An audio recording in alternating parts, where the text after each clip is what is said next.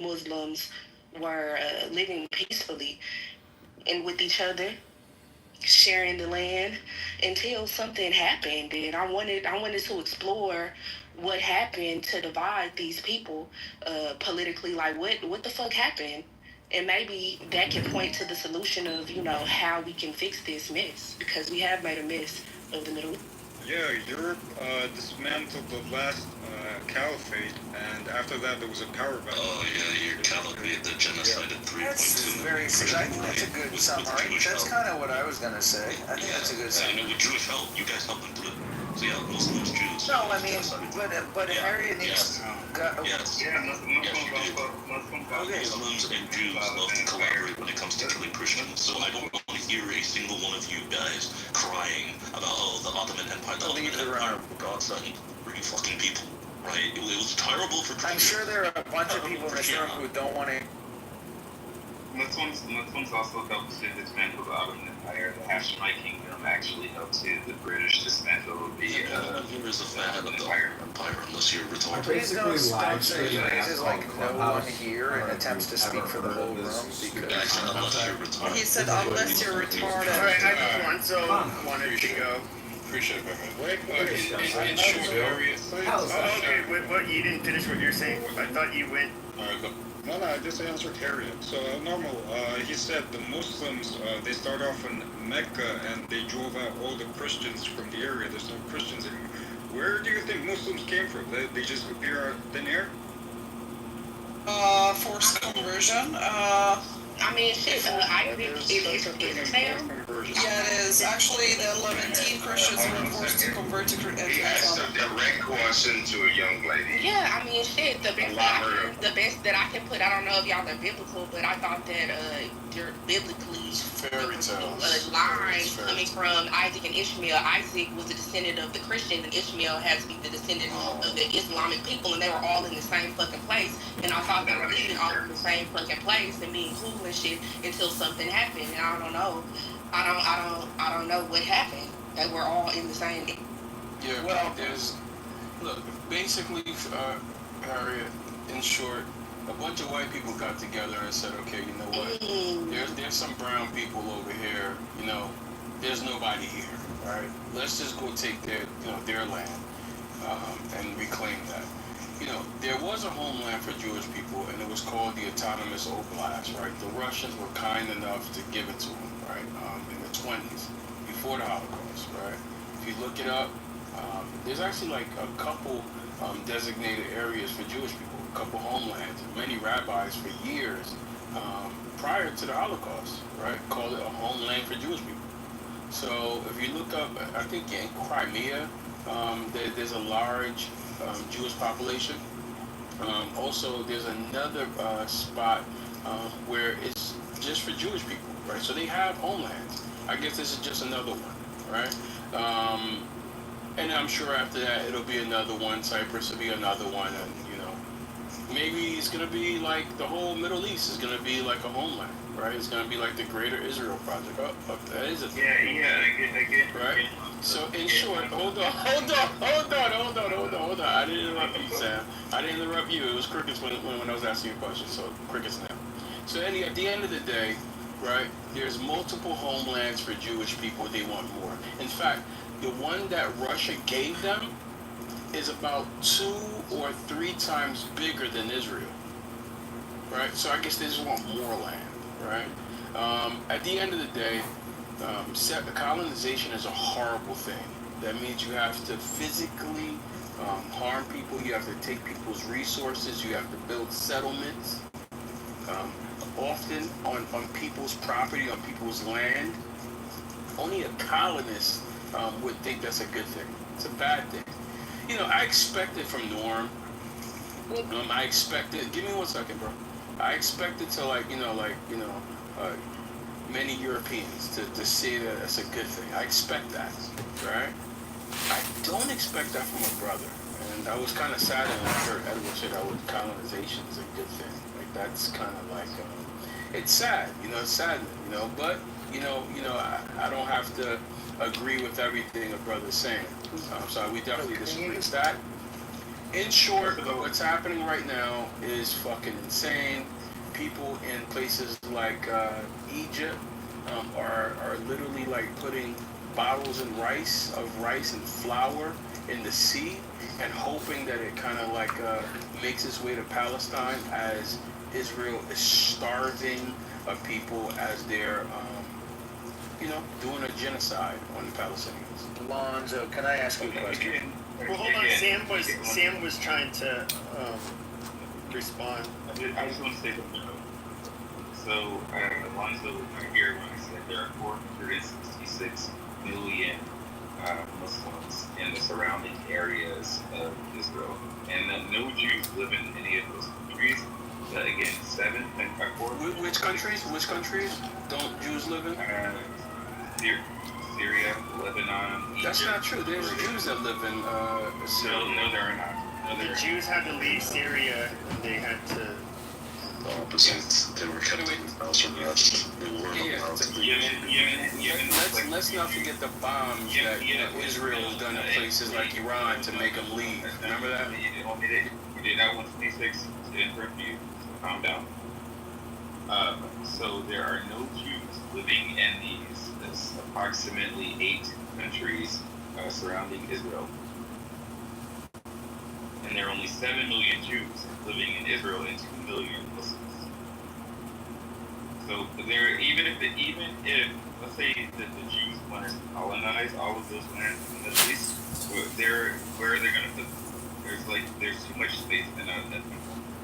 The Wikipedia history of Jewish exodus from the Middle East shows that all of that exodus was, for the most part, voluntary, because 2/3. They got free land. They got free land. I've got They got some fresh stolen land. Hold on. Oliver was talking. Please let him finish.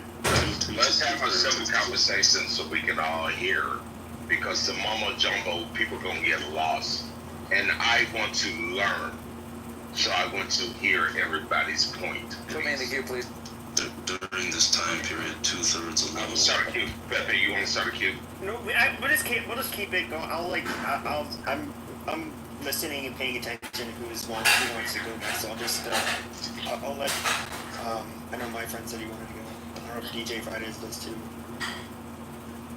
But go ahead. Time period alone, 2/3 of the Middle Eastern Jewish population came from the French-controlled Maghreb, a regime that was sympathetic to Zionism and that happily permitted Jews to go, in addition to most of the other countries that did as well. In fact, the only country that you can actually say properly kicked out Jews were 2, Egypt and then Jordan. Jordan did so with an agreement with the Israelis, so no, most of you are not, refugees from the Middle East. You literally went there voluntarily.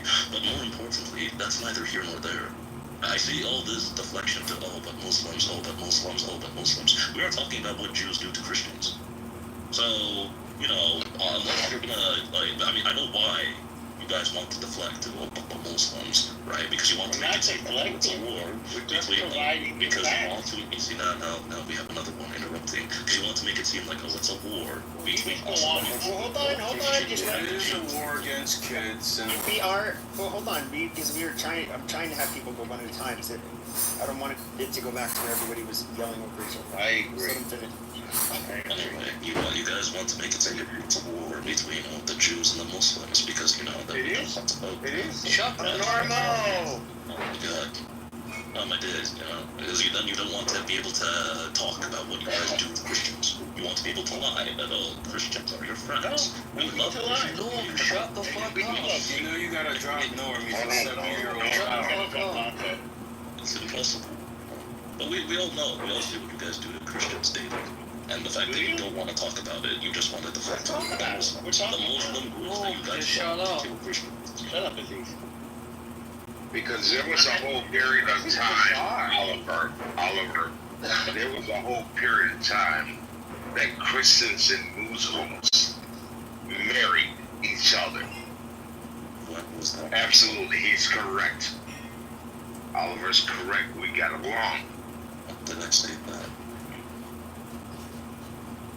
Is it legal for a woman to marry a Christian? have anything to do with So you know, I asked a question before. You have what, 2 billion Christians in the world?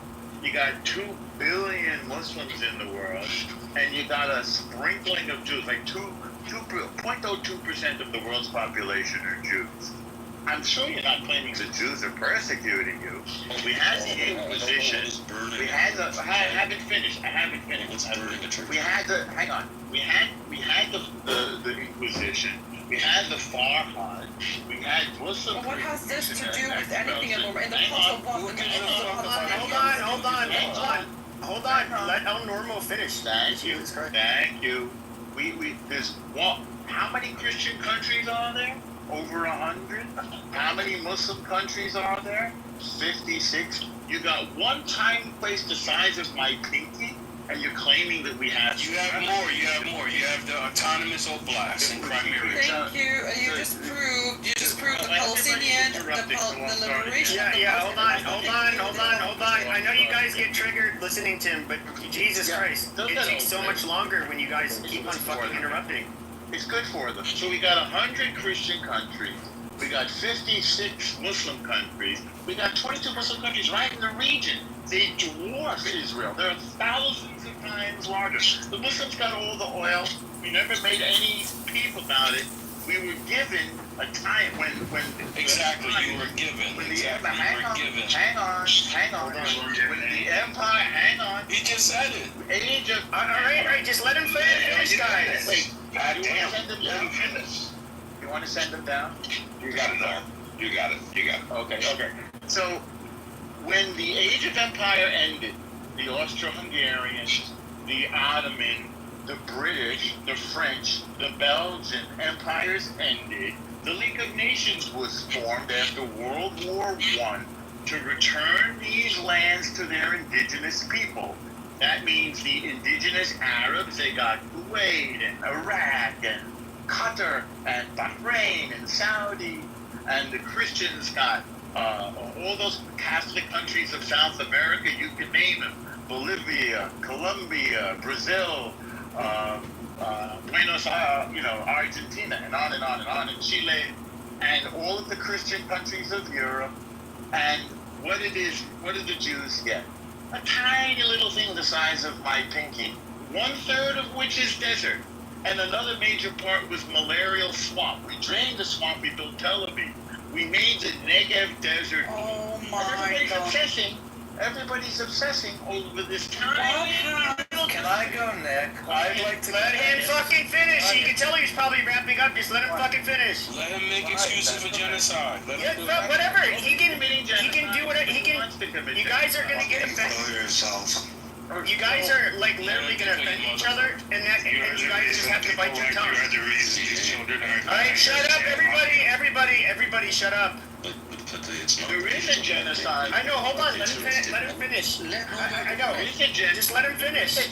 There is a genocidal country in the region named Iran, which says death to America, that's you and me, and death to Israel, right? They got 100 million people. Israel had just reached 10 million this year. So Iran is 10 times as big. You have Syria that committed genocide against Arabs, 650,000 dead. Nobody made a peep. They expelled all the Two wrongs doesn't make it right, El Normo. No, I'm not saying. Hang on. You have Yemen. Yemen is killing the Arabs by the Houthis. So you do have legitimately genocidal countries in the region. And then you've got a handful of Jews huddling in there, the size of my pinky. Israel is starving children. Resistance. Shut up. We're not doing this. We're getting one place to live in our indigenous homeland, and you guys just can't stand it. And I don't. You're not indigenous. You're a fucking white boy. All right, shut up. That was a good share. That's what I'm trying to say. Guys, we have to go one at a time because some of us are ignorant to what's going on over there. And we're trying to hear both sides. KP, it's your friend, the trash bag. Are you gonna go first? Who's Well, I've been waiting for a Once while. I do agree with Norm, though. He is indigenous to Europe. Yeah, where's that shit? Norm's on the phone. I mean, right now, to but be honest, I don't know why Norma is mentioning all this. What has the Well, I'd like the to- can I- Palestinian to do anything with both Islam and Christians? We're both Christians and Muslim and atheists and Druze, whatever. What has this to do with anything? In the cost of what?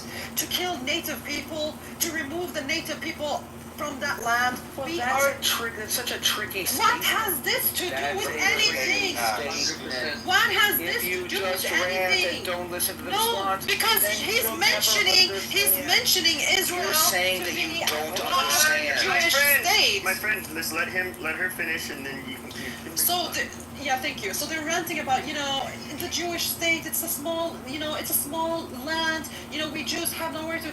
You had 3,000 years to actually move there. You had 3,000 years to actually go to your ancestral land. Why did you do it?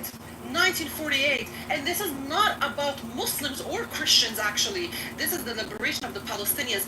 Regardless if you are Christian or Muslims, we're seeing that both are being attacked, and I see a lot of people are being shocked here that Christians are being attacked. This is nothing new. Christians have been and are being attacked by the Jewish Israelis before 7th of October. I repeat myself, this is happening and it's still going on and on and on and on. So I don't understand why he's bringing up stuff that is not relevant to that topic. They have to. Thank you. They have to make an excuse to continue the genocide, the Holocaust that they're inflicting on the Palestinians. So they have to speak about everything. Muslim boogeyman. They have to speak about Iran. They have to speak about everything aside from the fact that they're committing a genocide. Do you think the Lebanese, though? Do you think the Lebanese, for example, do you don't think a good chunk of the Muslims there have a real problem with Lebanon? Iran. They didn't. A lot of them didn't want Hezbollah there either. I mean, Iran is the pain in the ass. No, hold on. To be honest, I'm Lebanese as well. I'm both Palestinian and Lebanese, and to be honest, Hezbollah is not a threat to us. If you go to Lebanon, you go to Shia villages, Hezbollah villages, you're not going to be attacked for being Christian or Sunni or whatsoever. Nobody cares. No one's Am I attacked for being a Palestinian? That's not true. I'm literally half Palestinian, half Lebanese. Who the fuck said that? I disagree, by the way. Hezbollah is a threat to Sunni Muslims. You said the Sunni Muslim that is not even from That's there. why I said Sunni, because I remember when when the media was talking with Sunni Muslims in Lebanon, they were saying, they really didn't like Hezbollah. However, they saw their own extremist ISIS as being, just far, basically demonic in comparison to Hezbollah. So. Do you want to know something funny, by the way? Since I'm Lebanese, I'm going to tell you this, Shias and Christian Maronites don't actually get along that well, but now, recently, they've said that they're going to be attacking all the Syrians, jihadists, I don't know what they are, Julani people, that will try to enter Lebanon. Hold on. Yeah, Julani, his people. If they try to enter Lebanon, they both, Christians and Muslims, will attack them together as Lebanese people. I don't get. So, hold on, let me just, let me Going to be finish. my turn, I think. Let me just finish, let me land. Well, You're gonna the whole thing you're gonna about get the people, mic backs. people from saying, one side. the Sunnis are being attacked by Hezbollah. Actually, in Hezbollah, there's actually I want you to Sunnis. finish. No, I want you to take your time, line sign, to get. I hear you, KP. I hear you, big bro. It's all good. Gotcha. Yeah, I want to get our points out. No, I'm So just we saying in can understand. Hezbollah, there's actually Sunnis that are fighting in Hezbollah. So stop making this whole thing, this and that. No, actually, our biggest problem in Lebanon is not the Shia Muslims. It is not the Shia Muslims. I repeat myself. It's not the Christians or the Shia Muslims. Our biggest problem is actually Israel. No. And the Syrian terrorists that are trying to enter Lebanon. That's our biggest issue. But I don't get why you're so defensive of Hezbollah, a Shia group as a Christian. Why are you so defensive? I am not defensive of Hezbollah. Didn't you hear what I said? I'll tell you why. As a Christian, we would support Hezbollah.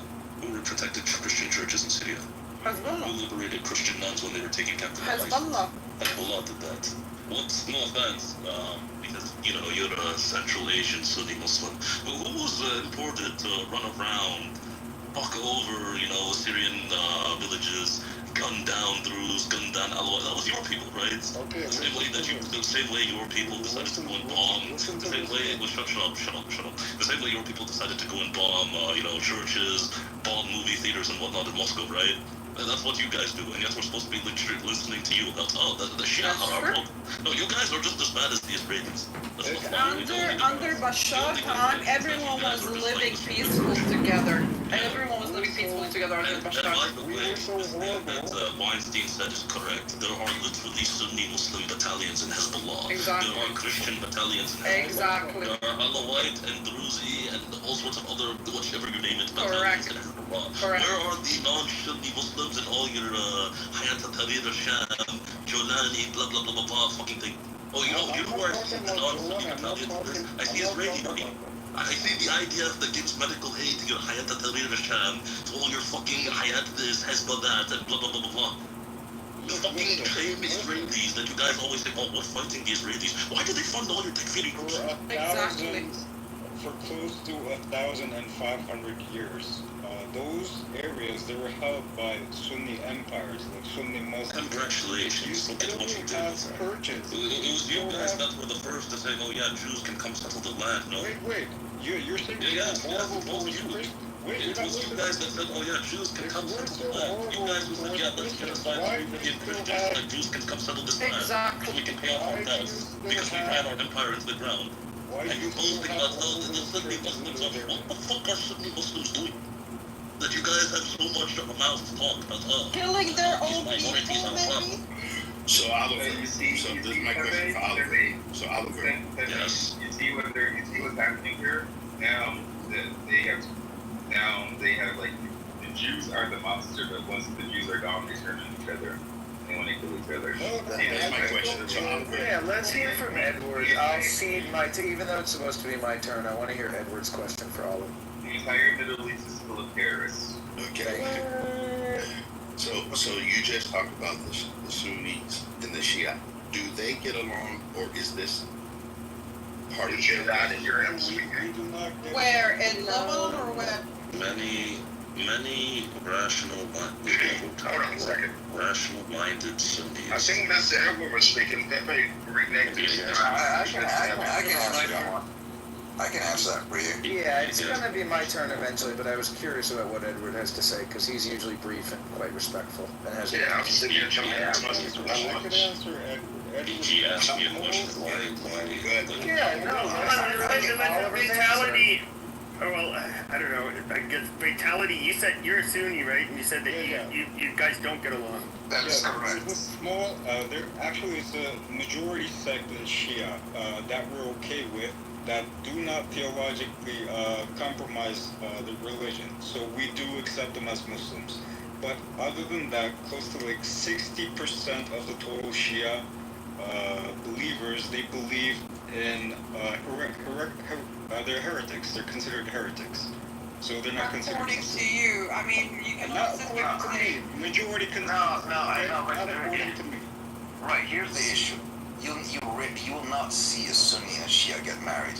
Very, like, maybe 0.01%. That is not That's true. So That is Edward, not true. No, that is true. Where That is is true. No, I'm curious. All right. Who? That is not true. Yeah, it doesn't I really repeat matter. myself, that is not true. I'm literally from Lebanon. That is No, you know that's Right, true. You but know clearly Edward Look, had a I have follow-up point that he was Muslims in going my to make. family, and I have. Yeah, I said 0.01%. That's not true. In 0.01%. Lebanon, we don't get Take a along. breath. You know God that is the here vast now. God is majority. now. God You is know now. very well. Actually not All right, my friend, don't talk over people like that. Jesus I'd like to Christ. say something that is extremely rare. And if a Sunni said to their family, oh, I have this Shia person that I want to get married, you know what will happen. That's not Ostracized. true, actually. No, that is not true. okay, so I appreciate you guys giving the sample of history. So the next question I have in reference to your people group, and I say that respectfully, how do you guys govern each other? Because right now we're talking about the religious aspect. What is the government that runs each of you? Like Weinstein, you said you're from Lebanon. What's the government of Lebanon?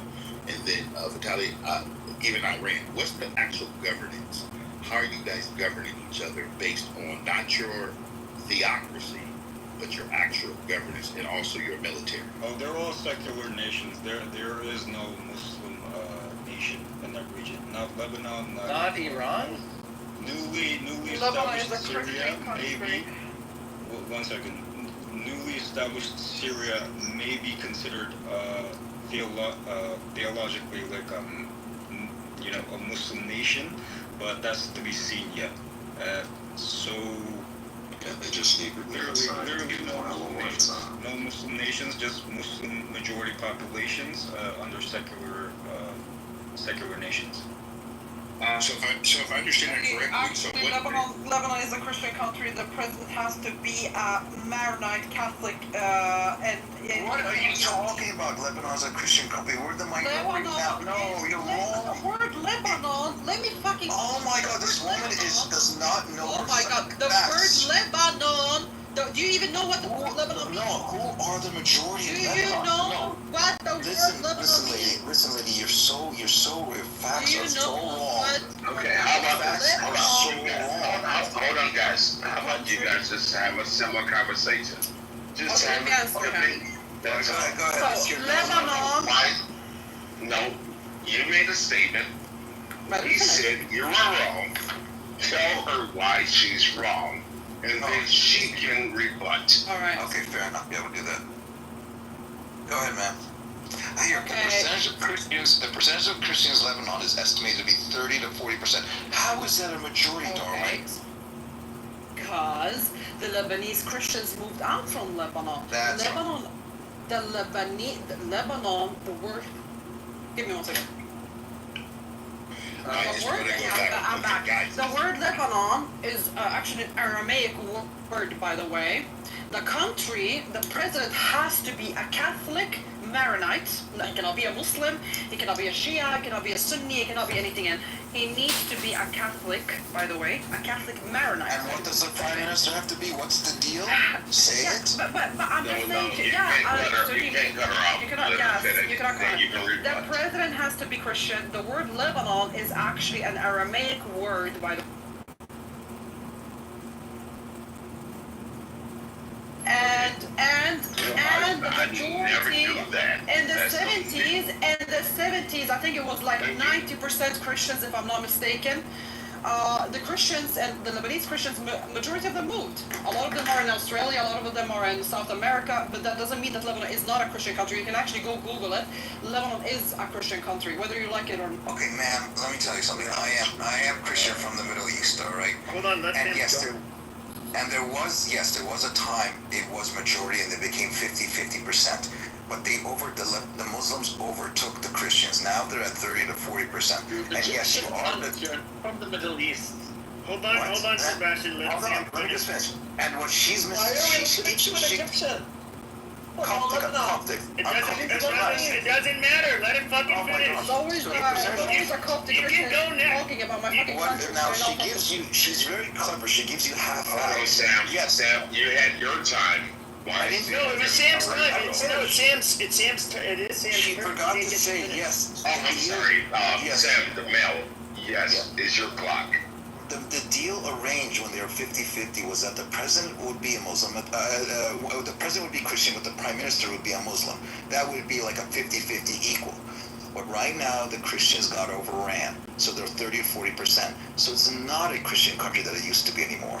It is a Christian country, whether you like it or not. Even Lebanon was divided. We were a province of Syria. It was actually mainly for the Christian people. The word Lebanon even is in Aramaic as well. We have more churches. heard that. Yeah, I know you said that. You heard- How many churches are there in Lebanon, and how many You mosques could are there? at least respond to their point about how the population has changed. You could at least acknowledge that multiple people have said to you, but that the But population what the has fuck has changed. this to do with you? I'm just telling him there are more churches in Lebanon than there are mosques. Yeah, but you're occupied by Iran, by Hezbollah. Oh my God!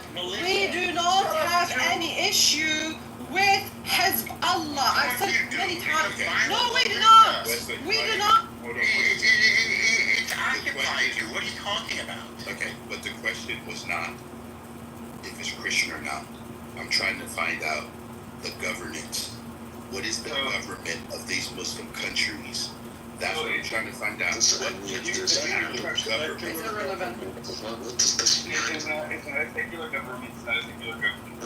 Each time we keep trying to talk about what Jews are doing Just address this question. Stop trying to evade the question. I don't know why you guys. So you're talking about, so Edward, you were asking who runs the countries that are predominantly Muslim, they're surrounding Israel? Yes, that's what I'm trying to find. Okay, so somebody answered that question. That would be a direct question. Egypt has a military. Yeah, but if the Lebanese people return back to Lebanon, there's going to be a majority Christians. Just They are not run by secular governments. They're not run by secular governments. Lebanon is probably the closest thing outside to being somewhat secular, but it is a sectarian government. It has to have a Christian president, a Sunni Muslim prime minister, and a Shia Muslim. What do you call this? Parliament. Head of the parliament. Yeah. Thank you. This is accurate. that is true. But if the Lebanese people return, it's going to be. Hold on. I know. If they return, we know. I'm just trying to let somebody answer the fucking question so we don't stay stuck on half an hour. So all of the other governments of these Muslim countries are run by governments that are mixing in Sharia law into their governance. And do you guys Mixing in Sharia law doesn't mean they're. We don't have any Sharia law, thank God. So. Lebanon does not. No. Obviously, Saudi, UAE, Bahrain, Kuwait, and Qatar have more Sharia mixed in. Those are Muslim We have governments. more. We don't even have Sharia law at all. Zero. Okay, I agree. You have close to a parliamentary democracy. However, it is religiously run. You have a government that is split among Christians, Shia Muslims, and Sunni Muslims. That's all he's saying. We have actually It's a more fact. than that. We have Druze, we have Lebanese Sunnis. But we have they don't have Lebanese guaranteed Orthodox, seats in the government. This is why I despise Sunni Muslim fanatics. We were pressing these guys about what they were doing to Christians. Of course, the retarded Sunni Muslim fanatic comes in and starts preaching, oh, but when it was under Sharia law, when it was under the Khilafah, oh, this was good. Exactly. Now they've been able to wriggle away, make it back again about Judaism versus Islam. Which pile of shit do you want to choose? Halakha or Sharia?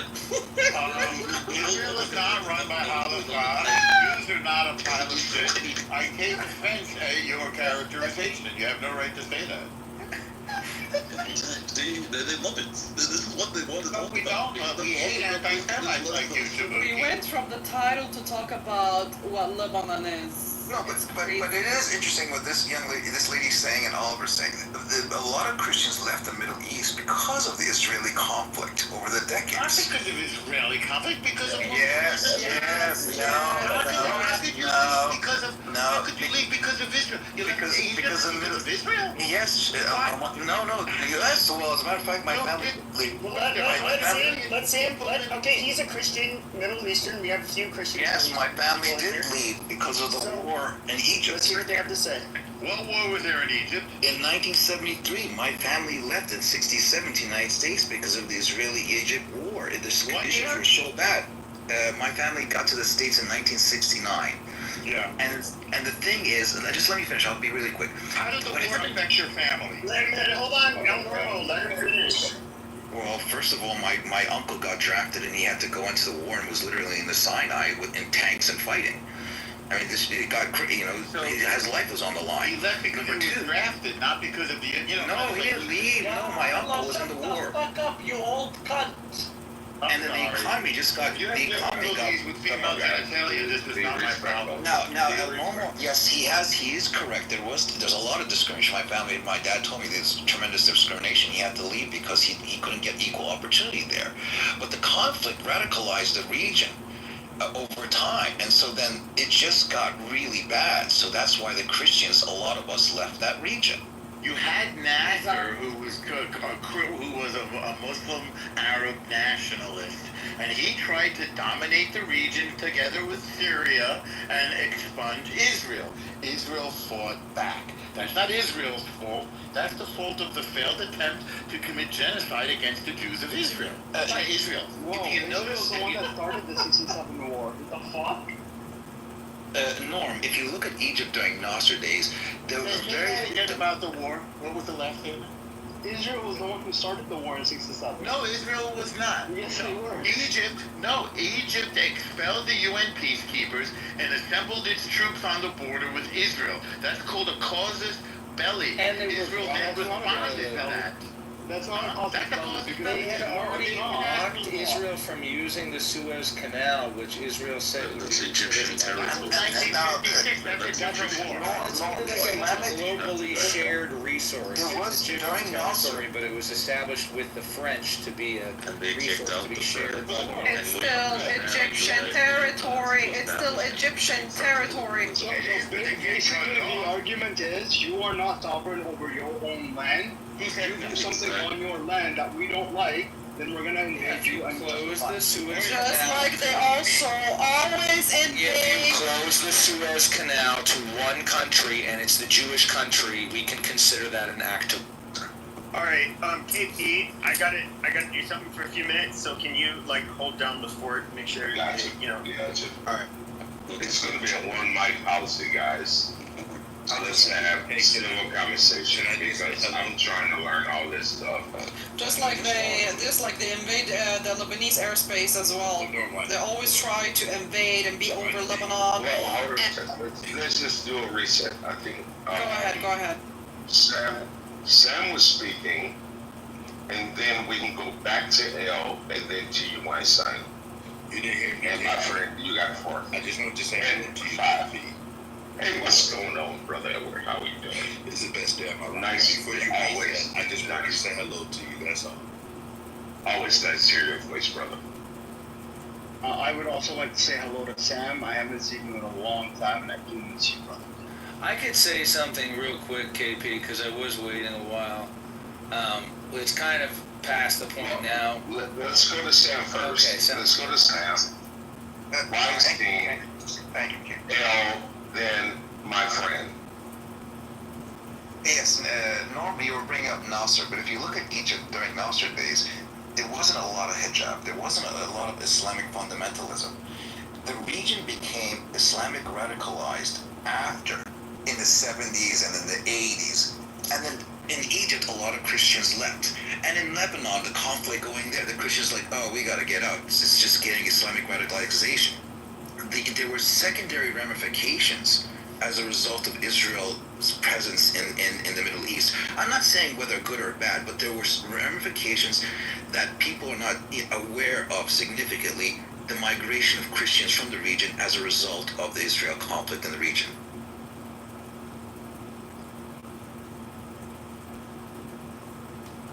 So are you trying to say that by establishing an explicitly Jewish state?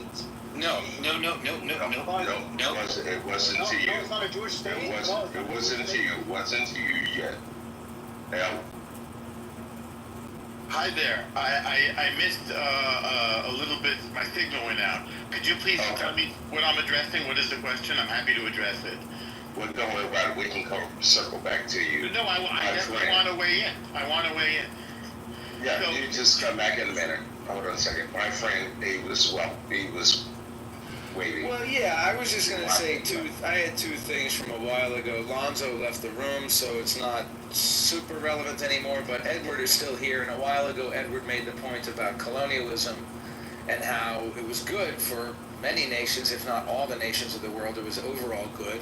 And I was gonna ask anybody who disagreed with that argument if they could possibly steel man Edward's argument, if they could reiterate Edward's argument and try to imagine from Edward's perspective why would that be good. And I could do that just real briefly and just say that we've benefited a lot. I would say colonialism for humanity has been good and bad. We've benefited a lot. We've got modern medicine. We've got modern technology. You stick to the topic and not filibuster. Yeah. Fuck you. How about this? Shut the fuck up. Oliver, hold on a second. Yeah, I fucking We're not gonna do that. So, I have waited a very long time. Shut the fuck up. My friend, I have you for a second. Just give me a second. Oliver, we have a linear conversation. It's going smooth. Please stop. my Yeah, I friend. was just waiting. I just was when Edward was talking. It was granted it was like half an hour ago or 20 minutes ago, so the conversation has moved past. I acknowledged that before I said it, but that was the thing I wanted to say, and I'll land it there. That basically it's been good and bad. People have suffered. Obviously, there's been a lot of bad, whatever, residential schools, and people have lost their language, and a lot of bad. But also there's been a lot of good. We got our smartphones, and we can all go to the hospital, and that is good. And then the other thing I wanted to say, just real briefly, is people were asking, I think it was Weinstein who was asking, why weren't the Jews moving to Israel before the establishment of Israel in 1948, 1947? And I looked it up, and yes, we did. We did. Right, well, first of all, we did, Norm, but also, Norm, I hope you know, and you will acknowledge that what I found online is that there were about like I asked online, how many Jews were living in Palestine in the 1800s and what was life like for them? And there were about 7,000 Jews living in Palestine in the 1800s, and life was okay for them. Many of them were struggling because they did live as second-class citizens and they had to pay the special jizya tax. And the reason why that many Jews did not migrate to Palestine at the time is, first of all, maybe they didn't want to pay the jizya tax, and second of all, the Holocaust hadn't happened yet, so yes, they were exiles from their homeland. They were living in Eastern Europe or wherever the hell they were living, in Spain or wherever the hell. But the Holocaust hadn't happened yet, so yes, they were exiles from Israel, and they said things like, hey, next year in Jerusalem, let's drink to that. But they didn't actually move yet because the Holocaust was the straw that broke the camel's back, where they were like, all right, enough of this bullshit. I'm going to land here. I'm coming to a conclusion. Hold the thought. So I've just been waiting a long time, and I had this kind of scripted in my head, so I'm just going to land here. After saying that fucking, what I just said, in conclusion, another reason why they didn't move is because Palestine was under rule of the Ottoman Empire, and the Ottoman Empire made it hard for Jews to emigrate to Palestine because the Ottoman Empire was trying to protect. Shut up, God! I fucking hate you, dude. Come on now, stop. Yeah, you're so fucking annoying. I mean, I don't want to devolve into just shitting on this guy. You are so fucking rude and annoying, my friend. You have no decorum. You have like some 22-year-old energy. I've been waiting for a long time. I have been formulating this thought in my head. Yeah, that's the end of the thought, but it's just rude to be interrupted. Because he talked over you. The end of the thought, Norm, the end of the thought is that not only was it hard because of the jizya, but also the Ottoman Empire made it hard for Jews to move to Palestine because they wanted to protect a majority Muslim demographic. That is also true. And if you look at the states, I'm going to give you the mic next. I think Weinstein has something to say. I can give the mic to Oliver instead. I'm doing something. Okay, that's an Oliver. Then, L, you have the mic after Oliver. Thank you. Not only was everything we just heard false, because the Ottomans actually had one of the largest mass migrations of Jews back to the Middle East, where they fucking rescued these people from Spain after, noble Catholics, for good reason, kicked them out because they invited Muslims, did all sorts of slavery and genocide in Spanish territory. The Ottomans rescued them, took them in, made them their butt buddies, by which they then went and massacred 3.2 million Christians. That's your fucking Ottoman Empire that somehow oppressed Jews. But all this is also just irrelevant. I mean, we went from, okay, we're talking about what's happening to Christians in Tibet, what's happening to Christians in the Middle East. Suddenly now we're talking about, but we had to pay jizya back in the days. But the Holocaust. What the fuck? Like, this is why Jesus calls you people children of Satan. Okay, I'm sorry that the points that I made went over your head. What I'm hearing from you is that you didn't understand why, the relevance of what I said. You did not understand the points that I made. You don't understand how they're relevant to the conversation. I'm sorry that you don't have a complete understanding of what I said. Maybe it's because you're a stupid, dumb little brat. You are not. Let's not get personal. Anyone else is suffering other than you. We're not going to do personal attacks. You can attack the points, but don't attack the person. No, I have no problem. I'm just quoting the Lord God. I'm just quoting the Lord God, dude. But you guys are complaining, with all due respect to the mods, you guys are like saying that he is a neighbor interrupting my friend, but he is interrupting all. And again, keep in mind. Weinstein? I'm asking you respectfully. Now, It's gonna go to L. Thank you. Edward, and then what was the other person? Vitali. Oh, he left. Yeah. So I don't think I don't know that Oliver is done. He wasn't actually done. I was actually listening. I just want to actually I need to watch that. I need to just chill, and then L, then Vitality. I just Edward. Gotcha. want to actually stick to the topic instead of retarded Jews talking about the Holocaust or retarded Muslims boasting about their caliphate. Let's talk about what is happening to Christians in the Middle East. I understand you two people have, like, narcissism complex in your religious Okay, identity. so he just That- called me that you retarded, and now he's saying I have a narcissistic complex, but you're gonna get triggered if I call him a little brat. Personal insults, but just let Oliver finish. Just don't use the personal Well, insults. let's just stick to the topic. Stop people. As I said, my statements were on topic from about 20 minutes ago. Okay, both of you guys done. Mr. Edward, Here I am. go ahead. No, it's I'm sorry, L. I'm sorry, L. You got it. No, You you make got it. a I'm joke sorry. like that TV show about lesbians. I think that was funny. Okay, so it is. So I didn't find anything that was incorrect about my friend, what he said, including it is absolutely true that while Chabuki addressed something that he did not say, which is a yes, the Ottomans welcomed Jews in after the expulsion from Spain in We're still not on 1492. Fuck this, honestly. Fuck both Would you mind sending him down? Fuck both Yeah, of you. Would you it's send not him down? appropriate to let one person No, hold on, consistently Would you send him down? Once again, I'm asking you. Oliver, Yes. I'm sorry, L. I don't mean to cut you off, but Oliver, Oliver. you're a grown-ass man, and I don't mean to swear right now. If you can take criticism, He there's left. something wrong with you. He Okay, left. goodbye. Okay, so he made a racist comment that Jews are retarded.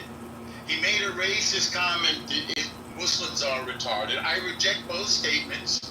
I'm not anti-Christian, despite what he proposes to say. Like Jews we're not. Jesus was a Jew. He did not say that we were the children of Satan. This is another lie. I don't know what's wrong with his mind. So again, I just want to review the reality of what happened. In World War I, the Ottoman Turks backed Germany and lost. And the League of Nations was formed so that there would never be a great war again. Part of their mission was to return the land to the indigenous people. The League of Nations did this all over the world. Because the Brits won in World War I, they didn't colonize the region. They had a mandate, and the mandate was, a mission was, to return to the land to the indigenous people. That includes the Jews and the Arabs. The British gave the Arabs almost every country, except for one tiny little area, because the Jews are from there.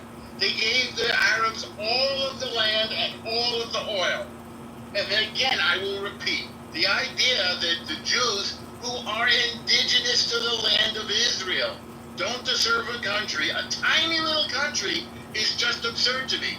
And to blame the flight of hundreds of millions of Christians and the woes of hundreds of millions of Arabs on this tiny little bunch of Jews, 0.02% of the world population, against 2 billion Christians and 2 billion Muslims, it's just absurd. And I will tell you what's happening. The leaders of those countries steal your money, oppress their people, and blame the Jews. And a classic distraction.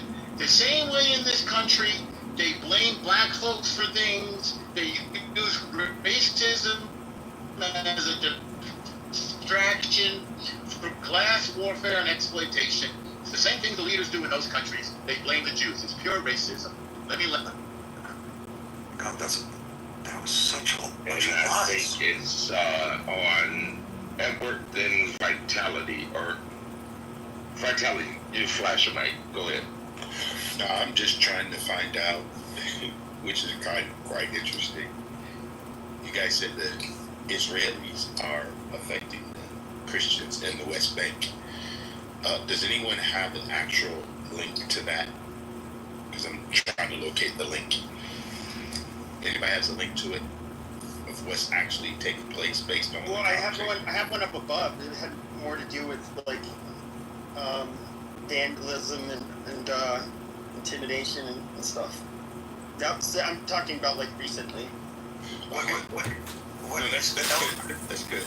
So this settler said to torch vehicles, vandalize property. Okay, and we are clear that these are Israelis of impacting Christians. Is that what we're saying? Well, I don't know that they're targeting that they're Christians, or just the fact that they're Arabs that so happen to. I don't know. It's hard to understand why exactly these settlers and a good chunk of. I'm not going to give a percentage, but it's known that some of those settlers are like pretty much like extremists. Yeah, and there's a war going on. We're at war with Syrians right now. Okay, bingo. He just said it. That's the key, Norm. The conflict is causing many of the Christians in the Middle East to leave. For example, Iraq. Let me finish my thought before you guys go, because I like this. You guys like to go down rabbit holes versus having a very nice conversation. So this is the point that I just want to make for all of us guys. I've been to Israel 3 times. I have friends that live in Israel currently, my wife and I. And is war only among armies or people groups? See, because we got to ask ourselves a question. No, hold on. I'm from Sudan. Hold on, that's bullshit. Can I finish? He's speaking, sir. It's an element of both. It's an element of both, Edward. You have once again, Sam. He was speaking. Just let me just finish this thing. You guys can attack the topic anytime you want after, but you gotta let the person finish their thought, okay? Because my understanding, I'm just saying my understanding, when we declare war, normally that's armies against armies or military against military. When people groups are fighting, okay, like we says in this article, he got settlers or what we call people who are Arabs attacking Israel. Are we considered that war, or is that a conflict among the people in Israel? That's my question. Yeah, I can answer that really quick. When it's war, which is the minority of time, that's when you see the large migration out. For example, what happened in Iraq, many of the Christians in Iraq just left. But there are Christians in Iran, they left. Syria, they left. Lebanon, they left. Egypt, they left. But the bulk of the time, it's not war. It's like just day-to-day aggravation and harassment. Like, can I answer? Can I speak real quick though? Please, right? The Arabs are mad. Who's that speaking? The Arabs are mad. Hold on a second. The Africans, they used to enslave Africans. Since 2005, they're doing this. Go to Libya. What they should do in the Africans. It's okay. It's okay. There was a moderator speaking out of like Jesus Christ, and he just like wanted to power. My phone was closed. I'm sorry, Pepe. My phone was closed because I was going to pass the mic to It's Okay because he wanted to speak. Yo, can I speak real quick? No. Yes, sir. Go ahead. All right. The Arabs are mad because the shit they did that they're doing to Africans, right? They enslaved Africans, killing Africans, and every little thing they do, like they support, like, because I'm from South Sudan, right? And Israel's the only country that came in and said that wasn't right. They're the only country that came in and said that wasn't right and supported us to get our independence. They enslaved us. Even in Libya right now, they're enslaving Africans. These Arabs don't give a fuck about all that. All they care about is Islam. Islam and Sharia. That's all they give a fuck about. I promise you that. They might pretend, it's all fake. All that shit is fake. It's all about, you could fight. That means you're not Muslim. You have the right to be killed or be enslaved. And that's in Sharia law. I promise you that. Shit. So I actually agree with that. Okay, he said that was some out there. Wait. There's literally a verse in the Quran that says there's no compulsion in your religion. So how are you going to? What does that mean? Non-religious, non-Muslim, right? Whatever the fuck that word is. If you're not Muslim, they can kill you or they can enslave you. You are not Muslim. Kill you how? No, they can kill you because you're not follower of Islam. They can kill you. I don't know the word for it, but I know it's all the truth though. They do this with Africans all day. Well, to be fair, he does come from South Sudan, and the reality is though is that the people who really like bear the brunt of a lot of like, I guess you say Islamic extremism, where they're torturing people, That's is like what I wanted to talk about. isn't sub-Saharan Africa. It doesn't make the news or get talked about nearly as much as if it's happening to Middle Easterners. That's what I wanted to address. Like, we're trying to have a conversation. Have you never heard of Kitover? Have you never heard of Kitover? Just let me get my daughter first. Let me get my daughter first. Well, hold on, Sam. I'll let you go, but I'll let you go after Vital. No, we haven't drawn like a baseline for this argument. Like, I think we should focus on some sort of like a subject such as interfaith relationships, how Jews view Muslims and Christians, how Muslims view Christians and Jews, how the Christians view Muslims and the Jews, and how we're supposed to... No, South Sudanese are Christians, you know that, right? Wait. Just let me talk. We're Africans. That's the only difference. So how we're instructed to interact with one another, like in daily life, in politics, all of that, right? So we could understand each other and see what guides our motives. Because otherwise, if we start talking about like just general things, there's all these nations, all these groups, all these motives pushing people to do all sorts of things, and then it's being grouped with religions and, I don't know, state actors, all of that. It gets convoluted. You know what I'm saying? Everybody has different motives. You see, I want to say something real quick. Can we shed away all the extraneous topics such as like nations and like groups like Al Qaeda or ISIS or like I don't know, who else is there? Like South Sudan. I don't know which group is fighting in South Sudan. Yeah, I want to just say something real quick, because in America, this is why Westerners have difficulty understanding what's going on in the Middle East. In America, things are about race. It's not about religion. In the Middle East, it's not about race. It's about religion. It's about race. So that's Arab versus non-Arabs. It is about No, you know it's not Arab versus non-Arab. He's talking about in South Sudan. In South Sudan, you have the Arab North. The Arab. I said the Middle East. I said the Middle East. You must understand the Middle East. It's about religion. It's also Arab. Come on, bro. Be real. I mean, which group is So that? hold on. The other Sam wanted to go. Okay.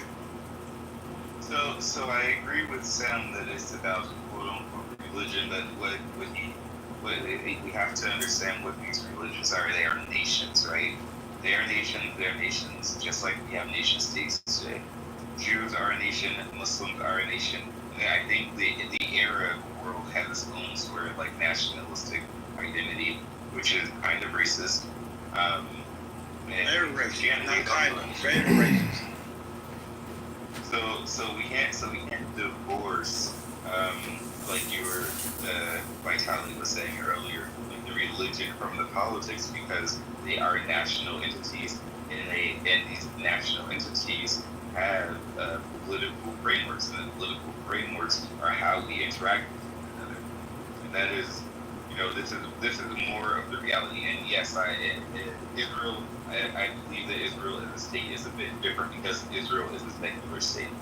And I'm very familiar with Israel and its politics. There are religious factions within it, but the vast majority of it function within the secular framework of just like America does.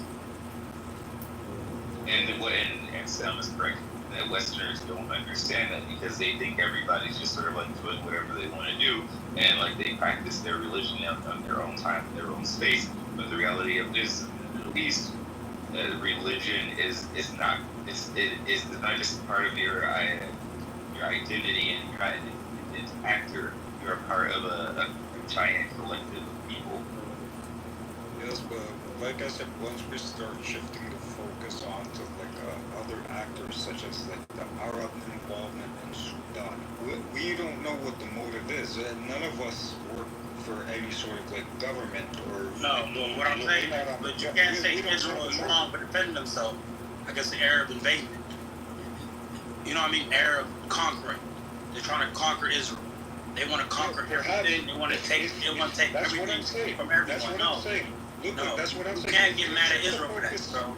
If you shift the focus to race, then you're gonna start bringing up different sort of motives. It's not race. No, it's religion and race at the same time.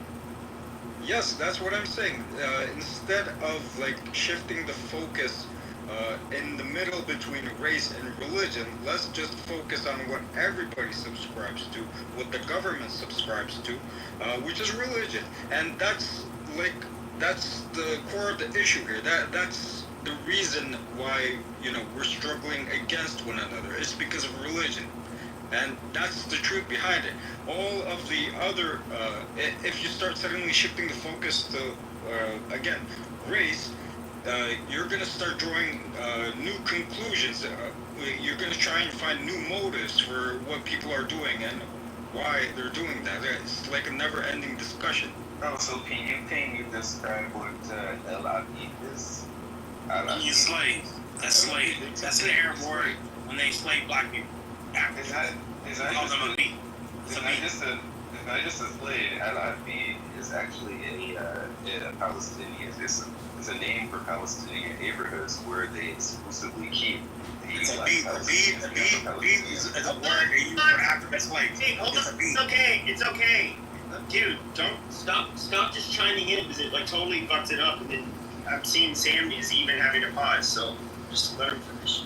So even in the Muslim territory, in the Palestinian territories that I'm familiar with, where you have majority black people who happen to be Palestinians, Afro-Palestinians, who are the descendants of slavery, because slavery ended in Ottoman Palestine when the British took over, and it even still continued until a little bit in some territories until Israel became a state. So now, even today, you still have these people who are regulated to their own territory in isolation, and they are treated as second-class citizens even there. So, and they're all Muslims. So there's this racist component within the Islamic world. Even within nations, I don't know. Within Muhammad, nigga. What you mean? What are you talking about? Within Muhammad was a racist too. Calm down, bro. Let's be real, bro. Didn't he instruct Then he the one who would trade one black slave for like, or three Arab slaves for one black slave, right? One black slave. Listen, no. Muhammad's a racist. Let's be real. Do you think it was just about? Let's be real.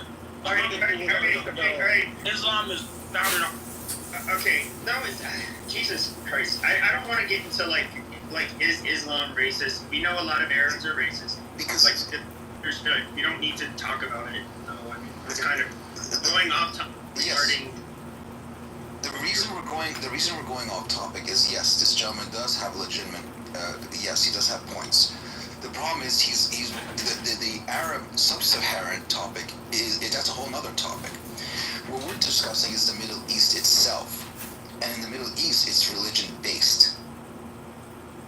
I have a question. I lived in Egypt. I was born and I lived in Egypt, right? So Egypt not part of the Middle East. Sudan is not part of the Middle East. No, Sudan is not part of the Middle East. That's sub-Saharan Africa. I lived in Egypt. Egypt is part of the Middle East. Okay, Yes. what makes it part of the Middle East? Because it's not African now. Sub-Saharan Africa is not considered the Middle East. Northern It's Africa. not part of Africa, right? What makes it? Now we're getting it. No, yes, Egypt, yes, is also part of Africa. What makes but Egypt not African? Because okay, they put the Middle East and North America. I mean, I'm asking. North. What makes Egypt not African? Hold on. North Africa is far more similar to the Middle East than it is to sub-Saharan Africa. It's like, I mean, that's obvious. The people look different. They speak Arabic. Why would we even? Why would you question why they group the countries that way? Yeah, Pepe, you should think about something. It's Sudan, right? Look at Sudan, look at South Sudan. Sudanese culture, it has Berbers flowing through it. Like they have similar cultures because they're between Algeria, Egypt, and. They're the ones who've been genociding. Primarily the black Christians in the south. Southern Arab means black, right? Means black. We have more pyramids than Egypt. Not even close. Like we got more pyramids than Egypt. We got history. Sudan. All Sudanese people, we got history. We got more pyramids than Egypt. We got all that stuff are older. We done it. We done it first. You know what I'm saying? Even when you go to the pyramids, half of them are African names. Piat, that's an African name. You feel me? Piat. You know what I mean? The second biggest pyramid, that's an African name. So what I'm saying is, what makes Egypt not African? That's what I'm talking about. Yeah, no offense. I don't want to. I know. Egypt is in Africa. Egypt is definitely in Africa. Yes, it is. But this is. Yeah, but we don't need to talk about it. Let's just. There's no reason to talk about this. I don't want to. Why are you speaking about middle? Hold on. It's okay. What are you talking about? It's okay. Hold on. Okay, I understand what happened to the Sudanese is absolutely horrible. I'm sorry that you guys had to go through that, but I really do not want to talk about race and what happened in Africa. Just like it's not really what we were talking about. The title. We're trying to address the title. There's been Christians attacked by Jewish settlers, and we're trying to figure out why the I don't know the word for it. Like how is that like not addressed by Israel? But I think I think he's trying to address it because the settlers, to my understanding, are Arabs. Correct? No, the settlers are Israeli. Well, there are also Palestinian settlers, but when you think of them, you're thinking of Israelis or Jews. But there's also Palestinian settlers. Okay, that's what I'm saying. But we're talking about which ones. But when we talk about which ones would have done the fucking attacks, we obviously know they're going to be the Israeli settlers. You're talking about Jewish settlers that may not be Israeli. But there's also, Palestinians are also settling that land. Yeah, I don't care about them. Like we're not talking about them. Well, We already know that if they're Palestinian settlers, where are they? Are they in Tel Aviv or something? In Judea and Samaria. No, hold on 1 second. So that's the rat. The fucking rat is talking. I'm sorry. Okay, sorry. Guys, no name calling in this. Yeah. Are you an anti-Semite? What's your problem? No, I'm not anti-Semite. I'm just a sewer. What was your question, Edward? I'm a man. Guys, hold on, guys. Go ahead, Edward. So I'm just trying to find out, Pepe. Am I understanding correctly that the settlers are Jewish settlers only? Is that their ethnicity? Of the ones that would have done this, of the ones that... Will you shut the fuck up? It's okay. God damn, you keep on doing this, dude. When it comes to, yes, they would be the ones responsible for the attack, yes. So nobody questions that. So I understand. Jewish people, that's their homeland. Gee, my bad, bro. But I'll let him talk if he some bullshit. But what I'm saying is, all right. Sorry, so Pep, Israeli settlers are attacking Christians. So, in my understanding, Israeli settlers who are Jewish are attacking the Christians in South Israel. Am I understanding? In the West Bank? In two cases. Hold on. Cases of it. Okay. All right. Yes, that's basically the claim. But I can't tell. Is it because they're Christian or is it because they're Arab? I don't know the difference. I don't know if they even differentiate. We're at war with the Arabs right now. That's why. Not because they're Christians. It's part of You're not at war with Arabs in there. Stop it. It's the systematic. Yeah, we're at war with the Arabs in Gaza and in Judea and Samaria. You didn't hear about it? There's a war going on. So my understanding is... Hold on, I'll let you guys go. I'll let you, hold on, Zach, like Fedor, I'll let you go, but Edward, yeah, try to make your point. Well, no, my point's really simple. So, there's all different people groups that settled in Israel, correct? That's not just Israeli. They're like Norm In the West Bank. Yes, there's Palestinians, right? Mm-hmm. There's all different people groups. There are Arabs that's settled there. I've been to Israel 3 times. There's people settled in different areas. Sure. So I'm just trying to make sure I'm understanding which settlers are actually attacking the Christians, because we need to know that first. Yeah, it would be the Jewish settlers. No, but what he's asking you, the far-right Jewish settlers, yeah, the they're probably going to be like fringe far right. I mean, I don't think you even really have to guess. You're drawing attention to 2 cases, in both cases, those kids are violent young kids, and they should be prosecuted and brought to task. We're talking about a couple of cases. It's not like it's a regular thing. Hold on. What was your question, Fedor?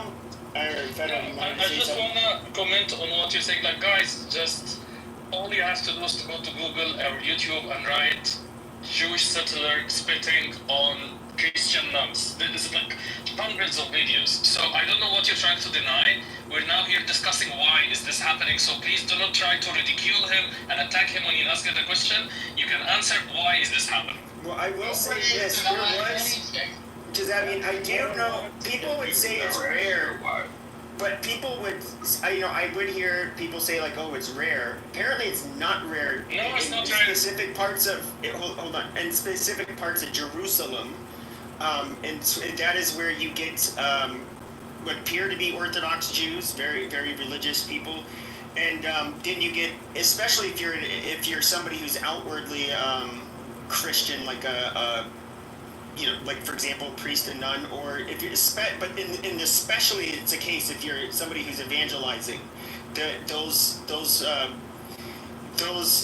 will be specific Jews who find that just to be like intolerable, and so they'll yell at them, debate with them, sometimes spit on them, but it's not like it's not something that occurs in throughout Israel. Yeah, I've never seen that. I mean, we've all been to Israel and over, including Christian people. We cherish our Christian tourists. There are regular trips of Christians to Israel. They go to the holy sites and everything, and we cherish them. I mean, the idea that we're anti-Christian is just absurd. We're not. No, just YouTube it. I can show you a video right now. I know, of course, these videos are spread by people who want to make Jews look bad. It's like taking What about the people who are doing the things in the video? Yeah, I know. You just burn their churches. I know you like just to burn their churches. Okay, yes, guys, hold on a second. I want to say something. Hold on. We're not expecting you to be that... Yeah, you can afterwards, Abby. Normal. I'm going to We're not expecting either of you to be the sort of... No, I'm going to I need to also to say my comment. Okay. Hold on. Let Abby go, and then I'll let you go again. I spend a lot of time with the Christian community in the United States and in Israel, and I go on some of these trips, the pilgrimages, when they go over there. So what you have to have perspective is the majority of the tourism, the largest percentage of tourism in Israel, is Christian pilgrims coming there. The areas that they go are mostly in the Jerusalem area and then up at the Sea of Galilee to the churches around the Kinneret, where Jesus spent most of his time, according to the New Testament. They also used to go to Bethlehem. However, Bethlehem, which used to be an 80% Christian city, now is about 5% Christian city, if that, and it's not safe for them in Bethlehem. Bethlehem is not under the control of the Israeli military or Israeli police. When you go to the Christian sites, whether it's the Church of the Holy Sepulchre, the Stations of the Cross, or you go to the Mount of Olives, these areas are protected and patrolled very, very carefully by police to make sure the pilgrims are safe when they go there. Remember that prior to 1967, these areas were controlled by the Jordanian authorities, and these churches looked very different. The Stations of the Cross looked very different. The Wailing Wall looked very different. They were used as garbage dumps, literally where they put their garbage. After 67, they completely changed and cleaned up. So when the Christian groups go, they go to Jerusalem, and then they travel within Israel up to the Sea of Galilee, which has always been part of Israel. The area around where the church, and help me out, some of these churches, Beatitudes, and where the multiplication church, yes, and up by this is where Jesus Sermon on the walked on Mount. the water. This is where Jesus Sermon on walked the on Mount the as water. well. These are very holy sites and also very, very protected.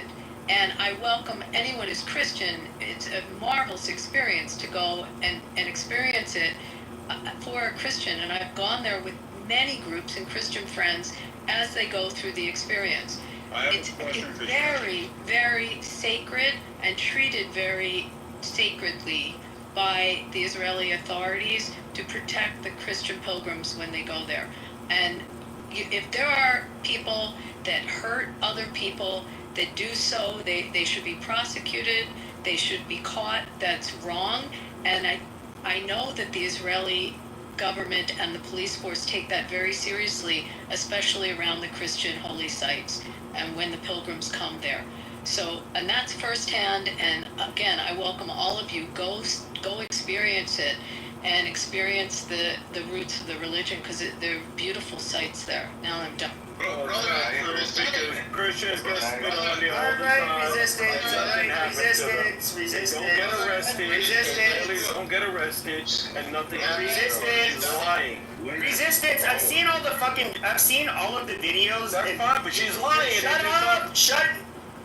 No, she's not lying, because the police and the military are literally fucking there. They're the ones who always end up separating them.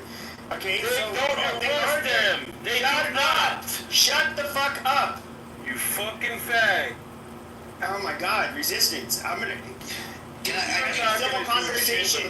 Be having a civil conversation. I don't like. I know it's your thing to come up and talk shit. And say, I said what was back. I didn't interrupt. All I said. Okay, I get it. I know. We know. We heard you the first time. Yes, I've seen the fucking videos.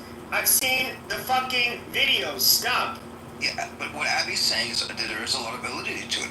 As a Christian from the Middle East, where I would feel safest are two countries, Lebanon and Israel. I would be treated best in those two countries, and that's interesting to say Israel. The Armenian quarter. You'll get treated better in Israel than you would in Saudi Arabia, really? You're a fucking liar. Yeah. Liar. You been to Saudi Arabia? I've been 3 times to Saudi Arabia. 3 times. As a Jew. And the hospitality there is great. And the hospitality in Dubai Resistance. is way We're better. doing one at a fucking time. Resistance. Don't tell me about Saudi. I went as a Jew 3 times in the last 4 years. With respect to the area in Jerusalem, I forgot to mention the Armenian quarter and the Christian quarter, which have been there through many different empires in Jerusalem. And it's actually where most of the top merchandise and I would say the commercial area within the old city. And also, I would recommend if you go there to go through the Armenian quarter and the Christian quarter. And they're very safe. The Muslim quarter are not so safe. And a bigger risk for an American tourist or a Christian tourist walking through the other areas. Well, I know Fero wanted to go, and then Sam. Yes, Fero. I'm trying to get Fero in here. Go ahead, Fero.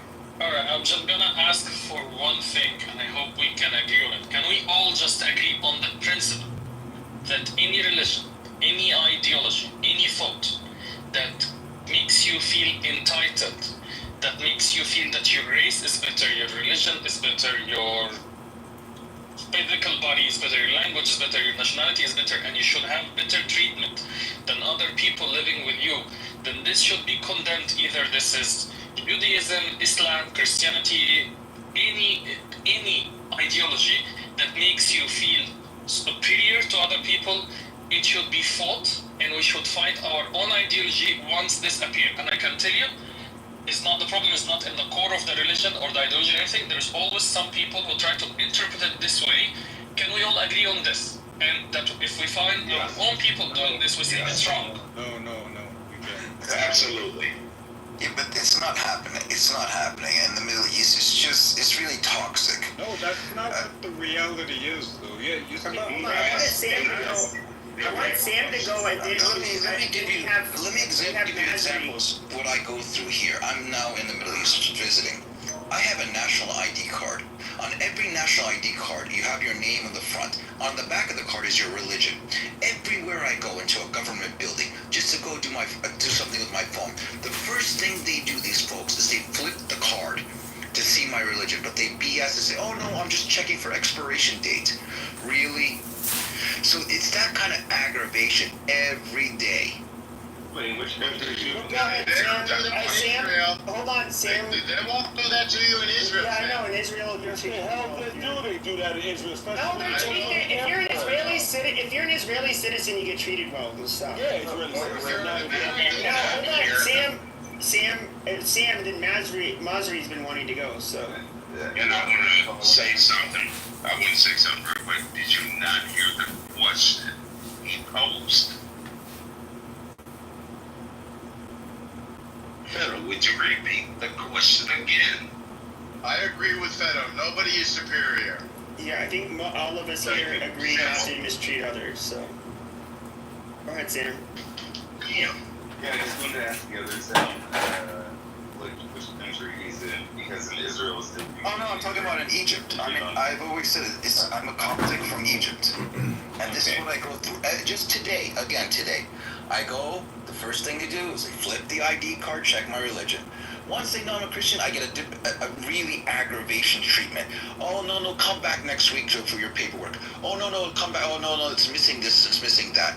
Oh, it's just really They won't be overt about it because they won't be. They don't want to be called out. But it's very subtle and it's aggravating and it's discriminatory. The Coptics are part of who cares for the Church of the Holy Sepulchre. There's 8 different types of Catholicism that oversee that church. A lot of Coptics come from Egypt to Israel for pilgrimage. It's very common. Oh yes, we get nothing. We don't get any bad treatment over there. Nobody in Israel will ever check your religion. Thousands of years. I didn't even finish what I was going to say because I was interrupted. So go ahead, Sam. So thanks for answering my question, Sam.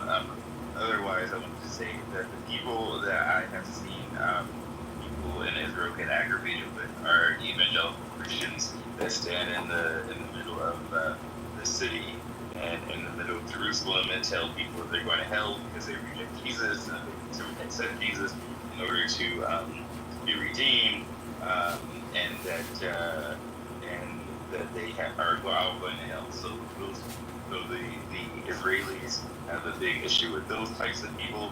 Normal Christians, they don't necessarily have a problem with. The people tend to have an issue with Israelis because they believe that they are quote unquote secular. However, it seems to be the religious people, which people prefer to be in Israel, it seems to be more of the problem, right? Because the secular people are against the settlements for the most part. The secular people are not bothering Christians or anybody else for any religious reasons, and the religious people, again, who people seem to prefer to be in Israel, and to seem to have similar conflict in some ways as other religious people in other communities, such as Islam and Christianity. Yeah, I did notice that in almost all of, I did see reports of priests and nuns getting not treated well, but almost all of the footage you see where they're getting cussed at, and often in English, because these people are preaching in English, is they're people that are like in Jerusalem, and they're preaching, and like then some religious. It's often kids, to be honest with you. It's kids that end up fighting with them. But I saw that Masri wanted to say something. Yeah, from a long time ago. Thanks for giving me the chance. I will not take long as usual, but I have just 2 comments. Abby, you know that I love you. You're a friend of mine. I really respect you. But my comment to you is that you are pro-Israel, and that's your right, of course. But what I don't really like here is that you just highlight the good things of the Israeli community or the Israeli society without the negative sides, which are there as well. For example, I did say they should be prosecuted if they do. Didn't you hear me say yes, that? you are I heard you. I heard you. I'm not opposed to He said you don't highlight the things that they do. We know that I highlighted you my haven't highlighted their things. Hey, I highlighted my experience with Christians when I go there. But it's dishonest. We're talking about religious extremist Jews attacking Christians. We never talked about you, nor El Normo. All right, I just would expect you to behave that sort of way. Yeah, why would I not feel pride when I go there with Christian groups and I see how they love and cherish their holy sites? We're talking about religious extremist Jews. Nobody in this room expects that sort of behavior from you. But you have people talking in absolutes, that absolutely all Christians are treated now. I understand. I was coming on to say my experience. May I continue without interruption? I understand. Hold on. Let's let Masri finish. Please let me, Abby, I say... No, I just wanted to say a couple words to the lady who keeps visiting the Holy Land, okay? I understand. Well, hold on, I don't think Masri, Jin, I'll let you go after Masri, but I want Masri to finish, because I don't think he finished. Yeah, thank you so much. No, I haven't. I kept interrupted. So please, no interruption in order to finish my words. Abby, I repeat, you are my friend, I respect you. Okay, so I'm not attacking you, but I say that you highlight just the positive things. But there are so many negative things as well. If you are talking about the Christians and Muslims who are in the Israel, who are the population is 21%, why are you not talking about the building of mosques that they are totally or almost forbidden to be built? There is no legal prevention in that, but at the same time, practically, they don't. They don't really build. They don't. No. According to the population of Israel, which is 21%, according to you, the number of mosques are very few. Slow down. And how many of them? Please, slow down. Where is it forbidden? I listened to you, Abby, without interruption. No, but I didn't understand what you're saying. Where is it forbidden? My question here. Where? Why you highlight the positive things? Please, why you just highlight the positive things without highlighting the negative things which are there as well? I didn't understand what you said. Where is it forbidden? So stop talking and listen. You're asking a question. Resistance, shut up. It's between these two. I ask you kindly to let me without interruption, please. Okay? Maybe we can talk about that later. You know you are totally welcome. That's number one. Number two, according to Sam, just a quick comment. You're Christian from Egypt. You say that I'm Egyptian. I'm proud being Egyptian as well. But you are commenting about mentioning the religion in your ID card. Well, why not is that? You are totally proud of being a Christian. Then why not it is not written in your ID card? You're talking about the deal or how to be dealt. Well, let me tell you something. Almost all the Christians in Egypt, they already have a mark in the right hand about the cross, the symbol of Christianity. So you're proud of that. Then why you hold this one in your hand and you refuse to be mentioned in your ID? That's number one. Number two, my friend, you're talking about, you're talking about maybe so many different reasons, including security reasons. How many names are common between Muslims and Christians, like Hani, like Noor? But Muhammad is a Muslim name. George is a Christian name. So if someone is named Hani or Noor or something like that, without any reference to his religion according to his name, when he enters a church or something, how could you be sure about his identity? Maybe he's a Muslim brotherhood or a terrorist who wants to do something in your church. Then according to his ID, if the common names between the Muslims and Christians, which is not really clear if that guy is a Muslim or a Christian, then for security reasons or for logic reasons or for so many different reasons, the ID will be mentioned, the Christianity in his other religion. It is very important. So respectively, your comment is not convincible to me, respectively, of course. Thanks for giving me the chance, Matt. Got it. So respectfully, you're full of shit. Let's talk about how many Adams. Why are you screaming? Adams, because No, are you okay? Because So you invite somebody we're not else to doing the this. seat? We're not doing this. We're not doing this. Okay, I'll go back down to the audience since I can't back. Yeah, no, but we were having people go in order. Okay. Okay, so if there's a queue, then say that there's a queue. You don't need to scream. Okay, but you did. You started screaming. Yeah, you were. No, I didn't. So I had to raise my voice. Yes, you did. No, I did. Holy shit. So Abby was talking to Abby, so I needed Abby. Yeah. She's the one who gets to respond. And he and I have great conversations also as we talk about the beauty of Egypt and what culturally is in his country. And I do really enjoy learning a lot from him. But Israel builds mosques, so I didn't know where you were talking about because Norm may know the number. It's like hundreds and hundreds of mosques that they have built for. Which mosque Israel built? Come on, tell me. Norm, hold on. Let me see I'm the not Norm. answer I'm number. not Norm. I'll Tell me pull which- it up. I'm Yeah, just tell me trying which to one. respond to him right now. I can't multitask and deal with my dog at the same time. I'm doing my best. Okay, I'll get you the number, but I know that they build mosques, and it's in the hundreds. With respect to answering his question, nothing is forbidden there. What they do in Egypt with having that on an ID card is your law in Egypt. It's not the law in the United States, and it's not the law in Israel. Every country uses its own security methods. So again, I'm not casting aspersions on what you do in Egypt. That's your choice and how you want to run security there. But it's definitely not the way we do it in the United States or the way they do it in Israel. Well, I'm reading it right here, and it says in the last 20 years, that Israel does not even, not alone do they not fund any mosques, but none have been built.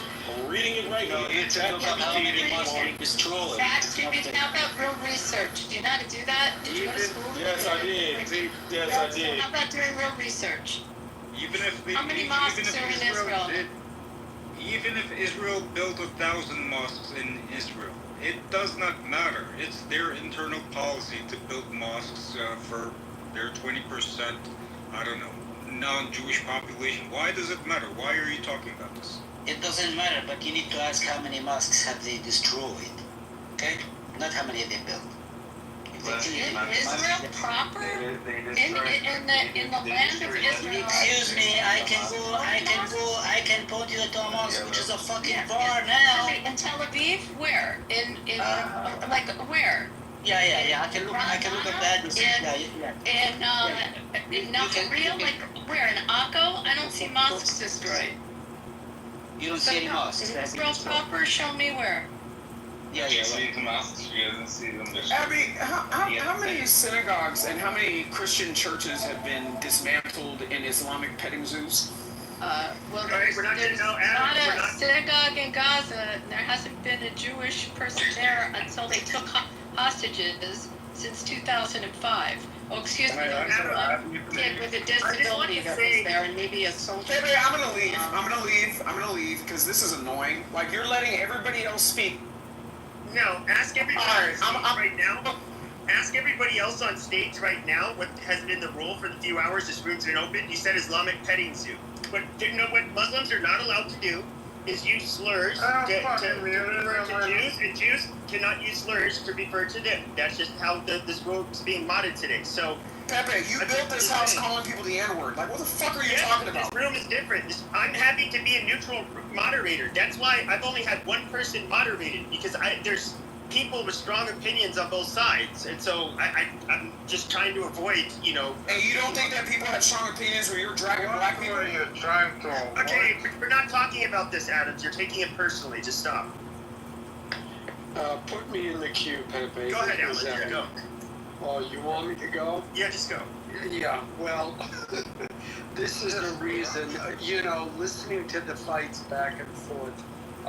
Long ago, I came to the conclusion that Islam and Christianity are not compatible, and Islam and Judaism are not compatible, and Judaism and Christianity are not compatible.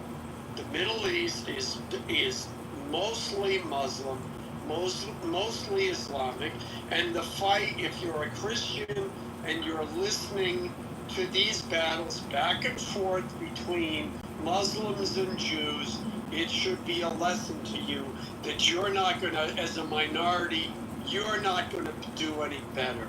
Well, again, as an Armenian or as a Christian, loyalties in the Middle East are changing all the time. There were a time when Arabs were fighting for Armenians. They don't do that so much anymore. There were a time when Jews were fighting for Armenians. They don't do that so much anymore. And yes, Abby, I don't want to offend you. I know you're a good person, but this is a conclusion that a reasonable person can come to when you look at the entire history of the Middle East. So just, again, my message is to Armenians. Don't put your faith in Jews. Don't put your faith in Muslims, and just be careful, because this back and forth, that goes on between the two of them, we don't want to get caught in the middle. And as a historical reference, when Christians and Muslims used to fight, there was a point, and I can't find the link anymore, where they would sever the heads of their enemies and catapult them back across the battle lines to their enemies to discourage each other. I think it was during the Crusades. It's not going to get any better. So at least if we could at least admit that, then we could proceed forward, and not have to say, oh, well, yes, we're Jewish, but look at all the nice things we're doing for Muslims, or, oh, we're just Muslims, but look at all the nice things we're doing for Christians. Majority populations rule, and in the Middle East, it's majority Muslim. In Israel, it's majority Jewish. Why are we going to apologize for protecting each other? Why is each side going to apologize for protecting their own interests? Please. Because the Jews are not protecting their own interests. It's Americans that are doing it, and the Europeans. Well, Americans are giving them money. So let the Jews start defending themselves to see what really happens. Resistance, that is a very good point. So Jews are getting Americans to help them do that. It seems to me Egypt is getting Americans to help them. Where you get the help, stop pissing and moaning because Jews get help from Americans, or Egyptians get help from the Russians, or Armenians get help from the Chinese or the Russians or whatever. It's the Middle East. This is the fucking, the hotbed of chaos that the Middle East is and always has been. That's all I got to. Yeah, and based off of what I was saying earlier about the numbers in the Middle East, there are 466 million Muslims surrounding Israel as a state. So say that America is protecting, quote unquote, helping to protect Israel. What these 466 million people are crying about is that they don't have the opportunity to kill 7 billion people. That's not what anybody's crying about. Everybody's saying you're being belligerent in a region towards all of your neighbors. That's what people are saying. The neighbors are belligerent. Nobody's that's the bottom line. Nobody's belligerent because you don't control us. You don't control Jews. You don't control us. You don't tell us what to do in our own fucking country. That's true. When you go and tell within your country, it's an American country. It's founded for you. For instance, when you're bombing Jelani in Syria, and I mean, make no mistake, I despise Jelani. I'm happy he's getting bombed. Jelani in That is Syria. invading someone else's country. You guys, in addition to bombing, I'm just gonna keep speaking. We bombed him to protect the Druze. We bombed him because he was committing genocide against the Druze. Hold on a second. Was Sam finished speaking? I'll let you go, Oliver. I thought he was done. Was Sam done? You don't give a fuck about Jews, bro. Hold on a second. Yeah, we do. There are. Okay, so Sam, okay, we gotta let Sam finish, so please, I gotta restart my app. KK, I brought you up here just to mods. I don't want it to go to some random person. Thank you. So yes. Boom it, KK, boom it. Don't boom it. I was saying there are 466 million Muslims. There are at least 13 terrorist groups around Israel, and those 466 Muslims and however many countries, 7 or 10 countries, are not controlling, and they don't expect Israel to protect itself or to enlist the assistance of allies in order to protect itself. So this is just insanity that people. No, it's insanity because Israel doesn't protect itself. It's America that protects them. It's the American money. It's the American money. Okay, Every single American soldier done that. No, there's American soldiers in the IDF, you idiot. Sam is not done. There's not. Sam is not done. Sam is not done. Please finish, Sam. I'm done. I just wanted to address that there are no American soldiers in Israel. There are no, I guess America does sell weapons to Israel, but America also sells weapons to Egypt, which eventually go to ISIS and And Jordan and Saudi and UAE. And all those countries are in cahoots with the genocide, so who cares? So that's another thing. There's no genocide happening. If these Muslim countries... Why? Because your dirty mother said so? If these Muslim leaders are not okay with the idea or part of the reality of trying to destroy Israel, then the rest of the Muslims just say that they're actually Zionists or actually Muslim or Jews pretending to be Muslims and running their countries. So if that's true, why don't you go to Egypt and why don't you go to Jordan and kill those leaders and replace them? Start another coup or another civil war like they have been for the past, couple hundred years. And then you'll say that that's the quote-unquote Zionists doing it again, even though you did it yourself. Okay. Here's another thing. People in the Middle East lie. Anyway, that's all lovely. Yeah, I said Oliver could go afterwards, so let him go after. Yeah, the Muslim and Jewish pig-digging between each other is all irrelevant in the context of this discussion, because we're talking about, the destabilization of these nations and how it contributes to the flight of Middle Eastern Christians. And the indisputable truth is that Israel favors actions that do harm Middle Eastern Christians overwhelmingly. They destabilize countries and regimes that protect Christians. Actually, the opposite. Countries and regimes that Exactly that is the opposite absolute. is Okay, true. so let's start. No. Because ironically, you debunked this point with your own statement. You said that. That's also false. Okay, so let's Which statement? Let's go through it one by one. You said that Israel helped topple Bashar al-Assad. That's true. Most Christians in Syria support Bashar al-Assad. Killed a terrorist group named Hezbollah. Oh my God! You see Normal, you gotta let him finish. I actually do agree. I'm sorry, even though Ellis, Normal. Okay. He's addressing me. I know, but you gotta let him finish his point. And even I agree that even though al-Assad was a piece of shit, what's happening now?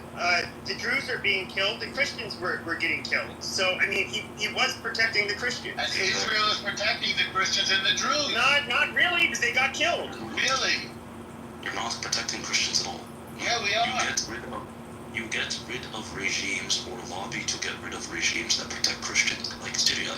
Most Christians in Syria supported Assad because Assad supported. He's a butcher. Israel got rid of Assad and put Jolani, a known international terrorist, member of Al-Qaeda, member of Daesh, right? Of course, all the retarded, the jihadis were celebrating and cheering because they want the same things that you guys want, right? But any person with a rational head, any person who does not enjoy sectarian violence, knew this was a bad thing. But you guys didn't care because it was beneficial to you. Now, it's just beneficial to use the just pretext of, the Syrians are killing the Druze, even though you knew those same jihadi groups were killing Druze as far back as 2012. Members of your own Knesset were literally arguing with Netanyahu and I believe Al-Gidor Lieberman about this exact fact. Druze MK is mechanism. What point do you think you're making right now? We took on a terror group. I'm explaining every single way that you guys negatively contribute to the lives of Christians in the Middle East. Norman, shut up. Let him finish. Yeah. Now we also have other examples in Armenia. You guys sells, 70% of Azerbaijan's weapons, which they've used consistently to ethnically cleanse and genocide Armenians over the past 30 or something, 40 years, thereabout. You also have Iraq. You guys called for U.S. Ground invasion in Iraq, saying, there's these non-existent weapons of mass destruction. There was a mass exodus of Syrian Christians there again, because the Syrian Christians per capita were even more supportive of Saddam Hussein's regime than even, Muslim. So you're blaming us for the Iraq war now? You guys supported Is this a conspiracy theory? Jesus Christ of Nazareth, you supported the war in Iraq. Yes. Then, everybody supported it. So what? Oh my God. In addition to that, we also have Lebanon. In your invasion of Lebanon, where you killed a lot of Orthodox Christians and militant Christians. We killed Hezbollah. There are Christians in Hezbollah. You didn't know that? Hezbollah's a terror organization, Norm, let him finish. That's all fucking If irrelevant. you interrupt him again, I'm moving you down. Just let Oliver finish his thought. Yes, and these are all in regions that Israel doesn't directly control, i.e. regions directly outside of Israeli sovereignty. This doesn't even include things that happen, for instance, like the multiple seizures of the Church of the Holy Sepulchre in Jerusalem, multiple attacks upon churches in Haifa, Nazareth, done by both the Israeli police, Israeli military, and Israelis in general, and now most recently, bombings of churches in Gaza and burning of Christian towns in Tibet, as well as Bethlehem, with the church besieging of the Church of Nativity. Yes, you guys are absolutely a hostile force to Christians, and frankly, you don't have to be nice to us. I mean, our Bible is certainly not very kind to you. What annoys the shit out of me, and basically every other American Christian, is the constant lies and propaganda that we are shoved down our throats. Jews love Christians, and if you dare call this out, you're an anti-Semite. It's not just that you're wrong, no, you are an anti-Semite. You must love us the same way we don't love you. And if God forbid you don't, you are an anti-Semite. You want the death of all Jewish people. Okay. Nobody said any of that. You're just you're arguing against some ghost in your brain. Okay, can you argue one of his points? If not, I'm moving down to Alan. So go ahead. Yes, quickly, of course. Can I go after Alan? He went through a series of weird conspiracy theories, like we control the United States, so the Iraq war is based on us.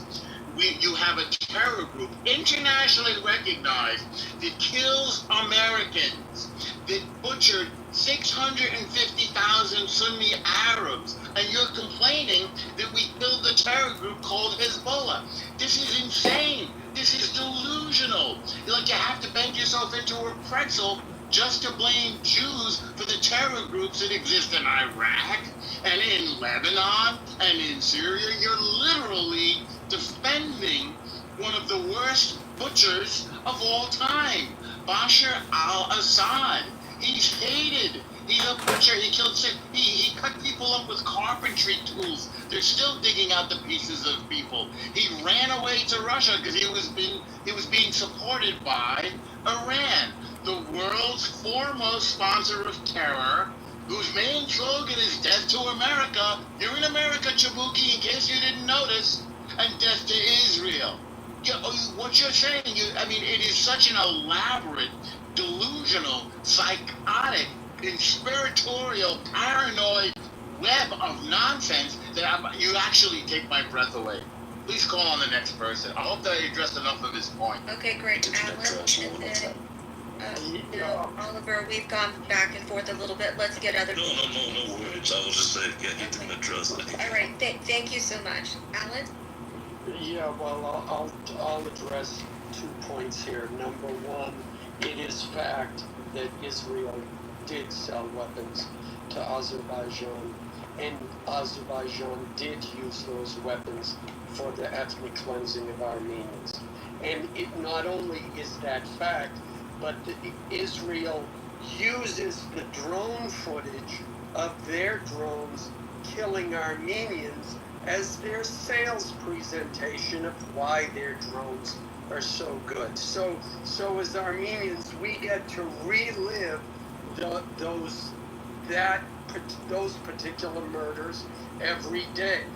The second fact is that yes, as a U.S. ally, we rely on Israel to provide us with intelligence and recommendations about other countries in the region. The problem is everybody is a threat to the Middle East.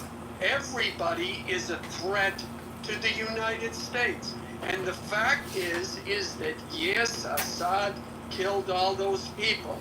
Yes, Saddam Hussein killed all those people. They were killing Muslims. Who cares? And here's another point. Everybody, the Middle East is full of assholes. You don't survive in the Middle East without a fucked up dictator. That's life. That's the way it is. So for Israel to be constantly saying, oh my gosh, they're 3 weeks away from having nuclear capabilities, since 1990. Oh my gosh, we have to get rid of this guy. He's a terrorist. He's Hezbollah. This morning, I just, saw videos of entire regions of Gaza completely flattened. And was everybody in a 1 mile radius or whatever, were they all terrorists? Were they really? Everybody's a terrorist according to Israel if they want them to be. That's the problem. That's the problem with Israel. Let me respond to Alan very briefly. Alan, you'll be happy to know I just pasted the link in the chat that Israel is in talks with Armenia right now for Armenia to join the Abraham Accords and to settle the beef with Azerbaijan. And if Israel messes with any Armenians, I'll go over there with you and protest against whatever Israel's doing to disadvantage Armenians. Because I feel close to the Armenian community, and nobody who's also gone through a genocide as we have should be subject to any further persecution. Am I decided? Okay, your briefly is done. Your briefly is done, Norm. Alan, do you have something to retort? Because if not, I'm going to allow Sam to do so. Norm, I've always appreciated your support of Armenia. I'll just say the gesture from Israel is welcome. Let's see what happens, but it might be a case of a little late, a little too little, not enough and not soon enough. Thank you. I forget the expression, but the fact is, too little, too late. I know. Wait. I want to follow up with Alan's thoughts. Hold on, Sam. Alan, are you done or a little too late? Well, the point is that unless it involves giving Artsakh back to the Armenian people, 130,000 of which were forcibly removed from an area that Armenians have been in for like 1,300 years. I'm not so sure it'll help. Okay, thanks, Sam. Quickly, then I'm going to go to Dr. I'll be real quick. Thank you, Alan, for those wonderful points. We were discussing them, some of those points earlier before you walked in about the issue of these countries. First, then it was Iraq, and then Iran, Syria, Lebanon, Egypt. It seems like there are like a lot of countries in the Middle East are now talking about, hey, what's going on here? Who's next? When is this country rotation going to stop?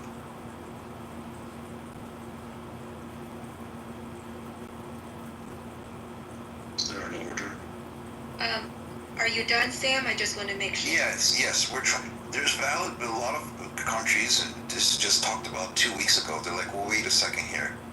Who's next now? And when is this how it's going to be forever? That's a fair point, Doctor. Yes. So you know, I'm just going to be very honest. I feel like these pro-Palestinian people did a lot of people in Gaza a disservice, because the more y'all come into these spaces and continue to whine and complain, make up a bunch of bullshit, rewrite history, recruit allies that, quite frankly, you enslaved and sold over to the Americas as, you know, chattel slavery. It's very funny to me that, you know, we need to cry for Gaza. I'm going to be very honest. I don't give a fuck, okay? I don't give a fuck. And to be very, very frank with you, you know, you did not see any Jews flying planes into the Pentagon or Lower Manhattan. So if I'm going to, you know, take any side, I'm definitely going to take sides with the Jews, okay, for many different reasons, as a Christian, okay? Aside from that, you know, everywhere y'all set up an Islamic Republic, okay, whether it be France, whether it be you invading the UK, it turns into a shithole. It turns into an absolute shithole, okay? An absolute shithole. And again, sexuality or not, okay? You pull up to me with some of the grievances and complaints that you have, I blow your fucking head off, okay? So at the end of the day, you should watch your fucking mouth. Y'all fucking Arabs have gotten too damn comfortable coming up into America. Yeah, and I'm telling you, and I'm telling you to go jump off a fucking bridge, okay? And scream Allah Akbar on your way down, you piece of shit. So at the end of the day, in fact, why don't you put on a hijab and hang yourself with it? Doctor, all right, we're moving on. We don't want that personal attack, please. That's not. I hear your fury, and I got it. I think I saw. Are you done? So I'm gonna land, and I'm gonna say this. Everywhere they fucking go, there's an issue. Okay? Let's look at the UK. Let's look at other places around the globe. Everywhere y'all go, there is a fucking problem. We are tired of you. We are absolutely fucking tired of you. And you want to taunt this narrative, oh, there's 2 billion Muslims. Guess what? There's 2.5 billion Christians. And there's 700 million fucking Hindu people that are tired of you too. Stop it. Okay, thanks, Doctor. I saw you come off mic. If not, I'm going to go to someone else. So what? Does he want all-out war? What are you calling for? Excuse me, Okay, Ill's not there, so what? I want you to have a bacon hamburger and shut the fuck up. That's what we want. Adam, we heard you. Man speaks. Okay. Well, I think Vitality wanted to first, and then Oliver. So go ahead, Oliver. I mean, what's funny, I actually agree with what Adam said. The problem is, it doesn't always just apply to Muslims. You want to say Muslims have a problem everywhere they go, that's fine. There's another group of people that have had a problem in, 109 different countries, 1,000 different times, 4,000 years. I mean, all the things you complain about Muslims, oh, too many Muslims are entering the West, too many Muslims are coming into the U.S. So which groups are lobbying for Muslims to increase immigration into the U.S. and Europe? That's exact. It's a lot of Jewish groups. Shut up, Mono. Like what? Israel. And shut up. Like what? Don't cry. Shut up. Not crying. I'm asking for evidence. I know, normal. Just wait. You gotta let people finish. Yeah. Groups like B'nai B'rith constantly lobby that, oh yeah, Muslims need to come to the West. Israel literally not does true. solution. That's false. Yeah, yes, no, that absolutely is true. We've discussed this many times. We've discussed this many times. Why wouldn't you want Muslims to assimilate? There you go. Please, I don't need to Yes, he is not being productive, so go ahead and finish, Oliver, and then I'll bring you back up when you're Israel, literally, their whole solution to the Gaza crisis is to deport or, evacuate Palestinian Muslim refugees from Gaza into places like Ireland and Spain. So the Israel you support actually supports all the things you supposedly hate. They want more Muslims to come into your country. They want Sweden to be turned into Swedistan and all the things you supposedly care about. Yet you cook for this community. Another thing that's funny, you talked about, I didn't see any Muslims fly into, any Jews fly the planes into 9/11, but we did see Jews dancing, celebrating, cheering, and recording when the Twin Towers were collapsed. Interestingly, many of those Jews turned out to be Mossad agents. Interestingly, after getting extradited back to Israel, One of them even commented that yes, he did in fact have prior knowledge of it, because he and his people were there to document and record. In addition to the other, 60 Israeli art students, mysterious building repairs that were done in the weeks before 9/11, lucky Larry Frank, I wonder what his ethnicity happens to be, but of course, you don't have to make any conclusions for this. You can find this all on Wikipedia and ABC News, right? But, but if you don't want to take my word for it, well, I'm a Catholic like you, but I just want to read one last word. I just want to read one last word from the Bible about, this is what our Lord God says about the Jewish people. For you, brothers and sisters, became imitators of the churches of God in Christ Jesus that are in Judea. For you suffered the same thing from your own compatriots as they did from the Jews, who killed both the Lord Jesus Christ and murdered the prophets, and drove us out. They are hated by God, and are enemies of all humankind, by hindering us from speaking to the Gentiles so that they may be saved.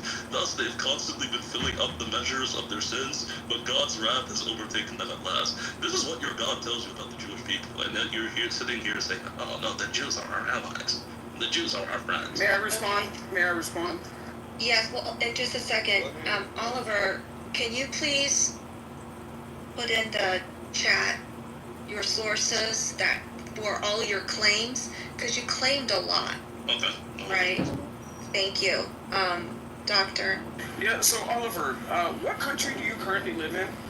The United States. Okay, so I'm just going to say this. Your whole entire household, right, should have their door kicked in by the feds. You should be armed at gunpoint. Dude, put onto a plane and put back into whatever fucking country that you came from, okay? You are not American. You are dirty, dirty, dirty trash. Kabuki is his name, by the way. Okay, Adam, that was... We don't want to do that. It's not productive, but I hear your rage.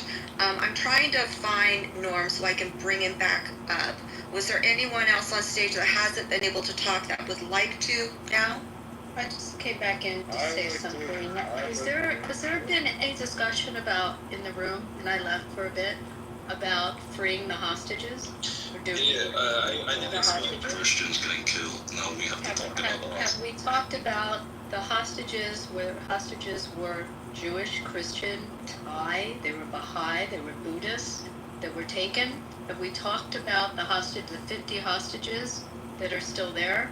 And That's not the topic of the room, so... I know. Has anyone had any outrage about that? No outrage whatsoever. Think that it's okay that civilians in Gaza hold hostages in their homes? Is it okay that civilians in and if you'd like to hear it, specifically, we can ping Shalomi in the room, and he can tell you what life was like as a hostage in the private home of a doctor and a journalist. You can hear it directly from the hospital. Aziz, be quiet. Be quiet. So be finished, please. Yeah, just go on mute, Aziz. As we talk about the outrage here, how about the outrage about these hostages and freeing them? Anyone have any concern about that? How about let's talk about the Hannibal? I asked that question. I asked a direct question. Can I go now? Anyone give me a direct answer? Cannot. Be quiet. I'll let somebody answer it. But I just want to say, I was purposely trying to avoid the Gaza debate, mainly because everybody talks about it, and I don't, just didn't really care to do it again. But whoever wants to answer, go ahead. I mean, the hostages still being alive, it's unexpected, to be honest. I would expect that they would have been executed already after all those dead Gazans. Can I ask a somewhat relevant but slightly off-topic question? Hi, Timothy. Yeah, you. Hey, what's up, buddy? Oh, buddy, oh, pal. I just want to ask, are there any Christians in the room that want to respond to what Oliver said about the 2 Thessalonians, whatever chapter? I forget the exact chapter and verse, but the verse. I know you're in the. I know you Timothy, are in religious rooms a lot. I'm not. I don't really know how to even respond to it. I mean, I'm an atheist, right? I don't believe any of that. But I think there are a lot of Christians. So we don't want to hear shit to say what you got to say about the Bible. You're a fucking atheist. Adam.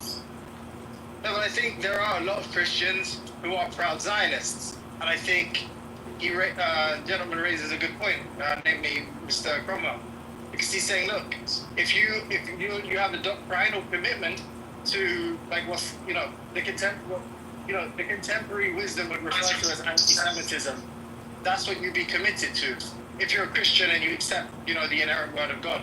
So I'm just interested to know what Christians say in response to that. Sam? Okay, can I go next too? Because I haven't talked. Not yet. I understand. I appreciate your patience, resistance, but I believe Sam unmiked so he can answer his question. Well, no, I apologize. That was a mismic. Okay. Anyone else who would like to respond to him? Yes, very quickly. I'm sorry he identifies as an atheist. I'm not listening to anything this shitpig has to say about the Bible. Dude, we're not insulting people for the last time. We're not doing that. Anyone like to respond to him? Excuse me. All right. He was trying and he's challenged today. All right. Anyone want to respond to Timothy? I mean, if Oliver has, maybe Oliver's probably the only person on the stage that can answer that as a question. I mean, the only Zionist I see is Adams. Yeah, can I go? Is it okay? Okay, seems like no one's speaking. Sure, sorry, the app is glitching.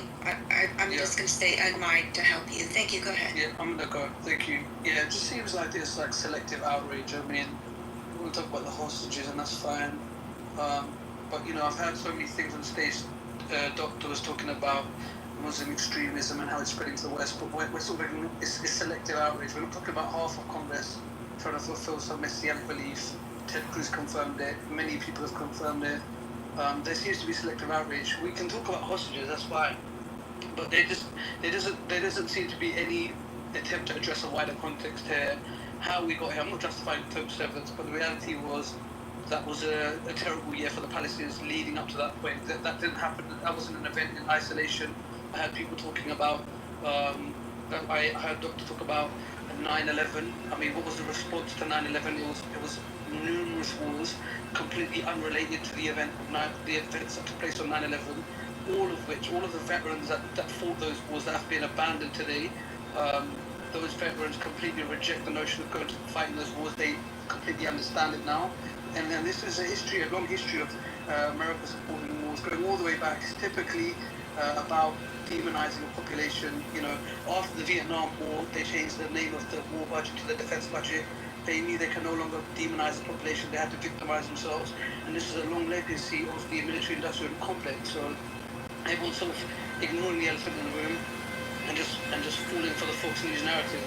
And it seems a little disingenuous. It seems as if we can't step away from the obvious path, and we have to just sort of touch on the CNN talking points and nothing but that.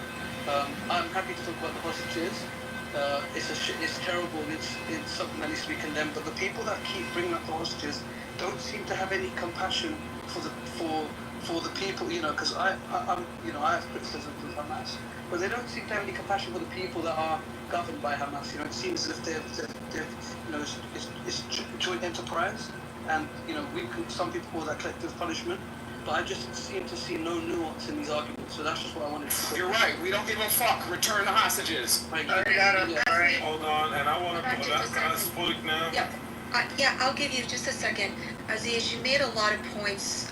Some of them I don't agree with. One in particular, you were talking about the U.S. military veterans that you feel are not in support of their actions. So I would like to see where you have that information so I can read into that, because it is the complete opposite within my military network and community. Resistance, go ahead. Thank you for being patient. No, I just wanted to point out, like my beautiful brother Aziz said, is this selective outrage. And once again, you can easily point it out. Because once again, the same person that was speaking about all these great things but doesn't want to speak about the negative, bad things, did it again.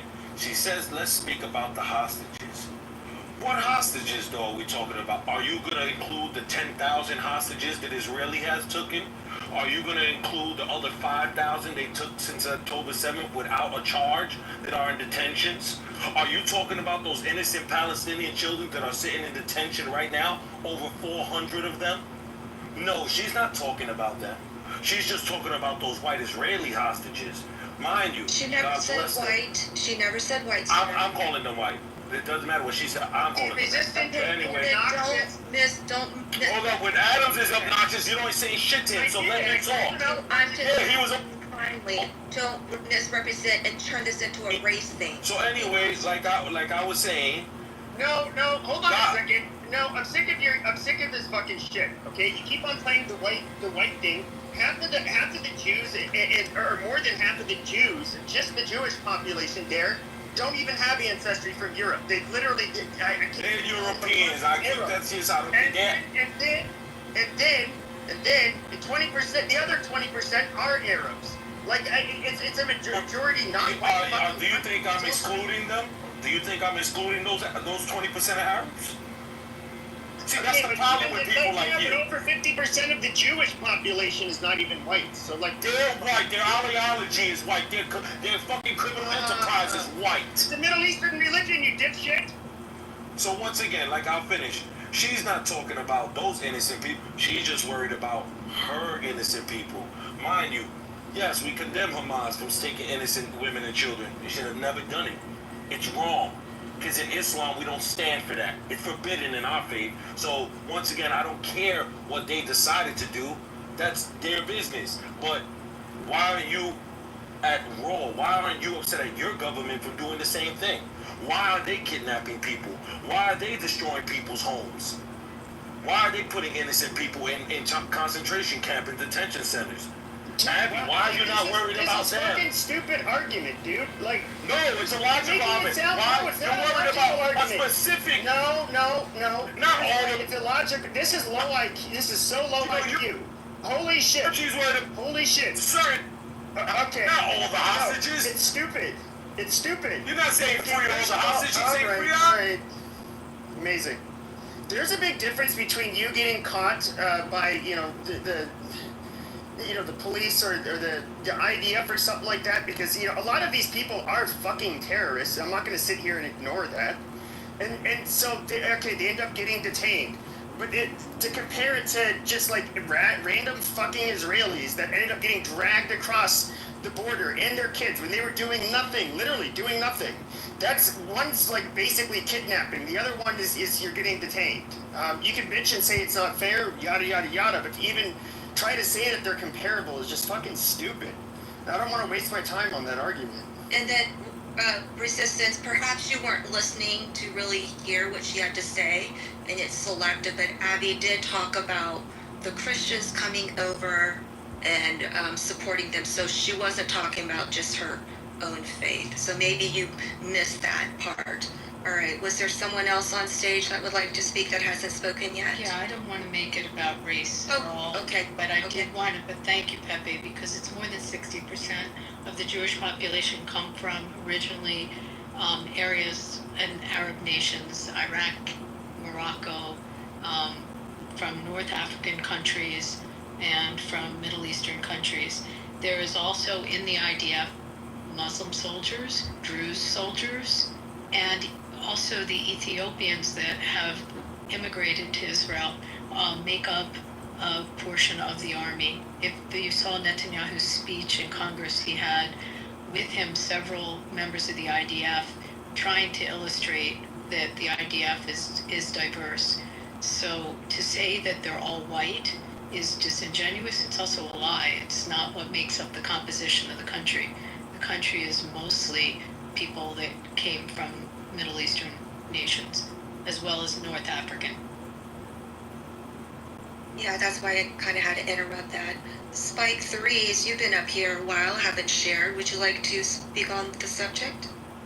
Yeah, I wanted to speak on the subject, but once again, somebody brought up the selective outrage. I mean, Adams got highly disrespectful.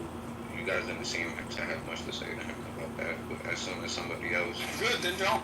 Well, actually, sir, I did. I muted him, and I muted him. Well, I asked you to speak on the subject, and you didn't, and you couldn't, like, my mod skills, so now I'm going to have to correct correct you and say, one, I apologize that you feel that way. It's hard when I have a bunch of rabid assholes up here. And two, I did mute Mr. Doctor. You sure did. You sure did. I sure did. So there you go. If he would get that cloth off his head, all right, Doctor. Doctor. Come on, Doctor. All right, go ahead, Spike 3. Let's talk about the subject. So, it's crazy to bring up the hostages. I mean, we've seen the testimonies from the released hostages, especially the first group. They had nothing bad to say about Hamas. I'm not pro-Hamas. I'm pro-resistance. I don't know much about Hamas. I've never even seen a Hamas to even be talking about the Hamas. But, I mean, all the proof is in the pudding. Like, the Israeli hostages that were released spoke nothing but good, said they were fed, kept safe, had to get moved around because of the bombing. I mean, you have also had the 3 hostages that ran out to the IDF holding their Israeli ID cards and still happened to get shot by IDF. I believe all the hostages should be released, but once again, they're like it's so evident. The selective outrage is so evident. Like, I don't understand the whole debate about any of this. It's all wrong. But I don't see how we can hyperfixate on those hostages when it's been over 100K innocent Palestinians slaughtered. They were told to go to safe zones just to be bombed in those same exact safe zones. Like, what? Are we ignoring how this whole war has been going since the beginning? Israel has done nothing but lied and manipulated the civilian population just to obliterate that same civilian population, just to also starve the same civilian population, just to also leave babies in incubators to die slow, painful deaths of starvation. I just don't understand.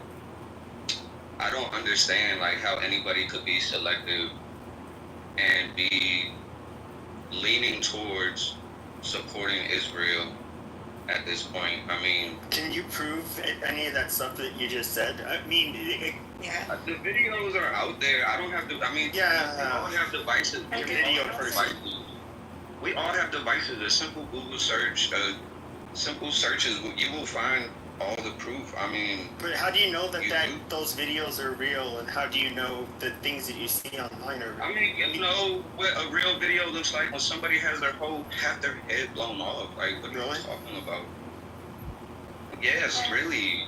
You can't, as an adult, can you not as an adult tell the difference between what's real and what's not at this point? Like, have you been wasting all your years on this? Like the BBC, because I just put an account of some hostages from the BBC. I'll just load you up with a whole bunch of different media outlets so you could see the accounts from the hostages, the rapes, the tortures.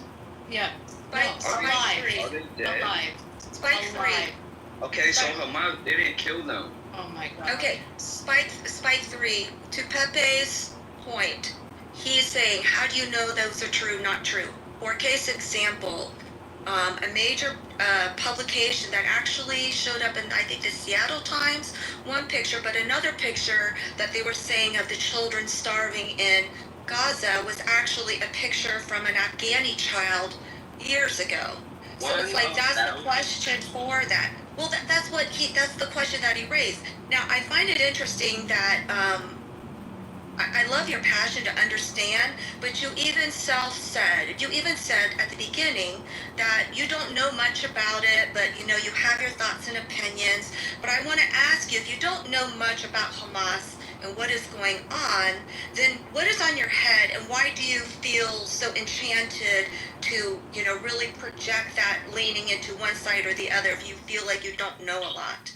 Okay, so have you guys seen the video that was put out by the creator of Hamas? It has nothing to do with Jewish hate. He even said himself, don't cut me off. I did not cut anybody off. He even said himself This is solely for resistance. And that it doesn't matter if his own goddamn cousin tried to take his house. He would even put that man to death for trying to do the same shit, as should any man protect his own castle. So here you have a bunch of refugees, and I'm not saying all of them, but Israel was built off granting asylum to refugees from World War II. I don't see it makes absolutely no logical sense that Palestine should have to donate all of this land when Germany was initially the victimizers of these Jews. Why not Germany make a settlement there, since Germany is so pro-Israel, as we've seen, right? Why not donate their own land? Because Zionists were already had been building in Israel, and the Zionist movement was already but come on though, cannot the perpetrators against the Jews pay up what they owe to those same Jews that they victimized? They do. So let's just ignore what part Germany played. Let's just ignore the part Germany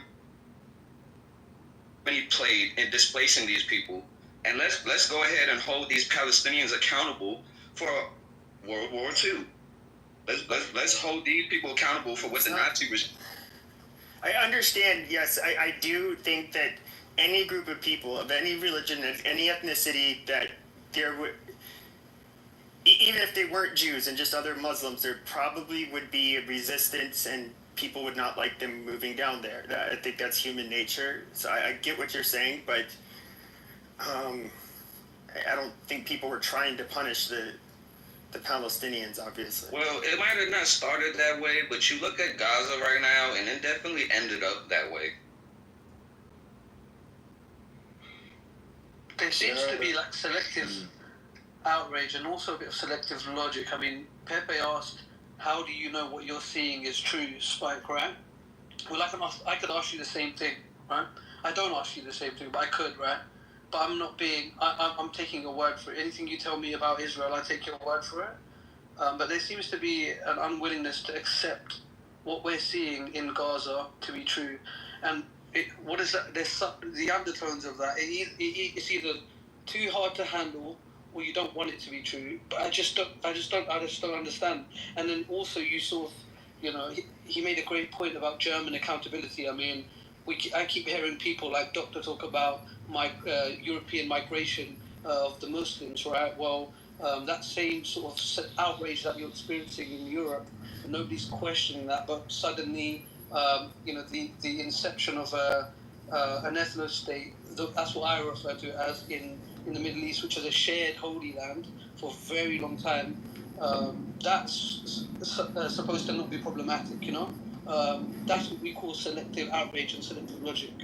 And that's my point of contention. That's what Aziz, that's a fair point. I do think a lot of the pro-Israeli or Zionist narratives and stuff are definitely, a lot of it's propaganda. Just like if Britain was to say whatever they would put out there, or the U.S. even, when we were in war, I think put out quite a bit of propaganda to put a spin on things. I take it as that. When it comes... The reason I was pushing back on him is because, I'll listen to people who really are study what's happening there in Gaza, and like, for example, when it comes to the number of people, even they don't have an actual number. They don't really know. Are people actually, how much is starvation actually happening? I think a lot of this shit people don't know.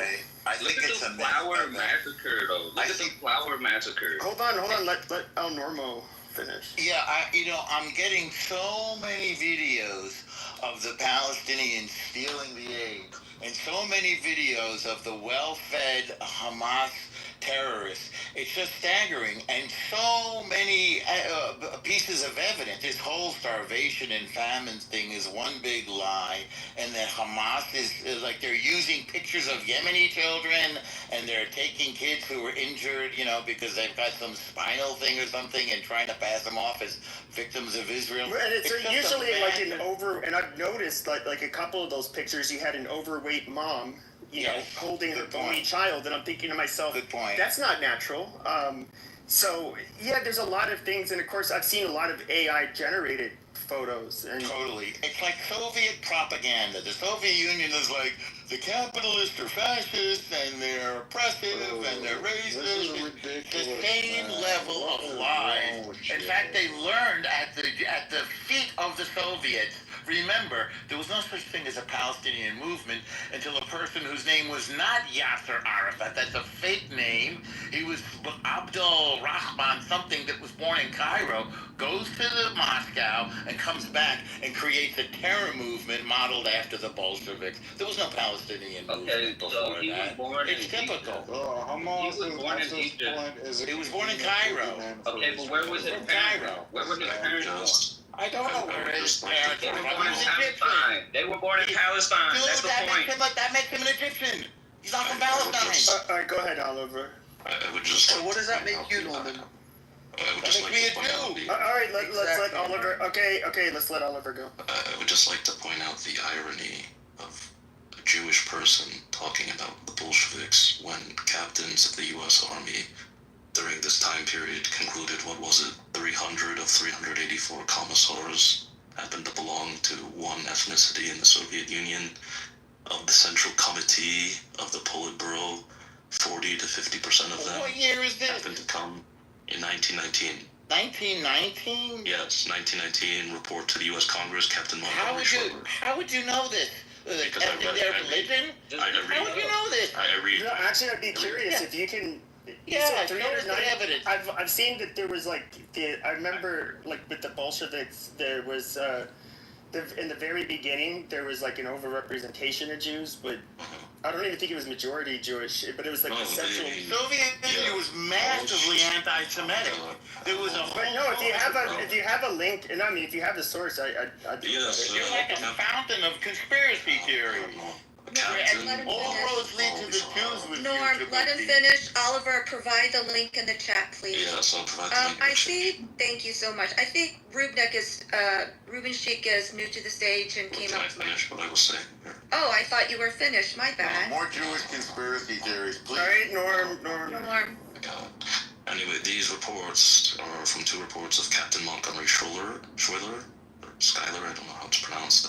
He was a captain in the U.S. Navy or Army. He sent this directly to Congress. He literally details one of them, the exact ethnic percentages of the Soviet commissars. Most people, though, do defer to sources like Solzhenitsyn, Yuri Shapoval, etc., who say that, no, the number's an 80%. It's only a meager 50%, right? But either which way, it doesn't matter. U.S. historians, British historians like Leonard Shapiro is also Jewish. The Russian historians, they all conclude that, at a minimum, about 50% of the people making important decisions in the Soviet Union and the Soviet Politburo were Jewish. Out of the initial group, and so what was kind of weird is that, you saw this with Jewish immigrants from Europe, are you okay?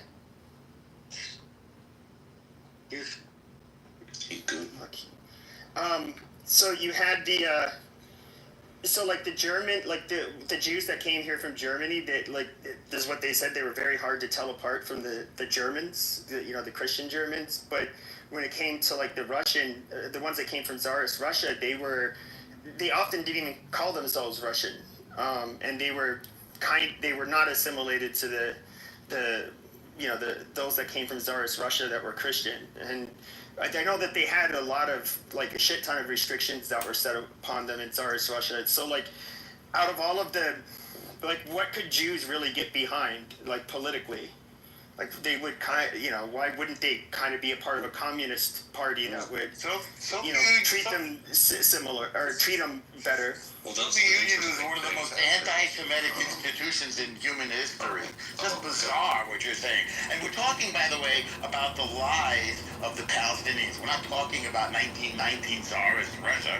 We're talking about the Soviet-style disinformation and lies and propaganda manipulating the public so that you've got gay folks and trans folks and leftists embracing an ideology, Palestinianism, that would kill them in a heartbeat. They'd string them up, all the blue-haired kids and all those, climate change protesters and your Greta Thunberg. This is all Soviet-style lies and propaganda, including the famine thing, blood libel, including the genocide thing, blood libel. It has Soviet lies and propaganda written all over it.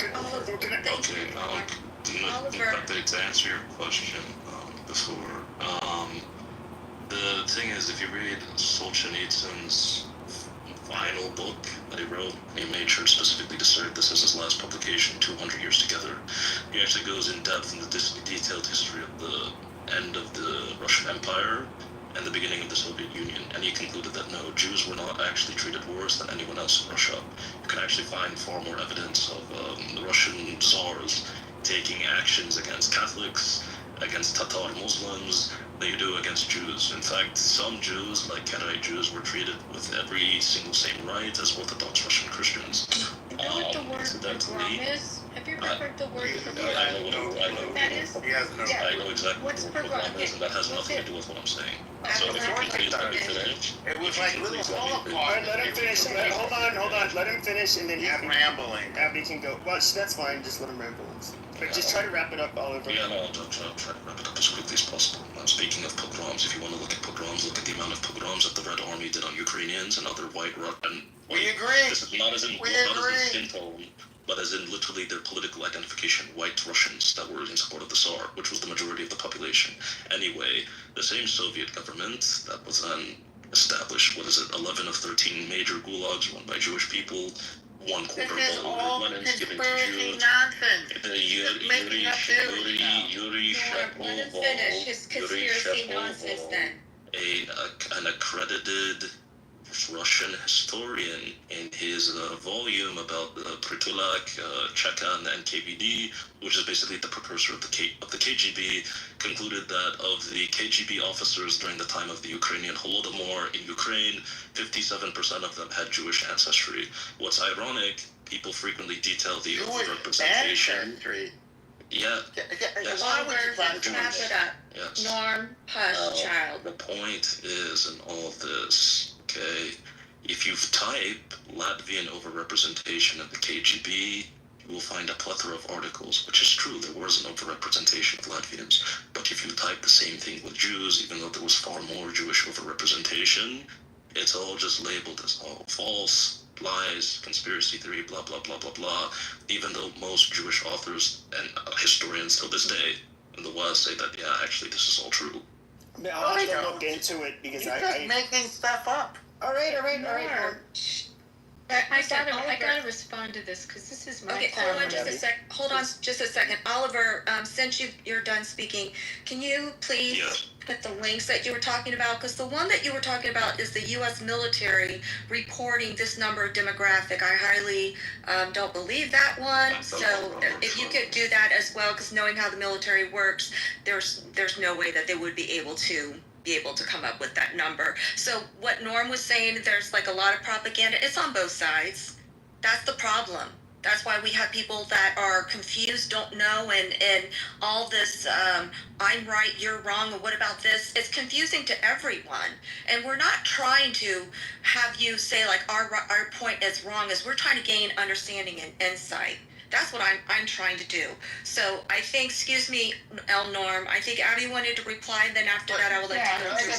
This one hits me, hold on, this one hits me personally, because my grandparents fled this. Exactly what he's claiming didn't happen is what actually happened to my family, and they fled. And we can go through the famous pogroms if you want to talk about the 1903 Kishinev pogrom, or the pogroms in 1905, or the pogroms that happened during the Russian Civil War. Tens of thousands of deaths. and Jewish families had to flee. They were massacred. You know, whether they came in, they attacked their homes, their businesses, and the anti-Semitic sentiment was so bad that, I mean, we only have to look at our American history and the wave of immigration here to see when the flood of people came in from that region to flee the persecution that they were experiencing. I mean, go visit the museums of Ellis Island or the history of immigration in those years. I mean, this is exactly what they were fleeing. Go and totally go see Fiddler on the Roof. It's the story of in that show. I mean, this is like bizarre what he's saying. I mean, it's like when you hear the Holocaust denial and you try to figure it out, and then like where does it come from? And then you hear now we have pogrom denial. I mean, it's just absurd. You can go to the Ukraine. You can go visit these towns in Kiev or in areas. My family was Odessa and Dnipropetrovsk. You could see the history there. Like some of it is still preserved. So it's just insane. And I take it personally because this one it's like there's so many families that if you look at their grandparents or their great grandparents, this is what they were fleeing and why they came here. So I just what's funny though is that if you look at a lot of the, even with the Nazis used like this really strong anti-Semitic propaganda, that was a lot of that was that came from Tsarist Russia. Yeah. And so this is they were not, and it was with the immigrants that came from Tsarist Russia. Like I said earlier, there was a marked difference that they noticed between the Jewish people that came from there and the Christians, and it's because they were not allowed to take part in they were basically kept sidelined, or I'm trying to think of the term. Stop doing drugs. This is crazy. The world's most famous anti-Semitic text, the Protocol of the Elders of Zion, is a Russian creation. 100% BS. This is the source of these crazy conspiracy theories like you're hearing from Djibouti, who's going now by, I don't know what, general, since his account's been canceled so many times for his anti-Semitism and Jew hate. And then you have the Khazar myth. Nonsense. There's a Jewish oblast in Russia, guys. There's a whole area devoted. Well, there was. Okay, in Siberia. Yes. Who wants to live in fucking Siberia? They tried to. If I may, can I chime in? Since we're on the topic. I mean, time zones away from Moscow. Normal, you were in the Matrix. Wonderful. You're in the Matrix. Wonderful. I said yes. They exiled Jews to Siberia, Moscow. Your internet's... Hang on. Everybody calm down. Everything is going to be fine. Yes, they exiled Jews to Siberia, and they called that the Jewish Oblast, 10 time zones away from Moscow. Yeah, yes, they exiled 1652. Frederick, shut up! Can you be quiet, please? And wrap it up, Nor. Sure. I said the two main, the biggest myths about Jews, the most anti-Semitic text, the Protocols of the Elders of Zion, a Russian creation, and the Khazar myth. The Jews are not... Okay, move him down. Just move him down. The Khazar myth, the Jews are not Jews that were some other Turkic Khazar thing, which like nobody's ever heard of. It's like a complete myth. That also has its source in the Soviet Union and in Russia before it. I just want to point out to you that Jews were so stigmatized there and subject to such horrible persecution. You know, they didn't call us Russians there. They stamped our passports Jew. Just the same way that Sam said that in Egypt, if he's a Christian, he's got to show his identity card and he gets, you know, it says Christian on it, and he's the subject of discrimination. Same thing for the Jews of the Soviet Union. Discriminated against, banished, sent to gulags, sent to Siberia. It just had their lives ruined. Pogroms in which were massacred by the thousands. All of this happened in Russia and the Soviet Union. Okay, thank you, Al. I think Rubinstein, I want to go back to him because he wasn't able to go after Abby. Rubinstein? Hello, everybody. Good day. Hello. Have a very good day. I just want to say that the person who said earlier he was questioning the authentication of certain reports. I encourage everybody to do that on both sides. I don't think you have to have any prior knowledge of something to be impartial. A court jury can be impartial. They don't need any prior information before going to the court. You know, if that makes any sense. So that's what I do. I do the same. I think it's a valid question to ask.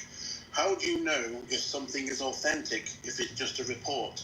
And if you notice, a lot of the reports, words like genocide or whatever, ethnic cleansing, they contain speech marks, quotation marks, if you know what I mean. So I think it's okay to ask questions to find out if something's authentic or not. Does that make sense? Or do you think like if somebody's called to a courthouse as a juror member, do you think what they see on the television and news should be sufficient, and what's said in the court should go through one ear and come out of the other? I mean, the experts on genocide, the international experts on genocide, did say that there is in fact a genocide being committed. That is a false claim, sir. That is a false claim. The international court, the IPC didn't feel that way, so they played. The IPC did not feel that it was a genocide. Let him finish, bro. He did finish. I'm responding to him. The ICC considered whether it was genocide. The ICC considered whether it was genocide and considered the evidence and could have, excuse me, it could have stopped the war. Excuse me. The ICC considered whether it was, excuse me, mute up. The ICC considered whether it was genocide. The ICC considered whether it was genocide, saw that it was not, did not stop the war because it saw that it was not, and said, Israel, you need to do X, Y, Z to prevent the potential or plausibility that the Palestinian people need to be protected from genocide. Israel then went through the checklist and provided every single assurance and precaution and protection of civilians required by the court to show that it was not a genocide. That's what happened. It's all been reported. You can watch. Hang on. I'll answer your question. Hang on, I will answer your question. Calm down. And you can watch this on TV in real time. It was all recorded. Watch the videos. The hearings went on for 3 days. You can see the evidence of, in detail of what I just told you. Now, what's your question? Is that why Israel doesn't allow third-party investigation? In fact, Israel does have third-party investigators. Douglas Murray just published a book-length account of the war in Gaza. This fellow named Chilton just went in there and published a massive video. He's with the Christian News Network, showing that there is no starvation, that there are trucks of aid that the UN is refusing to distribute. Today we're seeing evidence that Hamas is stealing the aid. There is ample investigation going on in Gaza. What's the guy's name? Richard? John Spencer. John Spencer, thank you. John Spencer of the United States War Academy. He teaches urban warfare at West Point, has been there numerous times, saying that Israel is the most moral army in the world, takes more precautions to protect civilians and non-combatants than any army in the history of the military. Well, it makes no sense to me why you have a fucking Martha Stewart rag on top of your head. Doctor, we're not doing that, dude. Take that Martha Stewart towel off. Okay, everyone shut the fuck up. Quit interrupting. Norm, land your fucking blimp, and then we'll go on. Thank you. I'm landed. Go ahead.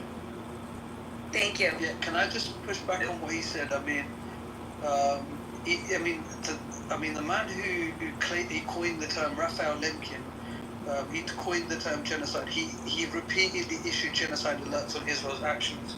Ilan Pappé, an Israeli scholar, he confirmed that this is a genocide. The UN, the leader of human rights, the Commissioner of the UN Office of Human Rights, Craig Mockever, he confirmed it. I mean, it goes down to aid organizations. And again, I'm going to be discredited, as I typically am, but why do we not allow the third-party journalists in. I mean, more than 140 have been killed, and you can argue, are probably going to be told that they were all part of Hamas, which I simply cannot agree and do not agree with. But why are they not allowed? I mean, I've always been told. I just named three of them. I'm not done. Three journalists. I just named. Hold on. Normal. Wait, just be quiet, please. Thank you. I didn't cut you off not once. So give me that. Because you're too stupid. I don't want to hear anything from the Jeffrey Epstein guy who... Were you friends with Jeffrey Epstein? Okay, stop. We're not doing personal attacks. Shut the fuck up. We're not doing personal attacks. I know my rooms are usually like the most like horrible places where the most nasty shit is said, but this is... I'm actually just trying to moderate today, so I'm not, no. Yeah, I got a question. Were you friends with Jeffrey Epstein? Be honest. It's none of your fucking... You're going to the audience. Excuse me, Prince Ali, you can just calm the fuck down. There's been other people that have been up here in the room listening and participating productively before that. So just sit down and calm down. El Normo, you're done talking for a while. We need to get other people. Aziz, did you get your question answered, or are you? I'm just gonna wrap it up. Yeah, I just okay, wrap up. I think Spike 3. He's flashing his mic. He would like to. Can I wrap up my point? Because I was really Yes, please. Yes, please. Yeah, I just want to make the most compelling argument. The Genocide Scholars Association, which includes 800 scholars and practitioners of genocide study, they confirm that what we're seeing, and that's 800 scholars, by the way, of all different ethnicities, backgrounds, and all types of religions. This isn't an exclusively, propagandized Muslim perspective. No, this is from all types of scholars. 800 of them have confirmed what we're seeing as a genocide. Now, if you don't believe them, then who can we believe? Point me in the right direction, because maybe I'm lost. I mean, briefly, I would say that you do. Hold on, Norm. I mean, it's not hard to believe that you can find 800 people that would come to that conclusion across the world. And even then, I do think I can understand why they're not allowing more. I think it might be better if they allowed, Fox News and CNN.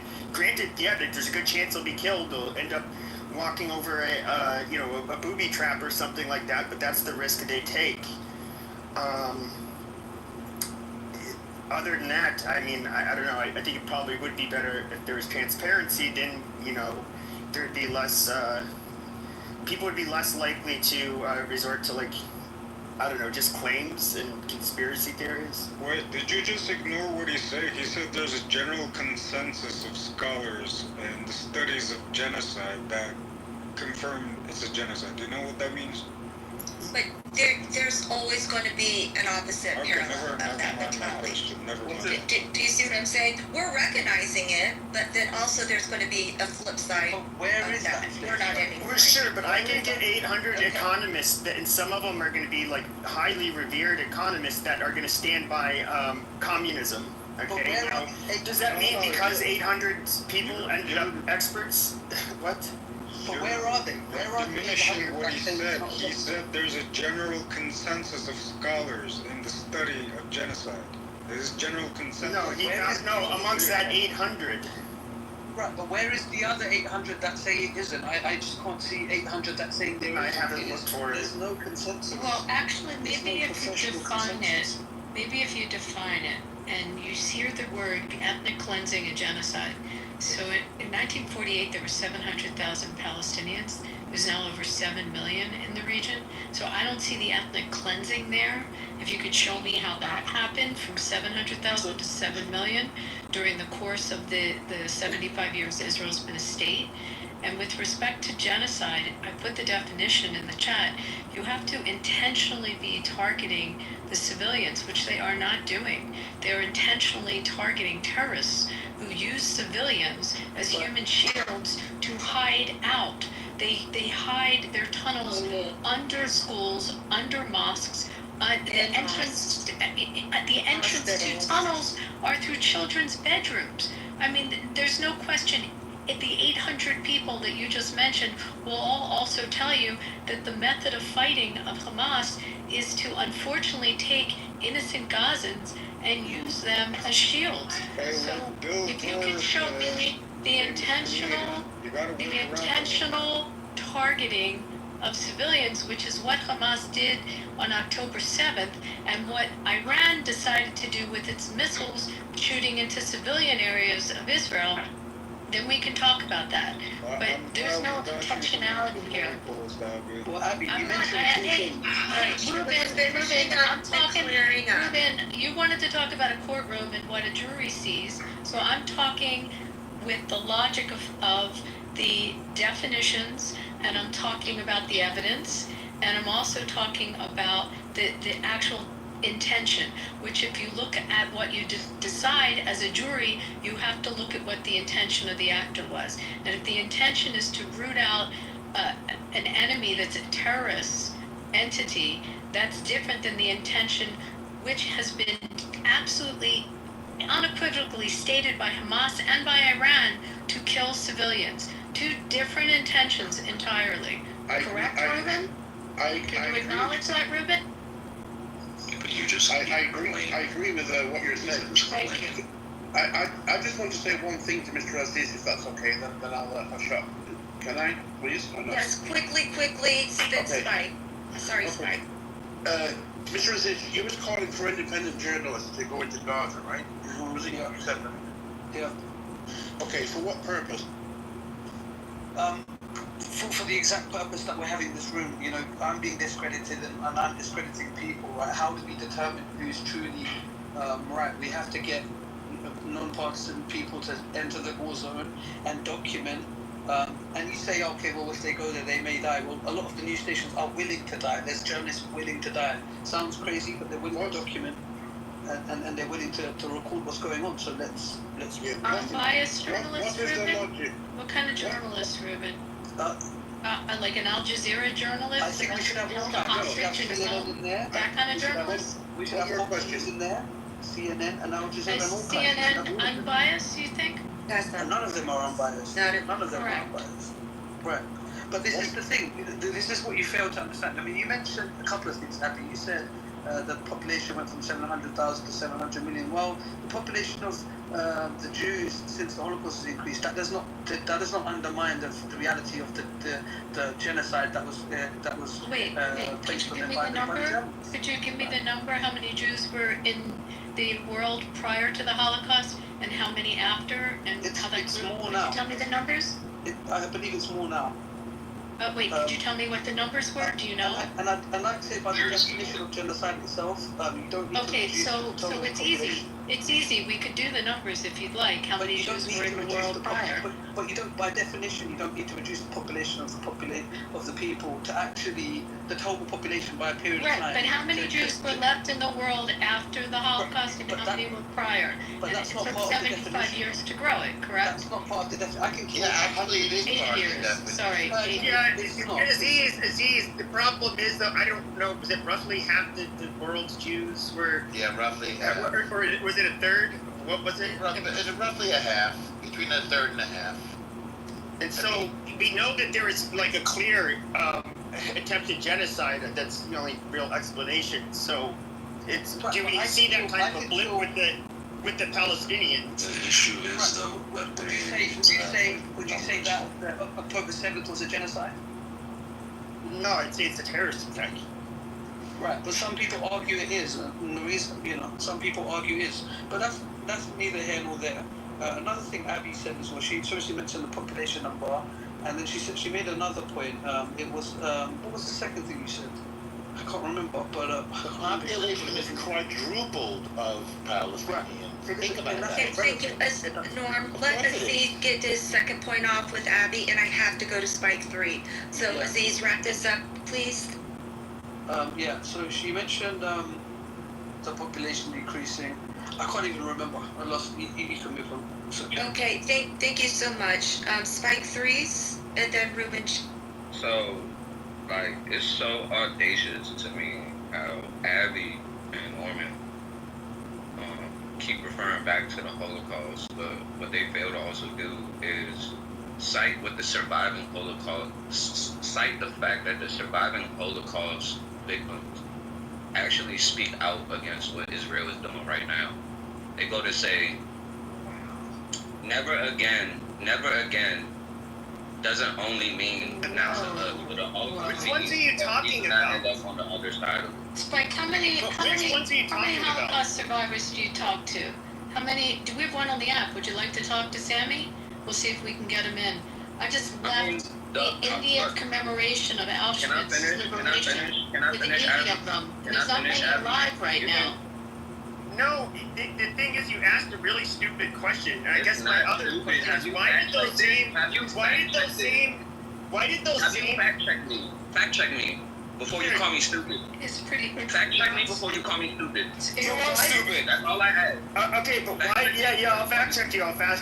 But sure, but I guess, but if you see when the Holocaust happened, and then you see when Israel was created, you see they immediately went into war. With the Arabs, the six Arab armies. They had a Nakba that they bragged about. I know all about the Nakba. Now, when it comes to these, why were these people fighting against Arabs that didn't want them to live there? If they were not again.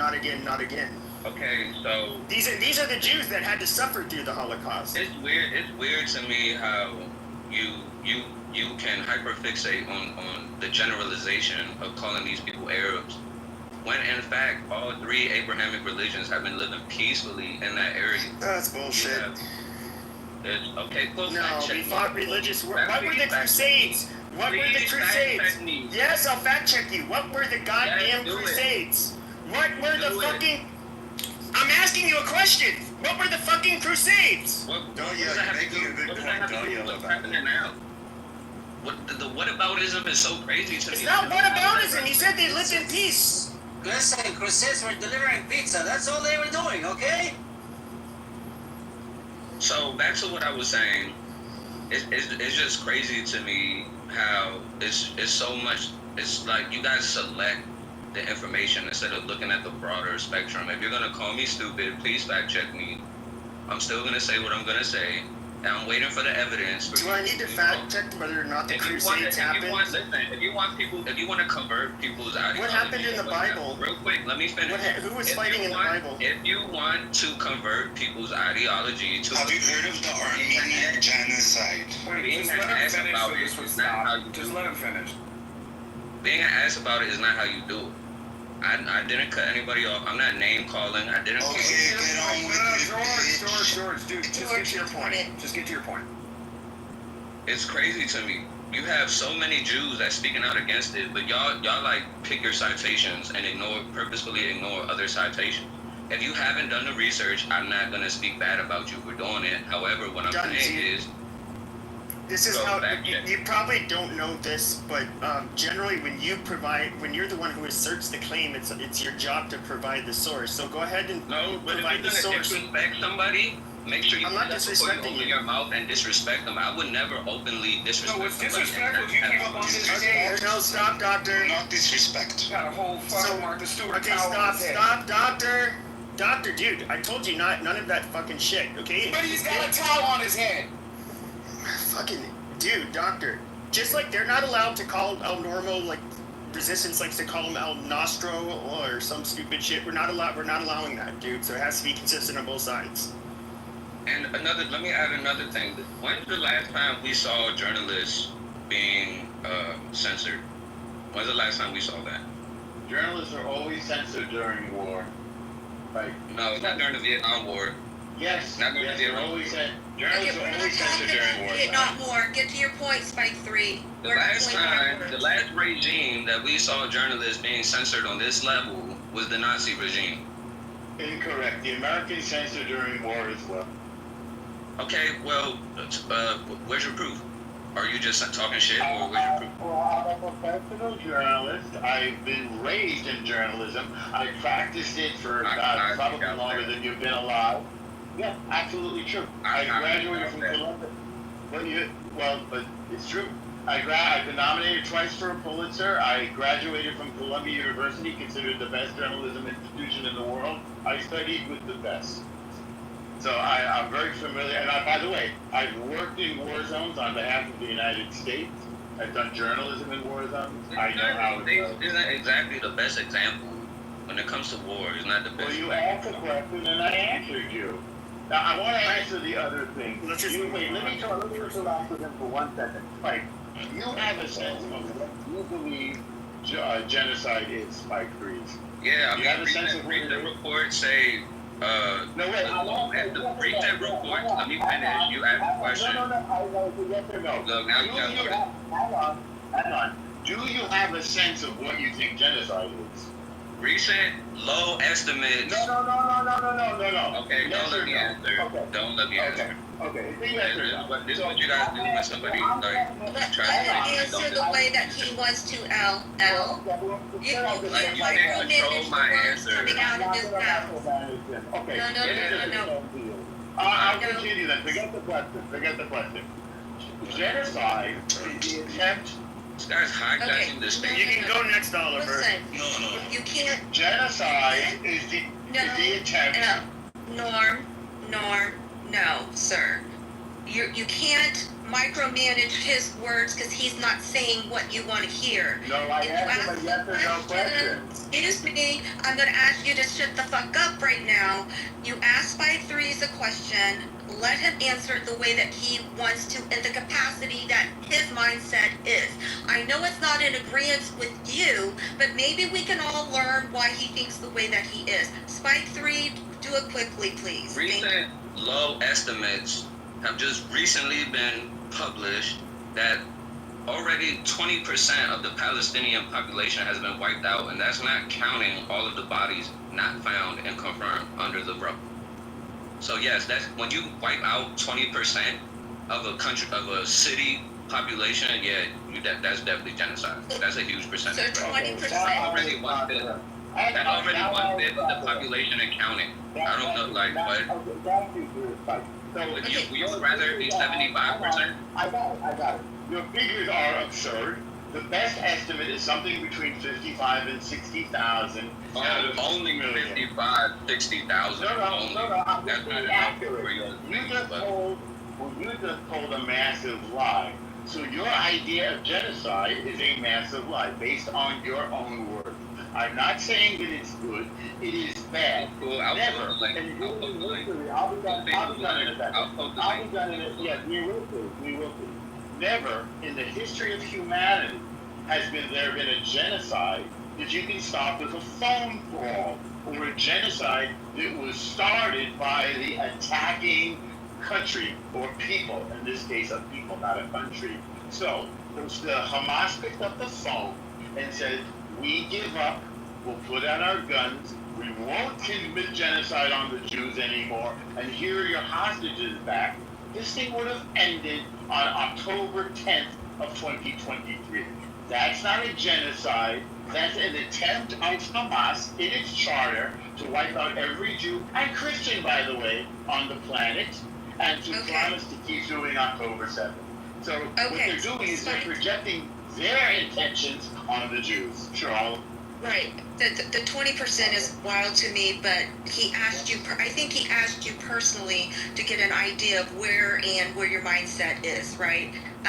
I see Abby coming off mic. Do you want to talk about what Spike 3 was talking, or on Spike 3's comment? So Spike 3, let's go with the number of 50 to 60,000 at the Hamas Health Ministry, which we'd have to take Hamas for their numbers.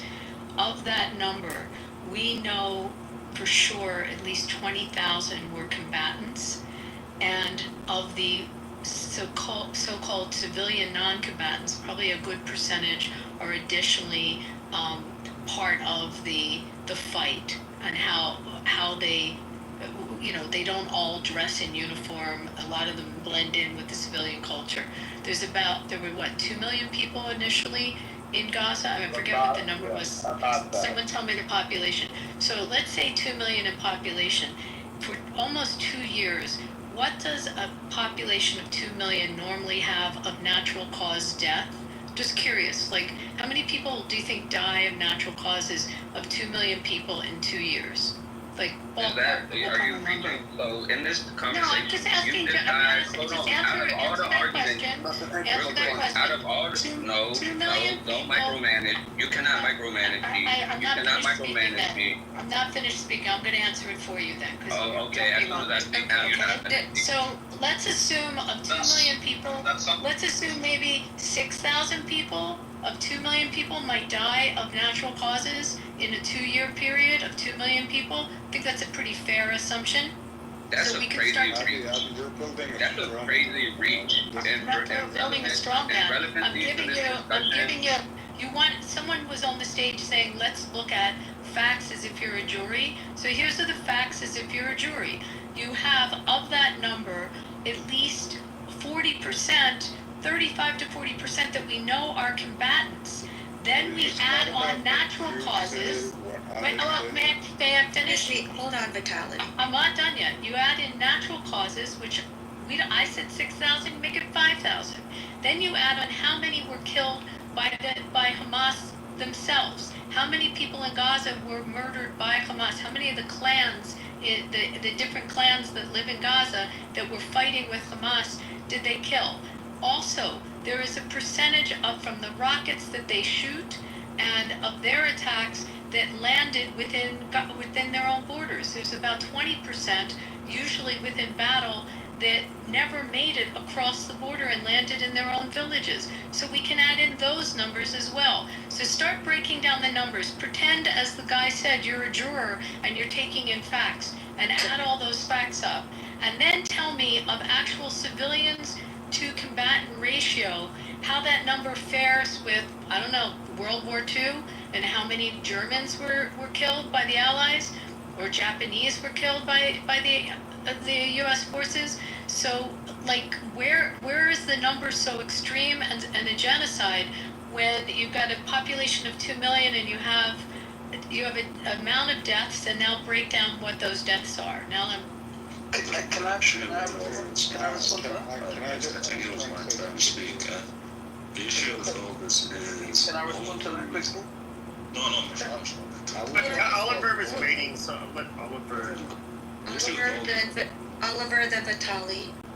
The issue with all this is that all those numbers that were posited are just purely conjecture. If you look at how the IDF defines a combatant, it's a person who took part in hostilities against the state of Israel, whether directly or indirectly. So yeah, if you give a rock to a 13-year-old kid and he throws a rock at a soldier, you're a combatant. Much less the 13-year-old who like threw a rock at a soldier. If you look, there are testimonies not just from Palestinians but people in the Israeli army, some of whom are actually proud of this, that are like, yeah, we view them all as combatants. We don't care about which of them we kill, whether they're in Hamas or not. There was a story of a Palestinian Christian in Gaza who got detained. I don't know, was it detained? No, yeah, detained by the Israeli army in Gaza. He tried to appeal to them by saying, oh, I'm not Hamas, I'm not a Muslim, I'm a Christian. They told him, you son of a whore, you're even worse than Hamas. Fuck you, they don't care. So this whole idea that, there's this low number of civilian casualties, complete just pure conjecture. Based on whatever nonsense numbers the idea wants to pull out. I'm not thank you, normal. There's another problem too with the whole logic of the population is growing. Aziz's point is correct. See, if you want to make the argument that there's no genocide in Gaza because the population is growing, well, based on this definition, if last year someone were to kill 2.5 million Americans, there would be no genocide in America because exactly 2.6 million new Americans were born that year. This is like with population replacement, right? It's actually 3 million if you take the numbers that were just born. So yeah, if you want to go by that logic, if you want to now we're doing this ridiculousness again. If you want to go by that logic, if Canada, Russia, China, or whoever decides tomorrow that let's bomb 2.5 million Americans, there's no genocide. Because guess what? The population still grew. That's correct. It would not be genocide. You're absolutely right. It would be an act of war. Okay, Oliver, please don't hijack his time.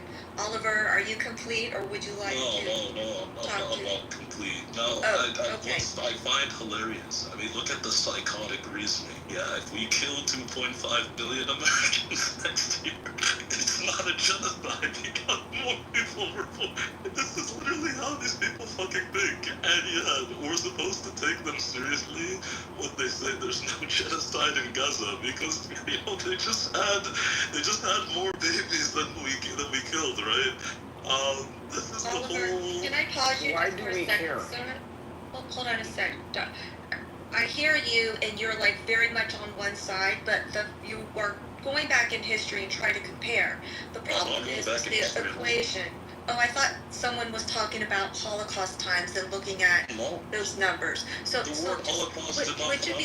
would you be so kind to let me finish my thought, okay? So if you want to come to an answer, it's very difficult to do so because the factors are very different and distinct compared to the actual groups that are impacted on both sides. So that's the reason why it's difficult to say like, oh, what is the legal term per se or whatnot. I hear that you think it is. Good to go. Roger, go. All right, great. All right, thank you, Oliver. Vital. I didn't even finish, but okay. Oh, okay. So, do you want to finish, Oliver? I don't want you to get your boxers in a bunch, sir. Would you like to finish? I thought when you were done laughing that, sorry. Oh, respectfully, man, the only people who seem to have their boxers in a bunch. It's really quick what I want to say. Look, at the end of the day, we're all just like armchair philosophers on Clubhouse, right? There's actual scholarly work being done on the subject, and there is a consensus of scholars that there was genocidal violence inflicted upon the Palestinian population, specifically I think Gaza, and at this point it's unanimous that there is a genocide or a genocide has occurred. 100% Okay? false. So 100% it doesn't matter false. what you say, how normal, just it let doesn't him matter what speak. I say.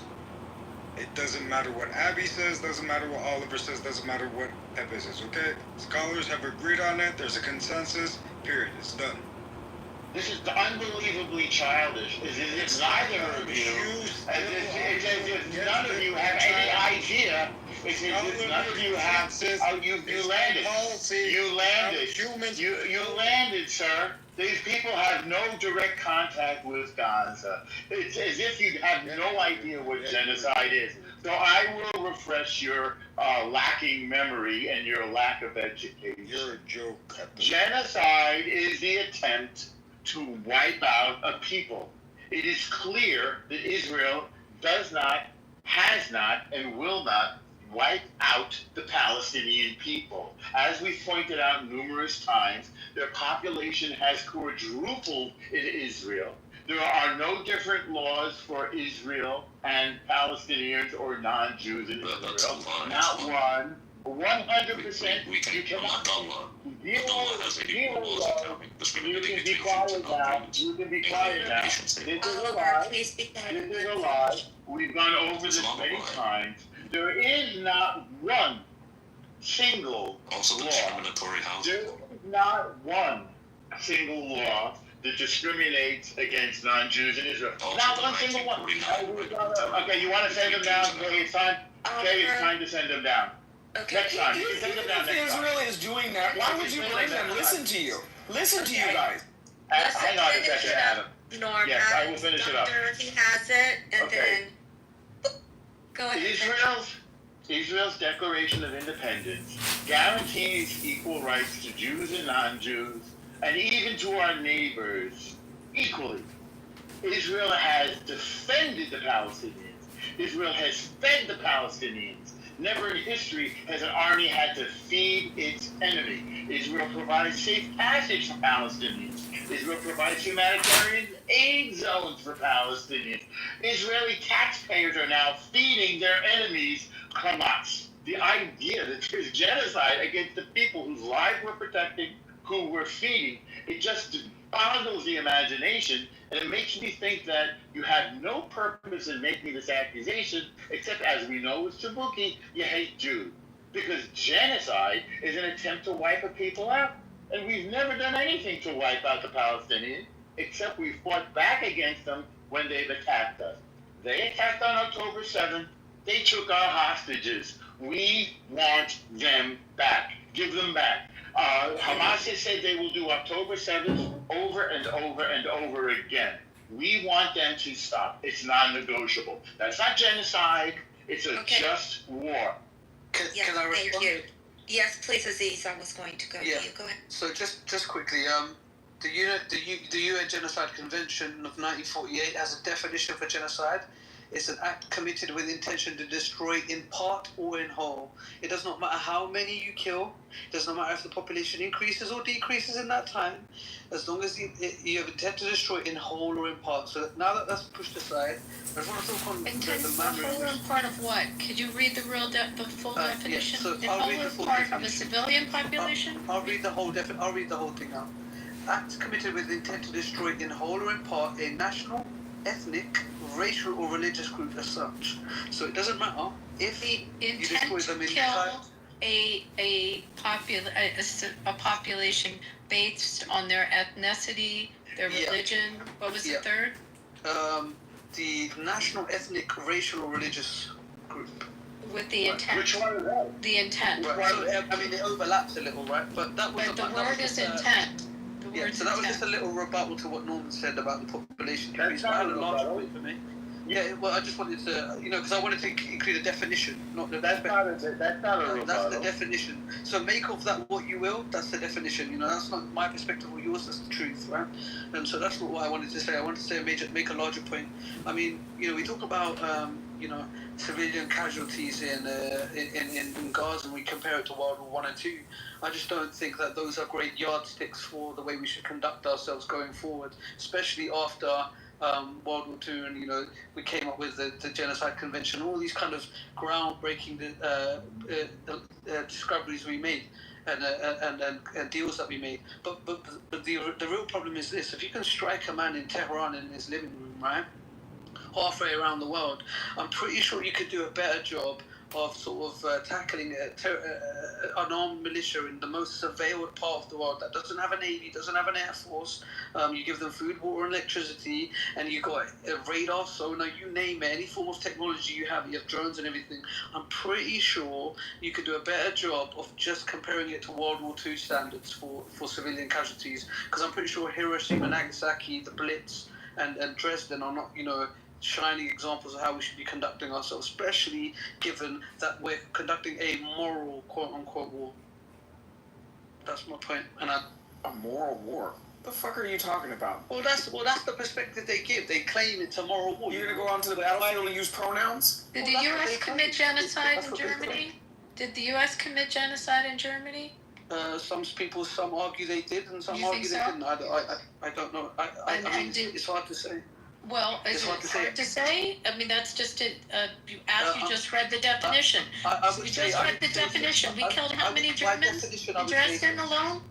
How many did we kill in Dresden? By definition, I would say so, yeah. Many? By definition, 25,000 in 32 hours. Okay, so 25,000 people in 32 hours. Was the U.S. committing genocide in Germany? Yeah. I mean, by unofficial genocide. Hiroshima, yes, and Dresden, yes. I believe so, yes. By Dresden and Hiroshima, Nagasaki. Abby, this is what happens when this generation is raised on Teletubbies. This isn't about generation. Okay, they're completely stupid. A war is a fucking war. A genocide is a fucking genocide. You are stupid. You're stupid. Yeah, you're an intellectual. You're an intellectual. Your opinion's about as useless as tits on a nun. You're a fucking idiot. Come on. Yeah. Don't get your knickers in a twist, little man. Aziz. Learn to speak English. Aziz. Says the American.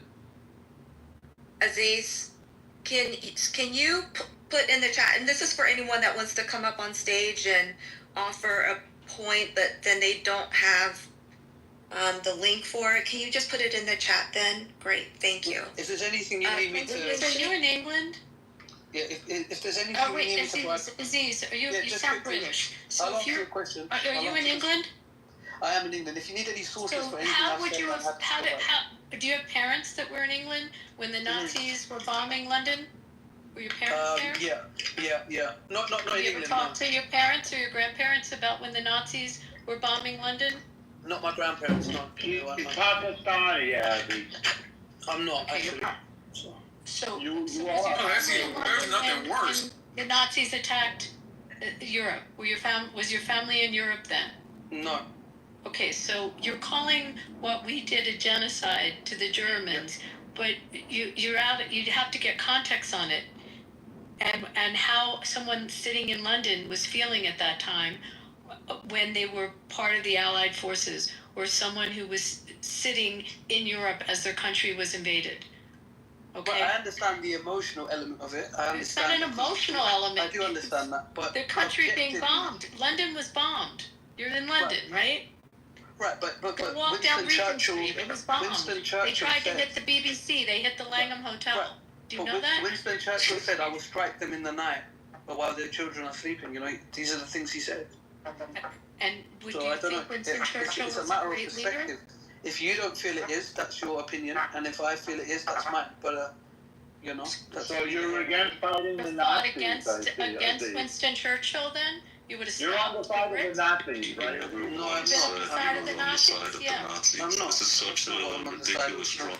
Don't try to gaslight me. No, I'm not gaslighting you. You're defining genocide. You just said America committed genocide in Dresden. In Hiroshima and Nagasaki, I said. And you said Dresden. You specifically also said Dresden. You said Hiroshima and You also said I said Dresden. Hiroshima. We said Dresden. We didn't talk about Read back the Hiroshima. We transcript. only You said Dresden. Oliver, would you shut up? He doesn't need your help. But this is like dumb. Oliver, It's like a shut up. 5-1. Adam, Okay, Adam, this is, stop. excuse me, this is between Aziz and Abby. Let them finish it out, please. Thank you. So you would have been on the side of the Nazis then, with No, the I think- decision of the I'm not- Allies to take out Dresden. How many, Ruben took, what was it again? How many people died in 32 hours? I'll tell you what it is. You asked a question of me. I'll tell you what it is. Sometimes I can look back at history and not just be red team, blue team. You know, I can see things for what they are objectively, knowing that I was not part of decision making and I had no emotional nor personal interest in the situation because I was not involved, nor was I alive. So I can take things for what they are, given the objective facts, and put them in a box, knowing that given the sign of the times, maybe in the moment you had to make a particular decision, and it may have been the right one or the wrong one, but I can still be. This is your defense of the Nazis, Aziz? Good job. This is between Abby and Aziz, and they're going to finish Do you it think up. Churchill made the wrong decision and it was genocide in Dresden, which is what you said earlier? Are you still standing by that? That it was that in 32 hours that many people were murdered or killed? Yeah, I think there could have been another approach, but again, that was the decision I was What would you making. have done if you were fighting World War II and you were sitting in London getting bombed on Regent Street? What would you have done to stop the Nazis? You know, again, I don't want to make a decision without having all the facts, you know. But I just think that was an aggressive military approach. That's You all think I'm it was aggressive? So But you're doing that for Gaza. You don't have the facts in Gaza, but you seem to have No, made the decision. I do, because we're live, we're living through that. It's easier to get You the don't have the facts. facts, though. You don't have the facts. Well, you know, I could argue you don't. I'm going to argue that the United States military did not commit genocide by bombing Dresden. I'm going to make that argument. And you know, and I respect that opinion. Okay, I'm not thank gonna. you. I don't have. Can I? It's. You know. Can I hurry Okay. that, please? Go ahead. Aziz, thank you, Aziz and Abby. I'm going to pass the mic over to Ruben Sheikh. Thank you for waiting. Yeah. Can I invite everybody to at your leisure, you don't need to do it now. Google the World War II bombings of Dresden and look at the damage of the city. Okay, Nagasaki, 60,000 innocent people killed reported. Hiroshima, 140,000 people. In 32 hours, 25,000 people, innocent civilians killed in Dresden. Right? These three are not gone down as genocides. Okay. And the other question that I want to ask again to Mr. Aziz and other people who have said this, if you have, I don't know, 80, 100 scholars in genocide, right? All the news agencies are reporting it, all the humanitarian agencies are reporting genocide, and you have to accept, because of that evidence, and you have to conclude that Israel is guilty of genocide. What is the logic in sending journalists into Gaza? if the world already knows?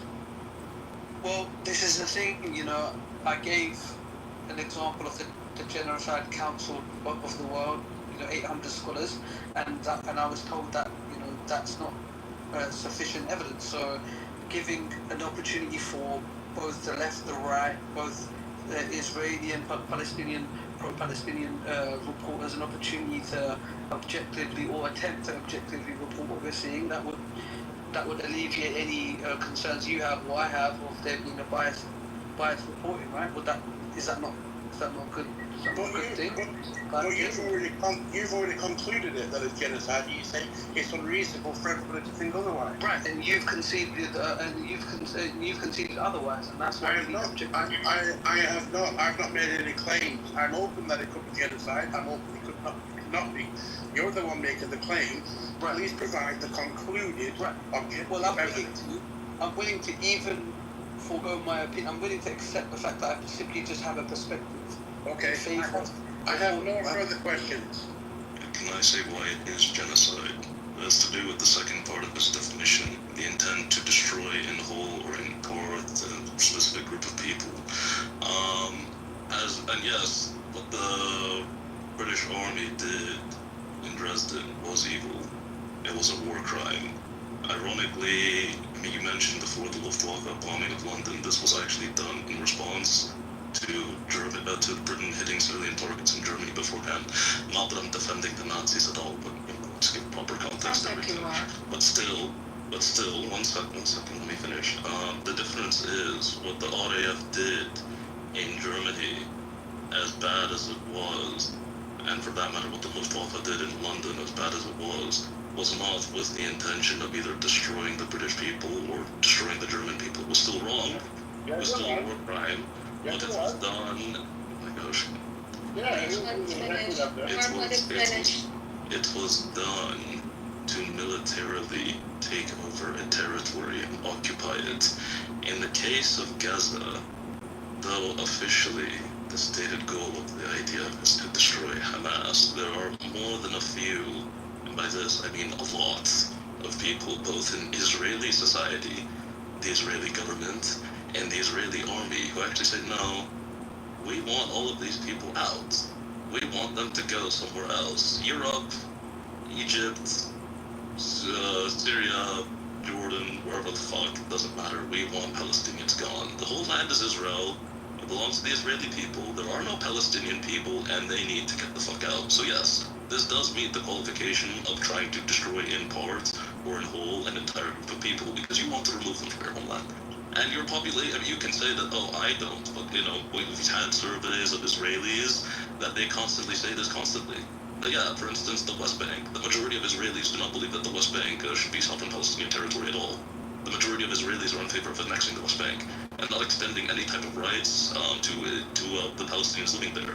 You also said earlier that you can't name that there's not one single law in Israel that discriminates between Jews and non-Jews. One of my friends actually in the chat posted an article that has about 65 and counting.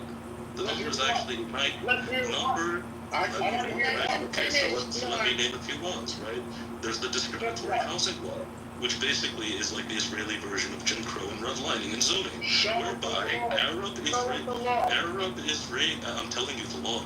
You can't hear the law if you don't want to listen. I'm telling you, you can't hear the law if you don't want to listen. I understand you guys have an issue with read up the law.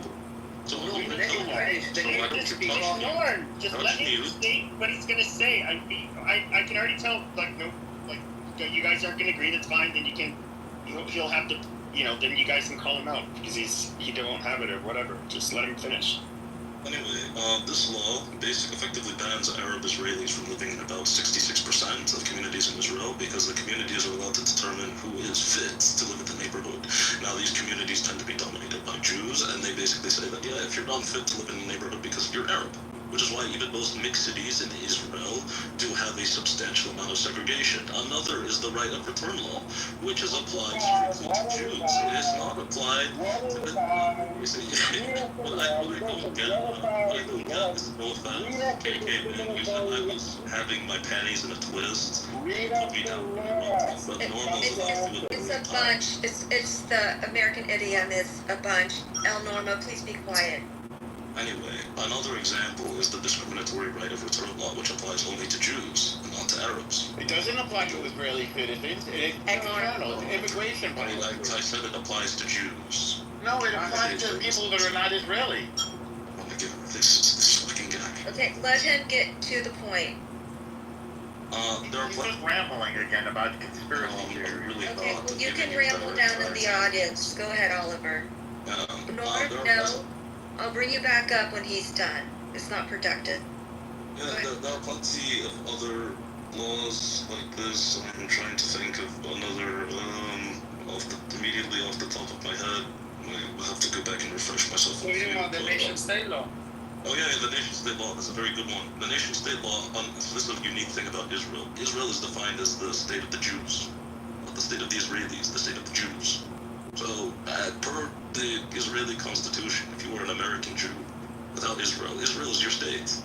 So you have more of a right to Israel than the... Well, only Jewish people in Israel have a right to self-determination. Exactly. Yeah, the right of return law, we already stated that. Yep. It's a Jewish state. Do you have a problem with being in a Muslim state? And Yeah, Jewish. If you're not a Jew, Isn't England an Anglican? Someone just reminded me. No, it's not. It's not. I don't live in an ethno state, and the problem with you. Yeah, but that's not the point. It's a constitutional monarchy, but that's not the point. But The point here is you're so. Just can you stop asking the same question after it's been responded to? You parrot. But the point is anyway, is that it's an ethno religion. So the difference between saying a quote unquote Muslim state or an Islamic theocracy is that anybody can be a Muslim. But when you're talking about a Jewish ethno state, anyone can be a Muslim, anyone can revert to Islam. However, when it comes to I can't live in Saudi Arabia. I'd like it there. It's great. Of course you can live in Saudi Arabia. Look, just stop. Are you a non-sister? Just stop for a second.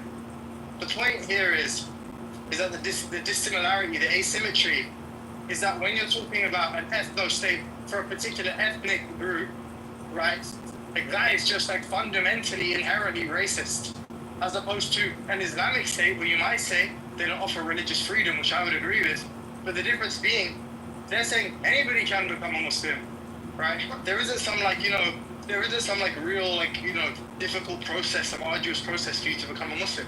Whereas with Jews, there is obviously, even if it's the case that you have an increase. We don't proselytize. We don't want the world. That's not relevant. The world Muslim. Yeah, but if you endorse an ethno state, you're a Nazi. No, we're not Nazis. You were a Nazi. Not like you. I'm saying you. And it's a Jewish state. And I denounce all ethno states, and I did, just like I would Nazi Germany. I would be happy to do so.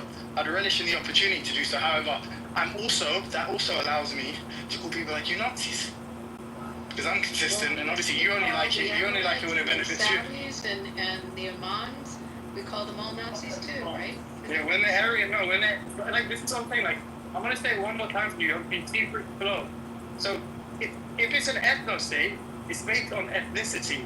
It's not like a religious. So it's not like this is a religious theocratic state where if you're not a Muslim you have to pay the jizya or something, right? Because obviously anybody can. All ethnicities can participate and can comprise this theocratic state. Whereas all you're saying is you have to be a Jew. No, I'm not allowed to not live. Just religious. I can't live in those places.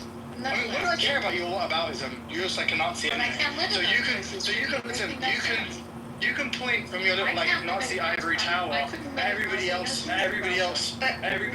Nazi. You're a Nazi together. How about you shut the fuck up and allow her to speak? That's not. Why? She's just a parrot, just like you. And you sound like a dirty Arab from a shithole country that lives in the UK. Doctor, we're not doing that. Yeah, but he's calling her a parrot. Nobody's saying anything. I know. Well, he's not using ethnic slurs like something I was trying to avoid. How about no slurs? He just called Abby a Nazi. Yeah, that's not. Yes, he that's did. not gonna happen. By the way, Pepe, Yes. Pepe, I appreciate your moderation, and I take back a lot of what I said about you. I apologize. Okay, Now he's we're gonna trying just. to honey pie Yeah, you up. that's. No, he's being a decent No, no, moderator. no. I have to credit where Okay. due. Okay, that's gonna be closed now. Please. May I go now? Let the record, thank you. Let the record show that Shibuki, who's calling himself General these days, he's gotten canceled so many times, did not name one single law. He said discriminatory housing. I said read the law. He didn't. Then he said that Jews who are not in Israel are allowed to go to Israel. Well, that doesn't affect people who are in Israel. That's not a law that discriminates between Jews and non-Jews in Israel. Israel is, in fact, the most diverse country in the region, with the Yazidis and the Baha'i, all the people that were kicked out of all the Arab countries, South Sudanese, Christians, Muslims, Samaritans, all of them in it. Yes, they're all in Israel. And there's not one single law, there's not one single law that you didn't read a single law, not one. There's no housing law. You just lied about that one. Then you said that Jews, yes, Israel was formed. It's not an ethno-state. It is a state that is formed for a refuge from Jews all over the world. We consider ourselves a family, a nation, a people with a text that is the Torah, with a set of laws coming from the Torah, with a language which is Hebrew, and with a land which is the state of Israel. We're a family, a people, and a nation. Self-defined. And we don't deny that same thing to the Arabs around us. The only requirement we make is that they not attack us. That's the only thing we ask. And we have a peace deal that lasted for a long time with Egypt. We traded them land for peace. Same thing with Jordan. We traded them, we just made a peace deal with them, with UAE, with Bahrain, with Morocco. We have a peace, by the way, with Saudi, but it's not public. We all work together to fight our common enemies, Islamic jihadism, and the Iranian genocidal terror regime. There's no apartheid, there's no difference in the laws for anybody in Israel, according to our Declaration of Independence. He didn't name any laws. He said there were 65. People always mention that number. They never even look at one single law. I urge you to read us the law. By the way, what is it? He said that self-determination is a Jew. Yeah, so what does that mean that non-Jews can't do? What is one thing that non-Jews in Israel cannot do? There is nothing. Mr. Elmore, I have one. Anyway, looks like I literally listed. No, I want to hear from Ruben. You went already. I want to hear from Ruben now. You didn't read one law. You had the chance. You had the chance to read the law. You didn't do it because there are none. You got nothing. You're not. You got nothing. Read the law. You can keep rambling there. No, read us the law.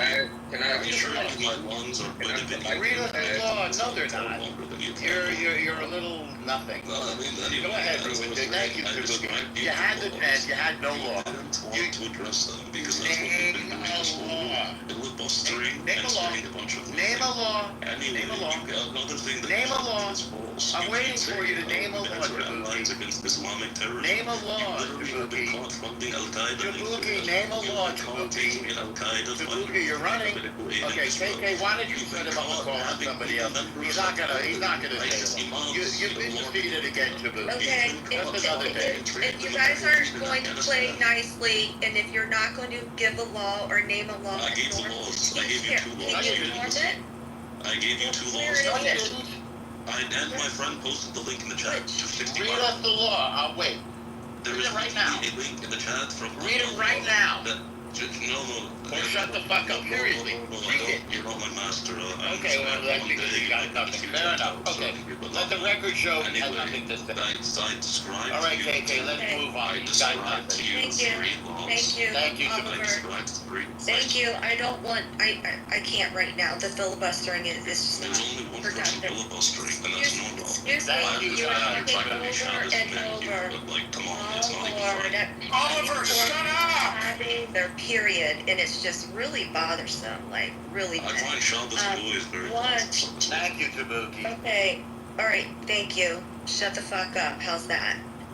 Aziz, I'm still looking for your council link. Oliver, put your hijab in your mouth and be quiet. Dude, doctor, I'm getting sick of your shit, dude. Like, this isn't, you're like just being disrespectful. Like, I told you not to do it. Because she's being biased. Christian, by the way. She's being very biased. She keeps saying I'm the. I know. You're a victim now. I'm gonna name you a Twitter with a big beat for victim.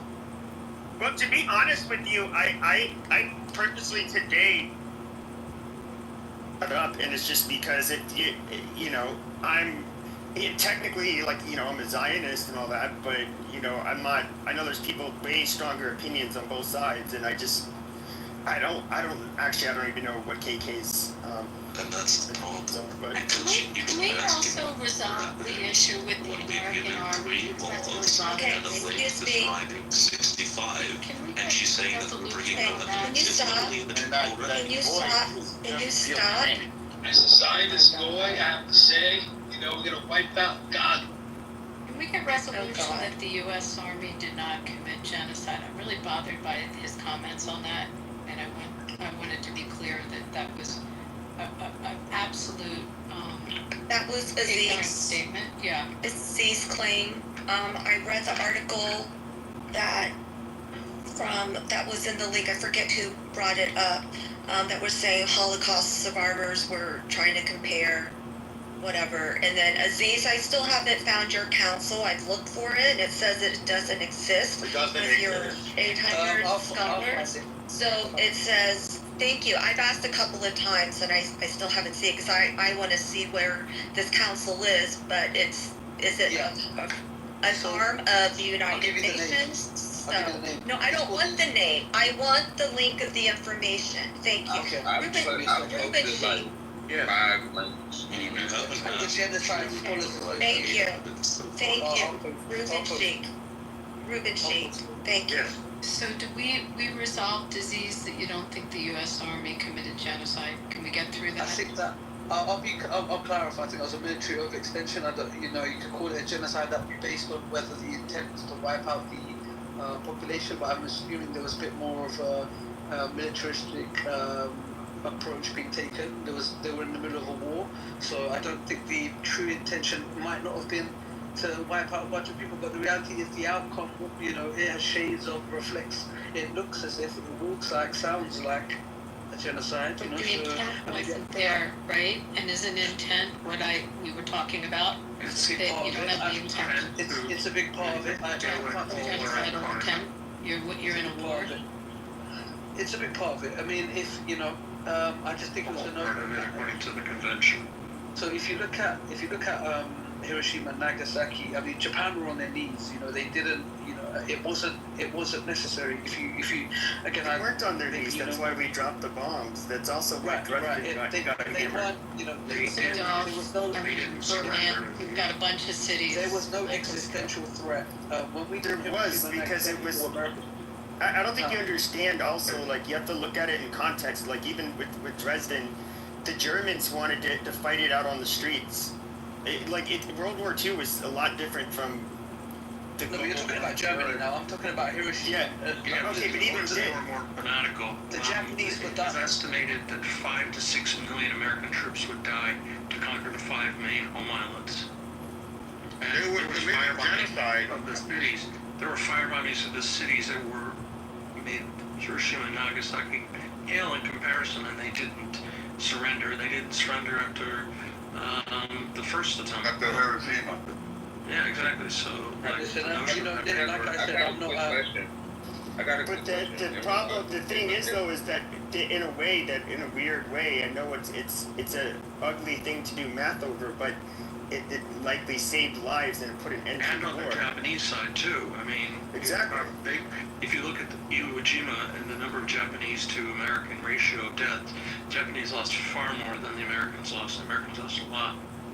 It would have, if we lost anywhere, the estimates were 5 to 6 million troops. They would have probably lost an order of twice that amount in civilian, of course. They were literally committing genocide against the Koreans, the Chinese, and the Filipinos as they were losing the war. As they retreated, they were gratuitously slaughtering Filipino people. We literally stopped a genocide by dropping the atomic bomb on them. It's the opposite of a genocide. The same way that Israel is committing the opposite of a genocide with the Palestinians.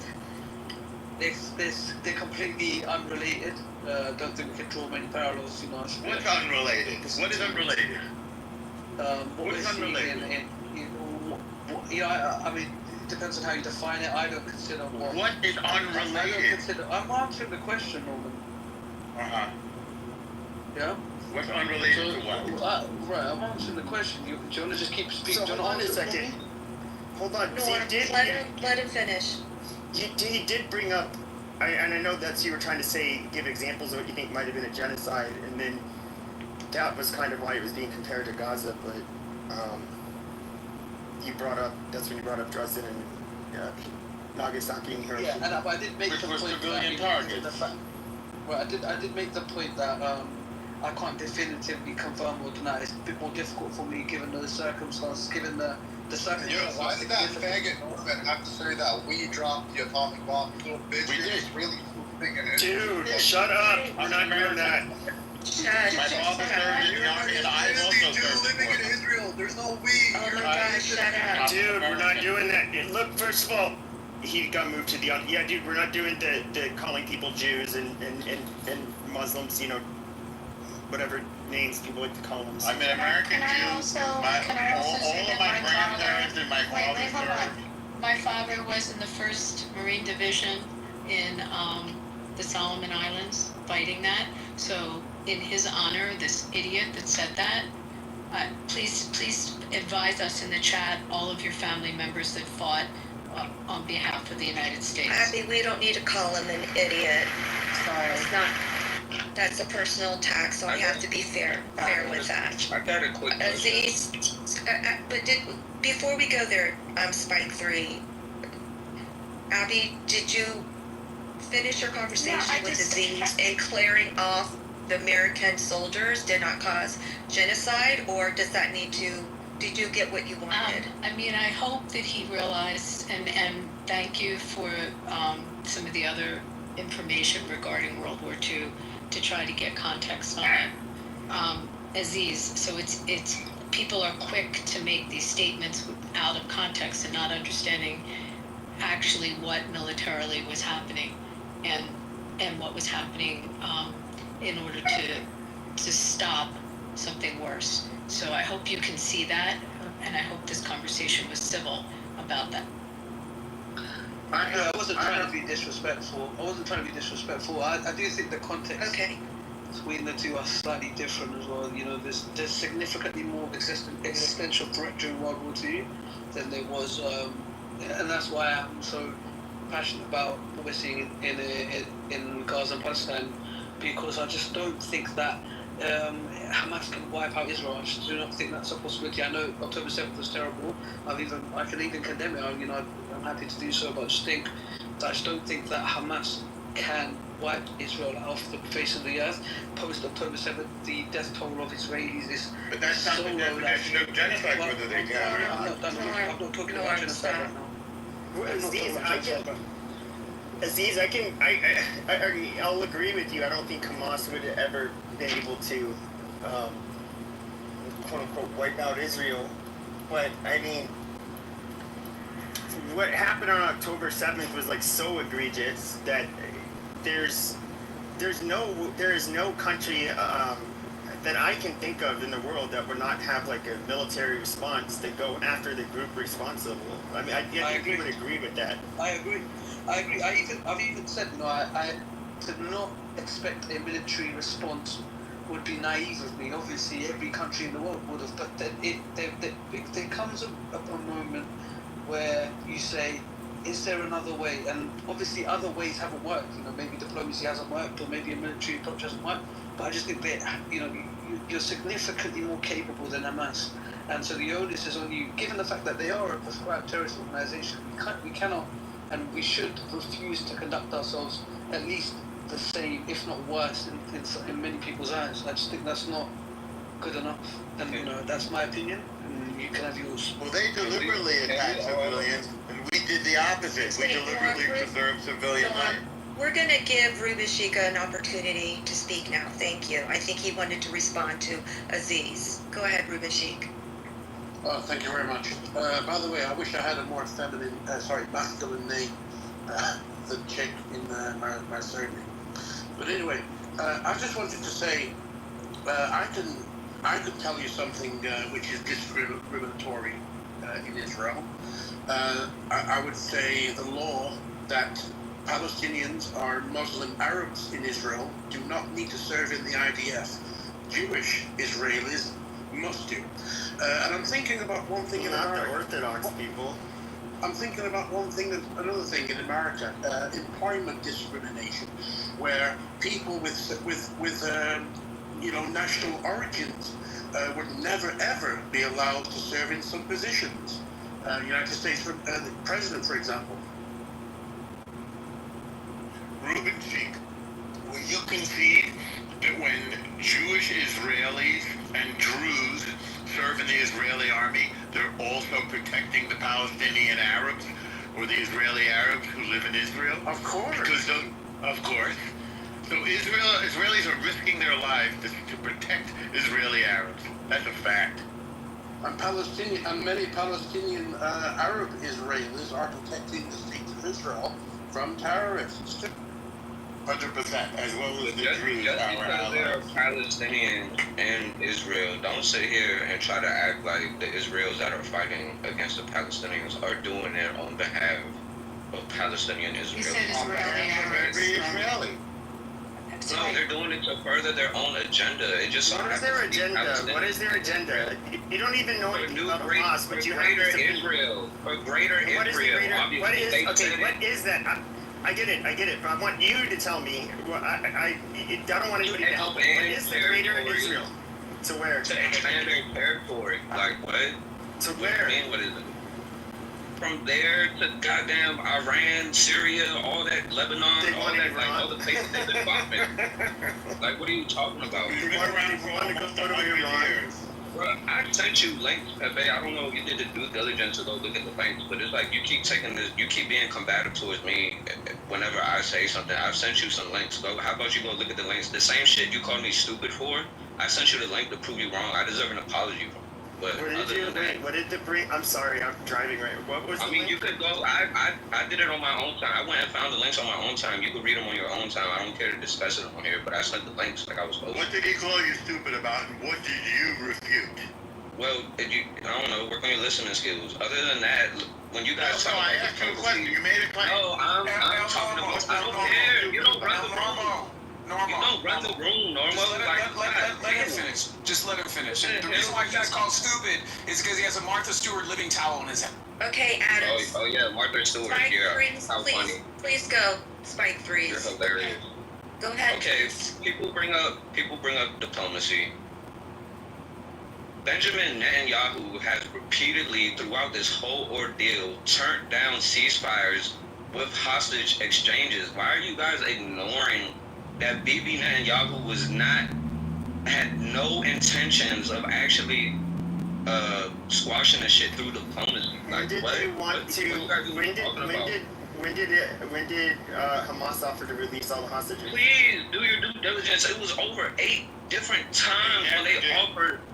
Yeah, they never did. Bibi Netanyahu fucking turned it down every single time. They never offered to return all the hostages. He was so headstrong on driving the world into World War III. Like, I don't understand how you guys are like, are you pro-war or are you against war? Like, don't sit here and talk numbers, talk racial, ethnic backgrounds. Like, you're either for it or against it.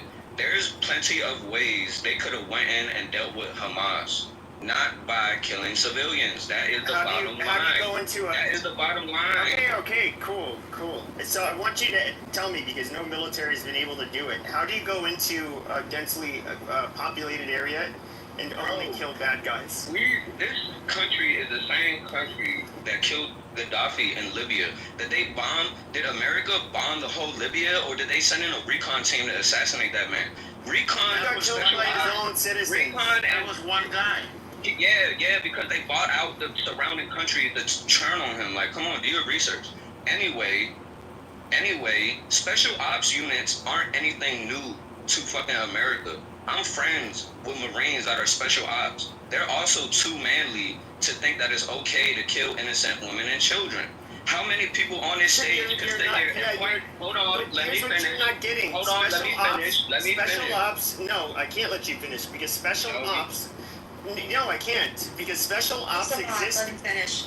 Special ops exist in small numbers. They literally do small operations, and if it is going to involve like a conflict with a bunch of people, where they'll have to fight a lot of combatants, they have a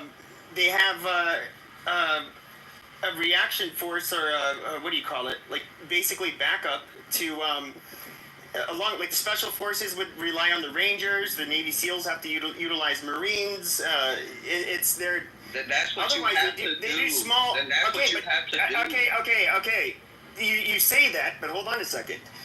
There's only a very small number of special forces in any given country. They can only be at a couple places at a couple times. You cannot. You cannot go through the territory of Gaza with just special forces. There's not enough of them. That's impossible. Bro, where are you getting this from? It's simple. Where are you getting this from? Cut the head off the snake. Oh my Cut God. the head off the snake. You don't take down civilians. We did that. Don't take down civilians with them. You don't take down civilians with them. Okay, excuse me, Spike 3. Listen, Pepe is correct. You can't just do that. There's a lot of, there's strict laws and standards for which to be able to utilize our U.S. military, right? Logistics-wise, it's a whole nother thing. Okay, when you say chop off the snake, we've done that, but guess what happens? Another snake, excuse me, I didn't interrupt you. I'm just trying to give you perspective so other people can understand maybe. When another snake is going to pop up and appear. So you're like, we have special forces. So I will share this with you. My family member was an infantry Marine officer. He did knock, bad guy, get out, all along the Syrian border in Iraq. Okay, so understanding what that cause and what it needed to be done, there was no SOP, standard operating procedure, to be able to do that. They created it due to just this actual circumstance. So they have to eliminate, separate. So you have to separate the women and the children from the adult males on one side. You have to vet them to determine who is what compared to the tribal leaders. It's not as easy what you are saying to do. Like, it just literally is not. I'm telling you, coming from an infantry family, it is not able to do. Yeah, it's harder to invade a school and take out the school shooter. So let's just bomb the whole goddamn school. I don't think you're understanding. You're not understanding the point. Even if you were to not drop bombs, for example, you would have. Let's just say you had infantry, right? They don't just have guns. They have other small arms, but. Why are you guys ignoring when it comes? Hold on.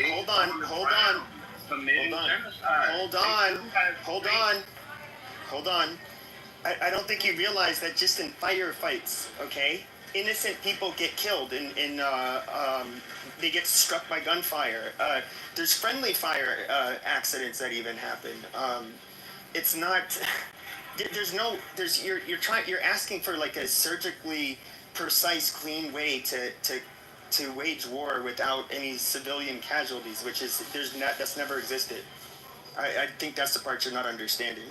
When was there ever a war, especially an urban war, in which non-combatants did not die? Civilian city. You don't flatten the whole entire goddamn city. All right. Why not? Excuse me. Why not? Excuse me, both of you. The reason why they have to flatten the city is you have to remove the compound and the ability, the operations for the terrorists to be able to operate in that area. Because if not, they'll just come back. They'll just literally come back. That's the reason why they had a whole operation called Operation Iron Curtain along the Syrian border to cut that and infiltrate that up. Prior to doing that, they cleared out 8 to 9 cities along the way in the capacity that I did. What do? They send in special intel. They get the intel, understand potentially where are the bad guys. They talk to the leaders. They have an idea, all right?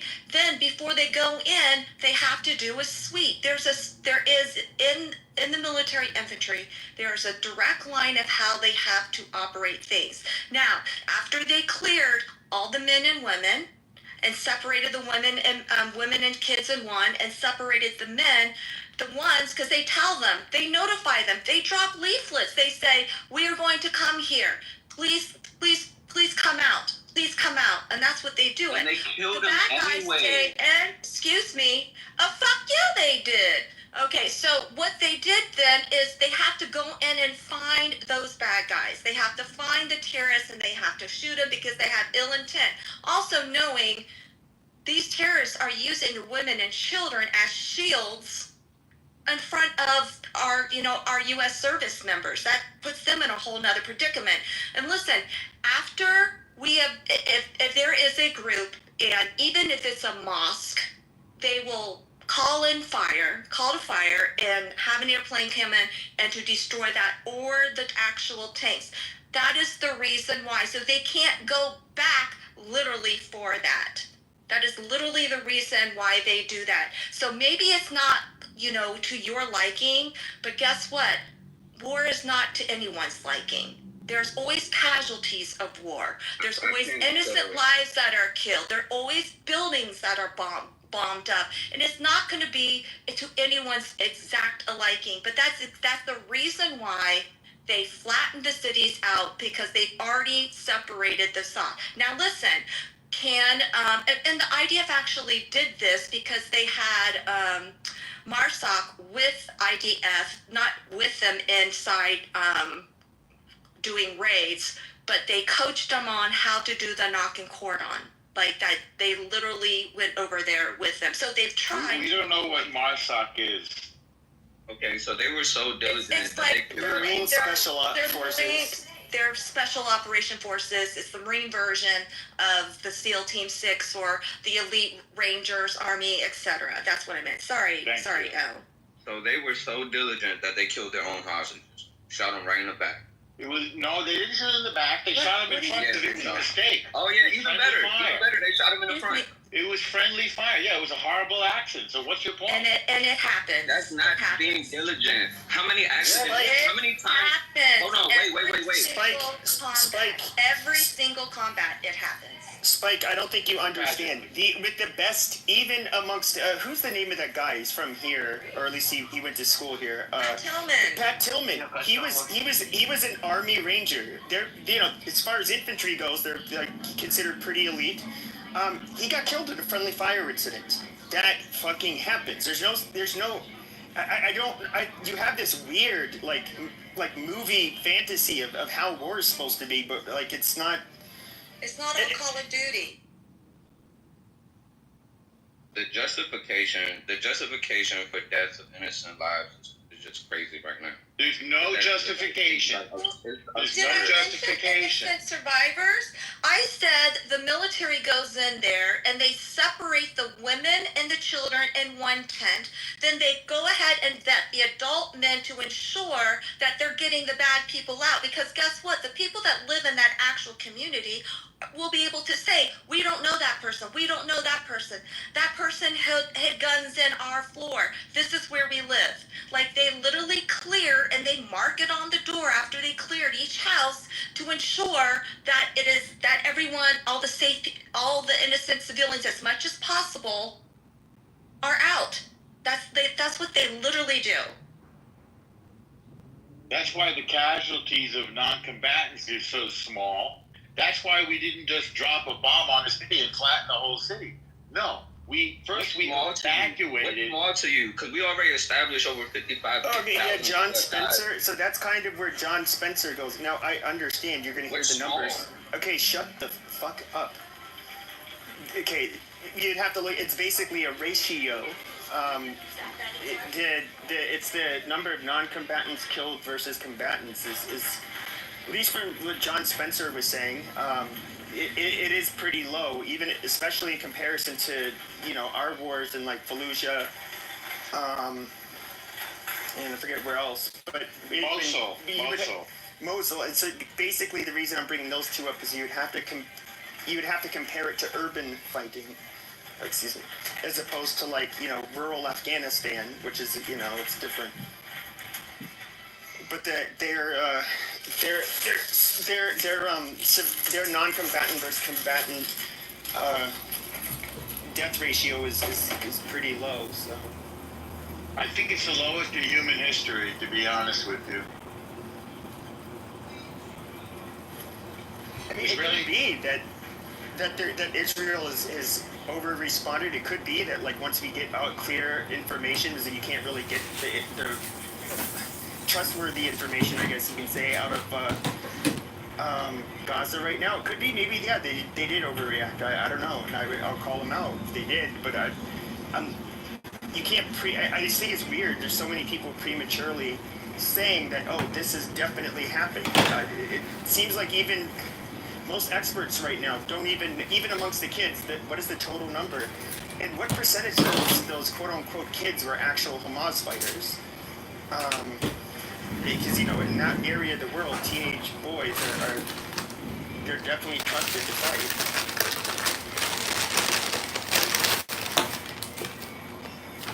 You have missiles launching in a school or a hospital.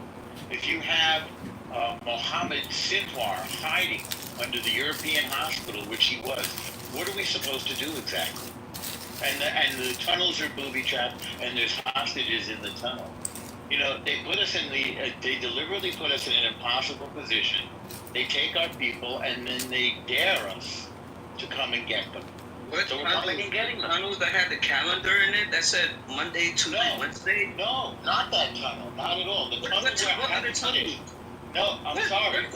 I'm telling you. Just listen. I'm telling you. I tried to talk the footage of the 40 beheaded ladies too, right? Listen, dude. We have the footage of Mohammed Sinwar hiding in a tunnel underneath the European hospital. We filmed the whole thing. By the way, we filmed all of this stuff. So if there's ever anybody that wants to be called to account, we're going to show them the video.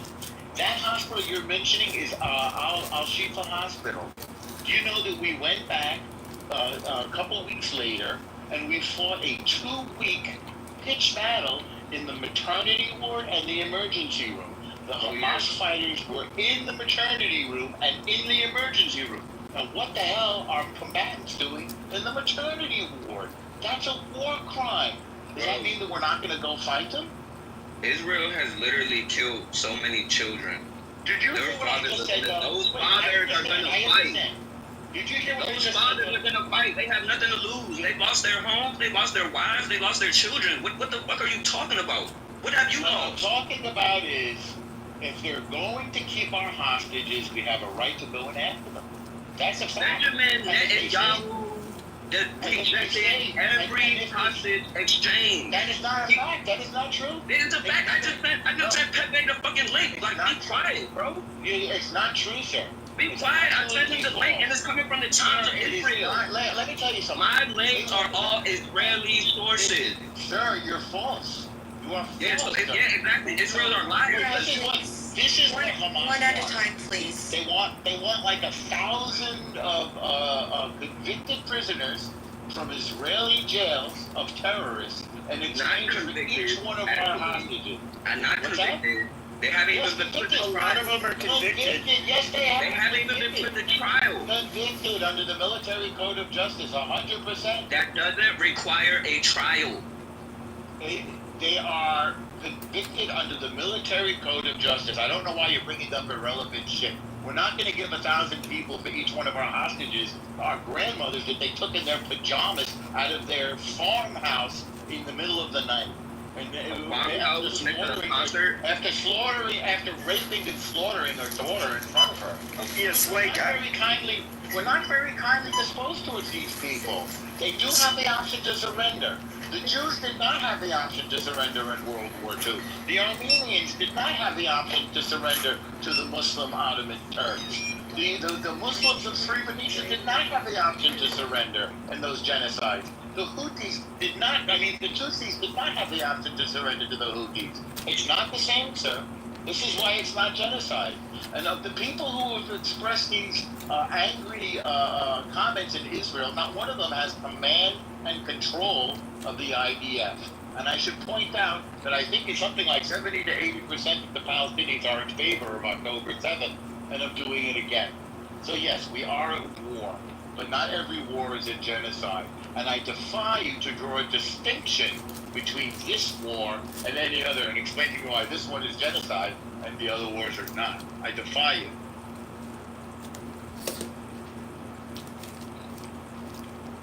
Who gave me the 100%? I appreciate it, whoever you were. I think it was Miss Elizabeth down there. Oh, thank you, Miss Elizabeth. I met Miss Elizabeth in the real world. Thank you, Miss Elizabeth. Spike, do you have any response to anything I just said to you? Yeah, I'm responding with links. That's how I respond. Well, why don't you use words? Because this is an audio app. No, because I use words, then you ask for proof. So I just jump straight to the conclusion of the proof. That's right. Start with the word, and then I'll read the proof. What's the word? No, you don't know. I'm not going off of your sources. I'm sending people my sources. Well, I'd say which happened to be coming from Haaretz, Times of Israel. Even fucking Israeli reporters are reporting on this shit. What is your response to my words, if any? Or you have? I don't have it. I don't care that like your bias. Like, okay. Honestly, this whole time. Hold on, no, don't ask me for a response. This whole time, you've shown absolutely no humanity. You guys like justify the dumb shit, bro. You justify the dumb shit. Over 250 billion American dollars have been given to Israel, but we somehow don't have a budget for special ops. I think we spent $1 trillion. We don't have a budget for special ops after 250 billion has been spent. We spent $1 trillion in Afghanistan, another $1 trillion in Iraq. Are you saying that we don't have money for our special forces? When I brought up special forces, this is the argument. We don't have enough soldiers. We don't have enough. We don't have enough soldiers. But we do have a lot of military spending. I mean, bro, we got drones and all kinds of shit, bro. We don't have to kill civilians, bro. You don't understand. Like what? Even in America, when you had a Texas sniper. You had a sniper in Texas that was shooting police. You know how they went in and killed them and minimized casualties? They sent in those little fucking robots that could go up. That was one guy. It doesn't fucking matter. Then you do it on a mad scale.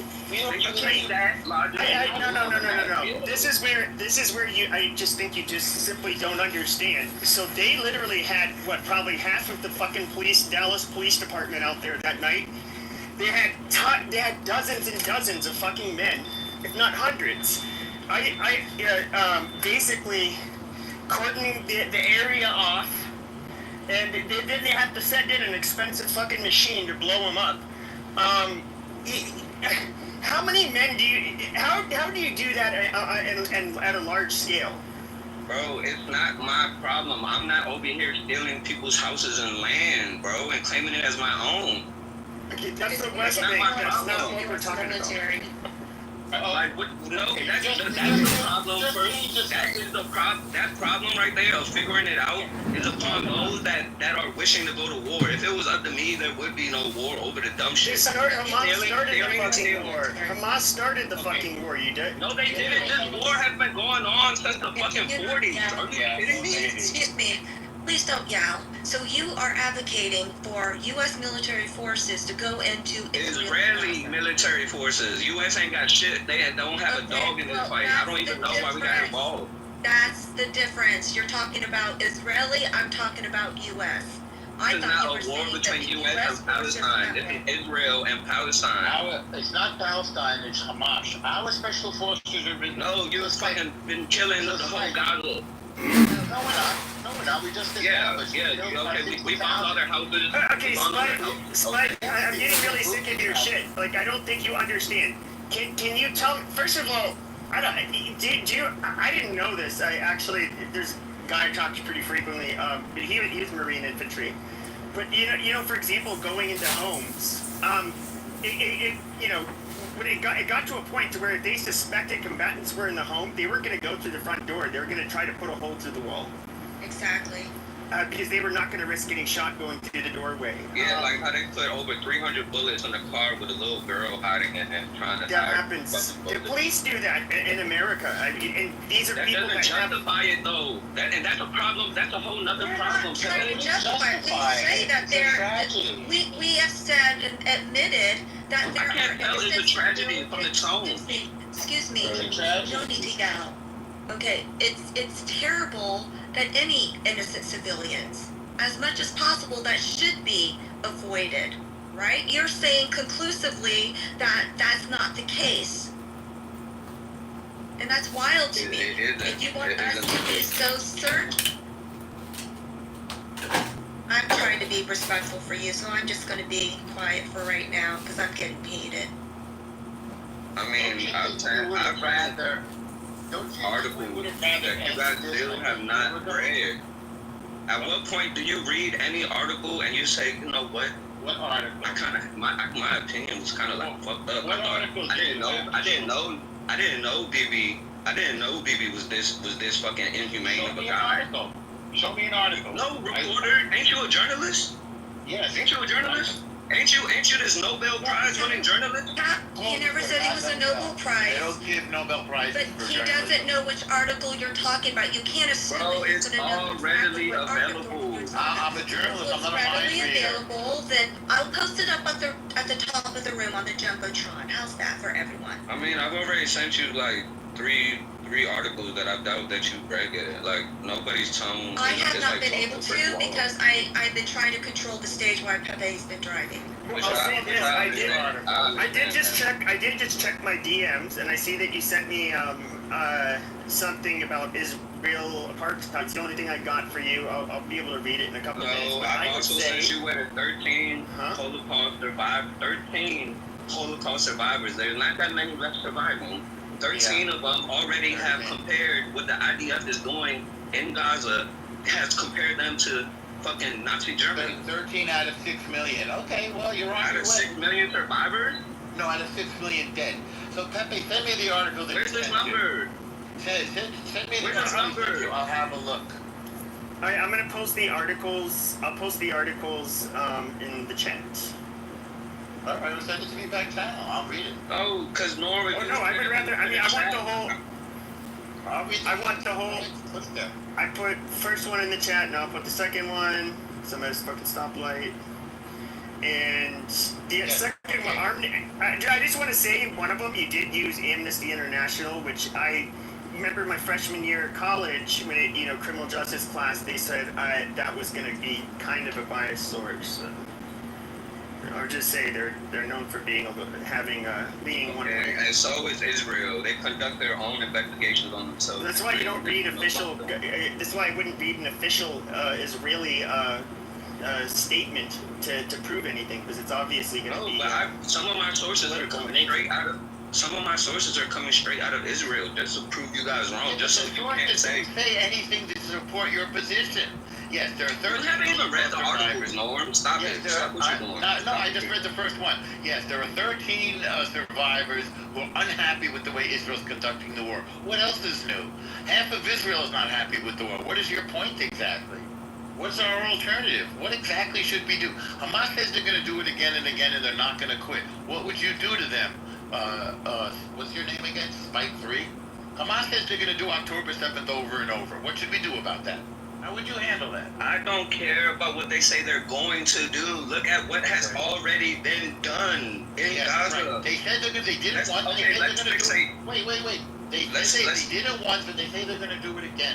And by the way, don't forget, Hezbollah is in league with them. The Houthis are in league with them. Iran is in league with them. Bro, what is this fixation on hypotheticals? You cannot fixate on a hypothetical and use that to justify killing. This is not hypothetical. They did it already. Hypotheticals, man. It happened. Wait, Spike, it already happened. They did it. And they say they're doing it again. What's your answer? What would you do about that? Bro, Explain. I would not kill women and children Okay, off a so what would you, hypothetical. no, not what you wouldn't do. Let's say you're right. What would you do instead? Let's hear it. Well, when Hamas offered a ceasefire to release the hostages in exchange for the Palestinian hostages that are wrongly jailed, Bibi said fuck off. That's correct. Yeah, there was no one. That was correct, but you were just gaslighting me minutes ago, gaslighting that he didn't do that. Okay, but hold on a second. Hold on a second. The problem is that first of all, like during our war on terror, it was like largely known we don't negotiate with terrorists. There is a reason why you do that. Because that just then you don't look. Yes. Then you're not looking for diplomacy.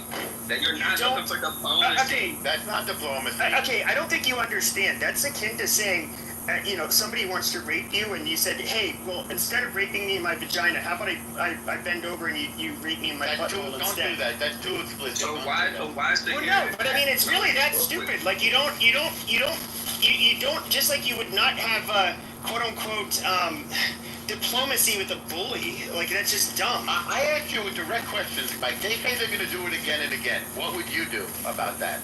I wouldn't. That's not hypothetical. I wouldn't. Honestly, if a guy tells you he's gonna punch you in the face but never does, what do you want to sit here and cry about it? But they did do it already. Are you retarded? Are you actually retarded? I'm so sorry. Yeah, don't make it. If I'm advocating on behalf of not killing civilians, then call me retarded. I mean, fuck it. No, Mike. I want you to really think about this. They said they're gonna do it again. What would you do?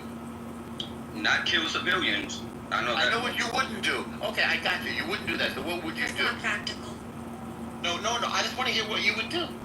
Not kill civilians. I agree with you. We're not killing civilians. After my target. I'm with you now. You and I are. I would not sign missiles. Okay. I would not be signing missiles. I got what you would do. I would not be drawing hearts. How would you stop them? How would you stop them? How would you stop them? Honestly, there's no fucking telling, because with all the information that's come out of Israel, everything has been debunked. You guys haven't revealed not one tunnel. Okay. The tunnels, yes, we the have. tunnels that you guys revealed that allegedly have hours of tunnels. We have hours of tunnels. I can put it in the chat. Israel does. That's crazy. Israel does. We have hours of footage. There's footage of of IDF turning. Okay, don't change this subject. Hang on. I said to you, they said they're going to do it again and again. Now, the Iron Shield is not infinite, right? So Hezbollah had thousands of missiles, right? So it's possible to overwhelm the Iron Shield. Hezbollah was thousands is over. Say again? Thousands is over. No, it's not an overstatement. They literally have thousands. They probably didn't even shoot over 200 missiles in Hezbollah fired far more than that. They have thousands of missiles. Yeah, they have thousands. Even Hamas had thousands. Well, Hamas is destroying tanks and fucking Adidas flip-flops with makeshift bombs. That's correct, they are. But that's not what I'm saying. What are you guys talking about? I'm telling you, you're not listening to what I'm saying. You know what Hezbollah is and where they are? They're in Lebanon. Southern Lebanon. Lebanon that also has absolutely nothing to do with Palestine. You can't even. Oh my God! Hezbollah does. Hezbollah does. Hezbollah fired thousands of rockets, missiles into Israel. Did you not know that? So Hamas is the problem. Hezbollah is the problem. If Iran had nuclear weapons that still weren't found. Wait, one at a time, Spike. I just told you that Hezbollah had thousands of missiles. What are we supposed to do about that? Bro, that is Benjamin Netanyahu's responsibility on behalf of his own people. Okay, to make the smartest decisions he could make. If he could have ended this war if he could have ended this war 2 years ago by negotiating, I don't even give a fuck if he negotiated. What is he to negotiate? Hold up. What is it to negotiate? What deal are you offering? For the hostages, you gotta give so much fucks about hostages, don't you? Yes, that's right. Or are you in agreement with the Hannibal directive? They never offered all of the hostages back, by the way, just some of them. You notice they still have them. You keep negotiating and you get your fucking people back. Look. This is the thing. Let me tell you. Why should we release criminals? Let me put it in a way you might understand, right? Let me put it in a way. Okay, sure. Well, so far you don't understand. I don't. Okay, this is getting retarded. Okay, no, since October 7th. No, I know, but I want to tell him no. Stop, Norm. Okay, they have in the negotiations. They have never offered to give all of the hostages back. However, they've had egregious demands for releasing tons of fucking terrorists from Israeli detention. Bro, terrorists? You had one group of people take some hostages, and now the whole fucking Gaza, which Benjamin Netanyahu has already referred to as an open-air prison. The people, no. Okay, all right, open-air prison. No, what I'm referring to is the people that are in detention in Israel from terrorist activity that placed before October 7th. There's thousands of them, and so they wanted them released in exchange for the hostages. BNB never used the term open-air prison. It's far from it. There were luxury buildings, luxury beach clubs, BMW dealerships. Yeah, and fences wrapped around with cameras monitoring the people. Correct. To keep them out of like our southern border. Yeah, they can't even take a metro. They can't even hop on a metro bus up there. Why can't they take a metro? Jews only. Well, they don't have a Jews-only metro. What are you talking? Wait. What are you talking about? Are you talking about? You don't know where Gaza is. First of all, Pepe, you still haven't apologized to me after calling me stupid, and I sent you the link. I saw your links. It doesn't. Don't prove your point. They don't prove anything. Don't prove your point. What? Yeah. Wait, Yeah, let's go prove your point. should Now let's go back to the metro comment. to come into LA? Like He's out of so weird. Mexico? He's Like so that's weird. the weirdest comment. They're two different countries.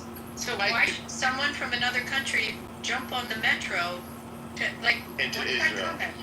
Well, that's why he said something about walls and cameras. I do agree they have a pretty militarized border, but if you look at like the Mexican border, we have cameras and fences as well. Cameras on our border. That's Bro, that's not a country. That's a city. You're comparing Mexico. No, Gaza's You're not a comparing city. country borders to city borders. What's a city?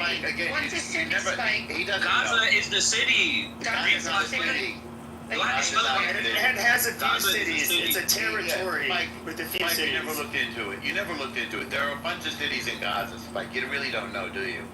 There's a bunch of cities. Okay, let's get caught up in the syntax. Cities, No, you just said it territory. was a city. It's not a city. You're just wrong on the fact. It's not It's not a country. It damn sure isn't a country. It's definitely not a country. You're right. Israel. It's not Israel. So why They don't should get they to come come into into Why is Israel monitoring them when it has nothing to do with Israel? They're monitoring their border. Why can't we monitor our Because border? they're terrorists. No, please. Because they're violent. Thank you.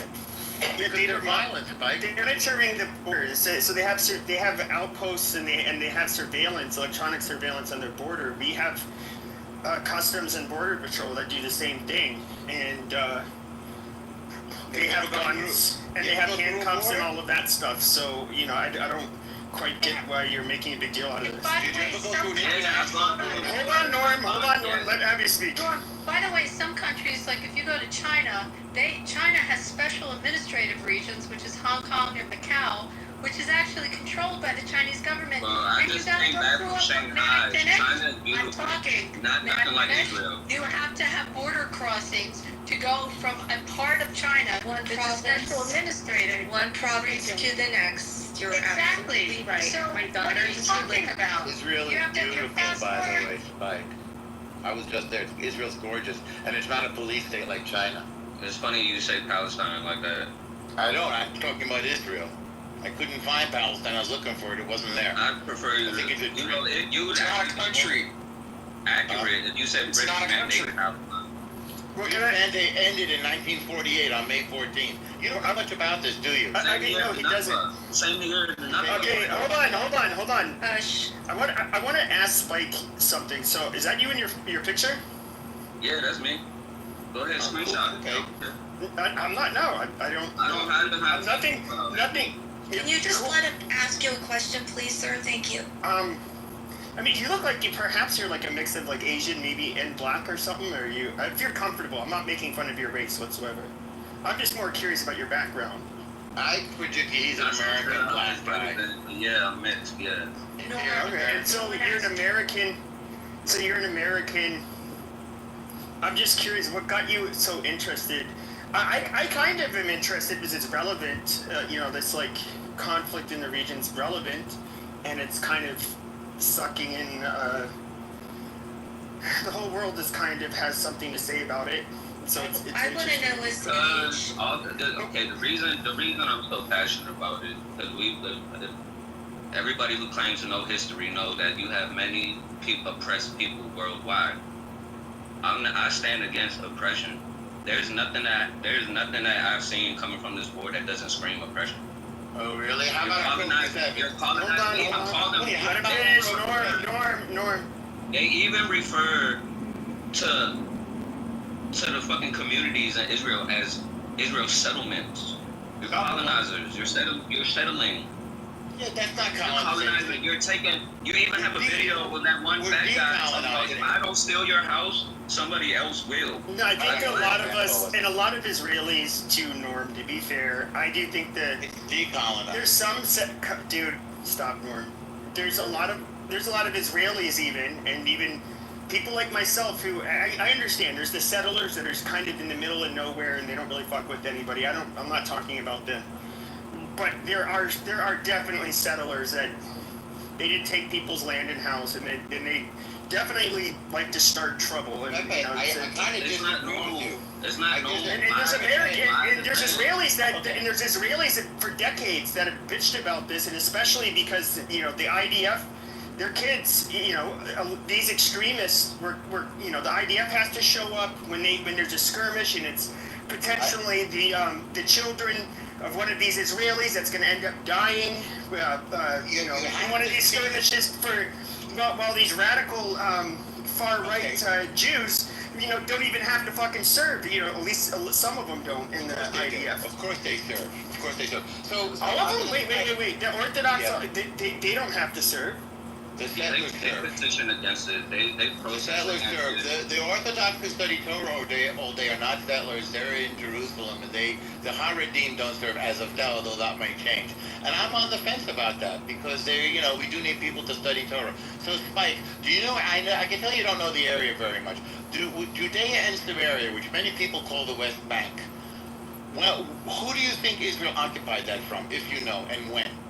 I'm happy to tell you. So they did occupy it. Wait, I'm asking you what you think. Who did they occupy it from and when, according to you? From the people that's been living there this whole fucking Just time. tell us who. Who? The Palestinians. Wrong.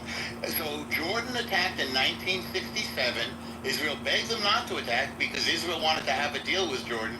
Israel pushed them back and occupied Judea and Samaria from Jordan. Did you know that? That's what they call the. But you did not know that. But Jordan occupied it before that, Norm. Let's say again? It wasn't even Jordanian territory before 1948. Jordan occupied it before then, correct. Okay, so what happened after that, Spike? When was it ever so-called Palestinian land, if you know? Bro, this is the. Do you know what happened then? This is the point. This is the point. Look, I don't single. I'm not even. The reason why the discussion is fixated on Israel because that's the current ongoing. That's fine. Conflict. Yeah, but I'm talking about Judea. I don't agree. You say somebody took somebody's house. Yeah, I don't agree with colonizing. I don't agree with colonizing. Okay, great. So who did the colonizing? Was it the Ottoman Turks? Was it Jordan? Was it England? Who did the colonizing? Who's indigenous to that land? Who's colonizing right now? Yeah, colonizing exactly. right now. Yeah, tell me who's This is where Tell me who landed it. Okay, Norm. Wait a second. So Jordan attacks Israel. Israel pushes them back and takes the land, as is their right in a defensive war. We took the land from Jordan. Now what? Now what are we supposed to do? Who does it belong to? Who does the land belong to? Norm, I think this is a disingenuous argument. I mean, first of all, okay, sure. So even if we look at the original, like 700,000 or whatever Palestinians, I would say they're 10 times, way more indigenous to that region of the world than except for the exception of the Jews that had remained there, for It's not like centuries. how indigenous you are. The Jews are indigenous and the Arabs are indigenous. Jew is not a race. Jew is not a race. Yes, I never said Arab is not a race either. Arab is not a race. Like Benjamin's real Okay, last we name. don't need it. Okay, we don't need a lesson on that. Okay, Arab and Jew are not races. They're not different races. Can I ask Spike a Yeah. question? Spike, Yeah. do you think Israel has a right to exist? not the way that is going about Do you it. think No. it has the right to exist as a country? No, not the way that is going about it. No, not through So the whole nation shouldn't exist. What should happen to that nation? You got Jews are known for having Jews are known. Let me answer your question. Jews are already known. What should happen to that nation? Okay, so no, stop moving the goalposts. Stop moving the goalposts. You're Jews biased, Mike. Jews are known. Hold on, let me answer. Jews are already known for hoarding a massive amount of wealth. Buy some fucking land like some regular fucking people. You don't have to kill innocent. Okay, wait, so what happened to the 9 million? No, it was given from through the Balfour Declaration. Spike, so what happens to the 9 million people, the 7 million Jews? Alright, Ludwig, don't cut. Wait, so Spike, what should happen to the 7 million Jews that are there? They should go back. Germany should fucking create housing complexes and let them come back. Should go to Germany. That's what you think should happen? That's what you think should happen. But what if they're not from there? What if they're every time I answer your question, you want to move and they were born there. They were born there. They were born there. What if they were born there? And they're there was already Jews being born there that wasn't warring. There are Palestinian Jews. What would you do with them? What would you do with them? What would you do with them? With the people that live? Germany needs to open up its borders and take them back and give them land. How would you want them to get to Germany forcefully? They're not German. No, fucking like every other country that gives reparations to its oppressed people. Like what they're not German, Spike. They're from Israel. Hold on, we're not. God damn it, Norm! You're doing your pedantic shit that you like to do in debates, but just don't do it right at this moment, please. I mean, now when it comes to, so, do you think, like, for example, that if the 7 million Jews were like, no, I like it here, we want to stay, this is where we're born, it's our home. Do you think they should be forced out at gunpoint and I don't know, they should cuffed and shut the fuck up, I'm asking him. Oh, I'm sorry. Do you think they should be rounded up and forcefully relocated to Germany? I mean, let's get real. You give people incentive, you offer them the houses that they rightfully deserve in the area that they were displaced from.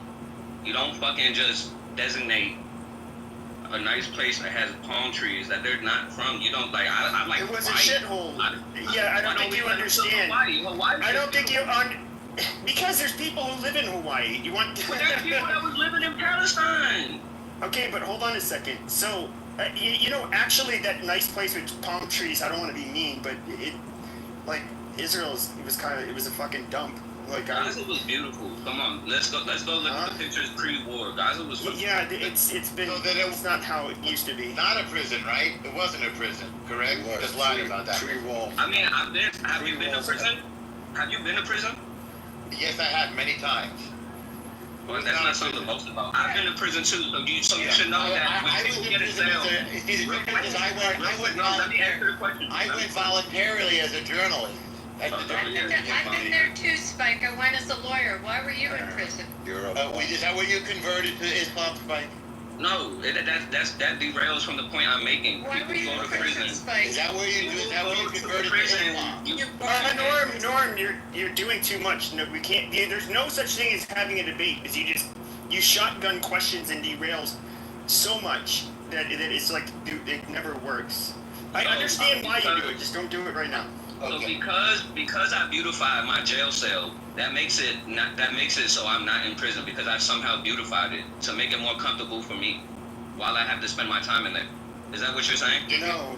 I'm saying that you're trying to make it sound like you're trying to make it sound like they went to this beautiful piece of land but really wasn't that pretty. Have you seen old photos of it? It's gross. They called it. If you take note, they're calling the Gaza Strip a wonderful, beautiful place. Now look at it, what Israel's done in the last 2 years. That's what they've said. They've labelled it beautiful themselves and a wonderful, amazing place. They want to build resorts on it now. Now they want to build resorts. And you're not yelling. It's so ugly. Can I go back to my question? Spike, what do you do, and Pepe's question, How do you get the 7 million Jews that are living there? On a plane to Poland, that's easy. Okay, Walking. Okay, back in the audience. How are you gonna get them? How are you gonna get them? Well, to leave there? if you turn down the incentive to go back where you were displaced from, to continue on fighting a war, then that speaks more on your character and your beliefs more How are than you gonna anything. do it? You're in charge. How are you gonna get the 7 million? Well, you care so much. You care so. You feel so threatened, right? You feel this existential threat. We're asking you. You're in charge. No, okay. Israel. Be quiet. Let me reword it.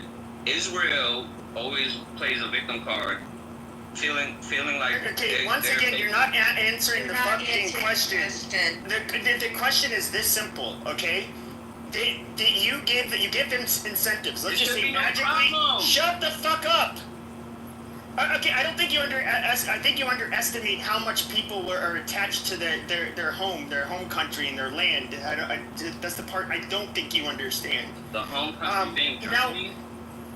People like literally will die for their country and put themselves in harm's way for their country. People, they're patriotic and stuff. So what I'm asking is, what do you do if they said no? We're absolutely going nowhere. We refuse. This is our country. How do you get them out if all incentives fail?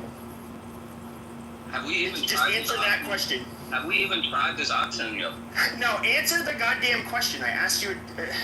Jesus Christ! I don't know why you're allergic to answering the question. Okay, hold on, Pepe. Listen, what you're doing is you're creating a non-existent situation. Yes, because I have to. Yes, because I have to. No, you don't. Yes, I do, because yes. No, I have to. You have to try another way. No, I don't. No, sometimes the only way. There it is. Sometimes the only way you win, okay, the only way you get what you want is through war. That is just a fact. Nah. So, what do you mean? No, that is a fact. Not a fact. No, Spike, it's an option. Spike, you're the one that said that they shouldn't exist as a nation, even though it's a sovereign nation. So you're saying it shouldn't exist. So it's like the same thing. If you went to Japan and you just said to the Japanese, you shouldn't exist as a sovereign nation, you all need to leave Japan. How are you going to get them out? That's exactly what. Okay, so what are you going to do? How are you going to get 7 million people that it's their sovereign land? Most of them, by the way, came from countries in Iraq, Yemen, Syria, Lebanon. But leaving that aside, because Germany, most of the Jews were killed. There weren't that many German Jews that actually survived the war. They were the first to get killed, along with the Poles. So if you could tell me how you're getting the 7 million Jewish people and their sovereign nation out, tell me. Because incentives don't work. No one's leaving. It's their land. As Pepe said, they're patriotic. It's their land. If someone told me I had to leave the city I live in, I asked you what you're going to do if that doesn't work. I just told you. No, you asked me what are you going to do? No, you can't move the goalpost. You asked me. The fucking goalpost. We're not moving the fucking goalpost. Okay, I'm gonna make this as simple as fucking possible for you. Okay, if China had said that, and let's just say that they were a little bit more powerful than us. If they said, you guys have to vacate the United States, it's just no longer going to be your land. You guys are no longer American. I'm sorry. You're going to have to pick up and leave somewhere else. I guarantee you, Americans would say, nope, fuck that. We're staying. We're going to fight. What does that have to do with that? So, makes no sense. Shut the fuck up, Ludwig. You're such a faggot, dude. Now, when it comes to... Am I a faggot? Dude. Look at you. Yeah, exactly. Get rid of that fool. But when it comes to, okay, so Americans, for example, we would fight. I think you agree with that. We would fight. We would not leave. Now, I think that when it comes to Israel, they do the exact same thing. The people say, nope, fuck that. We're not leaving. It's our country. We have, Yeah, but Pepe, they're stealing people's homes and land and. I get it, but we're asking what you would do. What would you do? What would you do if they said they're going to stay there? The only way you're going to leave. Hold on. The only way they're going to leave is, well, let's just put it like this: they'll die. They'll die trying to protect their right to stay there. If they stay there, how do you stop that? Point, they are the ones that are labeled as terrorists. And what do we do to the terrorists?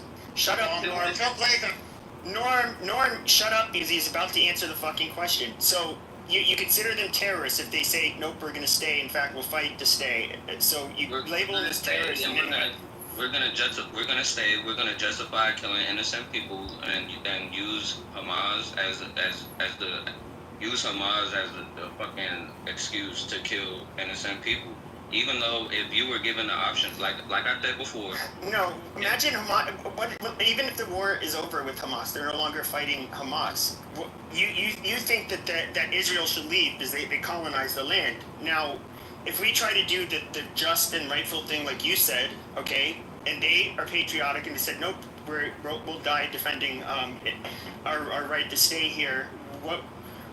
You said you would label them as terrorists. So what do we do? How do you label somebody as patriotic that's fighting for a land that doesn't belong to them? Okay, sure, but I'm just telling you that's how they would view themselves. So I hear what you're saying, but then you do what regular fucking people do, and you buy land and you buy houses. But how do we get the pesky Jews out of Israel? How do we do it? I mean, we know they have a lot of money, like you said, but they're just not willing to. They're not willing to buy land anywhere else. Then what? I mean, but that's not what we're saying, though, Pepe. We're not saying people offering Palestinians money for their homes. We're saying them being ejected out their own fucking house. I know, but how do we get the Jews out? How about we just take a non-violent approach? Why does it the fact that you guys are making violence a condition of happiness is really I'm about to move you to the audience. You know why? Because you're not having an honest, good faith conversation.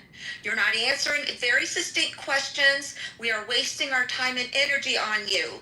So I'm about to put your ass out into the goo because you're not having a good faith conversation. I don't even know why Pepe has to put up with your shit at this point. So I ask you kindly to have a good faith conversation, quit moving the goalposts, and ask the basic questions. It's not fucking rocket science. Come on now, I know you're smarter than that. Exactly, Let's go. it's not rocket science. Okay, I'll just answer a direct question. Do you think that if the Jews are unwilling to go back to Poland or Germany or wherever you think they're from, then you label them as terrorists. At this point, they're going for a land grab and they're terrorists. And so does that mean that like the military from other countries or even just Muslims across the world should go in with guns and force them out? I mean, isn't that what you're doing in Gaza? I don't think that. No, they're not forcing them out. That's exactly what's happening in Gaza. Amazing, but I'm asking you, is that what you want? It's okay for it to happen to Gaza. No, it's not a Mormonism, Spike. It's not okay for happening to Israel. You see the double standard? I'm asking you a fucking question. It was yes or no at that point. I narrowed it down so much. I mean, yeah, get them out. Get them out the fuck. Get them with guns if you have to. I mean, fuck it. Get them out of there. Lock them up. No, arrest them. Get them out of there. And it means necessary? It could be handcuffs. It doesn't have to be guns. I don't know why you jump straight to guns. Handcuffs. Cuff them. How else do you do it? Cops have guns for a reason. Extradite them. Cuff them and extradite them. Interpol. I don't know. Interpol. That's the point. Because you think that they're occupying someone else's land. That's your reason, right? No, they are in fact stealing people's land. Okay, so I have a question, Spike. Do you think then we should all be locked up in America by the Native Americans because we took their land? You think they should come to Philly and just lock up all the Eagles fans in Philly because they're on what was once Native land? Excellent question. Excellent question. What do you think? Should they take all the Philadelphians? I'm sure people in Dallas would be happy with that. Well, yeah, at the time that it was happening, but we're asking now. So Israel's been a sovereign country for 75 years. 75 years is young as shit. That's young. So they've been living in that area. That's young for a nation. So do you They're think? Probably the youngest. So do you think 75 years after America was formed that the Native Americans should then have come in and taken all the Philadelphians out by gunpoint and the people from Boston? I mean, how are they going to do that when they were already killed? No, the Native Americans, They already killed them. they're living on reservations still. So you tell me. Killing each other for hundreds of moons. It doesn't. I mean, white people were killing whites too. I mean, you probably got Jewish. So do you think the Native Americans what does that matter? If you think it's because they took someone else's land, then you think Americans should be locked up or forcibly removed off of American land by the sovereign nations. Is that what you believe? You guys want to bring up America, right? So before America was colonized by the Europeans, right? About one third of this country belonged to Mexico. But yet, what were the Mexicans that were inhabiting this land? Their territory was like. Okay, hold on a second. I'm going to ask you a very specific question. So let him go. Those Mexicans were largely, first of all, the Mexicans who were in control and the ones who had the land were Spanish. They were also white colonizers. So why would we give back the land to? Why do you care? It's white colonizers taking land from other white colonizers. I mean, I don't know how factual what you're saying is, but the Mayan Empire, they didn't have power. Stretched all the way to fucking. Yeah, but they didn't. The Spanish came and conquered them. They became irrelevant, and so. Okay, then you had New Spain. Most of it was New Spain. Okay, so this land was Spanish first, and then it became Mexican. But they weren't. The people in power were Spaniards. It's not nobody really. It was French for a while too, by the way. We bought. Yeah, for a couple of years. Yeah, but you're comparing colonizers with other colonizers. That's correct. Any of it. That's the whole point. I want to see if you're consistent. It's all ugly business. Okay, we agree. Now it's ugly business, you said, colonization. Yeah. But if we're indigenous to the land, then we're decolonizing, aren't we, Spike? No, you're not decolonizing. That's why Benjamin Netanyahu had to change his Polish last name to sound more Israeli. That's his name that he was born with, Spike. His last name is Milkowski. No, it's not. He was born that in Tel Aviv. No, he wasn't, bro. Yes, he is. Yes, he is. Look at him. Man went to high school in Pennsylvania. Look it up right now. He came to America. He's from Tel Aviv, and he was born Netanyahu. Look it up right now while we're on the app together. I want you to look it up. I don't think you mentioned.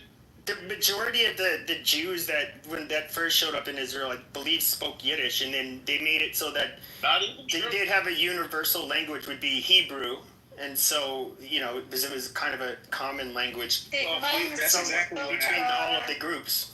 Also Ladino. There were all kinds of languages because they were coming out of Arab lands, so they had Arabic and variations. Colloquial languages. Ladino were the ones that came from Spain and then went into some of the Arab countries as well. They brought that language with them. We spoke a variety of language. We spoke Farsi. We spoke Arabic. We spoke Ladino. We spoke Yiddish. We spoke Russian. Being a Jew is not. You guys call it a racial. It's not called a race. It's not called a race. Spike, shocking! You don't get to tell us what we are. I know that might upset you, but you don't get to define races. To us. You come from all over you don't get to do that. Parts of the planet. You just don't. Yeah, it's factual. In the Bible, bro. That's the point. Okay, but Spike, just to give you a little bit of history, about the language thing. All right, when the state was founded, they went through a lot of trouble to Hebraize their names, and so that's why the leaders had to change their names to things. And so, like Golda Meir, I think her name was Goldie Maybovich, and she wouldn't change her first name, but she. Okay, I'm sorry, forgive me. But her name was she changed it, and all of them, they all agreed that she said when I read her book, My Life, it's called her autobiography.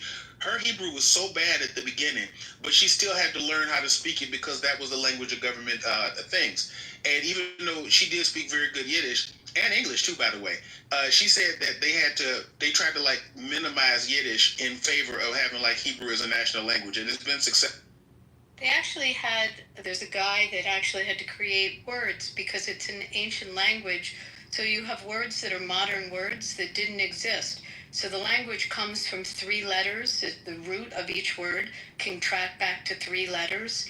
And they build words based on those 3 letters. But words like machine. Arabic.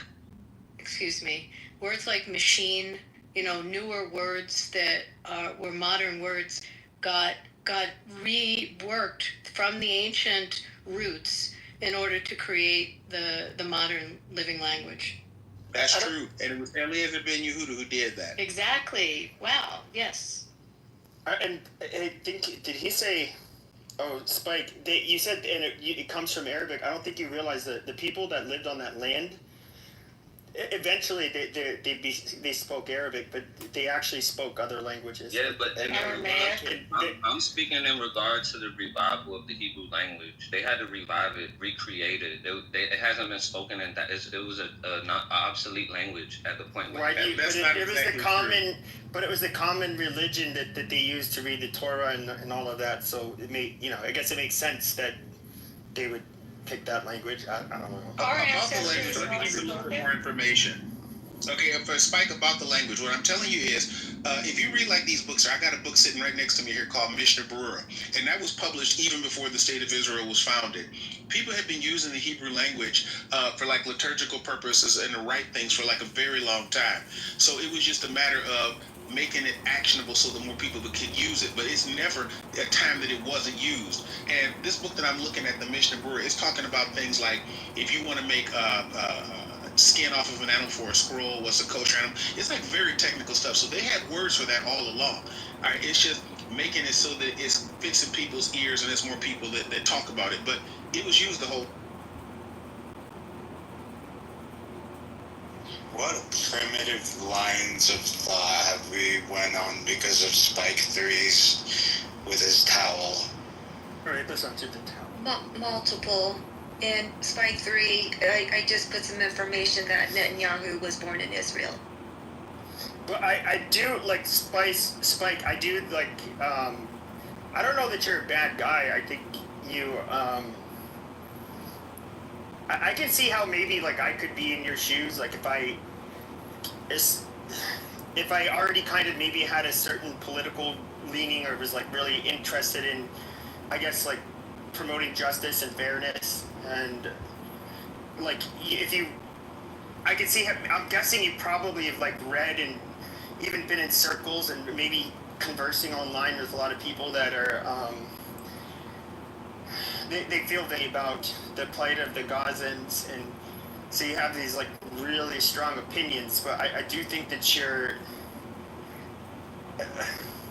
I think a lot of what you're saying is just not that factual, and I think you're.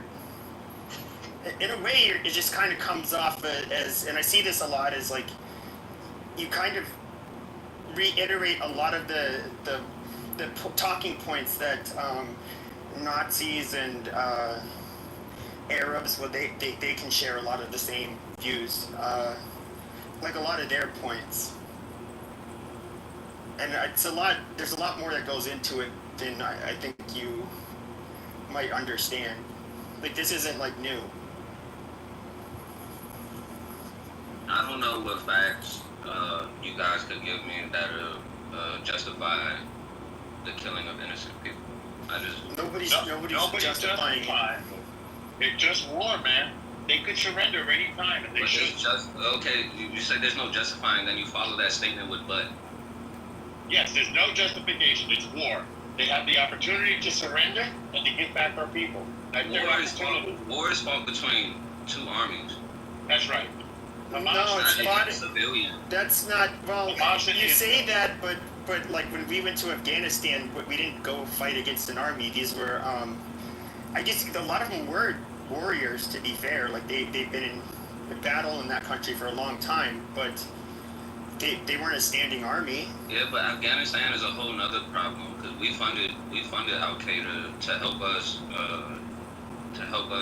secure the oil over there. No, as to fight the Russians. Can we not go down the road? How do you feel about Chechnya? Over the oil pipeline, they had to build. So how do you feel about Chechnya? So Chechnya fought with the Russians, and Chechnya, they were like non-state actors, but they fought with the Russians. So what do you say about? Fought with the Russians where and what? I don't know what you're referring to. Well, you know, remember Russia stayed in Chechnya fighting with them for a long time. Okay. Okay. Let's use a different example. Let's say, okay, you pick it. You pick whatever non-state actor that's fighting against the government, and you tell me what do you think about that? Are you saying that there was no war because the actors that were fighting on one half were non-state? I got one. How about the fighting against attacking the Saudis and the Emiratis? Fighting against militants and fighting against, and then like, trying to.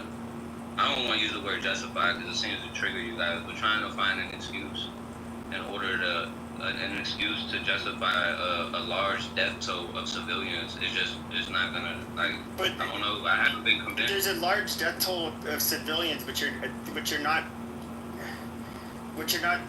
getting. Like, we were trying to explain this to you, like when we went to war in Iraq, like in Mosul and Fallujah, the civilian death ratio was much higher. Yeah, but we went to war like 1 million people were killed in which the was war in ugly, Iraq. which is ugly, and we went to war with Iraq under what premise?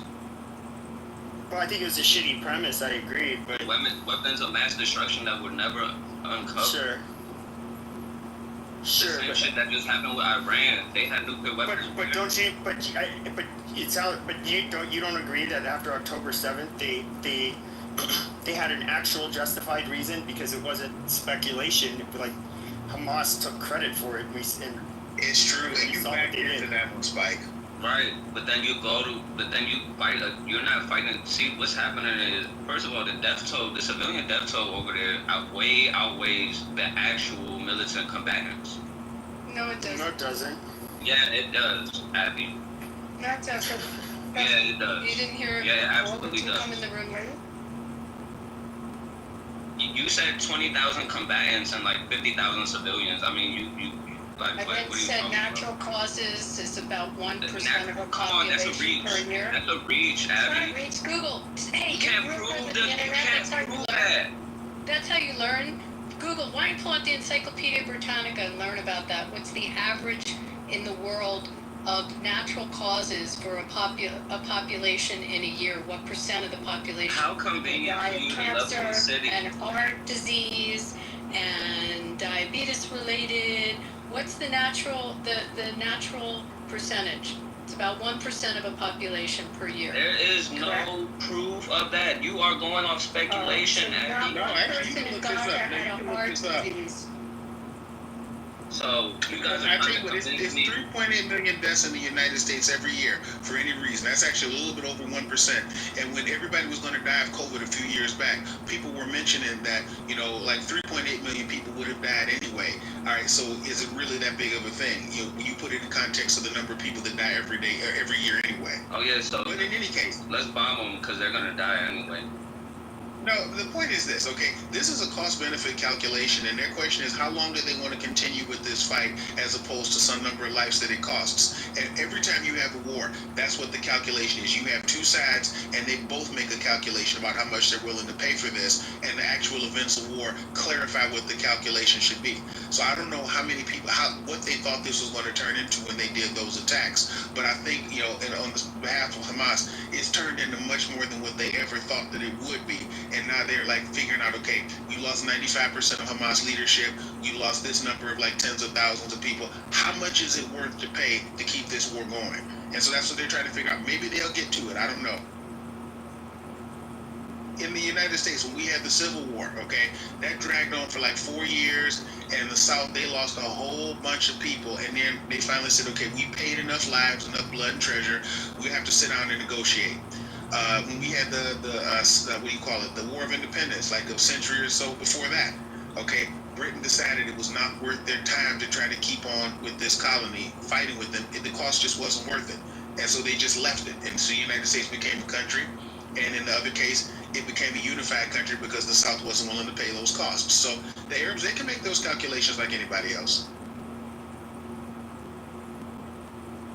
We tried explaining this to him earlier, but he has like this very fairy tale understanding that you can like send special forces in to do surgical like takedowns like all over a city, which would mean, but a lot of only a handful of these people exist. Like they're not meant to fight a war all by themselves. Yeah, but that's some of the takedowns were surgical. Remember when they did the beeper thing? Okay, they blew up the beepers all at once. That was very surgical. But there's only so many surgical things you can do. Yeah, but that's the responsibility of the people, the political leadership to figure out how to. It's not possible. You're asking for something. There's no military that can do that.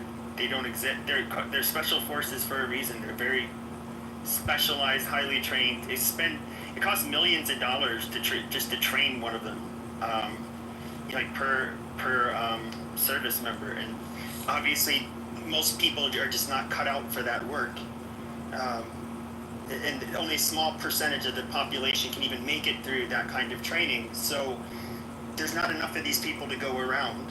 So it's just not possible. And not to mention, just financially not possible to spend millions of dollars training every fucking person. You guys talk about like the impossibility of being surgical, right?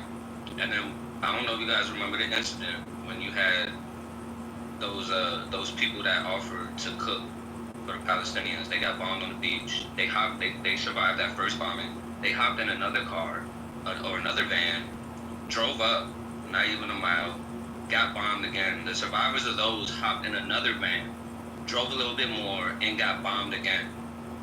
That's surgical as fuck. That's surgical as fuck. And they spent those resources surgically removing people that were offering aid to the civilians. So, like, yeah, I understand you guys, okay, you're gonna have some casualties, but come on, man. They've, like Lee said, the beeper situation, like, we've seen situations where they do have the resources to be surgical, but they're taking the other option. Like, it's I don't think you understand. It's not like special forces, for example, would go after like high value targets, right? Or do hostage rescues. That's what they're designed to do. That's only but there's tens of thousands of Hamas fighters in very urban areas. The special forces can't even go in. They would have to bring in reinforcements just to like form a perimeter around like whatever building. Like when they rescued some of the hostages in Gaza, like they had a lot of soldiers that had to basically shoot it out with people that were trying to stop them from getting in. It's not. That's correct. Yeah, you think this is like child's play? It's very messy. It's and violent. I don't know what. Well, like, how do you think this happens? I don't get it. They rescued our friend from this app and they murdered another one from this app. All they were doing was dancing at a music festival. They just came and they swooped in and they butchered them like they were cattle. Okay, but don't ignore the Apache helicopters that also did. Yeah, no, I saw the goddamn You see, and like I have to put up with this shit in the mirrors rooms, but I saw like the body cam footage from it was an Israeli police officer that was there, and I saw him walking into the festival. I saw the people dead in the. It looks like a little stand where they were serving drinks. There's dead people everywhere, and they look like. I mean, just looking at them, you can tell that they were shot, up close, and you don't see. I even remember like the cover for the stand where they were serving drinks or whatever. I didn't see like a whole shit ton of fucking bullet holes coming through the roof like you would expect to see with an Apache helicopter. But you did see the vehicles scattered, blown to pieces, right? So what? That doesn't mean a helicopter did it. I mean, you don't see regular guns. There's drive-by shootings that happen every day. Spike, I want to give you Spike. Hold it. And they're not blowing up like that. That's 50 millimeters mounted on technical. Norm, hold it. Spike. Those of us that you're talking to in the room, people in the audience, we lost a friend that used to be in clubhouse rooms with us that day, and we take it very seriously. And he was shot in the head. And I forget, Norm, tell me how many times did they shoot Jake, and they killed him on the spot. And he was at that music festival. And we have another friend that's on the app that was there right with them, and they took him as hostage. So we take it personally, and it came right into our spaces as we were in rooms. Does Palestine have the right to exist, Abby? Okay, was that an answer to her fucking question? Like, are you not? Palestine has the right to exist. No, you smug piece of. Hold on a second. Under what condition? No, you smug piece of shit. You're sitting here talking about. You have the nerve to sit here. I don't know if it's just like a game for you, but like you're talking about. you're talking about a group of people that, I mean, realistically, a lot of Israelis knew people that died that day, and you're sitting here making a fucking mockery of their deaths and claiming that, you know, the Israelis murdered their own people and coming up with all of these loony fucking conspiracy theories. I mean, you need me to send you the article? There's video of them coming down. You need me to send you the article? With paramotors. There's video of them with their paramotors coming down with AK-47s. They were obviously not there to party. I saw the goddamn footage of the dead people. It's pretty clear what happened to them. They took the footage. The people that shot took the footage. They had GoPros. They took footage. They sent it out on the internet. Do you understand what we're saying? Footage that was never released. That Biden lied and said he witnessed, and then days later said he didn't shoot. This is where it gets like. I don't know how long that guy was doing government service, but it did a number on his head. He's already gone. I was getting ready to tell him. I mean, they could have been. Hold on just a second, Lee. Sorry, sir. I moved him down to the audience because I told him an hour ago I would appreciate it if you would have a good faith conversation instead of a poor one. So he keeps moving the goalposts. He's trying to talk, and he keeps talking over her. So basically, Street's doing a Norm, and we've already got Norm. We don't need a double Norm. Well, I'll just say this. I mean, I don't want to be mean, but I'll just go there. It should hurt. I mean, it sounds like you've made bad choices in your life. I have too. It's like I don't want to be too mean, but I mean, I personally do not see how you can make good decisions in your day-to-day life, and quite frankly, I doubt you're ever going to be able to. I just don't think you're that intelligent. But I'll just say this: like, you should feel very stupid and ashamed for having the views you have, and the nerve to want to argue them. Like, I would feel very embarrassed and just shitty, and you should feel that way about yourself too. I mean, just realistically. And so, I don't know. I'm not trying to bully you, but it's like it's really hard talking to someone like you. With somebody out of the jumbotron, effortless for them to be that stupid. But what I'm saying to Spike is the death toll could have been much worse because people have military technology called daisy cutters. They've sacrificed a lot of lives of Israeli troops trying to go in here and be a little bit more surgical about it. Now, an option that they might have had would have been to say, okay, we lost those people, and then just go in and drop several daisy cutters throughout there, and the death toll could have been much higher. All right, so this is just to let you know. So I think they're being pretty ethical about this. But seriously though, I mean, maybe I know what you might like, Spike, it's a movie called Lawrence of Arabia, okay? And this is something you don't have to read a single book. You can watch it as a movie.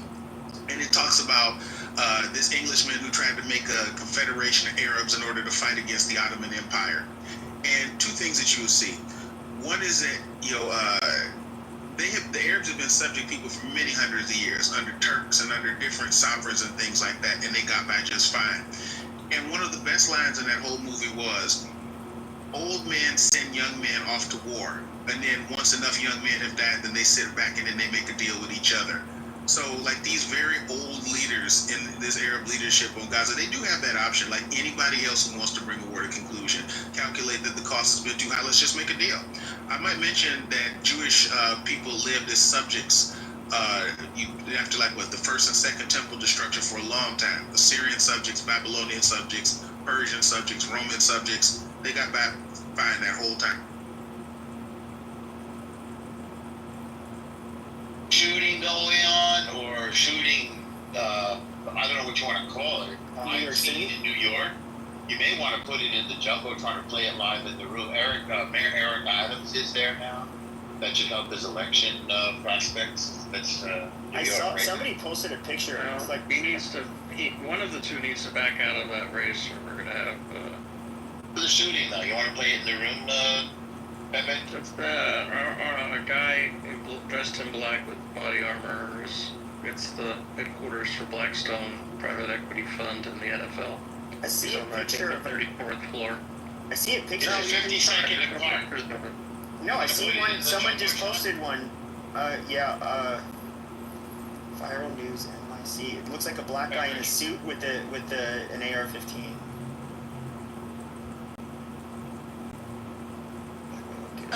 Pepe, where is it? I can play it if you just tell me where you want me to.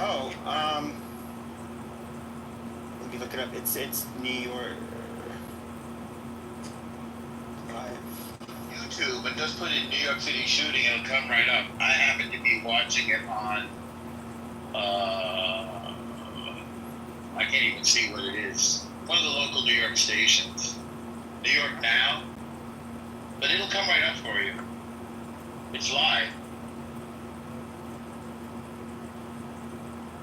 Okay, stand by. Still at large. There's cops everywhere.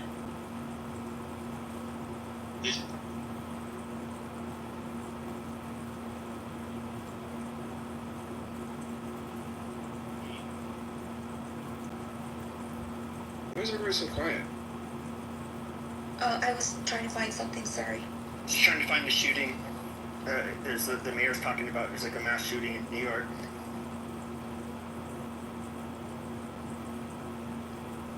To YouTube and search New York City shooting, and a lot will come up. It's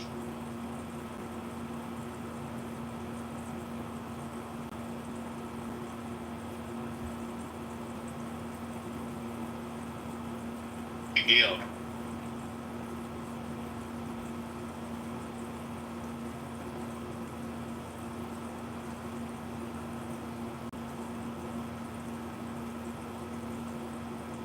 Russian people somebody said gun shots. And then I didn't hear anything. And then so I started walking back to check it out. And then somebody said gunshots, active shooter. And then I saw cops going into the Bank of America building. And then that's when I just kind of just backed up and just to see what was going on. Then a bunch of people started running out of that building. And then that's when I saw 4 police officers bringing out another individual that was in a uniform that looked injured. They were carrying him out. Okay, all right. So the gentleman that carried out was wearing some type of a uniform, but again, we don't know. Yeah, I don't know what his job. I don't know if it was a security guard or if it was a police officer in a blue uniform, and they're carrying him by his arms and his legs out of the, rushing out of the building. And the thing of it is too, because we are in the news business, where whenever anything like this happens, we just don't walk by it. Matt stops, of course, and he starts taking video of the different things that he had seen, and he posted that video of showing it was multiple police officers with their guns drawn at the door, and then you saw the SWAT team showing up. And I saw the SWAT team later on. I saw the SWAT team going in. The police presence became much more heavy. More police officers, lots of sirens, ambulance. It all started that you see right here. That works for the bottom line. Yeah. Some of our colleagues here from some of the other TV stations thinking that Matt is just somebody else who's walking along the street here who saw something, so they wanted to try to do an interview with him. Which is understandable. So now, then you overheard people talking, some witnesses. What did you hear? I was there with my camera, kind of recording as much as I could. I did speak to an individual that was closer to the church, where there's a lot of people that kind of sit there and wait for, I think it's food donations, or they're there. And they said that a woman said that she saw somebody with an AR-15 going into the building, and then so that confirms what Dr. Chin said in the photograph, confirms what that eyewitness saw, that there was somebody walking the building with an AR-15 and sneakers, just going right into the building. And once again, I'm looking at that video that our colleague Peter Fassini, from a law enforcement source, and it is the picture of the alleged suspect. And again, walking, it's really stunning to me. Walking after everything that we do in this business, it's still shocking to me when I see something like this. But it's broad daylight. Yeah, especially across that Esplanade, which is wide open. You wonder if he had to get out of a car. How did he get there? He obviously did not walk down the street with an AR-15 all the way through the entire way. So you just don't know where he came from, if he got out of a vehicle or what. Because I didn't see anything that looked like that, and nobody was reacting until people just started running after they said they heard gunshots. And later on, when I was going back and checking things out, I did hear a gunshot. So okay, now something else, and this is information again that's coming in from our colleagues who are back at the station and other locations, and they are reaching out to their sources to get the information. My colleague Arthur Chan reporting from a source. Now again, all this information is preliminary. That the shooter ended up shooting himself, self-inflicted gunshot wound found on the 33rd floor. Okay, let me see here. The person that you saw being carried out of the building was taken to New York Presbyterian, which is not far from here at all. One of the best hospitals in the world. And apparently that person is in bad shape, according to my colleague, Arthur Chan. I mean, we can only pray that whoever this person is, that they pull out of this. But again, he is hearing from a source that the shooter shot himself, and he is down on the 33rd floor of the building. So talk to me a little bit more. Hold on just a second. The gunman walked in with an AR-15 again in clear view, which you and I have been talking about. He was also wearing sunglasses, dark sunglasses, navy jacket, black jeans, and sneakers. Let me see, did they think, okay, hold on. Confirm. Okay, all right. We're in there for a while. Like, Oh, sorry, cops are coming through here. I gotta move. Get over to the other side.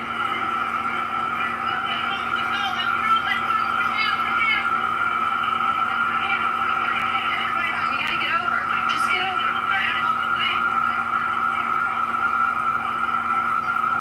Okay, we got an NYPD vehicle coming down 50th Street here. We don't know if they're parking there to keep us at distance. That might be the situation now. Because all of the police officers that are out here, they're dealing with, no, it looks like he's backing up to park. The situation that they're dealing with, not only do they have to keep the area contained, where the active shooter went into the building, but they have to keep pedestrians safe. And New York City is one of those areas where, and it happens to us all the time, and we see it all the time being in the news business, that you could be 2 blocks from here, could be a major explosion going on, and you have no idea that anything is even happening because you're 2 blocks away. And unless you come into that street or that area where it's happening, you still don't realize. So that's what police are dealing with. They're having to push back literally hundreds and hundreds of people who are walking along the sidewalks on 50th, 51st, 52nd, 53rd, between Lexington and Park and Madison, because they have to keep the public away.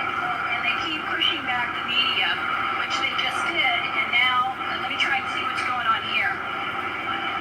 There's some officers getting out of the truck here. I'm sorry, I'm on the phone. What's up?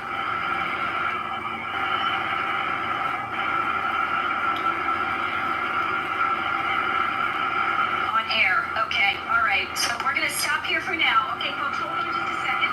I have to call into the station. They're going to take us live on the air right now. Give me like 30 seconds.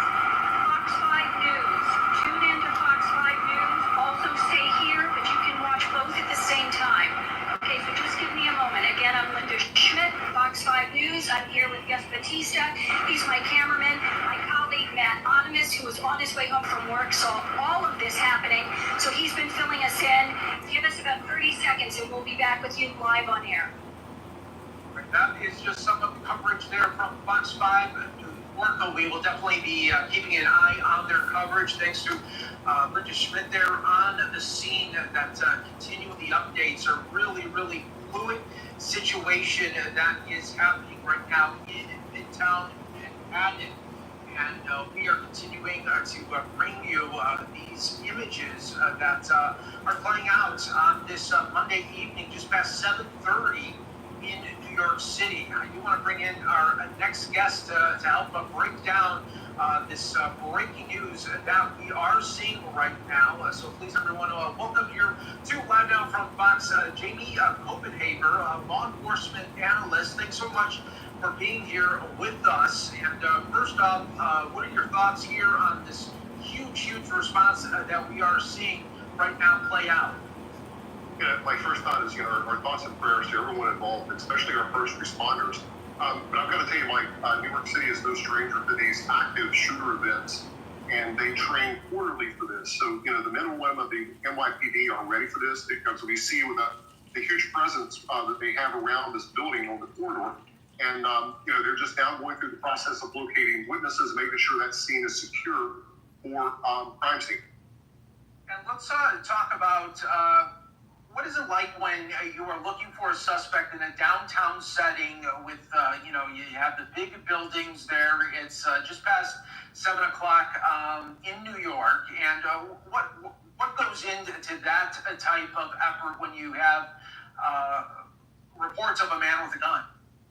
A lot of manpower, and you see that, we see an emergency service vehicle here, so there elements of the Joint Terrorism Task Force, I know in fact, is on the scene. But here's the deal, they've got to make sure the shooter is contained within that building, Mike, because it's a high-rise, like you were saying, and God forbid if he's alive, he could still take shots from that high-rise. So we need to, number one, secure that shooter, whether he's deceased or not deceased, and make sure that shooter is secured, and then you go to the backup of starting the process, this crime scene, etc. But it's an undertaking to locate, especially if it's a single shooter, on the 30th up floor of one of these high rises. So you're going to have to clear that building methodically as you escalate up the building. And when we see images like this, when they're horrifying going on, and it seems like it's happening at random, I mean, what possesses a criminal to want to try to do this in not only New York City, where they know that there is going to be a huge response, but also just knowing just what type of elements are out there in New York? Yeah, unfortunately, we don't know the motive for this particular shooter, but I can almost assure you that once that shooter, everything's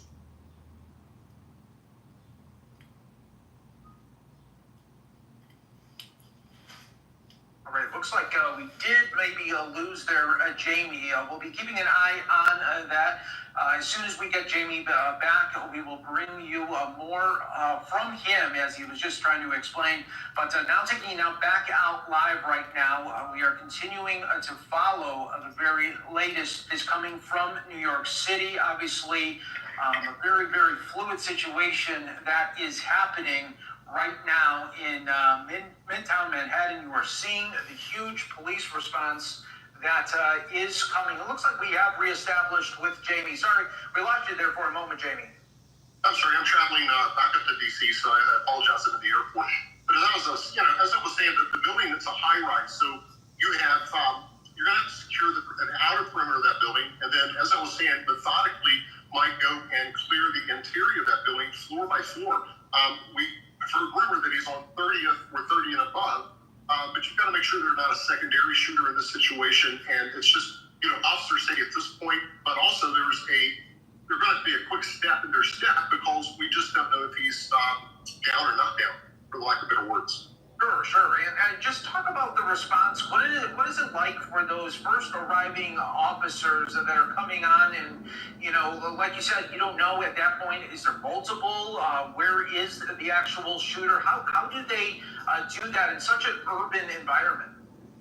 You're depending on those 911 callers that are calling into the emergency system for information and intelligence. So as you're arriving and responding to that scene, you're collecting that information from the call.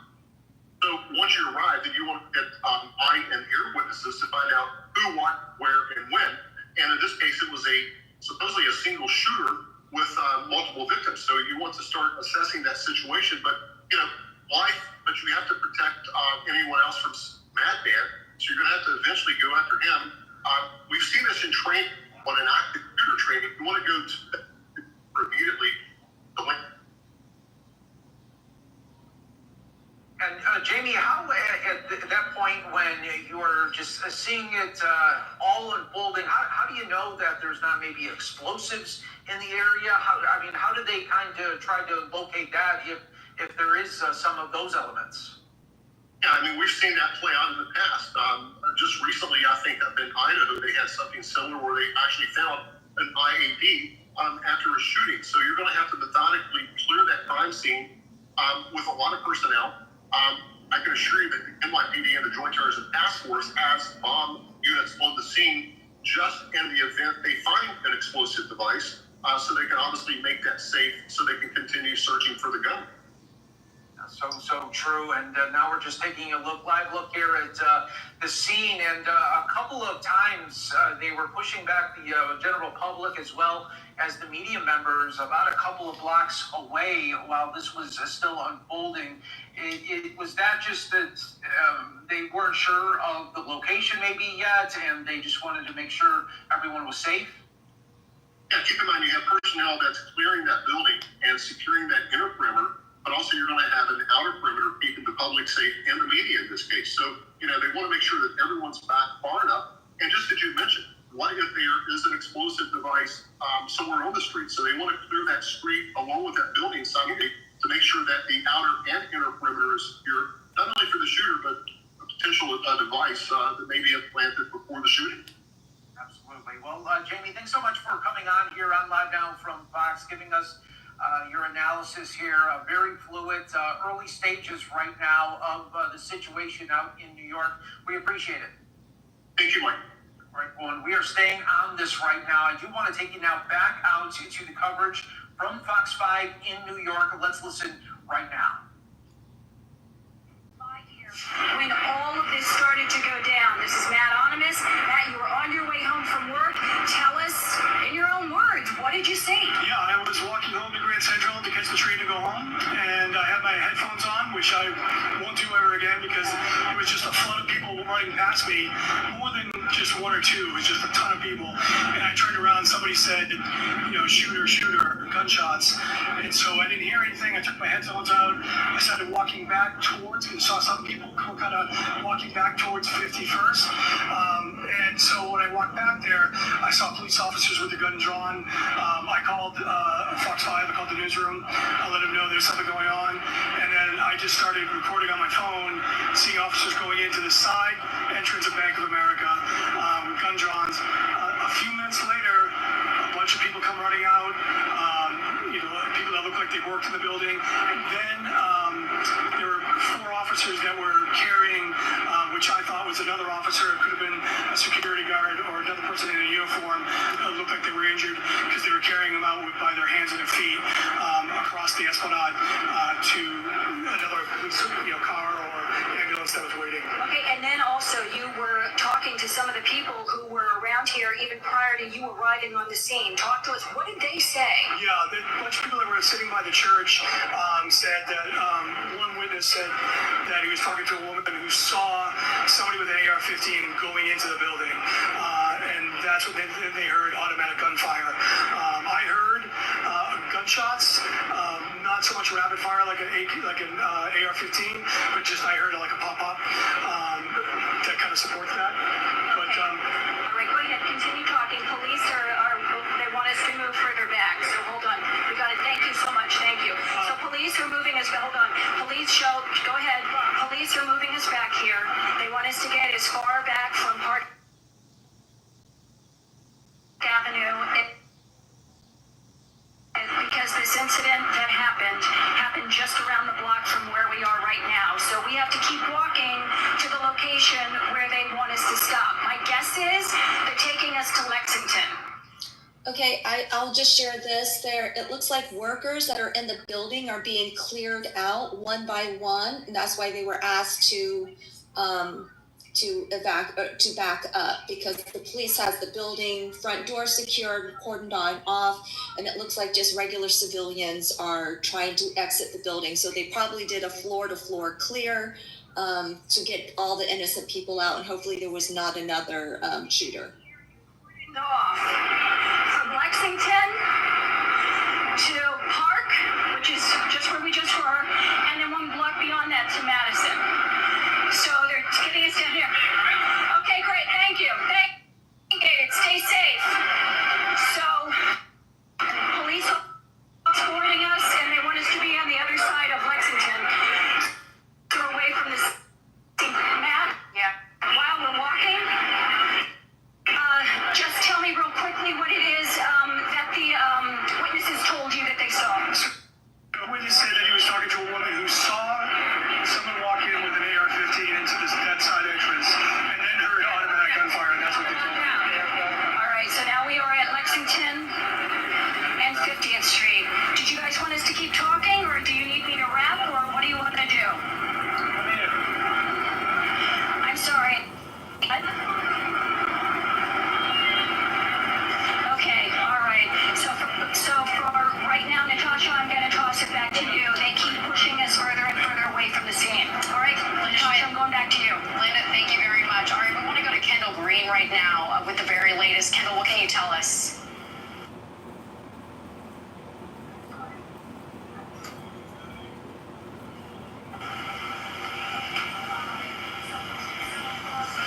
looks like we're having some issues with Kendall's setup there. I want to recap really quickly what Matt Onimus was saying, as sources told him. So he was out there on the scene. He said that someone saw him walk in with an AR-15 gun. Witnesses say that they heard pops. What we know confirmed is at least 2 people have been shot at a Manhattan office building. In that area, there's Bank of America, a number of banks, to a very, very heavy police presence in that office building in Midtown Manhattan. We do have Kendall Green now with the very latest. Kendall, if you can hear us, where are you and what can you tell us?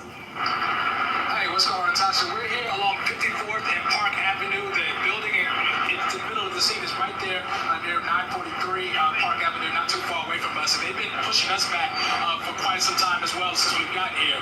We talked to a bunch of witnesses who told us they heard some of those shots ring out. They also heard warnings coming from other citizens that there was a shooter inside that building. And I have some of those witnesses right here. I'm going to be joined by one of the individuals who was inside pretty close by. Talk to me about what you saw, what you heard. Just tell me about it. I was city biking home from work today from downtown, and I pulled up and I saw, 3 or 4 cops, going in with guns. I saw a car, black, BMW parked right outside the building, which looked like, the shooter's car. And then I saw, 5 minutes later, 2 people getting dragged out by police. I'm not sure if it was a shooter or civilians, but I saw 2 people, immediately put in the ambulance. Couldn't tell if they were alive or dead, but it was pretty scary. You said that you thought there was some sort of robbery or something going on. Yeah, it looked at first like it was somebody, and then they, transitioned into I believe that's the Blackstone building. And then, 3 or 4 cops immediately went in, and then, 5 minutes later, a couple hundred cops and, first responders showed up, and, two people came out, in the hands of the law enforcement. I'm not sure if they were alive or dead, but it looked like, it looked kind of dead to me. And to see this type of response here along Park Avenue, a bunch of businesses, including where you work as well. I mean, surprised about it. Yeah, sorry to say that again. To see this type of response here along Park Avenue, I mean, nobody could imagine. Yeah, it's shocking. I've been living here for 7, 8 years, and I've never witnessed something like this. So I'm very sad, and I hope everyone's okay. And shout out to the police and first responders for showing up within minutes to the situation. So I hope everyone's okay. Yeah. So there's other witnesses here, folks here in this area who are evacuated. They've been here for a while. We're going to bring a couple more in. Just what did you see earlier when you got here? Just talk to me about it. So my office has an exit on 52nd and Park, so I was just leaving to go home, and I go east, and we were on the block, saw just a few cop cars, a few machine guns running around, and then out of nowhere they started pushing us down to 53rd because they realized that the shooter was in the 30th window, and we were in the shooting zone. And then, cops and ambulances have just been coming like crazy. You've been here for how long now? About an hour and a half now, trying to wait. Originally, we were back over on 51st and 52nd, and they started coming right away, saying, get back. Then you started hearing and seeing cop cars coming from all different directions, ambulances shutting down the roads, and then we've just progressively been shut down more and more. And when we asked a police officer, they did confirm there was an active shooter, as if we didn't already know, but they haven't given us any other details. We're finding out from the news more than we are the police officers at this point. Obviously, it's definitely a situation here. We spoke with another individual who also saw that was evacuated as well. We'll give you the latest on that in just a minute. Kendall, witnesses there painting a really terrifying scene, talking about a shooter perhaps on the 30th floor with police officers running with machine guns. I know that officers are pushing a lot of our reporters around this perimeter. As you can see behind you, is still a very active scene. Maybe you can tell us about what's in that area in terms of the building. So I've heard Bank of America, potentially a Blackstone building as well. Any idea of the different businesses that are in that building? Particularly, I can't tell you the particular buildings that's the businesses specifically, but Blackstone, I believe, owns 943 Park, or 349 Park.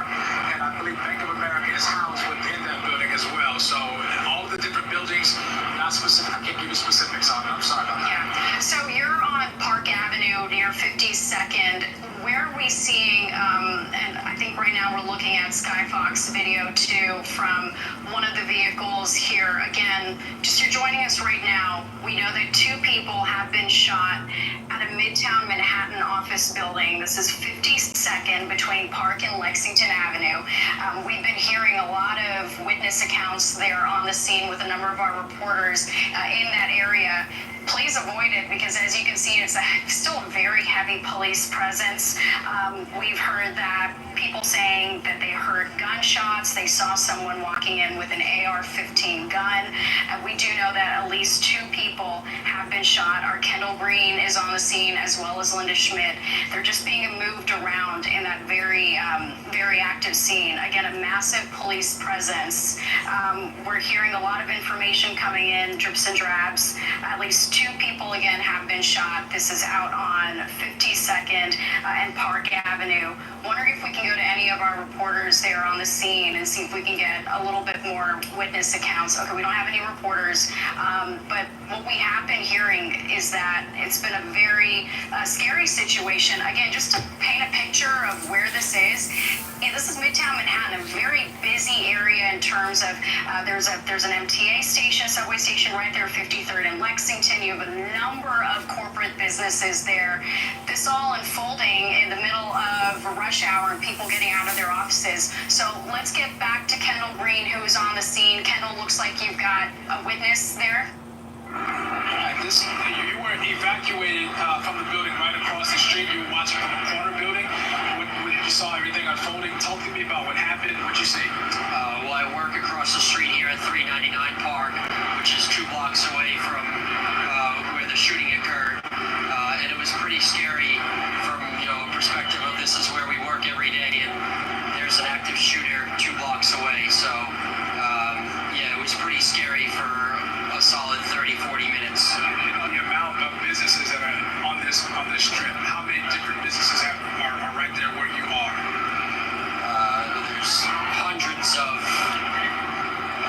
very high-end financial firms, hedge funds, law firms that were all working at 5-6 p.m. when there was an active shooter on Park Avenue here. So a scary time for a lot of us. When you guys were getting evacuated, they were telling you you were in some type of zone or a shooting zone, or you were in danger. What did the authorities tell you? Well, they were telling us not to evacuate. They were telling us to shelter in place and to get away from the windows because they didn't know what the shooter was. Scary situation. Very scary, yes. He was there inside the building that was evacuated right across. He was told to shelter in place because that active shooting was going on. So yeah, definitely shaking up people here in this area, Natasha. Yeah, all right, Kendall, thank you so much. And look at this. We just got a picture in of the suspect. In his hand, looks like that is an AR-15, or at least an assault rifle. Very scary situation, as that man just described. Again, there are a lot of hedge funds, law firms, banks in that area on Park Avenue, Midtown Manhattan. And this is a picture now we're getting of that suspect. 2 people have been shot. That man that we just heard from was one of the men who was evacuated 2 blocks away from where this active shooter scene was all going down. He said that he was evacuated for 30 to 45 minutes. Also hearing some reports that people had to shelter in place. So while this is all unfolding, really towards the end of the workday for a lot of people in that area, and so many businesses in that one building too, high-end hedge funds, law firms, banks again. So quite an active scene, a lot of police in that area, understandably so. It's a very active scene, 52nd between Park and Lexington Avenue. Let's go back to Linda Schmidt, who, when we last checked in with her, she was being moved due to that active scene. So Linda, any new updates that one can share with us? I know you're with Matt Anonymous right now, who was walking by when he heard some of this scene unfold. That's right. He actually shot some of the video that you guys have probably been showing on the air and also streaming. We are located right now. We're at Lexington and 50th, where this happened, and they pushed us back. Where this happened is 1 block that way, 51st, and about halfway way up the block, and it was one of the side entrances to the building. Now, Matt, who works with us, we've worked with each other for more than 20 years, he was on his way home from work. And so, Matt, I want you to describe how many people got to see what you got to see. Talk to me about it. Yeah, I was walking home, going to Grand Central, take the train home, and about 6:20, and all of a sudden I had headphones on, and all of a sudden there's a rush of people running past me, and more so than just a couple people. So I took my headphones off, and somebody said gunshots, shooting, and I turned back and I saw some people. It quieted down for a second, and some people were walking back towards 51st Street. So I started walking back to check it out. I saw officers with their guns drawn. I immediately called Fox 5 and talked to our news director and said there's something going on. And then I just got my phone out and I started shooting video of just the officers around the Bank of America building, about to go in, just hiding behind trees and the planters that were there. Right. And then they ended up going into the side entrance, and then a few minutes later, people started coming out. People that looked like they worked in the building were running out, and 4 officers came out, and they were carrying what looked like to be another officer that looked injured. That they were carrying him by arms and legs, and carrying him to an ambulance or to another police car. They were running, basically, with him. Yeah, and it went on for a while because the police had their guns drawn for a long time, and they kept. Nobody knew what to do, so people were just still milling about 51st Street. I did hear a few gunshots, and then officers started flooding the area and go back, and that's where we are right now. Is more than ambulance and officers just started coming into the area. And now you and I have seen, because one of our colleagues was able to get a picture of the suspect. There's 2 pictures of him, and he looks like a guy. It looks like he's about late 30s, early 40s. He's wearing dark sunglasses. He's got black curly hair. He looks to be like he's dressed like a hip guy, and he's wearing a blazer, a collared shirt that's either white or light blue, jeans and sneakers, and he is carrying what has been told us is an AR-15. Carrying it like this. Now, I don't know if you can see, and now an AR-15 would go from like here on me up to about here. In broad daylight, walking down Park Avenue and going through an esplanade that is normally a very busy area at that time of night because people are on their way home from work, and you're in Midtown, lots of financial industries here along Park Avenue. Walking with purpose, and you can see the intenseness on his face.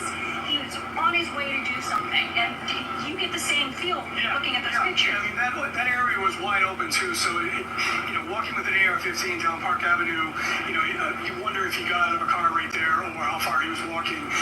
It was a big, wide open area, and there's nobody else around him, and you can see from that security photo, it's just him, and it does look like an AR-15 rifle. And when I was taking videos, I talked to one eyewitness that said that he spoke to a woman that was sitting right there. She saw somebody walk in with an AR-15, and she heard automatic fire, and that's what she told this. Okay, now the building that we're talking about, again, is right around the block from where we are. 2 of the primary businesses that are in that building, the NFL, which it was reported that they told their employees to shelter in place when all of this was happening, and also Blackstone, a financial company. Again, this is along Park Avenue here in Midtown. Lots of financial companies here. They're not just down on Wall Street.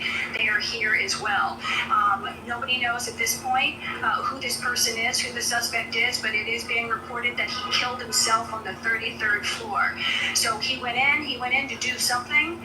We don't know what floor that he did that on, but we are hearing that the moment that he entered the building that he started firing. That's what we are hearing. But again, so much of this information, this is breaking news. This just started happening around 10 after 6 tonight. So this information can change as the night progresses. What we do know is that there is a suspect. He has killed himself, and multiple people were shot. Now, I just want to take a look here real quickly at what they were saying here with the Associated Press. Associated Press reporting at least 2 people. The AP is reporting at least 2 people, including a New York City police officer, have been shot in a Manhattan office building. That a person familiar with the matter tells the Associated Press. We don't know the conditions of any of these these people at this particular time.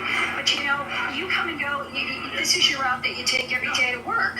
So you're not really thinking. You got your earphones on, like so many people today, even on the subway, paying attention because it's just how we live our lives now. And then this happened. So, you know, tell me more about how you're feeling about it. I'll tell you, I won't wear the headphones where it kind of muffles the sound ever again, because you have to be alert when you're walking down the street, because you just don't know what's going to happen. And thank goodness I saw a rush of people, because who knows what could have happened if I was, left from work a little bit later and I was right there when the gunman was walking by. It seems that I was lucky enough that I walked past the area before the gunman came past me. So it's just luck on my part, but certainly with the headphones on, I wouldn't have known what was happening. All right, Matt, thanks so much. I appreciate it. Okay, Natasha, back to you. All right, Linda, just a terrifying ordeal unfolding there in Midtown Manhattan. We do want to let you know that NYPD Commissioner has said that this scene is contained. The shooter has been neutralized. We'll have to leave a special report there. Thank you so much for joining us. Thanks so much to Fox 5 in New York for their coverage. We want to stay on it here for you on live now from Fox, as this is Skybox aerials that are happening right now, and they are taking a deep look here at this car, and we'll take you now out live to more of the ground that we are getting these images in. We have this shot here as well for you, just showing you the huge police presence that continues right now out in New York. Thanks to all our viewers for continuing to watch with us here worldwide.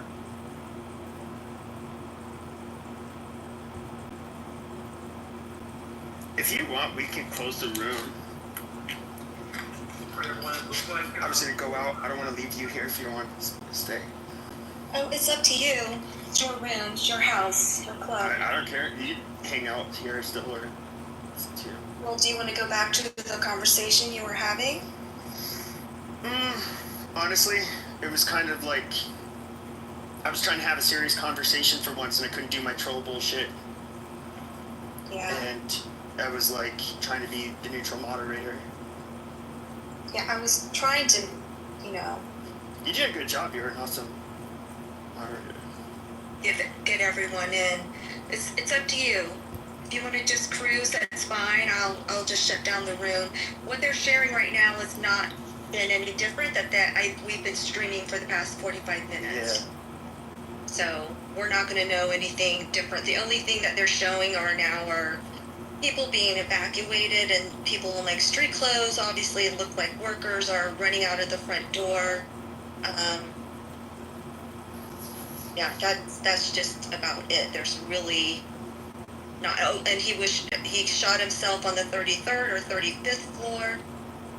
That's the only thing that they've been able to report.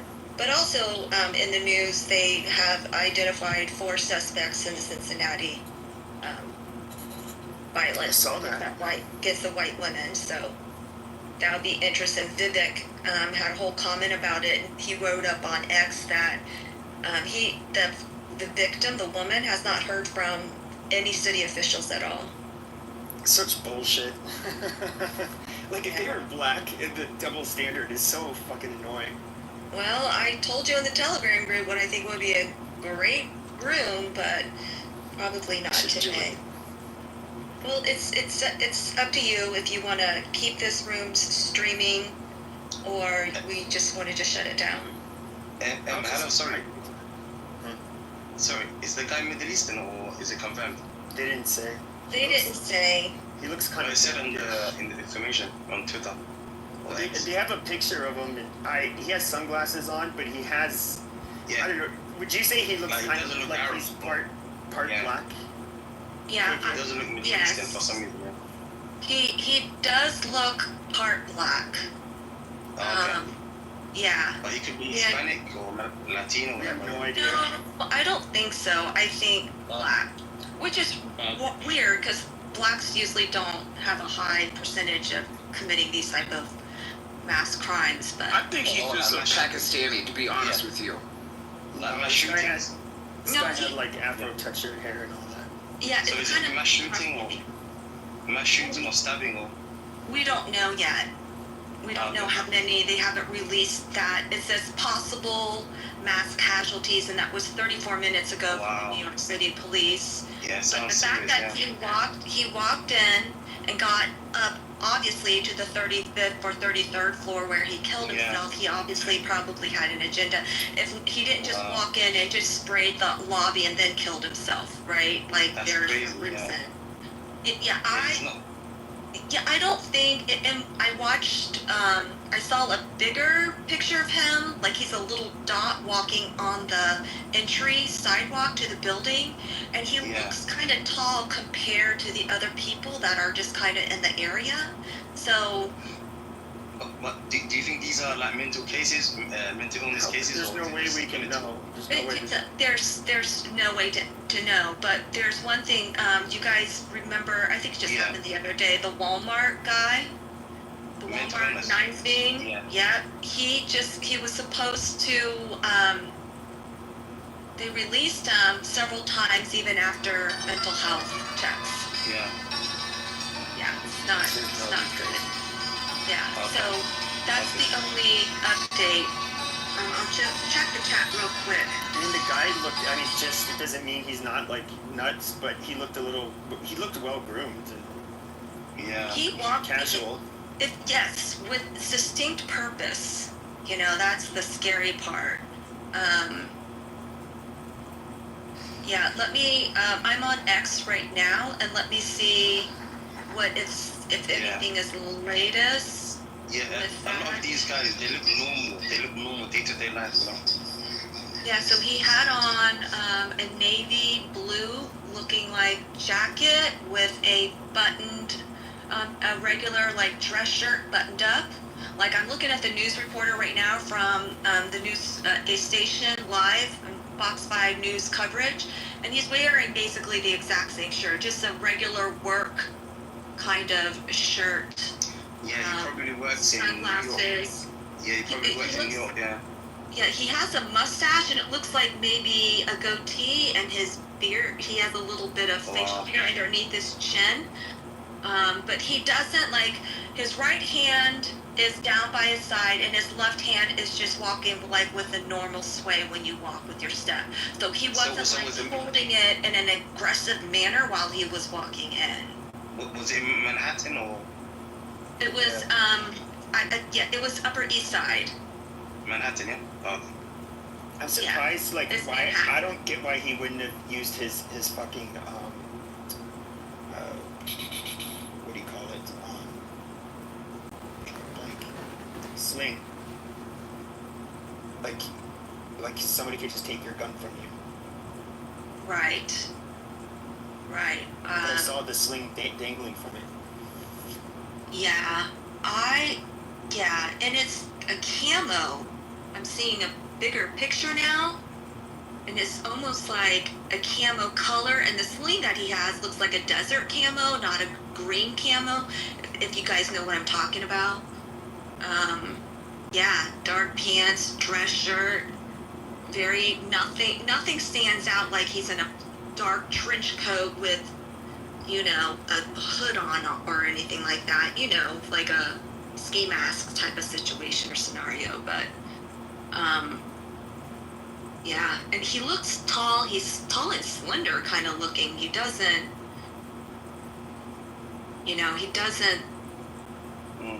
there's no other really features, so. Wow. Someone wrote in the chat that he looks Somali. Yeah, he has a little bit of a bigger forehead. His hairline is receded a little bit. It looks like a puffy little bit rougher texture. But he's like cappuccino black, like milk. He might be Asian or Middle Eastern, he looks milk chocolate black. The picture makes it look like it's hard to tell, but it's almost like he has a suppressor or something. I don't know what that is. But it looks like his goddamn dude, why do you keep on interrupting everybody? You just keep on like why everybody's talking. But that looks like in his buttstock, it looks almost like a pistol brace. Yeah, what kind of gun is that? AR-15, but people need to understand what AR stands for. It's the actual brand of a gun, but anywho, that's a whole nother room. It's a rifle. Yeah, it looks like a big rifle, yeah. I need that gun in Call of Duty. It's a nice gun. And then this is at 345 Park Avenue near East 52nd Street in Midtown. So I'm now seeing video footage of a guy being on X that was carried out. I'm trying to see if it looks like a civilian or a police officer. It looks like a civilian because he has a light shirt on. It's a male with black pants, black shirt. Like literally, they're cutting open his shirt on the side of the sidewalk. TikTok. Yeah, it's doing CPR. And actually, the man looks like he's African American, the victim that they have down. So, because they have his belly up, so, and the compression. That means he's actually not breathing. Yeah. Hold on a second, I'll put it in, Telly. Is it common over there in NYC and mass shootings or not? No. Yeah. Not mass shootings. How many got shot and how many died? I'm sorry, I'm driving, so I can't walk. We don't know anything yet, sweetie. Oh, okay. But he did shoot an officer. Did the officer die? Oh, no, they haven't confirmed the identity of those, but I'm telling you from what I'm seeing on personal camera phone video that's just popped up on X is they carried a man out, white dress shirt. He looks to be of African American. He has a dark belly. They're doing chest compressions on him. He looks like, like an office worker. Dark pants, dark shoes. That's. Oh, that's so sad. Yeah. And he's not the shooter, right? He was someone who was shot. Yes, correct. The shooter, they said, is identified on the 32nd floor. I don't know if it's accurate. They haven't shown it on the TV live feed, but it says at least 2 people, including an NYPD officer, have been shot. Oh no. But I think he might be American. He might be American, the national, I don't know. Yeah, yeah, you definitely could be, so. Yeah, in the picture that I'm seeing with him, he doesn't look Middle Eastern, to be honest. Yeah, he looks American. Yeah. Yeah, he's got like a nice fro that he could pick out. Yeah, look what's he doing. Yeah, he got puffy hair. Yeah, but what made him angry? Something must have made him angry or switch, I don't know. Well, of course. It could just be that he was, I don't know, like a fucking, for all I know, he's killing his ex-wife or he got fired or some shit. Yeah. He must see a joke or something, yeah. Honestly, NY. Just saying like 2 people got killed right now, so that doesn't sound like a mass shooting. I know a lot of people have. Go ahead. I would say I know a lot of people have like vendetta against the NYPD for like so many reasons, and I think people are just getting fucking brave now, and just doing that shit. It's so crazy how dumb people have gotten to go after the police and all this shit. Like it's just. What I don't get is if it was just he only killed 2 people, then like. If it was targeted, why would you just use a fucking handgun? Yeah. I mean, that gun. But they went into what's the headquarters of Blackstone, yeah. And of course, the conspiracy nuts are already going crazy because it was in the Blackstone building, it was the NFL building. If you look at this article, that's the shooter right there. And he's reportedly he killed himself, supposedly, so far. That's what they. Yes, he killed himself on the 33rd floor. I don't know what his agenda was. Look right now. I don't know, you are now fighting here. You don't know what you are fighting for.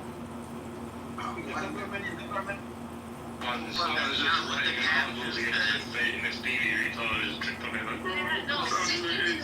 Sit your ass to. But you do agree, right? You know that Oklahoma is case where hold on, where there's Zionists. Hold on.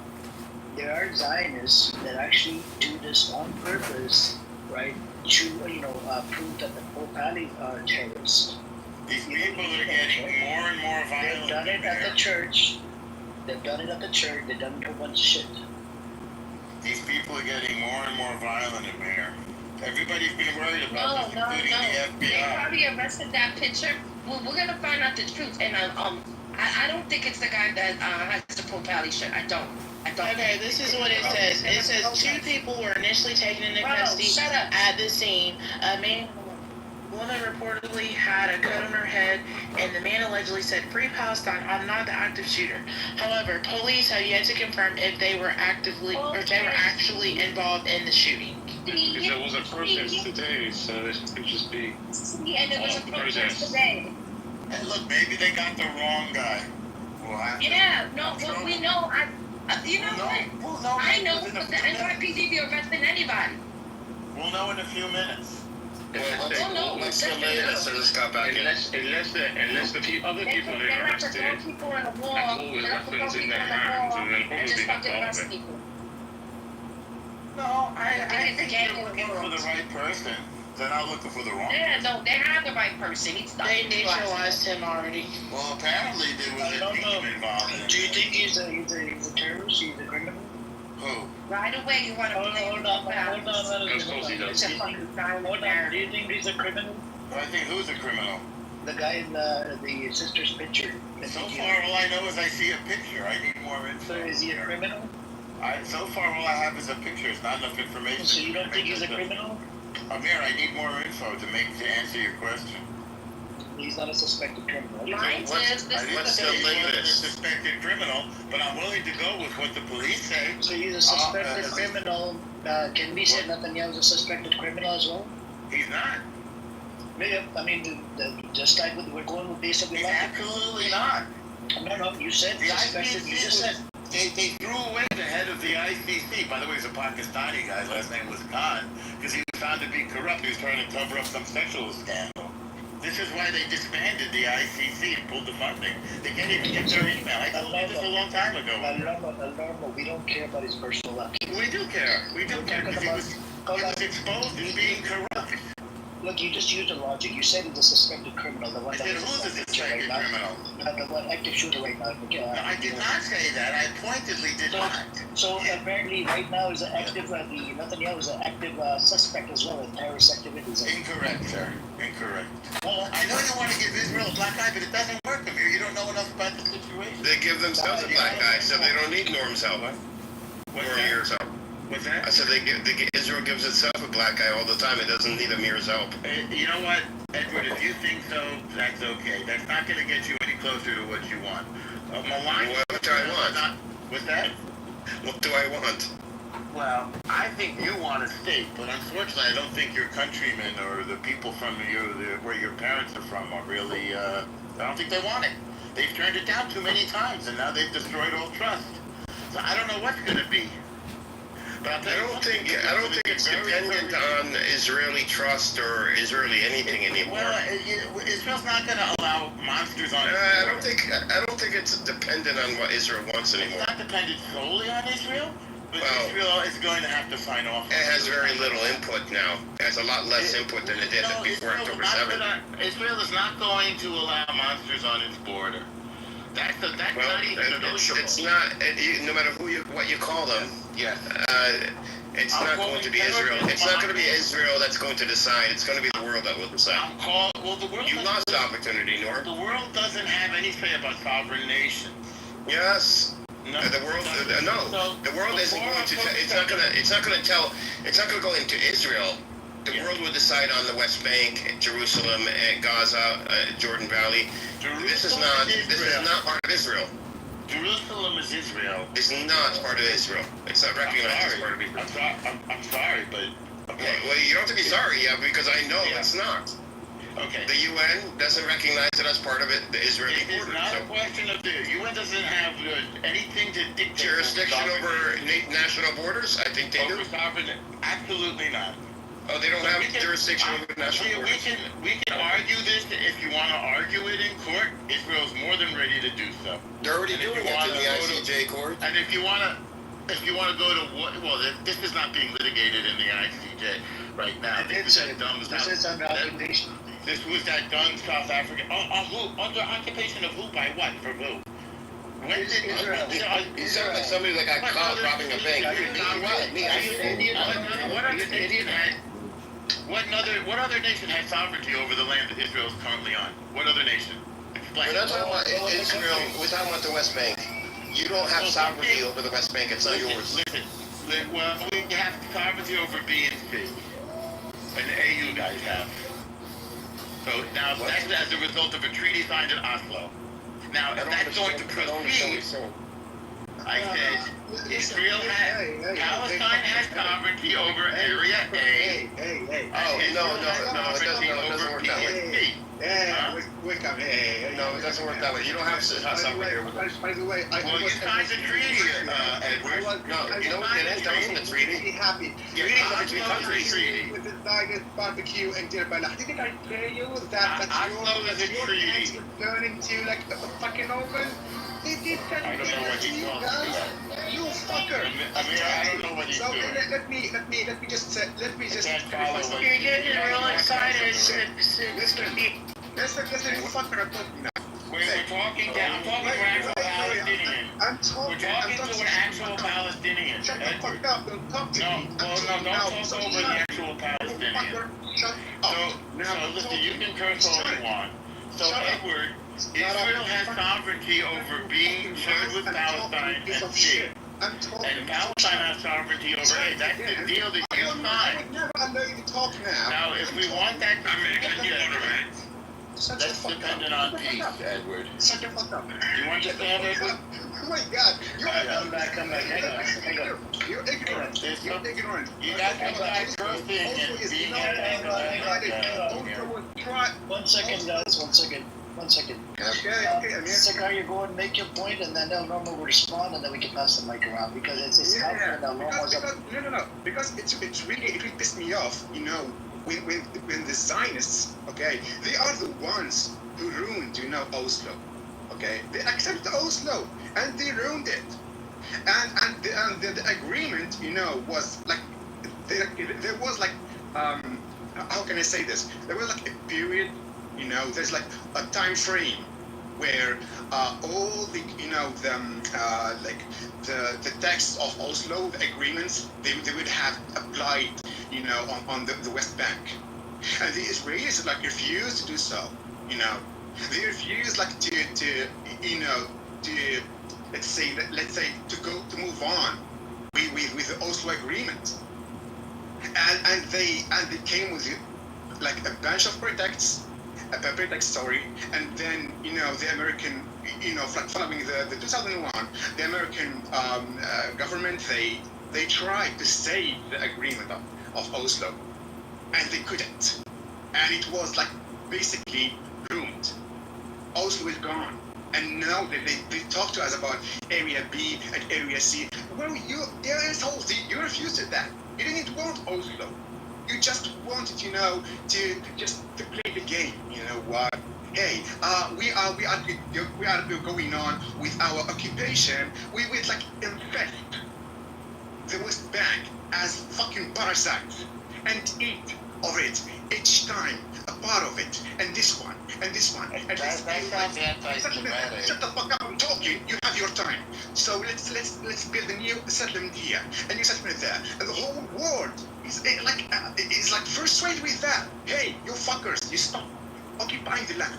You should never. Why is it because it's illegal. Shut the fuck up! I'm talking. Shut the fuck up! I'm talking. Shut the fuck up! I'm talking. Tell him not to curse in there. Shut the fuck up. Amir, I think he should not be cursing. They kept going on with their plan. They kept going on with their plan. Brother, can you make it short? One second, brother. Hang on, secret, brother. Can you make it short? Because look, everybody on this side, including Normo, has a short attention span. If you go past 30 seconds, he can't pay attention anymore. So just keep it to the minimum so we can get an answer on this. So the thing is, the thing is, we talk about Oslo now. It's just bullshitting you. This guy, this fucker, is bullshitting everyone with Oslo. Like back in 2014, I guess I can go now and look for the UN Security Council resolution. Well, everyone, including Obama administration themselves, they were like they abstained from from voting. They didn't say no. While France, Britain, and everyone else said, hey, Israel, they should respect the borders of 1967 and withdraw from the West Bank. It was like the most Western high call, okay, for Israel to withdraw from the West Bank because it was illegal. And these fuckers, they keep pushing everyone with Oslo. Oslo is done. Respect. Go. It's like, hey, leave just the Palestinians. Go be from the other side of the 1967 borders. That's a talk. Forget about Oslo. You are pushing everyone with it. So all I'll say is that the only time the so-called Palestinians obtained any sovereignty whatsoever over what the Jordanians No, they're called not the the West so-called Bank. Palestinians. They are Palestinians. Over what the Jordanians called the West Bank, over what Israel calls Judea, and the United States called Judea and No, Samaria. the United States does And not what the call it Judea. Yeah, they The United changed it States in the called it the Congress. West Bank. No, they Calls it changed the it West in Bank. Congress. No, They changed they it in did Congress. not. Yeah, they did. I'll show you the Prove bill. it. I'll show you the bill. Prove it. Yeah. Did it go through? Yes. Did it go through? So Let me see it. And what the Let me see it. Palestinians I'll call find it out.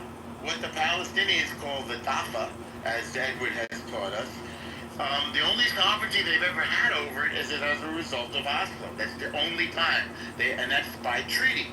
So the treaty says that Palestinians get the Palestinian authority over Area A. They share the authority with Israel over Area B, and Israel has authority over Area C. Israel is allowed to build in its own areas, and Palestine is allowed to build in its own areas. You're such a fucking liar. Both sides are building in the areas that they control, and that's legal. So I don't know where you want to go from there, but the only legal right that they have to that land is in Oslo. Other than that, there is none. All right. It says, does the United States of America acknowledge the West Bank as Judah and Samaria? No. Yes. The United States does not officially recognize the West Bank as Judah and Samaria. Here's the breakdown. What the U.S. does recognize. Judea. The West Bank is a term the United States government used in its official communications and documents. 2. The U.S. considered the West Bank to be territory, not sovereign Israeli territory. The U.S. does not recognize Israeli sovereignty over the West Bank, though it does recognize Israeli control in parts under current arrangement, like in Area C under Oslo Accords. That's what I Trump just said. administration ship. That's what I just said. You know you did not. Yeah, No, you're so You fucking called it a treaty. You said the United States of America acknowledges the West Bank as Judah and Samaria. And I went and said no. It said no. You're such a fucking liar, bro. Secretary of State Marco I'm not Rubio finished. and Ambassador Mike Huckabee both acknowledged this. Sorry. It doesn't look that It doesn't. law. I don't know. Bill. There's no bill. You're a liar. U.S. law And works. that, I'm not finished. Trump administration. Yeah, it is the way it works. In 2019, I'm not finished. In 2019, the Trump administration declared that Israel settlement in the West Bank are not so in consonant with international breaking from That decades word of is U.S. not policy. inconsistent, meaning they are Mike consistent. Pompeo, the Secretary of State, did refer to Judah and Samaria in some speeches aligning with Israel terminology. So does Marco Rubio, the current Secretary of Used State. mostly by right-wing Israeli politicians. However, this was rhetoric, not an official change in the U.S. naming or recognizing policy. See, you are a fucking disingenuous piece of shit. Basically just, that's a personal attack. Judah and Samaria. That term is used primarily by Israeli, especially by nationalists and religious factions By the to U.S. assert Secretary of historical State. and biblical ties to the land. By the U.S. Internationally, Secretary including of at State, by the the UN President. and most countries, including U.S. allies, The region is referred to as the West Bank. Where's the bill? There's no fucking bill. You lied. Norm, lied. areas A, B, and Where's C. the bill? Where's the bill? You're a liar. You're a Areas liar. A, B, You're a and C. liar. You're a liar. Where's the bill? Areas A, B, and C have never been considered by Israel or by any other nation to be a part of a border or recognition of any borders in the West Bank. They're called zones, not borders. And the United Nations, U.S., and not even Israel recognizes them as borders. I never said they were borders. So if they can't be borders, then they can't belong to you. Your border is the 1967 line. I see no bill. You said there was a bill, and you said a bill passed. Yes. There's no bill. You're a liar. You're a liar. And now you're moving the goalposts and saying some politicians are calling it Judah and Samaria. No, the Secretary of State. It's not. It's rhetoric. It's rhetoric.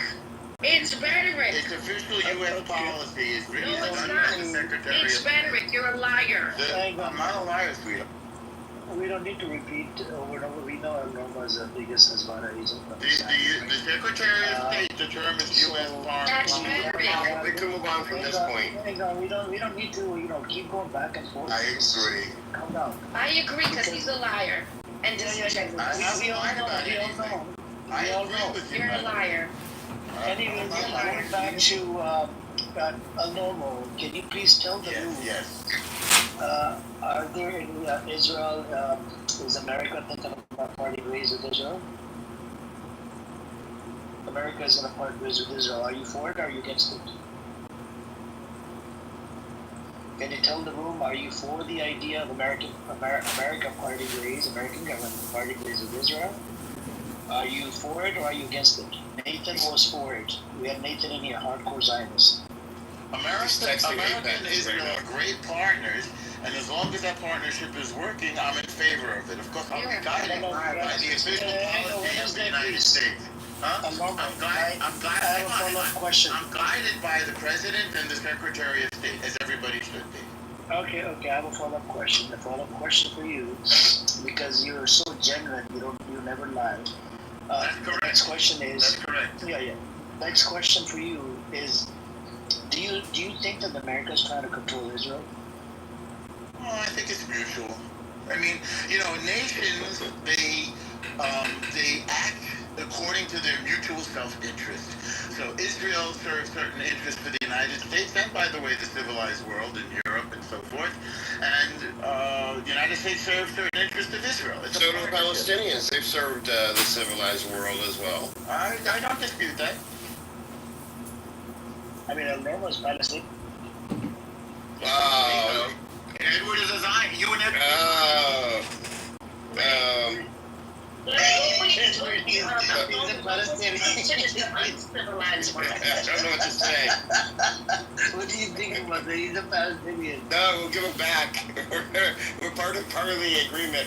When we come up with an agreement, and we'll be, who would take Norm, and both sides will be arguing. Ukraine, he claims to be Palestinian. And the Israelis will give it back to us, and we'll just go back and forth. So I got another follow-up question. Now, America, Trump is sort of trying his best to part ways, right? I don't think so. If it happens, are you for the idea of parting ways with America? Look, this is a little bit above my pay grade. I don't think that I dispute your premise. By the way, I'm putting this into the chat. The U.S. bill called Recognizing Judea and Samaria Act has been introduced to replace the term West Bank with Judea. It's not passed yet. I already know about it. With Judea Let me stop shouting, please. Stop. I'm speaking. Come on. I already know about the bill. Okay? It hasn't passed. The only state it has is Arkansas. Arkansas passed a ruling that they're going to be calling Judea and Samaria. And they just passed, the white supremacists. They're going to be, U.S. bill. Yeah, God has promised the white supremacists the land, a piece of land is about 40, 50 members and located in Arkansas. Well, if you heard me on Twitter last night, you know I'm against that. I gave that guy a very hard time. I roasted him. Which space are you in? I'm sorry? We were in that big Twitter space. We interviewed the guy who was trying to do Mario Novel? No. We interviewed this guy and I gave him a really hard Were you time. in the stealth space? Were you in stealth? What? Stealth? I don't know what that is. But anyway, who was your main host? Lou Fax. Oh, Lou was running a space on Twitter. Okay, cool. Huge. And we interviewed that guy that was on MSNBC. Lou got him into the room, and I gave him a really hard time. I told him this was illegal, violation of civil rights. Oh, we gave him a really hard time. What's illegal? What is illegal violation The of white civil only rights? town. Oh. Yeah. And I showed you the bill to change the name of the West Bank to, which is actually a colonial name. It's a colonial name from Jordan. Huh? You could never go after Medina. You could never go after Medina. What do you think? I said you could never go after Medina. I could never what? Medina. Who is Medid? You don't know who Medina is. Look at it. No, I don't know Medid. No. You. Huh? Or Hassan Pike. You could never debate them. I don't know these people. Yeah, because you're old, sir. No, it's just I just don't know these people. I debate other people. No, I do know this. Everybody knows who Hassan Pike is. So do you believe, Norm, do you believe that the United States should name the West Bank what they want to name it? Or should it be up to the I believe Palestinians? that they should follow Israel's lead. Wait, they're doing. So, okay, so you believe Israel has the right to name the area where the Palestinians, the West Bank, which is Palestinian territory? They have the right to name I it? dispute your claim to that territory. Well, you can't. Huh? It's not disputed. I mean, Israel doesn't dispute it. Yeah, Israel does. It does not. It's the Knesset just voted to annex it. It was a symbolic, non-binding vote, and it had to be non-binding because they don't dispute it. They can't dispute it. It's disputed territory, Edward. I'm sorry. Okay, so the Supreme Court said that it is a belligerent occupation. They're not. So Israel does not dispute the West Bank. We occupied it from Jordan, and Jordan surrendered its sovereignty. You may dispute it, but Israel, as a nation, does not dispute the West Bank being Palestinian territory. They may not like it, they may want it, but legally, they can't dispute it. They don't dispute it legally. So I'll just remind you, the only treaty that governs that territory is one treaty, and the Palestinians signed it. It's the Oslo Accord. It's a treaty.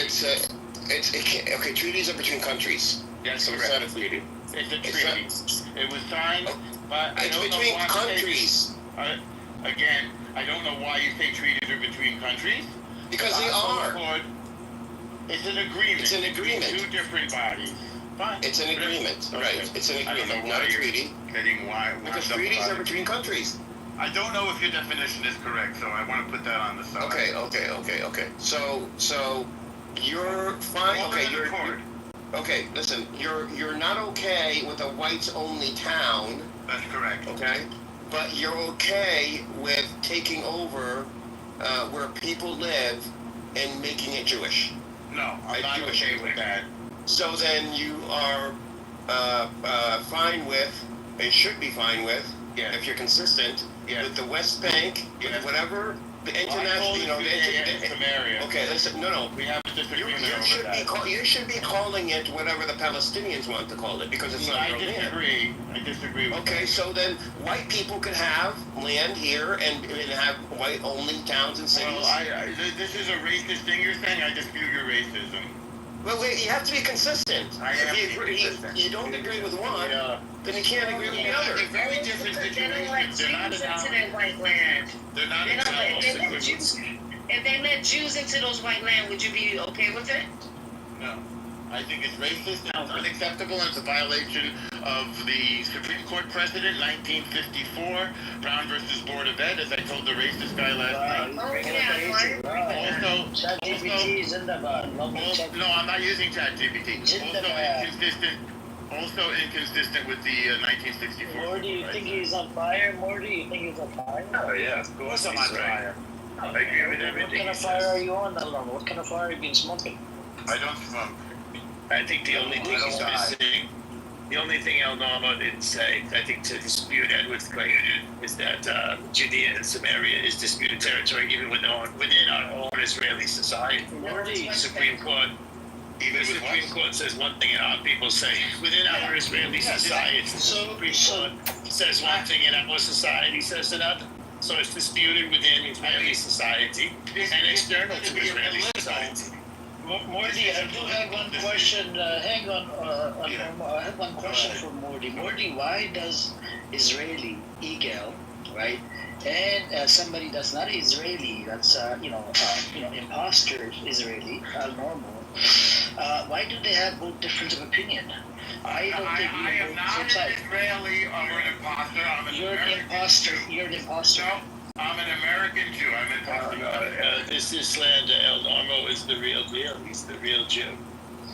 No, we're not talking about Jew. I'm talking about somebody that's an Israeli. To be an Israeli. I'm not an Israeli. I never said he was Israeli. Who are you to make the decision on behalf of Israelis? Well, I'm a Zionist. Every Jew on the planet has a portion of Israel according to Israeli law and God's law. You're not getting that. You're not getting my point. Right now, you're not an Israeli citizen. You're not Israeli citizen. That's right. So, if you're not an Israeli citizen, and if Yigal is an Israeli citizen, he was born over there, raised over there, Yigal has the choice. He can vote on, saying that Netanyahu is a criminal. But then where the fuck do you come in from? From fucking New York, right? Don't have any fucking connection to that land, from Poland or Ukraine or whatever. I just don't get it. Edward, you get my point? Edward gets it. You're a Pakistani with no connection to the land. I don't really give two fucks about Pakistan or India. I don't care. I understand that. But I'm the Jew and I do care about Israel. Unlike you. Every Jew can be an Israeli. That's correct. Eagle, they can be. Look, Eagle, they can be Israeli. But Eagle, he's not voting, but he has a right to voice his opinion. Okay. Eagle, let me ask you this question. Eagle. Eagle, thank you for being an Israeli. Eagle, let me ask you this question. Thank you for risking your life for me, Eagle. I love you, Eagle. Eagle, let me ask you this question. I'm in America. Hold on, I'm in America, right? We have an imposter American called Normal that lives in America. I'm not an imposter. I'm the real deal. We came from Poland or something. He's from Polish. No, I'm not from Poland. He's a Jew. Oh, you're Poland. You're from Polish. No, you're a Polish person. You came from. Okay. That's a lie. Let me give you some hypothetical. Let's say I'm a Canadian as well. Okay. Me as a Canadian, if there's something going on in my fucking country, and this normal has connection to that land from 3,000 years ago, and he doesn't have any fucking citizenship to that country, how the fuck does he have the right to say anything about my Canada country? Just my opinion. I just don't get it. Why does he? And he thinks differently than you. He thinks way differently than you. That's okay. He's coming from a privileged background. He hasn't served the idea. He hasn't killed anybody. We don't know what he's on about. Maybe he's a fraudulent CIA or Mossad or something. We don't know what he's on about.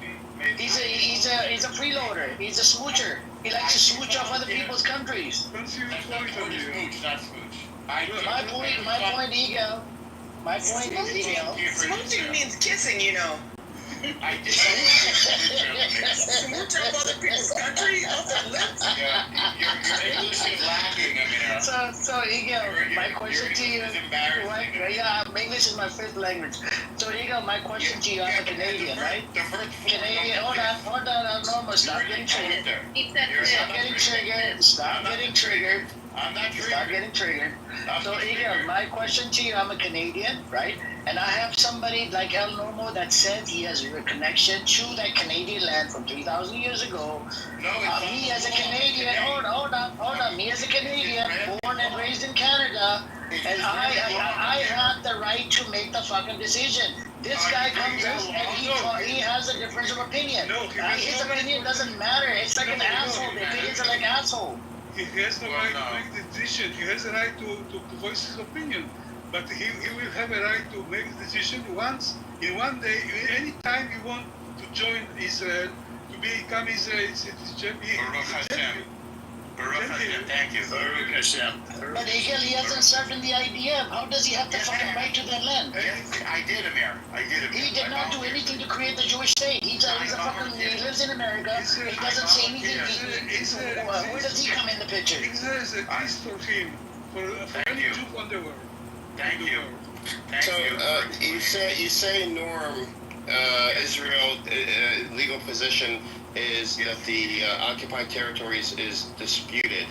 No, I did mention to you the Israeli Supreme Court says it is occupied territory and that the Geneva Conventions do apply. No, hold on, I haven't asked my question yet. Hold on. I haven't asked my question. My question is that. I disagree with the. Let me ask my question, and then you can answer and say whatever you want. Well, hold on. It's very quick. One sentence. All right. If you're saying that it is Israel made a legal argument that this is disputed land, okay? 100%. Okay. Hold on. Let me ask. Then, can you show where Israel has formally?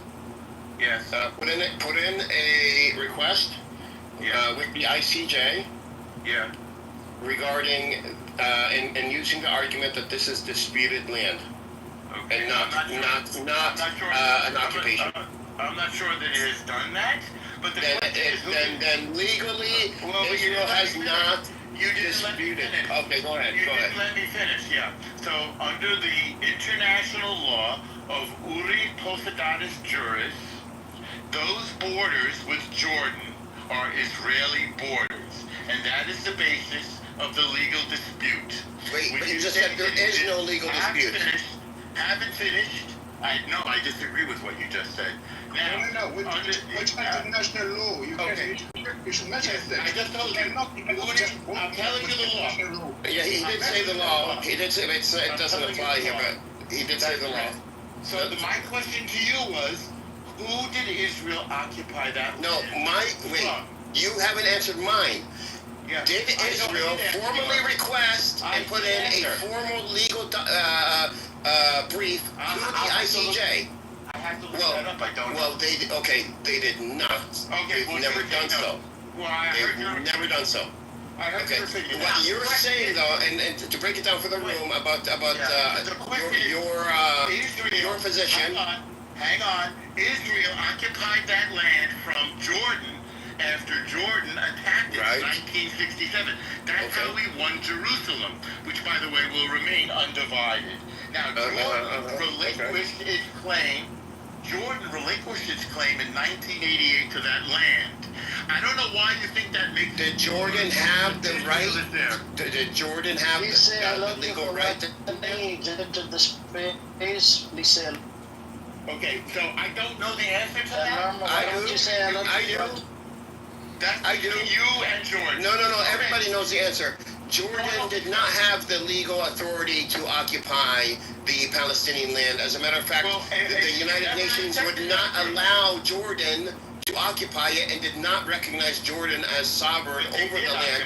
Even after Jordan gave Palestinians passports, the United Nations said, no, Geneva Conventions still apply. You cannot take this territory. This is Palestinian territory.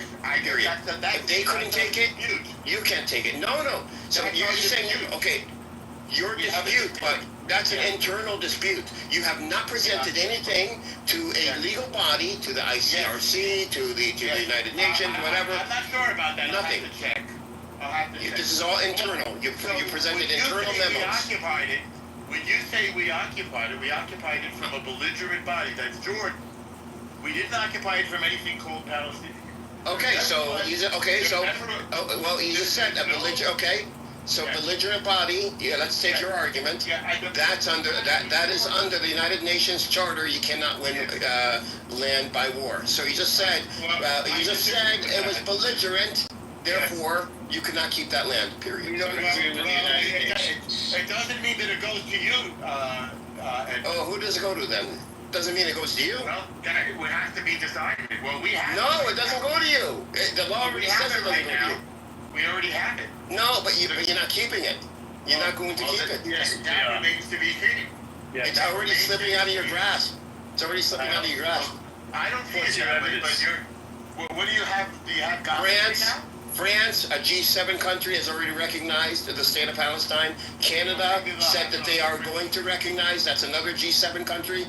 G7 countries are doing this. Is Israel ready to fight the G7? Is Israel ready to fight the G7? It doesn't say what the borders are, Edward. Yes, they recognize on the 1967 lines. I don't think so. Happened. It's a stretch. That's what it says. That's what they recognize Palestine as. Yes, they do. Of course they do. Of course. What do you think? Does it say they recognize it on Area A? No, it doesn't. They say we recognize a Palestinian state on the 1967 lines. That's what they say. Okay. Are you sure it says that? No. Okay. Neither. No, I'm looking at it in GPT right now. Let me Yes. answer this. Okay. Let me answer this. Hey, let me answer this. Go ahead. So, Go ahead. Back in 2016, France and all permanent members of the Security Council, they voted on the resolution number 2334. It was the 23rd of December 2016. Okay. And on the paragraph 1, the resolution says, reaffirms that the establishment by Israel of settlements in the Palestinian territory occupied since 1967, including East Jerusalem, has no legal validity and constitutes a flagrant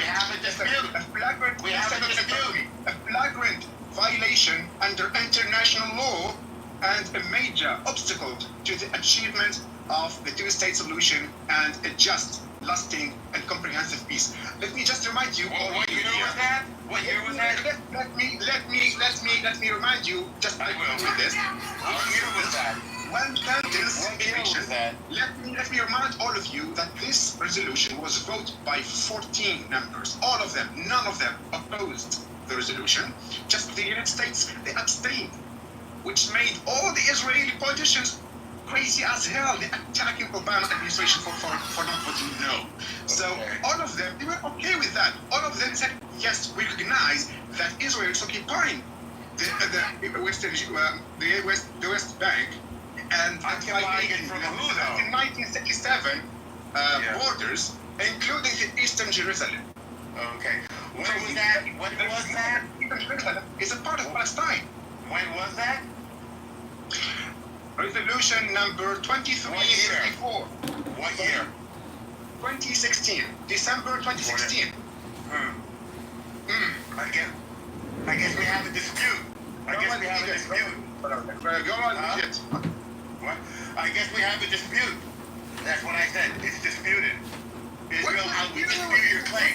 What authority recognizes East Jerusalem as a part of your country except your corrupt American politicians? Oh, well, if you don't like America, that's fine. That's fine. These are the only countries that matter.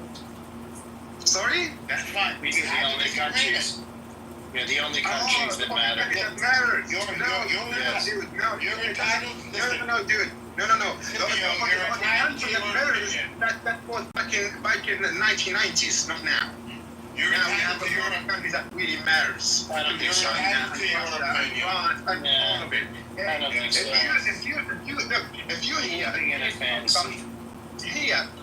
If you are here to talk about global dominance and who can beat the shit up of the other, okay, we can talk this language. No, this is a legal dispute, If you are here to discuss this based on international law, just add this is a legal dispute. Let's discuss this based on international law. I'm discussing it right now. I dispute your claim. Sorry. Go on. But France and Canada are both, when discussing the recognition of a Palestinian state, they are discussing it in terms of what is according to international law, which is the West Bank, East Jerusalem, and Gaza. What law would that be? What law would that be? What law would that be? What law are you? What do you mean? What do you mean? What international law? Okay, the ICJ came out last year with an opinion. What do you call it? A ruling of the West Bank, East Jerusalem, and Gaza belonging to the Palestinians, and they even said that Israel needs to withdraw, and I believe they even said to give reparations, if I'm not mistaken. I don't think so. The laws are there, and the laws are very clear. I don't think they have jurisdiction. The ICRC also has said the same thing. ICRC has said the same thing. The UN. I have named the law. You have. No. You named the law. You named the law that does not. You named the law that no international legal body has recognized as being valid. Oh, okay. Can you show me? Show me what international body has recognized that as being valid. If you're done talking, I will answer. Okay. Go ahead. Are you done? Okay. Every single international border that has been formed after an empire has withdrawn. Think of the Soviet. No, Norm. Just Israel. I'm talking about. You're interrupting. No, because you're not answering the question. I asked you. Show me where this law. I don't. Okay, where the United Nations or any country has recognized this legal argument that you're putting forth right now. I get it. I can answer the question. You don't want to hear that. I can answer it. It's Morty. So hang on, Morty. Under international law, the only other alternative, by the way, is Oslo. Under international law, when an empire leaves, like the Soviet Union or the Spanish Empire, the borders that remain are according to the previous borders of the entity. In this case, the British Mandate of Palestine. So can you show me a legal brief? Can you show me anything? Any international body that agrees with you? Save your questions to the end. Now, unfortunately for you, the Palestinians, Arabs, did not accept the state when they were offered one numerous times. Therefore, you have no legal sovereignty over that land. So can you show me anything in international law that agrees with this position when it comes to Palestinians? Not Russians, not Spain, Palestinians. Show me where this was an international body that agrees. When did you ever have a country? I'll wait. No, I'm asking you to show me where your argument, the argument you put forth, you said it is, international law. That's correct. Show me where that law was recognized to apply to Palestine. In the United States. The United States? No, the United States says the West Bank, East Jerusalem, and Gaza is Palestinian territory. The United States says Jerusalem is one city. There's no Palestinian sovereignty there. Their position. They moved the embassy. But the position of the United States is that East Jerusalem, West Bank, and Gaza is Palestinian territory. Incorrect. The United States recognizes Jerusalem as one united city and the Golan Heights as annexation as Israeli. I'm sorry, those are facts, Edward. Now, Okay, let's say Jerusalem, which I don't agree with. West Bank, Gaza.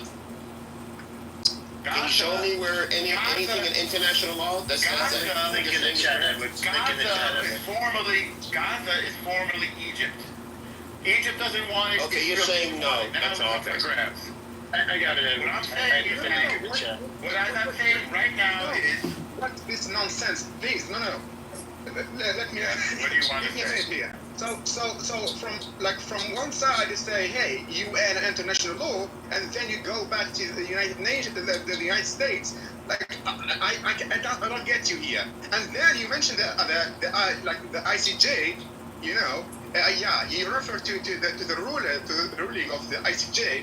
And when it comes to the genocide, you say, no, we don't recognize the ruling of the ICJ. Can I address this? I don't get you double standards. That's not my opinion. I think we should allow Morty. We should not suppress another Zionist voice. No. Morty is kidding around. Morty is not serious. No, he's a Zionist, Morty. I dropped the link in the chat. He's an Armenian. Check out the link.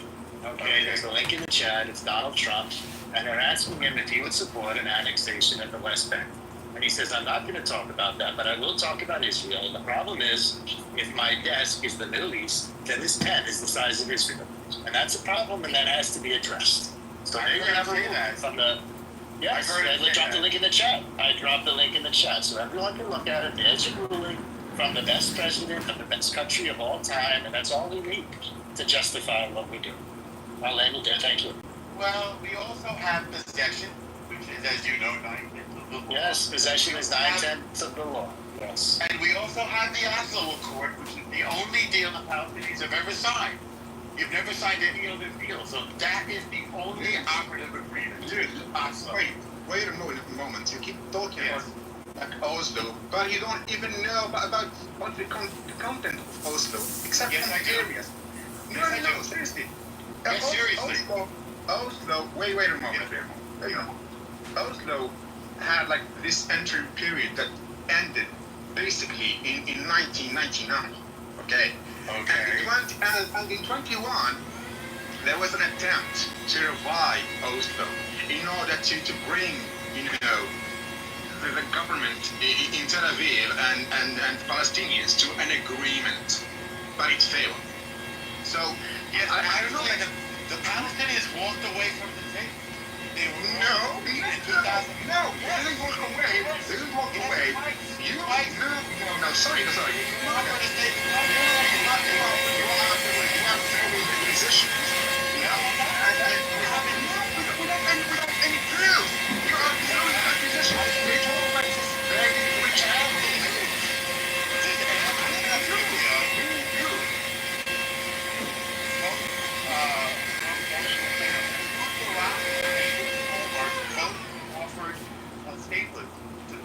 And they walked away from That's not true. We can walk away if we want. It doesn't mean it's for it's Palestine. Well, that means you have no state. No, we didn't say we have a state. Okay, good. That's not the claim.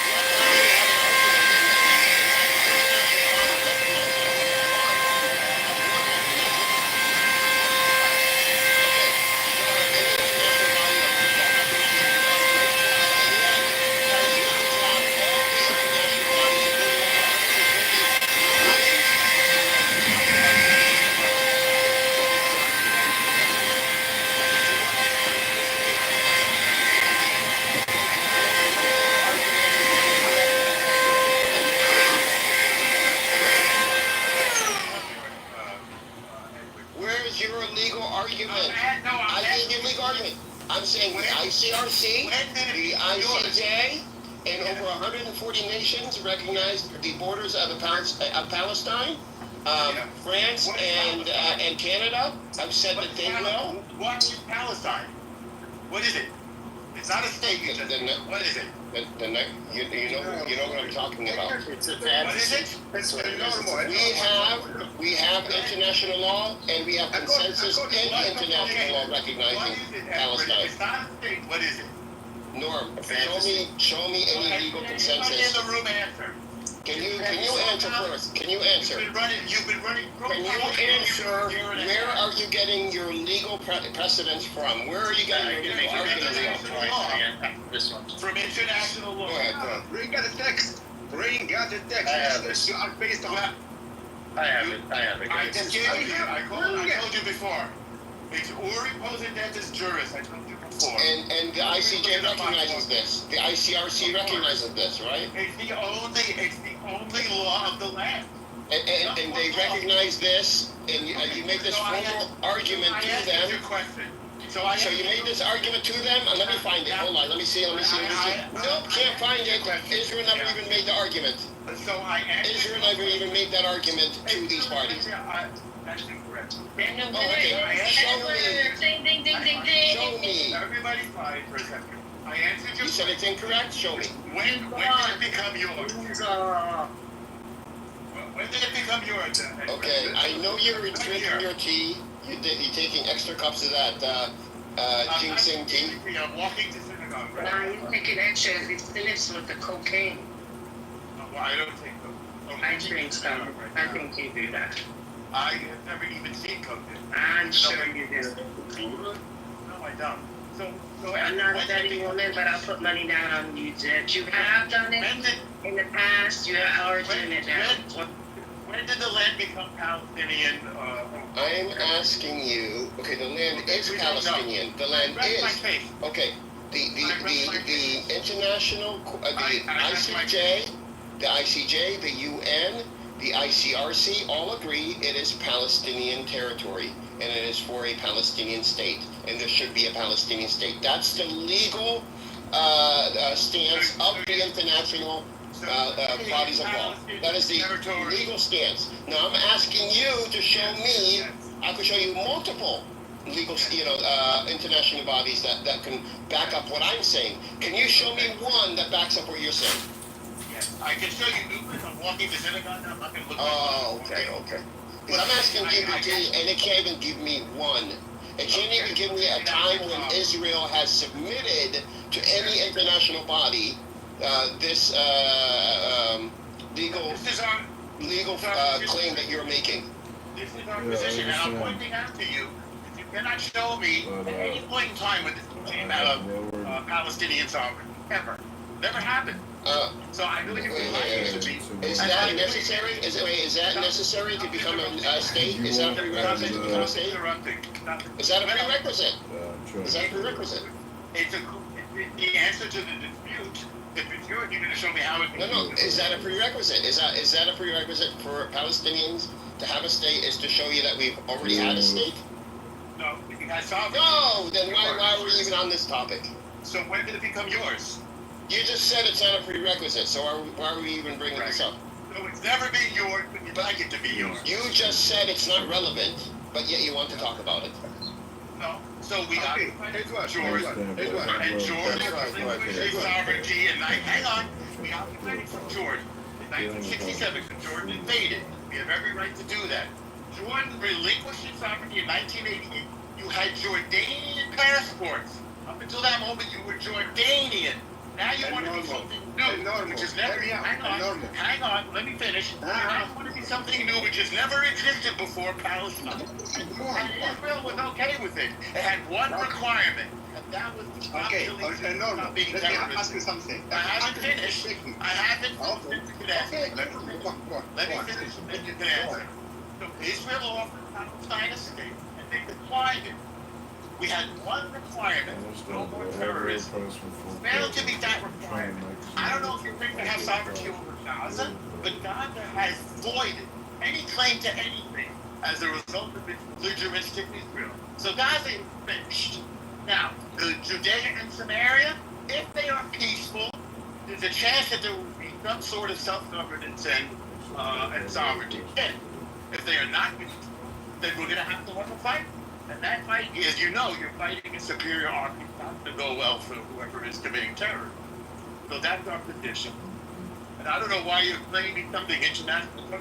We've made this argument many times. It's a very complicated. When you think about international law, close again is third, is the law of how borders are formed. Because you made the mistake of not accepting a state when it was offered to you in 1939, in 2005, in 2001, I think it was, from Clinton and from Carter. And But Lemo, you ever get tired of lying? You ever get tired of lying? When did I lie? What's the lie? What's the lie? Everything you say is a lie. When you wake up, it's a lie. When you eat, it's a lie. When you breathe, it's a lie. Everything you do is a lie. You're cheating. I was waiting for him to finish. You finish. Okay, go ahead. Go ahead. No, okay. Let me ask you a question. Earlier, you mentioned the ICJ ruling about the West Bank, right? No, I didn't mention that. No, you said like the West. You mentioned like everyone here was listening. You brought up a ruling made by the ICJ about the West Bank. No, I did not mention that. I did. I said that. Oslo. You did it earlier. Are you lying in front of No, I'm not lying, and I didn't say that. No, you said that. You said that was a ruling of the ICJ. And then. No. And then I asked you why do you refer to the ICJ when it comes to the West Bank, and you refute the ruling when it comes to the genocide. No. You mentioned that. You said that, hey, there was a ruling by the ICJ about the West Bank that it belongs to the that it's not a Palestinian territory and it belongs to Israel. No, that wasn't that just earlier. Yes, I do have to abandon. I did not. It's not my Guys, unless you were doing something else. That's what I heard. I'll probably just enjoy the rest of the summer. I do have to abandon. I asked you about a legal text, referring to your claims about the West Bank. Yes, and I came up with the ICJ ruling. No, I said the ICJ and ICRC, but he was not able to come up with a single legal international body that put forth any legal argument regarding this claim. That's the point. This guy, he talks about international law. Thanks for being afraid. I'll come back later. Thank you for your time. You got Pray, oh God. Okay. He has to pray after that one. Okay, I just checked now a ruling made by the ICJ, and I have the text here in front of me. Okay, it dates to 19 July 2024, and it explicitly mentioned, like all over it, the illegality of the occupation of the West Bank. Okay, by Israel since 1967. But in Israel's Supreme Court in 2006 also said that it is a occupation in the West Bank and it's against the Geneva Conventions.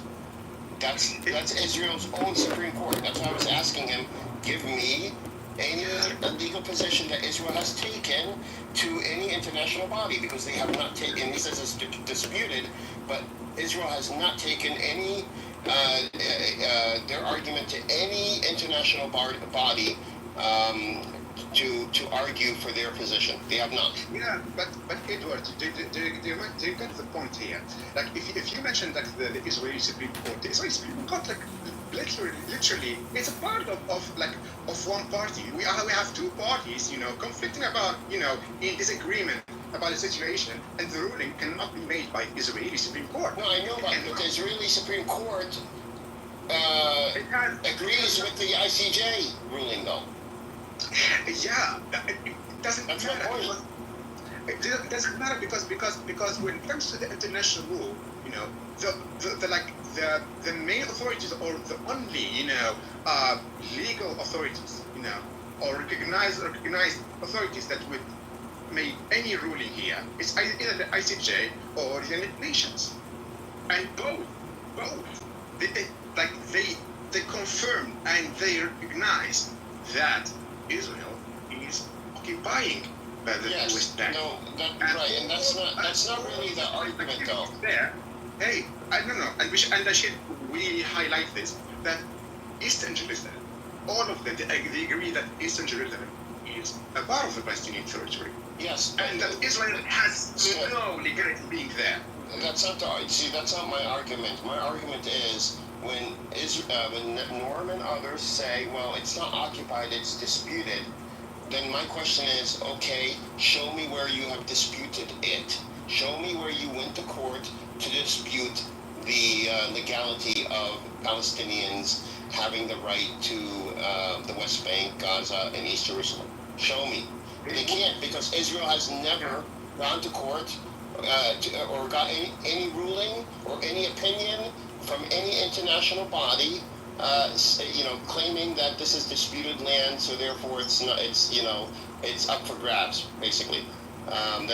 There's nothing. They haven't even gone to court to even ask for it. They won't. No, so they're not disputing it. That's the thing.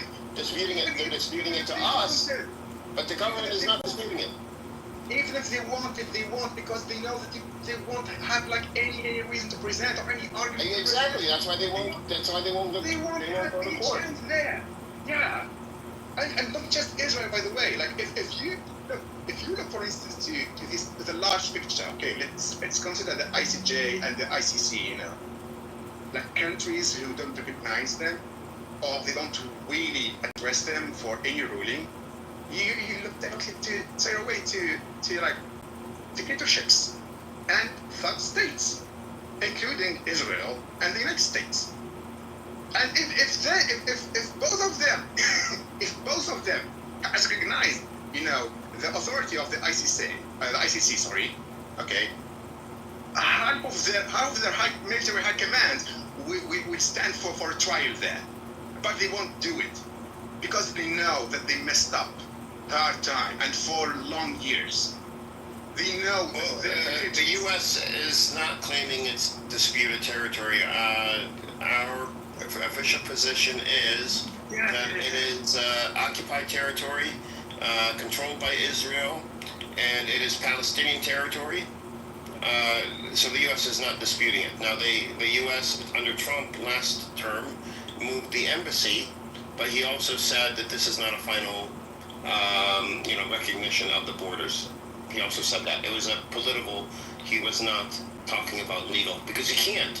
America can't make that decision. No one can except the United Nations and the ICJ or the Security Council in the United Nations.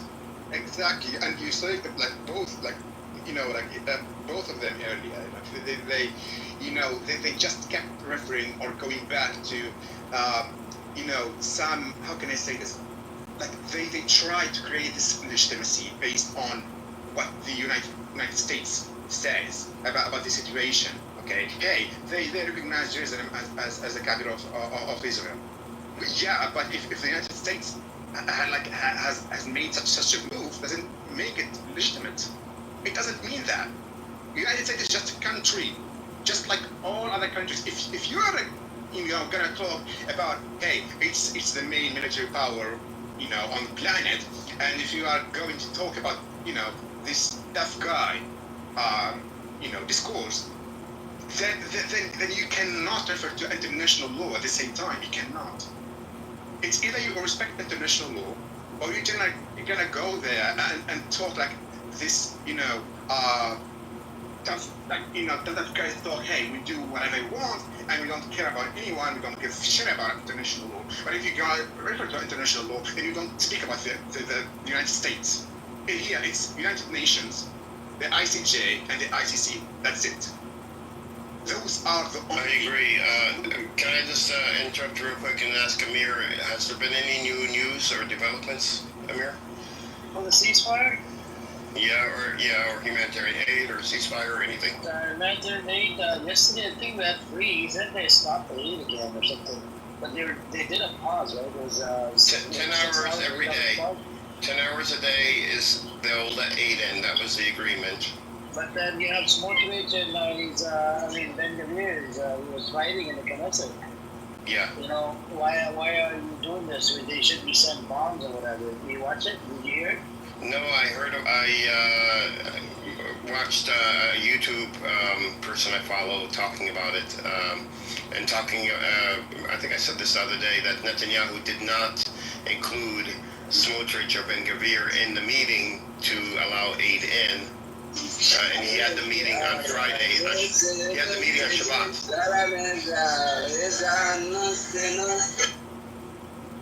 Thank you, Bab. Thank you for coming. You're out on the hallway. Thank you. Not even down in the audience. Get lost. That's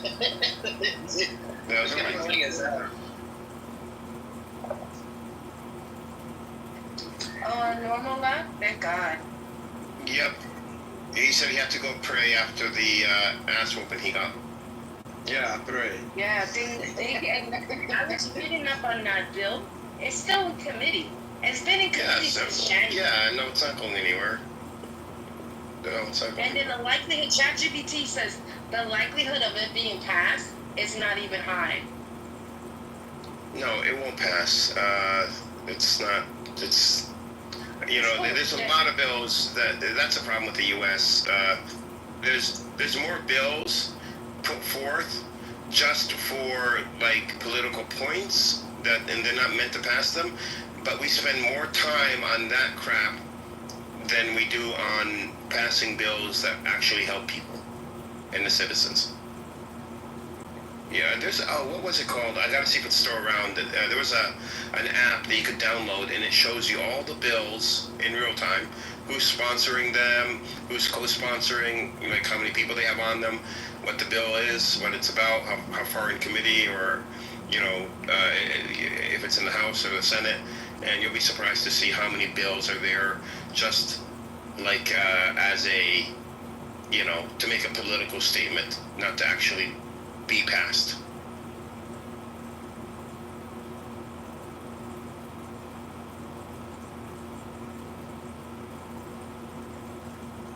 It's crazy. I'm getting all my notifications really late. What's going on with the shooting? Have you found anything else? Oh, the mayor Adams is talking now about it. What's he saying? I'm not finding it. I don't know. I haven't found like what Norm is talking about. I mean, there's a bunch of shootings in New York, so I couldn't find the one that Norm is talking about. You're talking about the shooting today?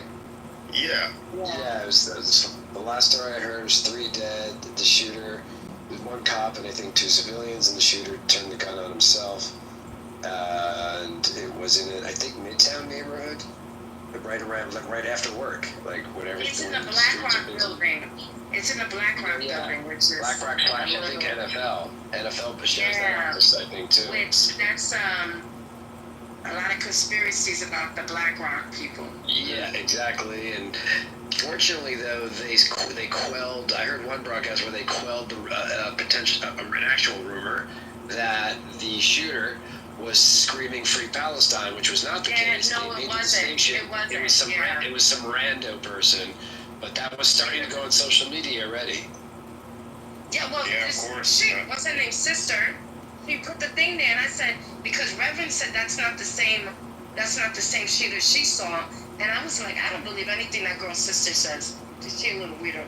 So I was like, that's not the same shooter. The shooter, what is a shooter? Do we know his name or anything? Yeah, he's a Canadian guy.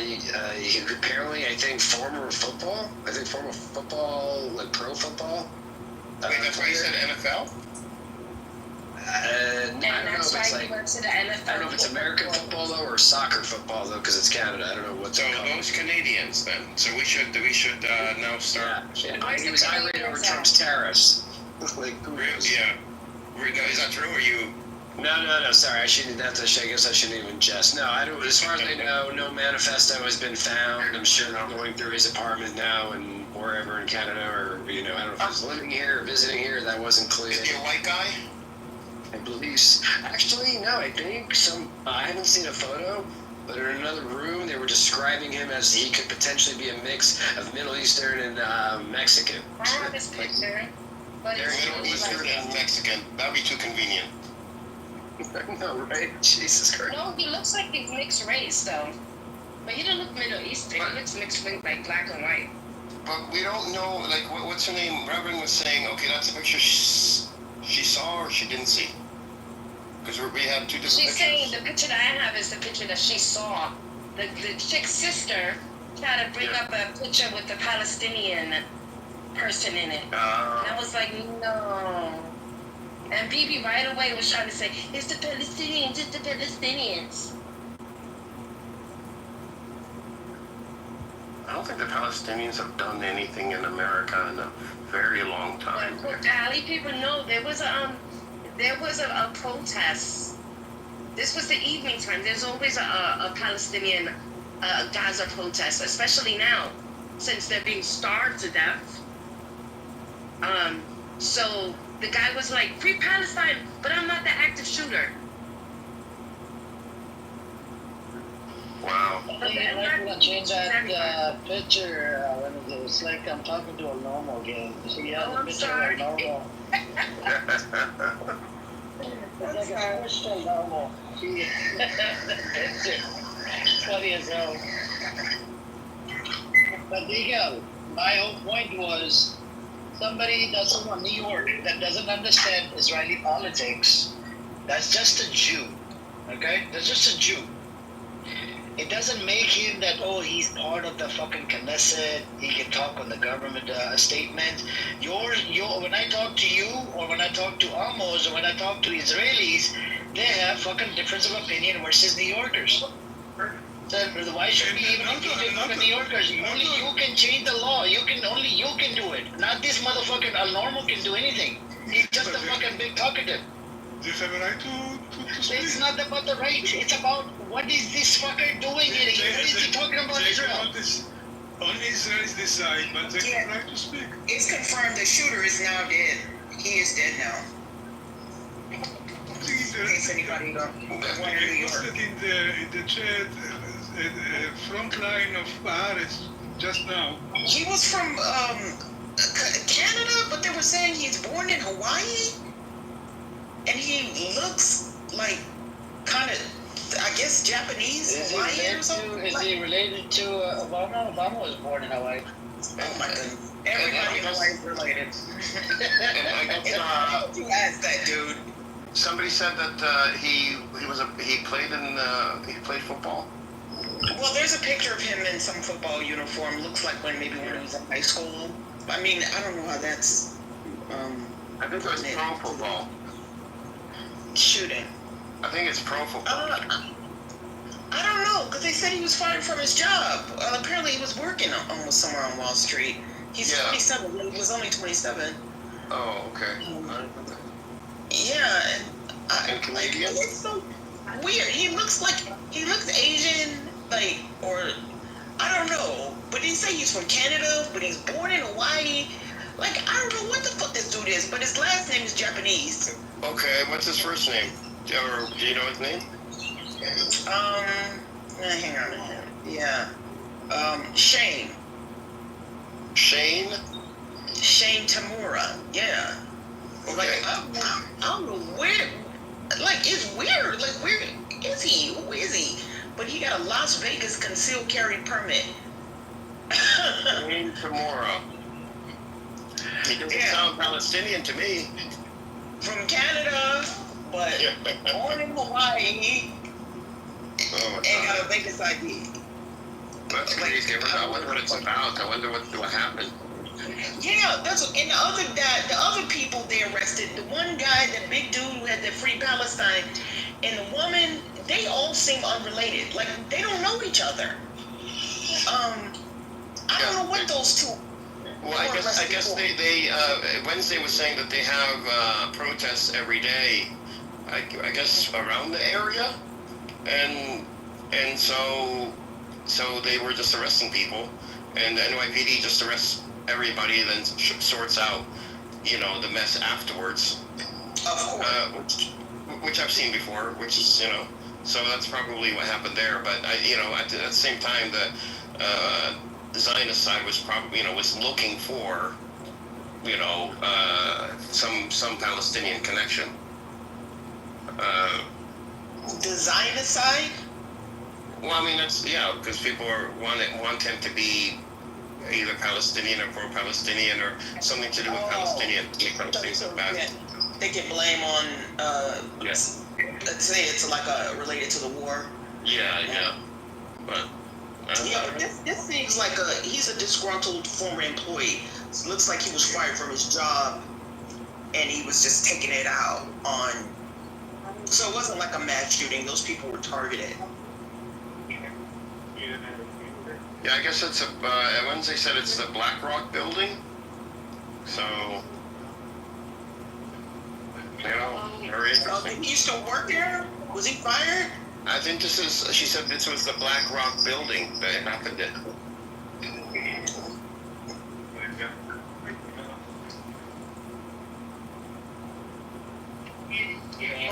Well, he did kill one police officer, so Yeah, I've seen that. That was the one confirmed death. Oh, Wednesday, you still there? Yeah. But I don't know what happened to anybody else. Like, if there were anybody else, are they just like in critical condition? But there were, I think, 5 other people who were shot. Not confirmed deceased though.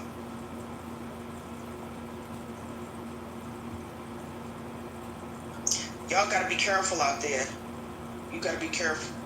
Yeah, you never know. It could come from anywhere.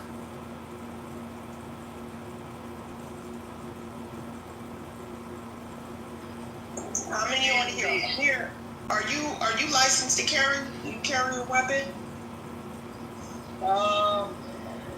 No, I don't. Are you gonna start? Do you think you should, maybe? I don't think so. I am. You're in California? No, I'm not. Thank God, no. California is hard to get CCW though. It's impossible to get CCW. Is that where you are? Yeah, California. I'm in Los Angeles. Oh, I thought you were in Canada. Oh, no. I go to Canada every once in a while to visit my family, but I live in California, Los Angeles. Are you gonna move or are you gonna stay in California? I might move down the road. Just a matter of time. We'll see. Would you leave the country though? Would I leave the country? Yes. Yeah. No, I'm still gonna be in America. Probably on the East Coast side, New York or something. Amir, let me ask you, or anybody else in here, do y'all think America is fucking cooked, and it is time for us to start over again? Like we need to like what the founding settlers of this country did originally. I mean, not do what they did. I mean, obviously, not be a genocidal fucking your whole human race of people. But do y'all think that we're in a police state right now, and we're going too far, and there's no turning back? I mean, we need so first thing we need to do is part ways with Israel. That's number one thing. And then we have a lot of pedos in the Congress that we need to get rid of them. But then, I don't know how that's going to happen. I think it's going to take like a small contingency of us to first of all, I don't know if we have to separate by races. Like the blacks and the whites, like we got to find us a little island separately and then start over like that. That might make the best sense so that we won't repeat the same mistakes. Y'all heard about that white city they starting just for all white people, a white neighborhood or they were talking about this earlier today. I mean, I don't see nothing. I mean, I'm not against it as long as they don't use any of my tax dollars. But like those people, I wish all white people would think like that. They're just all racists, as a matter of fact, would go and just let me know where they are so I know where not to go. Like, because I ain't got no problem with it. I wish they would all do that. I think that would be a lot easier for the rest of us who want to live without their shit. But yeah, I just feel like I think those people have the right idea. They seeing the writing on the wall. I think they want to be safe when shit finally jumps off in this country, because it's like we're all just like sitting ducks here. Yeah, and then technology in the mix. We don't know what's happening, in the next few years, how our society is going to look like. Technology is the least of our problems. It's the people. It's the crazy motherfuckers like this shooter, But technology has, technology shapes society too. It has a great influence on society. So. No, I think technology is it's a tool. Anybody else looking that day? Can you? Oh man, you should see the food that gets thrown out in these restaurants. You're hot, Mike. It's technology. It's just a tool that people can use. That's all. It's not the guiding force. But it's becoming more than just technology that we use now. Like social media shapes world opinion. Well, stop technology. It's not like, okay, I'm not asking to stop that. I'm just saying. Here. Who? Michael. My name is fucking Michael, you dumb bitch. Oh my you don't God. like him. Calm down, James. James, calm down. Stop cursing women. What did he say? He called you a I dumb said my B-word. name's Michael, you dumb bitch. It's not Michael, it's Again, American him. Okay. Sit in the audience like good boy. I don't know why they even come up. Just because I have the hand raising off because I was doing something. You know, people like him, they tend to come up. I don't know. Even a normal came up like that. Normal came up there like that? Yeah, unmute Yesterday. Norm came up and he was cooked. Yo, you did cook him though, Edward. You just gotta wait for the right time and then pounce on them like a praying mantis. This is like the beginning of Nazi. And people are doing this. Do you know in the very beginning of World War II, in Germany, Hitler, his regime started just cutting off things slowly. It wasn't like all at once.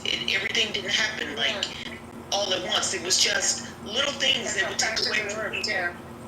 They took away, and people would they would see how much people would tolerate, how comfortable they would be with things. And I feel like that's what Trump is doing now. I'm like, can nobody see this?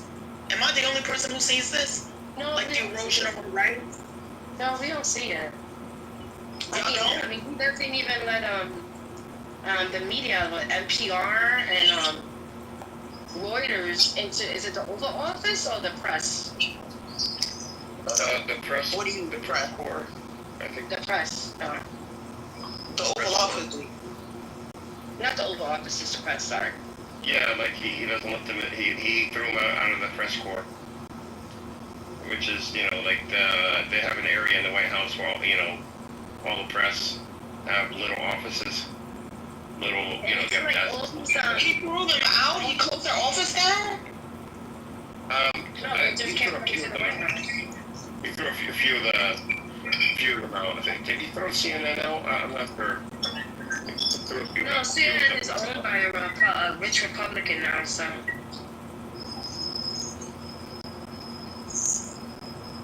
Yeah, I mean, y'all, this is what I'm saying.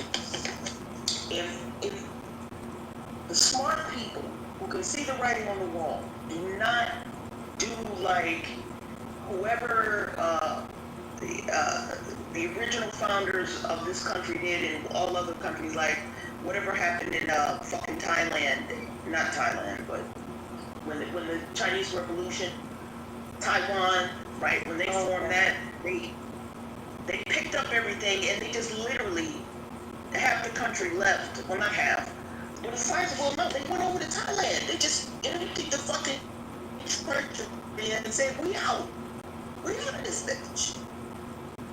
Doing a revolution, because they realized they couldn't win, they couldn't change things. And I'm not too sure.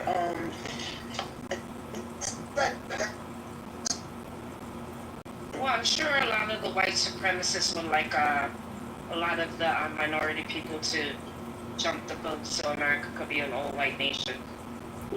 Bring up its numbers from I think it's 67% whites for the 2020 census compared to the 1980 census, which was about 85% Caucasian. But don't quote me on that. But the numbers have been dwindling, yeah.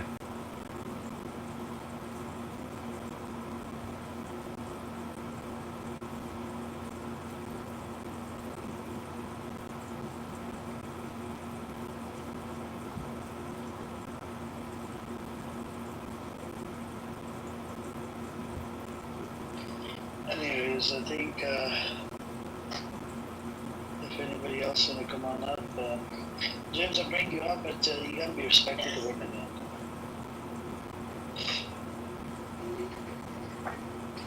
But be respectful. Don't curse at women. Okay? I know you do that in your culture, in your Iranian culture, but we don't do it here. Are you in the Matrix? I can hardly hear you. No, I just... they wait. Amir, they wait until they're in the concentration camp or in the we don't do internment. that. Silence, well, here, we don't do that. No, I meant to say Pahlavi culture. Sorry, I apologize, Mazi. Not in the Iranian culture, in the Pahlavi culture. Pahlavi? It's a movement. They want Shah of Iran to come back to Israel and take over. To come back to Iran to take over Iran. There's some. They justify the killing of Iranians. Like a recent attack that happened in Iran that killed about 50 kids. They justify it by saying, these are IRGC kids. IRGC. Who killed the kids? Who was responsible for killing the kids? Israel. But they claim it was IRGC. It's okay to justify what Israel did to. What, if they attacked a school, they bombed a school or something? No, not the recent attack. Reverend, you don't know that Israel did the attack. Yeah, but I didn't know that they targeted like 50 children, a place where they killed over 900 people in Iran. What the rocket attack? No. I thought you were saying that they targeted like a school or something where children were. No. They targeted buildings, residential buildings. Yes, I heard about that. 900 people already. Jeez. They hadn't killed that many Palestinians in a year.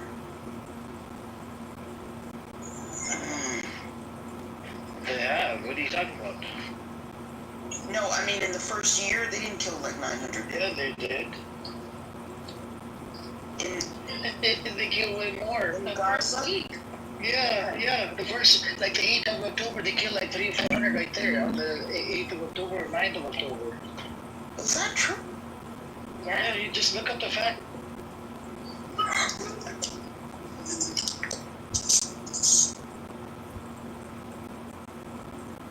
Hey, they're thirsty for blood, man. What's up with you, Chucky? Chucky. Assalamu alaikum. Walaikum salam. Walaikum salam. Sir, I'm good, man. I'm just looking into going to yeshiva, man. I'm ready to become a rabbi. Oh, you ready to become a rabbi? Mm-hmm. Oh, yeah, no problem to you. Thank you. I appreciate y'all, man. Please keep me in your prayers.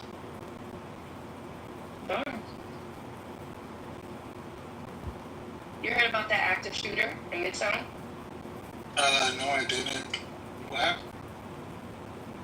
happened? Went to the Black Rock building that's shared by the NFL. The person is a Canadian. I never heard of that. Did they catch the shooter? Yeah, they neutralized him. They killed him. Killed a police officer and 3 other civilians. They killed an NYPD officer? Yep. Well, we don't know if the other folks are dead though. I don't think the other 2 were involved. NYPD always picking up somebody.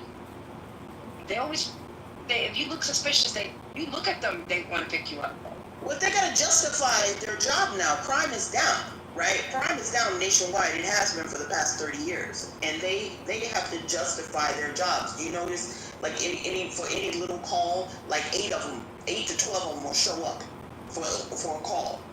You know, yeah, you know. I mean, but part of that, but I have to break it down though. 2 out of the 8. One is the other officer's backup, and the other one's back up because they're bored. They're not bored? Yeah, I'm just saying. You said crime is down in America. It's been down for like the last 30 years. So I'm saying, if you call 911 when the police come, you have to expect another car because that's that officer's backup, and then the other patrol might show up because it might be bored. That might be the only call on the board. They're bored. Yeah. Okay. I've seen that happen. Yeah. I didn't know if you were saying bored like BORED. But I understand backup. I was saying bored. Yeah. But that doesn't explain like 12 people and like 4 SWAT cars and like. Yeah, sometimes they do that though, because they got nothing to do. See, that's what I'm saying. And so they gotta make justification for their why they put them on their salary. I mean, it's still a call for service. So, like right now, we only have one job pending. If I choose to go to that job, then it'll be like 5 of us there. You see what I'm saying? It's just there ain't shit to do. Well, exactly. That's what I'm saying. Crime is down, but you know what you can do? You can get another job in another field. But a lot of these people are not qualified for any job that will pay that what they're getting. Pay that kind of money. Without requiring a 4-year college degree and some experience in technology. I don't think something like that. But police, you just need a 2-year college degree. Sometimes not even that, depending on military or military experience. Not anymore for the NYPD. They got rid of their college requirement. Really? Yeah, it used to be. You used to have. It's gonna be stupid cops in the force. You used to have to have 60 college credits. Yeah, but the reason why they put this, I know. I was going for criminal justice at one point. The reason why they made it mandatory for the NYPD because there was too many dumb cops in the street. Like sometimes they didn't even read the Miranda rights. They couldn't write reports. So why do you suppose they're doing it now? They're removing all of these requirements now. Because if crime is down, they certainly don't need the officers. They should be making the requirements more stringent. Yeah. Still. It's their union. It's the union. Especially when that was a weapon. Exactly. Quick to shoot somebody too.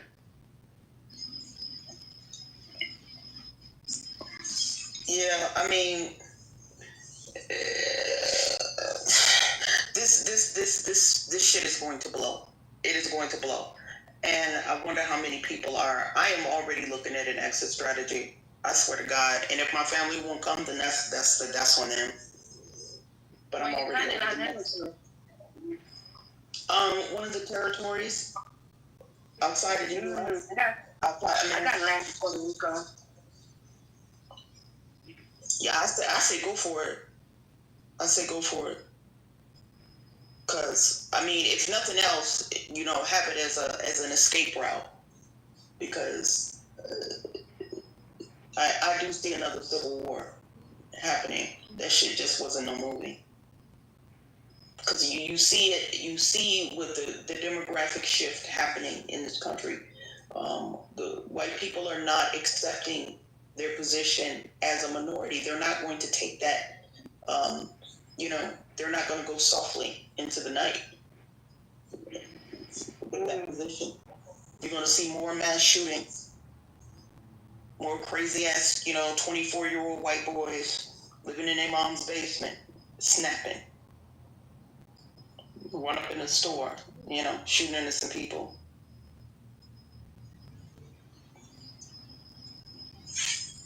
Most definitely. Pretty scary.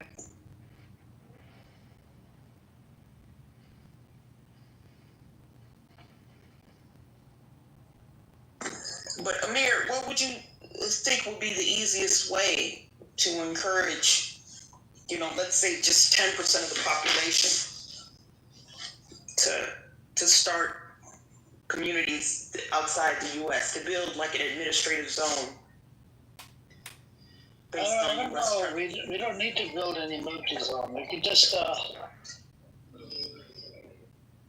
need to fight ways in certain countries and get rid of the pedos in the Congress. I think it'll be okay. Back on track. I'm sorry, but then we're gonna be left. But we're gonna be left with all these maggots and shit, like these crazed people. It's the citizens. No, but we need that one person, one vote. We can't have this. What is that? The voting system that we have. That's fucking disgrace to the people. Yeah, the college system is a fucking fraud. Yeah, I agree. I don't agree with the electric college. So we gotta have that. I think it should be we gotta have we need to fix that. Get rid of pedos that are in there, and get back on track and part ways with Israel. And how are you going to determine who's a pedo? How are you going to determine that? So there is a list. I mean, you have Donald Trump. You have a whole bunch of people on there on the, and you can see it in the pictures who's on it, who's not, and they would need to release the Epstein files.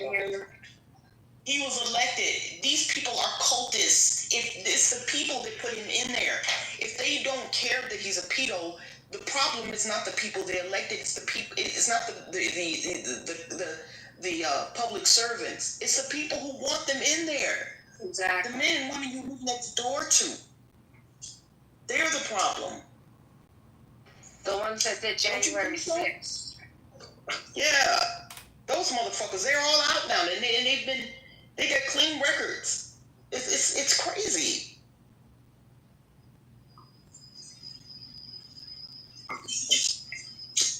And I know there are Trumpers who are absolutely losing up the world. Yo, is it me or I don't think Pepe is white. I think he's Mexican.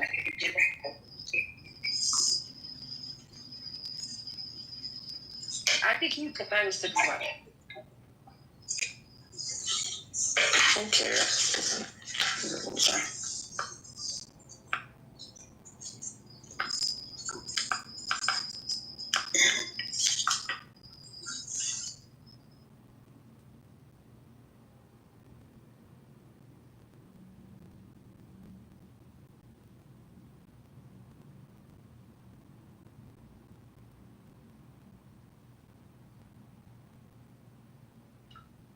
Anyways, did you want to say anything, James?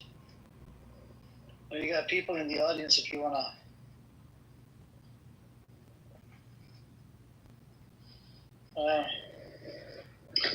You want to say anything, James or Mozzie? Let's talk to Bruce if he wants to come up. What's up with you, Bruce? He's the staunchest Israeli supporter. That's the one who was cussing out Wednesday for no reason? No, that's not. It's James. James on the stage. He's not. They know each other, James and Wednesday. Yeah, apparently James gets triggers when you call him out from his country. He's Iranian. Right, He's James? Ugandan. No, he's from Iran. Yeah. Anybody else want to come up? You guys welcome to come on up. Let me try not to hand raising so you guys can come up on your own. I don't have to send you invite. Unmute and but what it is the we could sit here and talk to these Zionists, right? But when it comes down to the genocide and whatnot, they're not willing to accept the genocide claim. And the starving kids and whatnot inside Gaza, the situation is getting very, hard and whatnot. Some of these countries agree to doing the airdrops.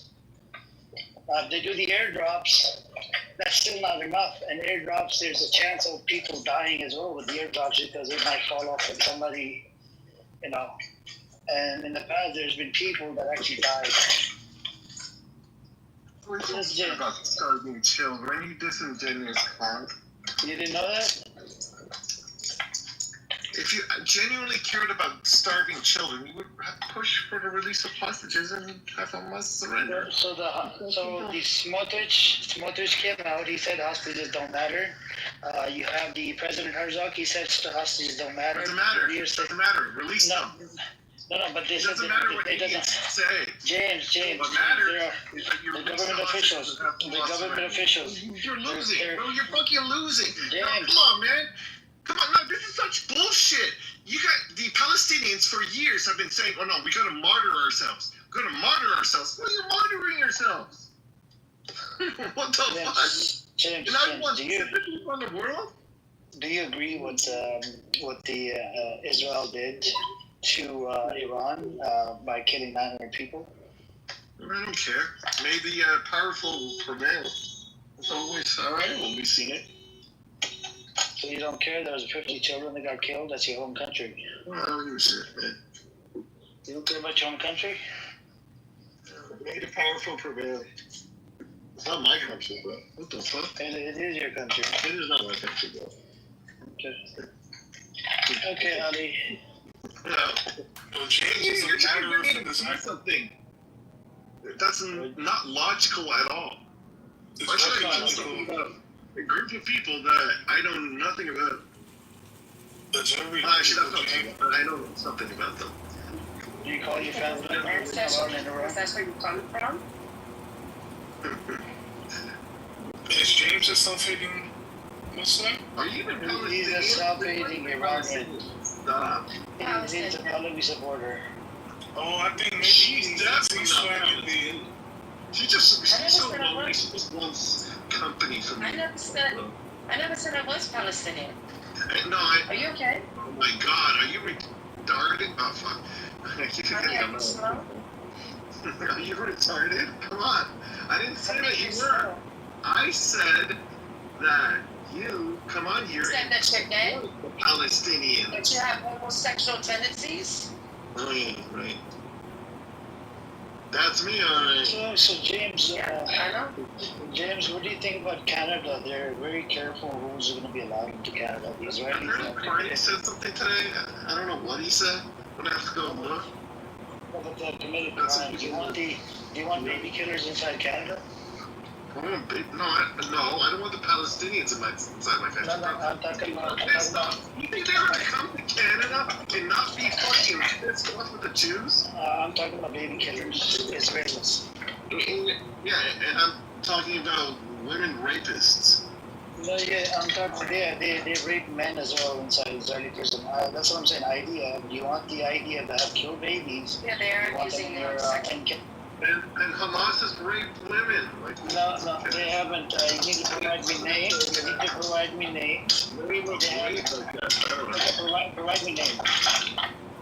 Provide me with the names. We're the hostages. Yeah, provide me with the name. Well, provide me with the name of the baby then. Yeah, I can provide you in Rajab. James, in Rajab. Go look it up. In Rajab. Hey, James. Can you remind the gay community that Hamas has killed one of them? No, they kill him because of spying. Reach out to the gay community. James. We don't need your James. James. You weirdos. James. What? Hey, what's up, Sam and Tree and everybody? If you guys want to come on, you should go take a swim in the Ganges River, man. I should take a swing in the Ganges. What's up, Sam? Yeah. A swim. Is this like American nonsense? Oh my God. You're an idiot. I'm not American, bro. I don't speak your stupid retarded language. He said swim. He said swim, you fucking retard. Swim. Doesn't make me a retard because I didn't hear you. Swim in the Ganges. No, it You does. said you don't speak. What the fuck does that even mean? Swim in the Ganges. You say you don't speak stupid American, but you sound like a fucking American when you speak English. You stupid piece of shit. Bro, why would I know or care what the Ganges are? Because you don't know what the Ganges It's my life to know what the Ganges are. Who doesn't know about the Ganges, bro? Yeah, I don't know anything about the Ganges, bro. I'm not fucking American. I don't not need to in know America. this information. It's not in America, idiot. Hey, what's up? Did you change your name again? Is this oh my God. Assalamu alaikum. I was confused. I'm like, who's this person? Who is it? That's Valoria. Assalamu alaikum. Gloria, Holy Muslim shit. James, why are you hating so much? She is a massive phony. You don't know her the way I do. You don't know me, bro. I do. You don't know me. Where am I? You want me to say You don't even know my address anymore. I moved. Weirdo. Oh, you didn't fucking move. You can't afford to move. Get the fuck out of here. I have. I can't. I moved. With Donald Trump, I moved. Asshole. You saying I can't afford to move, and yet I'm not where I live at anymore, you fucking dickhead. Oh, yeah. Why are you so, wait, James, why are you so concerned about where a woman Obsessed with me. He's obsessed with me. He's mad because I became Muslim, and he doesn't like Muslims. That's right. That's absolutely right. That's the problem. I don't live for you. Fuck. You can come from my pussy. What the fuck? You're a fake Muslim. I mean, you're the worst And you're a fake man. disingenuous fuck You Muslim. are a fake man. Why are you so angry? I don't get it. Why is she a fake Muslim? I want to know why she's a fake Muslim. Have you heard her talk to the Jews? Holy shit. Yeah. Fuck the Zionists. No, you hate the Jews altogether. She's nice to I said fuck the Zionists. Maybe not the aesthetic Jews. I'm Chucky. Wait, where does this whole hate the Jews come from? Chucky's a Jew. He just hasn't given me a PBA card, but he's a good Jew. Chucky's like super Jewish.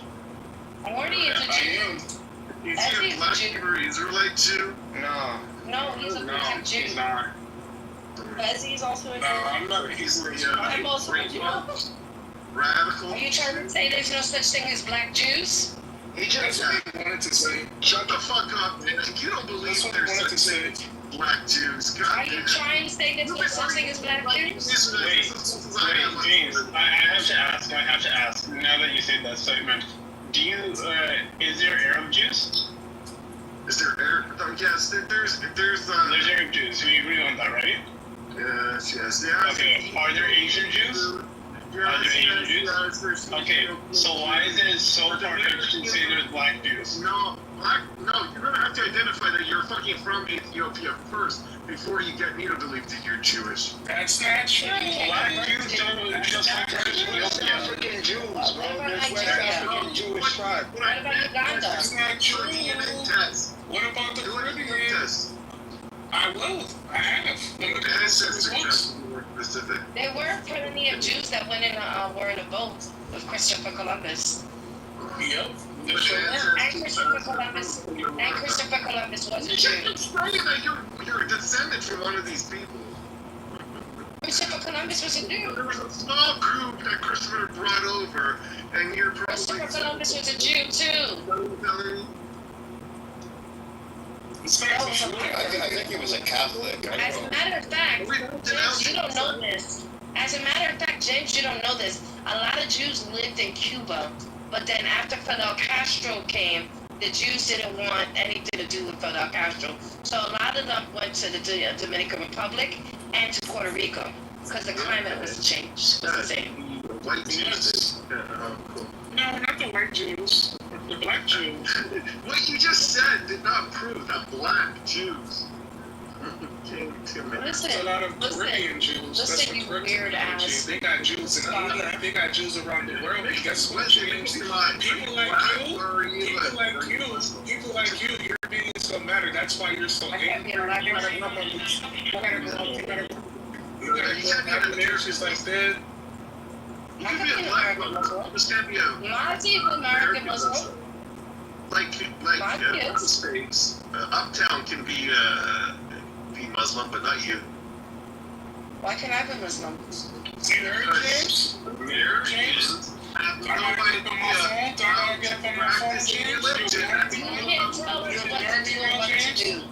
Are you hearing me now, James? Are you hearing me now, James? Am I telling the truth? Is the truth hurting your feelings, James? What truth? You haven't mentioned any scientific truth. I've said a lot of scientific proof, man. You know that you gotta remember the fact that there are black Caribbean Jews, and we're here to stay. We're not going anywhere. We don't need validation from anybody. And people like you, you guys are becoming the minority. You guys are becoming the minority. Wait, can I ask a question? Can I ask a question? I kind of wanted to finish with Brother Mazin. You know, and people like you, James, you guys are becoming the minority. And I know you're scared, man, but we're not the minority. What the fuck is we're not going anywhere. You got it, Brother Mazin. I was just gonna ask, is James a Muslim or a Jew? No, James is gay. Oh, so then who are you to police people and tell them what they are and aren't? If you're neither. Someone who knows Muslims very, very, very well. You're neither, bro. You're not a Muslim. No, I'm in Indonesia, bro. They practice. So have I. So what? You guys are a disgrace, man. How do you know? You're not a Muslim. How do you know? How do you know? He's Iranian like you. Monty, he's Iranian. Talk to him in Farsi. Talk to him in Farsi. Oh my God. No, I'm good. What's fucking Iranian?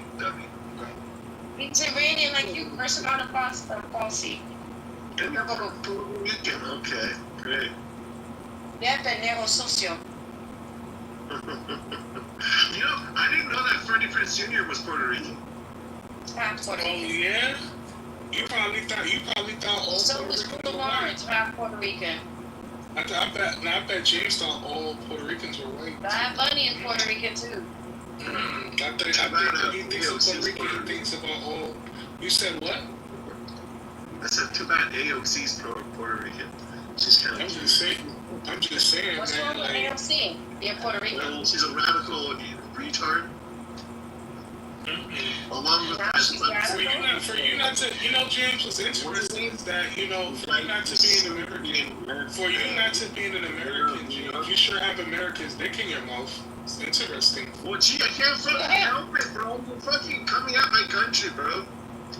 I mean, you can go back home. You can go back home. You should go back home. You should go back home. You should go back home. You should go back home. Why the fuck are you here in America? Go home, Walk out of my country, James. Go home, Gringo. Go home. We don't want you here. Get the fuck out of my country, Gringo. We got ice on speed dial. Gringo. The fuck up out of here, Gringo. I'm gonna come after Puerto Ricans next. Oh, that's okay, James. That's okay. Puerto Rico is a commonwealth, you idiot. I do realize that. They're going to deport you That's back okay, to James. Puerto That's okay, James. It's not a deportation. Citizen. He's a fucking American idiot. citizens. No, these Republicans don't make fucking sense. My point wasn't that they make sense. My point is they're a bunch of retards that do whatever the fuck they want. Go fuck your dog, bro. Yeah. Go back to Puerto Rico. You belong. I would love to. Actually,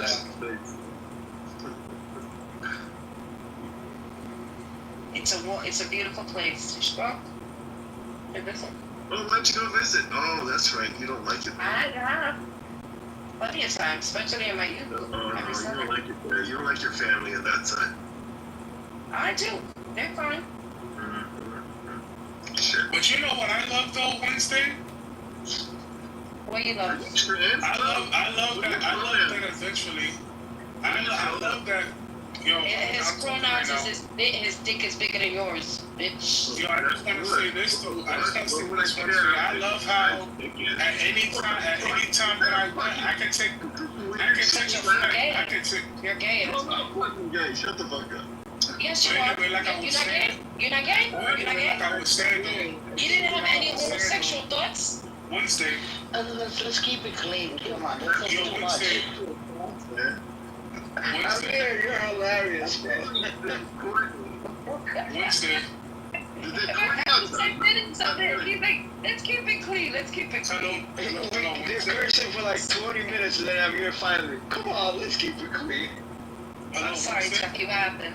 I was saying, but one thing I love is that how I can get up and I can book a flight. You can book a flight to our ancestral homeland, but James can't. Go on. Bro, you're transgender. You can't book a flight anywhere in Donald Trump's America. Oh, now you against transgenders. They're kind of annoying. I'll admit, at this point, they're very fucking annoying. Yo, you are. Are you seem like they can do whatever the fuck they want, but now you're a they're simp. freaking Palestine You're a shit? simp. Your whole ideology. Yo, he used to be the most fucking extreme leftist I've met. I was Trans until they started trans women are real Palestine, women. and I saw Blah, how blah, retarded they blah, are. blah, blah, blah, blah, blah, blah, blah. Jesus Christ, these people aren't smart. No, because Courtney changed you. I don't know who's Courtney more. changed you. I hope she got pregnant by her husband. Protesters or the trans community? So, bro, you couldn't even get big vagina. So, chill out. What? Vagina? Yeah, I know, you don't know. Let's, you want to hang on, James. Got it. I know you're vegetarian. We all know you've been doing some research on Hang on. how a vagina becomes a dick. on, man. Just stop. Stop. I was going to bring to people's attention, so Canada, a lot of Canadians are scared, and even the Canadian government is scared to allow these Israeli baby killers into Canada. And, they did allow some of them earlier on, but now they're scared, and I asked James a question. He couldn't answer. He's from Canada. His background's from Iran. Now, we have people, I call them, I had a dumbass American earlier, and then we have dumbass Canadians. He doesn't even know about his own history, even though he was born in Canada. So there's a lot of these things, and Canada said that they're going to recognize a Palestinian state. It's coming.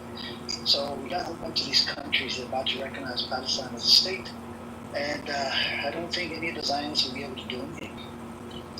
So I would suggest James go learn about the Palestinian conflict, how they're suffering, and what has happened to them. Instead of freaking coming up here and making bullshit claims and turning my room into a porn hub.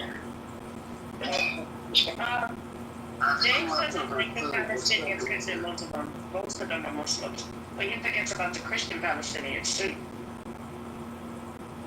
Yeah, there's Jewish Palestinians as well, not just Christian. A lot of them converted to Christianity and Islam, and they have lineage of Judaism in their blood. So if they do the blood work, it shows up as they're from that land. I think James, anything he says about his pay grade, even if I give him evidence, he's gonna be like, no. And that's what the Palestinian supporters do all the time. So Ali James, his name is Ali, by the way. So James, Ali, what's your take on this whole thing? Canada recognizing Palestinian state? Is it a good thing? Are you against it? Or are you with it?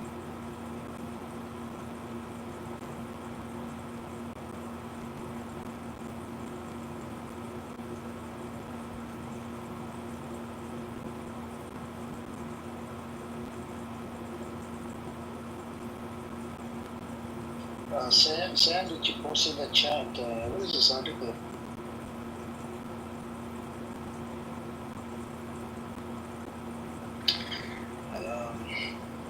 Sam? I just feel bad for James in there.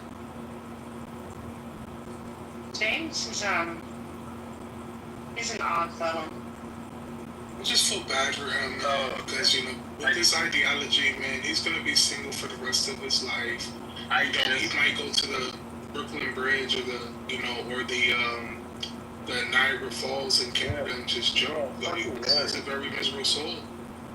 Yeah, Amir. So the reason why I gave you that thing is back in 2014 and 2015, there was some dipshit. It was absolutely hilarious. They started photoshopping Netanyahu in a Nazi uniform, in a Nazi garb. And everyone was freaking out about it, and it was just hilarious. I was going back through some of my old notes and stuff, and I completely forgot that news story exists and that picture exists until now. I'll check it out, man. Thank you for the share. But you should look into the. So these Israelis are such disrespectful disgrace to the human race. They even freaking created disgrace community. It's not even that. So in Russia and other parts of the world, Israelis were caught either molesting or harming kids. And one video that's been floating around for a while was some Israeli guy took someone else's child and started beating and slamming them to the ground, just out of nowhere, right? Yeah, so around the world, Israelis are being labeled as okay, we cannot allow them in, they're violent, they're this, they're that, whatever. And some of these countries, they have nothing to do with the Israel-Palestine conflict. They're just experiencing Israelis for what they really are.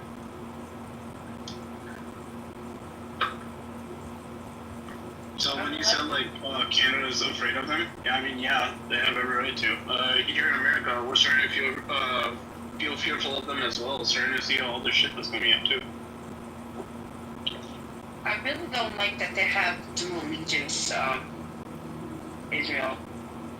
Like that lost my feather. No, I still want what Tucker Carlson said. Like, anyone who has dual allegiance to Israel and America should renounce their citizenship, American citizenship. If they served in the military, they should be kicked out of America. Doesn't matter.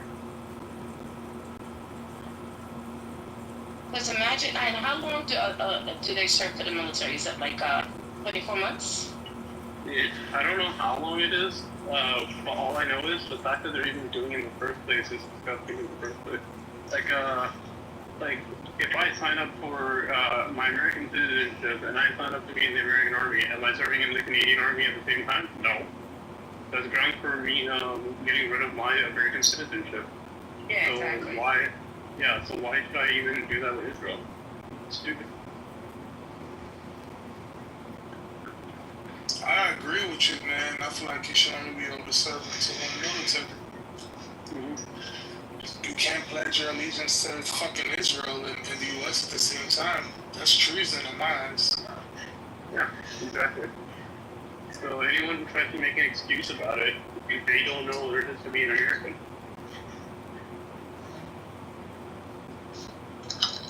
So I'm gonna go to a buffet tomorrow. Take lots of pictures. James, we get it. You're a fat fuck. Yeah, I'm going to call immigration on James. Actually, there's a Palestinian restaurant. Wait, hold on. That's not that one. Hold on. Let me go. Meet up. Does it have cafes all over the fucking place? I don't get why this guy is so angry. Well, you get why I'm so angry, I don't know. No, seriously, this is my first time meeting you, and you just sound so angry. No, Huh? Could it be the fucking retards that keep blocking the roads every fucking day? They're making me late to work. Like, fuck up.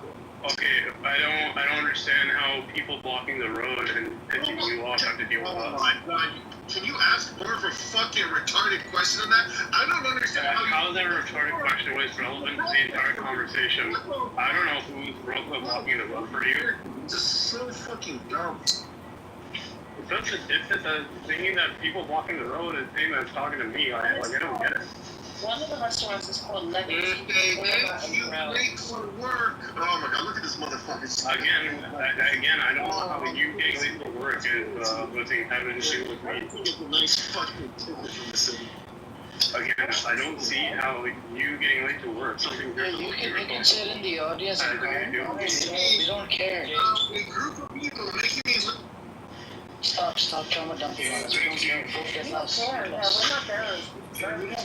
We don't care about you. Freaking trauma dumping. Call the 988, man. Call 988. Call the suicide line. We don't. Yeah, we don't care. James, I want to know. You can start a private chat room with me. I want to talk about it. Yeah, go away with Bobbert. Yeah, go to Yeah. Maybe he'll thank you over. How long have we been hosting this room for? It doesn't matter. That's not relevant to the conversation. It does matter, bro. It doesn't matter. It doesn't matter. Okay. We don't care about your trauma dumping, okay? To do what? To do what? To stop Donald Trump? Why is he shouting, man? Like, be careful. No idea. Mute up. We don't care. From what I can understand, he's angry about how he himself got late to work, and I don't know how that has to do with us. I don't know. No, I never said that had anything to do with you. Okay, so why are you so angry then? Put him down in the audience. Islamists. Don't do it. Don't put him down. Disgrace to religion. It's not true. Oh, what now? No. Put him down. He just it's annoying. It's an annoying person. Alright. I guess. I'm just so confused about his entire logic of porn. It's me. I trigger him. Hey, I was in a room. Pepe, somebody named Kiki were moderating the room. There's a lot of people attending. It was about Israel attacking Christians in the West Bank. And there were some Zionists in the room, and one of them put in the chat,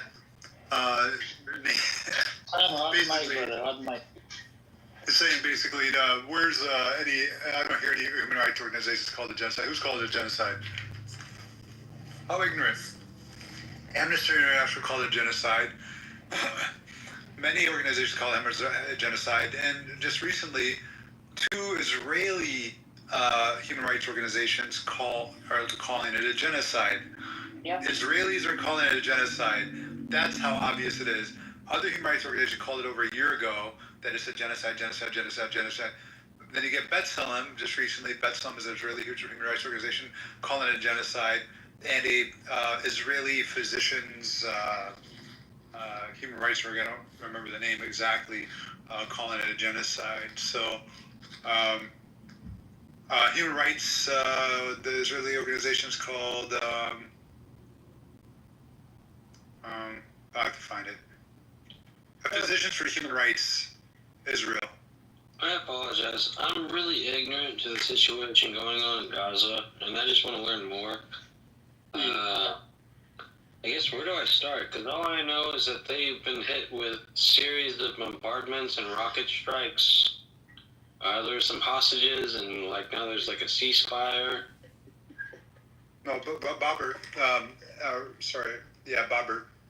Have you watched have you known that Palestinians have been slaughtered and they've been killed and bombed, and have you seen images and videos of them, their infrastructure being, essentially flattened? Have you seen those videos?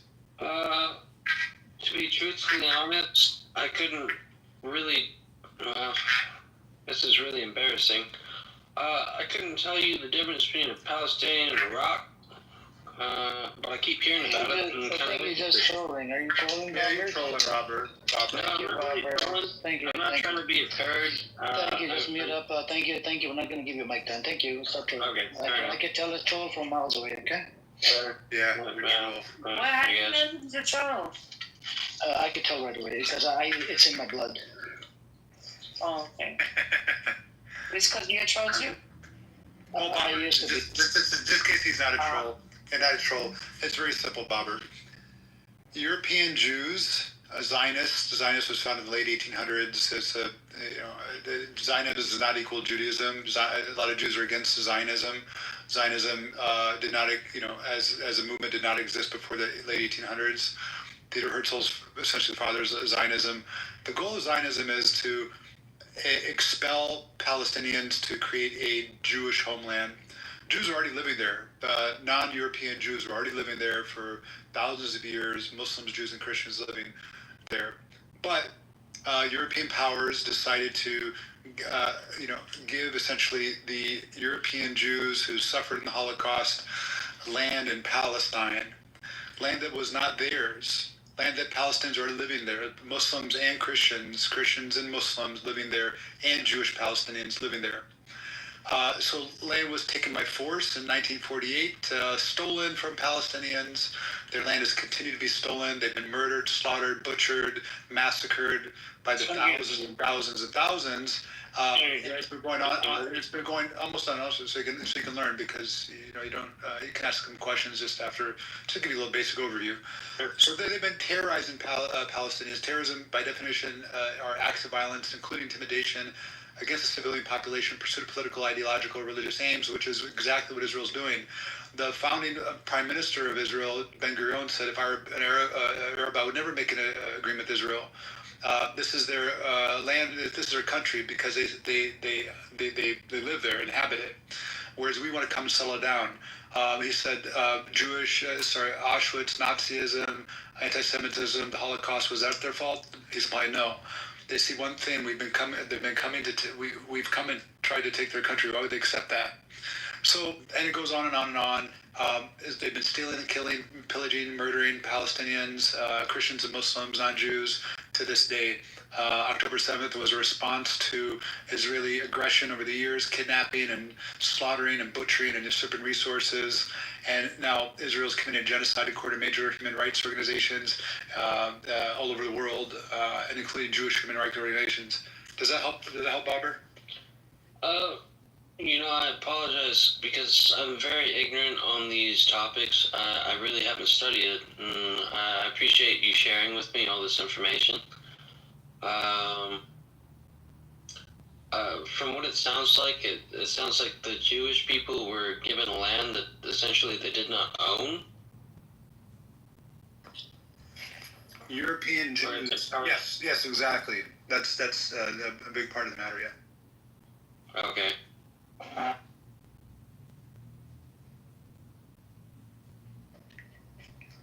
And they took land.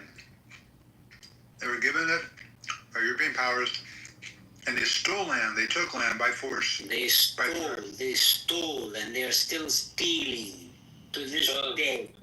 At some point, they were armed by another foreign power, and they proceeded to take more land, is what I'm guessing. Go ahead, Junior. I don't know.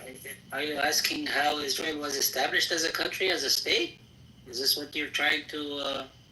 Essentially, yes. I apologize for my ignorance. I don't know, do some Googling or, I don't know, read a book or something. I don't know. Yeah, after the Holocaust, Israel was established in 1948 at the remnants and the destruction of the Palestinian people and their land. And they're still doing the same stuff today, as we speak. What they're doing in the West Bank now is what they were doing in the 30s and 40s in Palestine.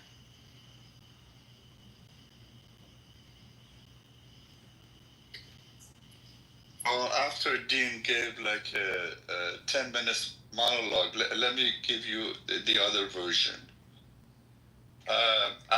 Bruce is actually knowledgeable about this topic, and it wasn't 10 minutes, it was about 3 minutes. Well, it was a 10 minutes liar and propagandist. 10 minutes talk, and don't be scared to hear the other side. Don't be scared. No, I'm not scared. It's just if you're just gonna start spooling some fucking lies, we don't want to listen to you. Okay? We don't need any lies. Don't be scared. It's painful to hear the truth. It's painful, but tolerate it. It's painful to listen to a Zionist and a dumbass. It's painful to hear the truth, but tolerate it. It's painful for an Iranian to be in California.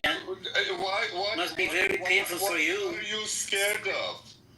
Bruce, you want to know what's really funny? You still haven't answered my question, and you run away like 5 separate times. So are you going to answer my question? Yes. Okay. So what do you as an Iranian have to do?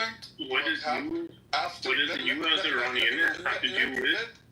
Yeah, I love how you're still running away. You're still running away. Stop filibustering. Let him speak. Let him say his thing. Let Sam speak. No, the reason why Bruce is doing this is because he's afraid of my question. Because he's running away from the 5 separate times. Give a 10-minute monologue. Okay. Nice. Don't be scared to hear the other side. No, he's really scared. It's okay. Let's hear your side. Hey, hang on. Let's hear. I'm gonna correct this bullshit narrative. Go on, Bruce. I know you're a bullshitter. That's okay. To understand his problem, he wants to know what you said. After centuries of anti-Semitism in Europe and in Muslim countries, where Jews were treated as second-class citizens, they had to pay what's called jizya, a Jew tax, on top of everything. They were forced converted. After all of this, finally, Jews around the world, they came to their ancestral land, which they were kicked out of them by Romans and others. They went back there. The land was mostly empty.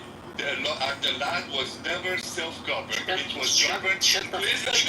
Please let me finish. Shut the fuck up. Stop fucking feeling like. Shut the fuck up. Shut the fuck up. Hang on. Bruce, let's dive into you. Made a point. Let's do one point at a time, right? I'm here. Start with jizya. Yeah, let's start with jizya. Yeah, but can we do 1 point at a time, Bruce? 1 point at a time. 1 point at a time. For 10 minutes. No. Hold on. I promise I don't Hold on. Bruce. Why did you let Dean talk? What are you scared of, Amir? No, I need to know what the jizya is. Can you please tell us what a jizya is?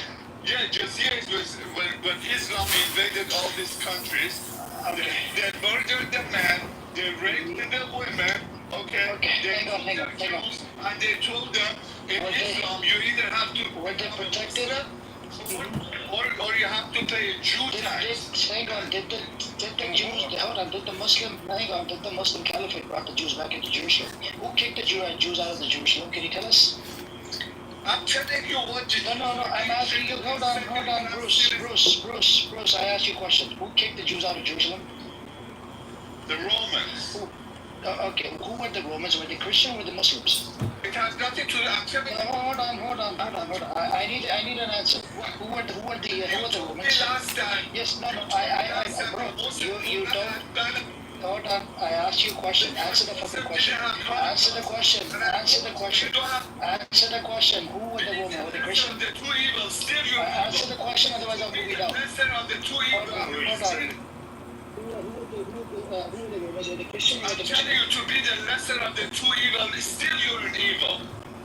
You need someone to stick. You need someone to Such a dishonest person. I'll tell you what the problem is here. Christians, right? They kicked the Jews out of Jerusalem.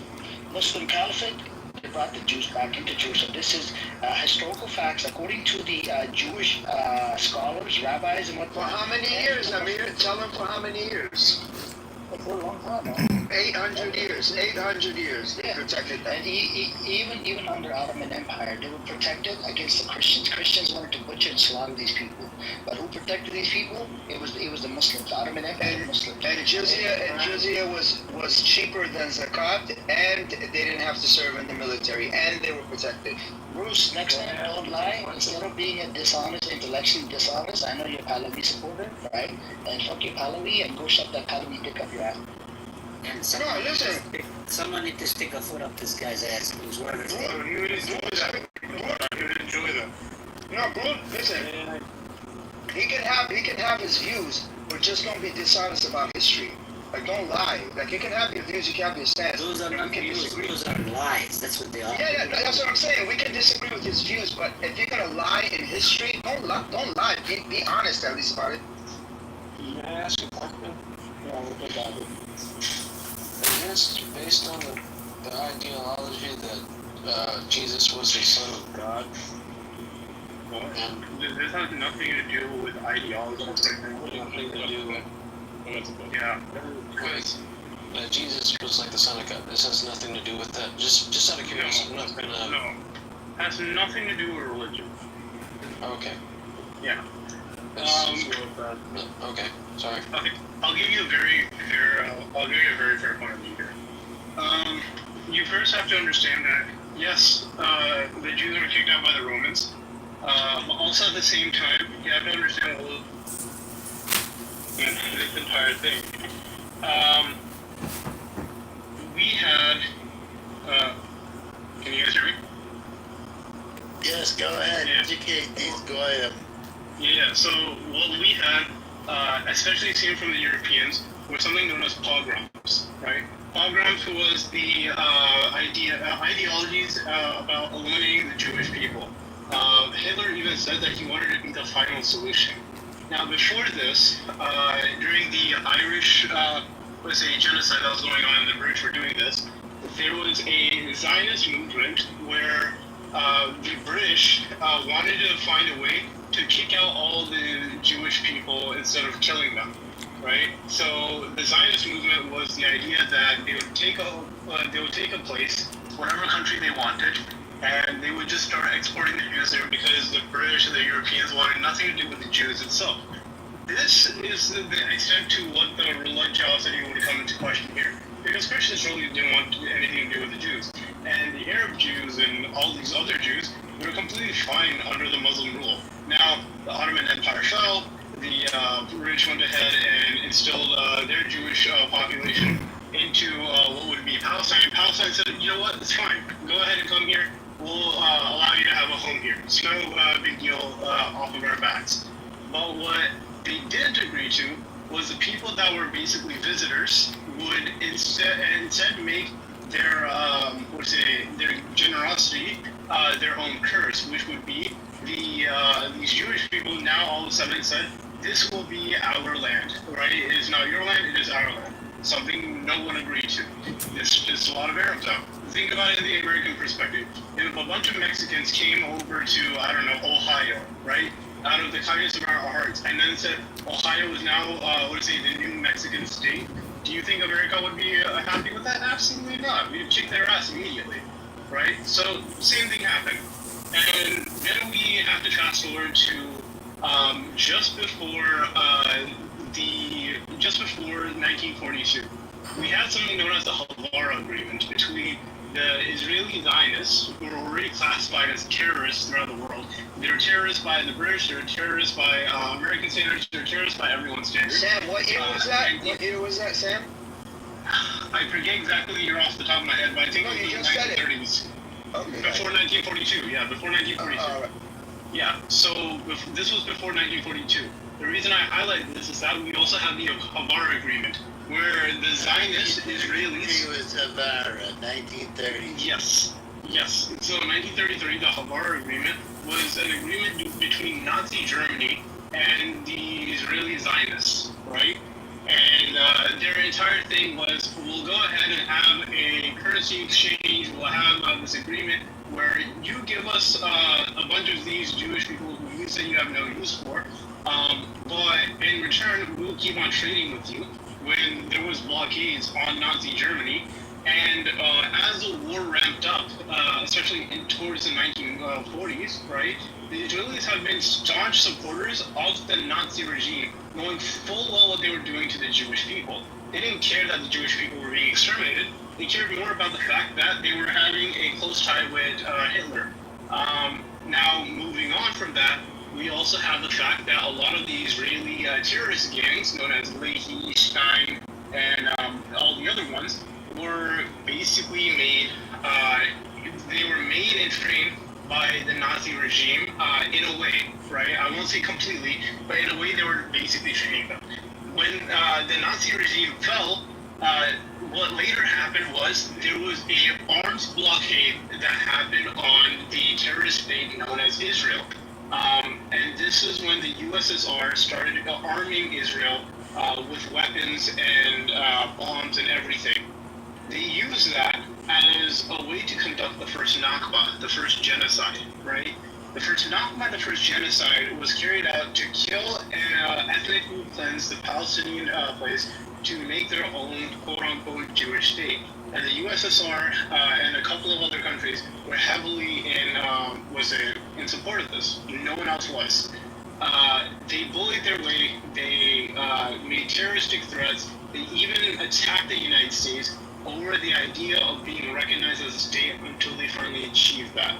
Throughout the years, they've still echoed their same Nazi sentiments about taking a certain population, like their ethnicity, cleansing them or killing them through means of genocide or ethnic cleansing, and instilling their own ideology. The same way Zionists did that is the same way the Nazis were doing that. The Zionists were doing exactly the same way.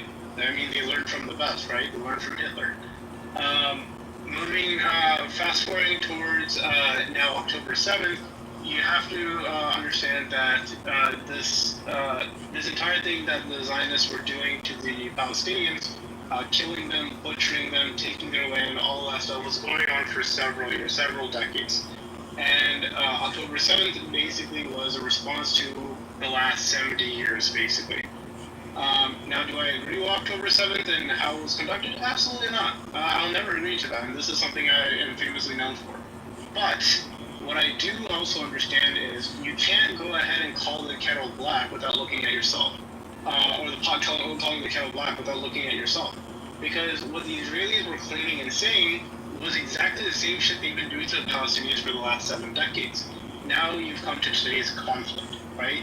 Today's conflict is a highlight of what they've been doing for the last 70 years, when now everyone is looking at it. This is what has been known as the live stream Holocaust.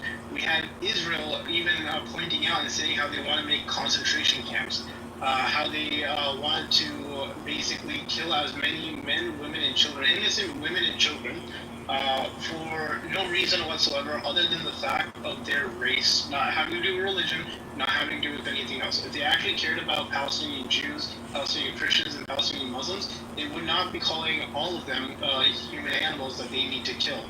They can't tell the difference between them. So this entire idea that is a Muslim versus Jew thing is not it's not true at all. In fact, the funniest thing here is they say they're fighting Hamas. Hamas, and the Israelis are very poignant on this position, Hamas is not a jihadi organization, as some Israelis fail to understand. And the Knesset knows this very well, hence they don't call them jihadis. In fact, Hamas is made up of Christian, Muslim, and some Jewish people that still reside within Palestine till this very day. They are fighting against the Israeli IDF, and they don't want them around anymore. And in this entire case scenario, we are seeing them starve, beaten, killed, so on. Now, another question we need to point out, or another thing we need to point out here to fully encompass the entire conflict is there has now been a social media proxy war, basically trying to get people to curtail to the side of either Palestine or Israel via whatever means necessary. Israel has been saying for the longest time that to be against Israel is to be against Judaism, to be an anti-Semite. However, many Jewish people, including Jewish organizations within America, like the Jewish Right for Palestinians or something, I forget what they're called, they even point out that they are fully Jewish and they do not support Israel.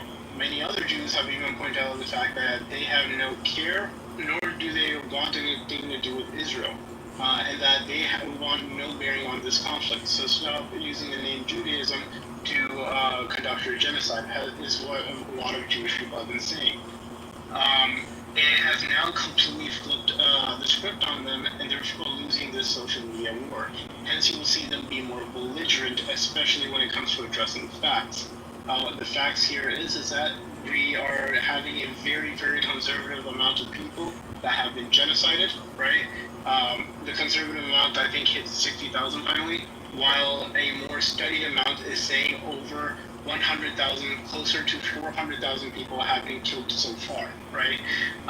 We have many organizations, as Amr has pointed out, has said that this is nothing but a genocide, wolf in sheep's clothing, and that we should denounce it in every way. Muslim, like Dean has been saying as well, also sees what Israel is doing as a genocide. Some of the most prominent Holocaust historians have even called what Israel is doing to the Palestinians, and I quote, what Hitler did to the Jewish people back in 1939. I'm sorry, can I pose a weird question? Yeah, sure, what's up? If the government... Sorry, I'm not trying to be rude. That was really informative. It was really... No, you're fine. But, like, if the government... You're lagging. Membership in X. If the government posed a question, if I... Am I still lagging? No, now you're not. Can you still lagging? Okay. If the government was going to put a small microchip in your back that always says who you are, how do you think a vast majority of people would feel about that? When did we come to microchips? As a troll. This is the problem with the trolls. I'm not trying to be a troll. I was just, you're a fucking troll. You're nothing but a troll. You're a piece of shit troll. Yeah. I don't even know why the troll is coming to this place. Get lost. I don't want your fucking energy. Get lost. Fucking bitch. It should be cursed out. These cyber trolls, they should be cursed out. They would never come back into this space. Yeah, but I'm a little disappointed that I went on that entire spiel just for the It's okay, we have people in the audience that listen. It's okay, we use them as a punching bag. Yes. Not a big deal.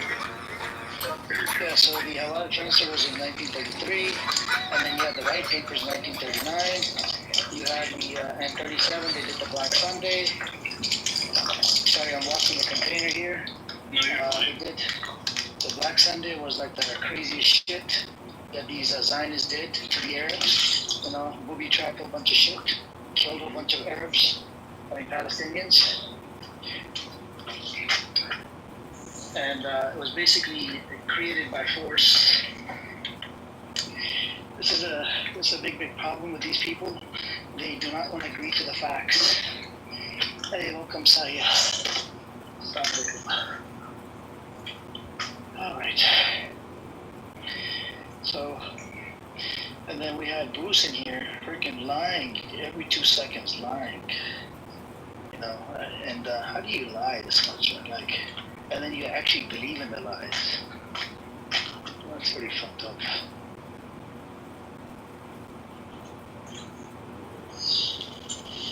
What else is new with you guys? And we have James in here as well. I don't know what the entitlement is, James. You think that you can be up the mic, make all this noise? Like, go off the mic if you're not speaking or using a cheap mic from Dollarama. They got a dollar store called Dollarama inside Canada.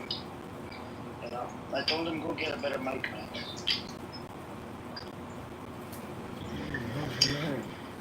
Anybody?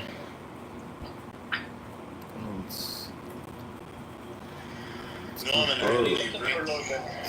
really wrecked you people earlier today. Sending me videos. You were just adding fuel to the fire. Yes, I really did. Okay, now we can have Bruce up here because we need another punching bag. Right? So Bruce, if you want to come back and unmute, come on up. He needs to stop with the bullshit, man. Yeah. Bruce, we got facts. We don't need to make stuff like, come on. We have a just cause. Just cause. They don't have a just cause. They're just Arabs. They think being just Arabs is a just cause. They don't understand the definition of just. They get confused. Yep. So, what are you going to ask you about the Peel Commission report, right? What was the Peel Commission report about? How do you spell Peel? P-E-E-L-E? I thought you already... Peel Commission report? No, I don't know. I'm going to look it up now. Published in 1937 was the British Royal Commission's proposal to partition mandatory Palestine into separate Arab and Jewish states. It was a response to escalating violence and aimed to address the irrevocable conflict between Arab and Jewish aspirations in the region. The report recommended a two-state solution with a Jewish state and Arab state and a neutral zone under British administration. Ah, of course. Yeah, and the Arabs didn't want it. But then what happened with the white people? I mean, they denied it, right? And then British decided not to give them a state, correct? They stopped the mass migration. Let's see. Let me look up white papers. Your white papers had a year, right? Like 1939 or something? Yeah, 1939. White papers of 1939. Let me take a look. I don't know all this history. Go ahead. Yeah, I mean, just Dr. Jordan, maybe they drew the gun and they weren't willing to use it. And that's a way to get the, if you display the gun, you better be ready. So that's what I'll say about that. But I think, Dr. Jordan, what you're describing is something that other people who don't have guns often tell me, which is that if they had a gun, they would think about using it on, like, you know, all kinds of circumstances, like shooting birds and all this kind of stuff. And they ask me this kind of stuff, like, don't you ever think about shooting a squirrel or shooting a bird or something? And it's like, no, I don't, because this, like, part of carrying a gun is knowing when you can display the gun and when not. You have to have thought about that if you're carrying a gun. Just carrying a gun is itself taking on a responsibility that you have to pursue in a deliberate, conscious manner. And you can easily get in trouble with the law if you are irresponsible about that. So I don't think that's just like, I don't know, every time you pick up your phone and put it in your bag, you don't necessarily think you're making a call or using, you know, Apple Pay or whatever. Every time you, I don't know, get in your car and put on your seatbelt, you're not thinking about getting in a car accident. And it's the same thing with carrying a gun. If you did do that, just like if every time you put on your seatbelt, you freaked out thinking about car accidents and violence and so on. If you did that every time you carried a gun, you'd go crazy. No one can take the stress of that. So I think that's pretty bonkers. And if you just like put the pepper spray on yourself, eventually you forget about this. You know, and then you would, you mean a dangerous situation, it would come to mind. But it would not be top of mind all the time. It's the same thing with all other kinds of things in our lives.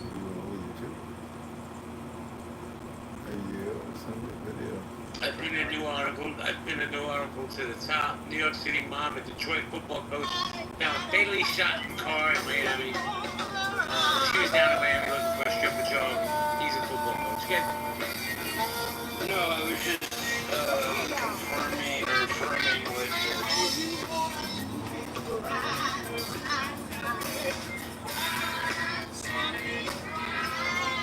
All right, well, let's see.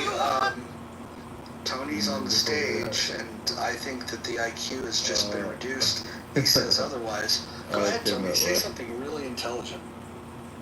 There's nothing to say right now. That's the best intelligence I can do for you.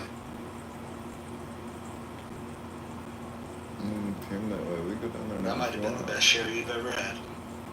Touche. Oh, I can pick you up. We can go down there now if you want.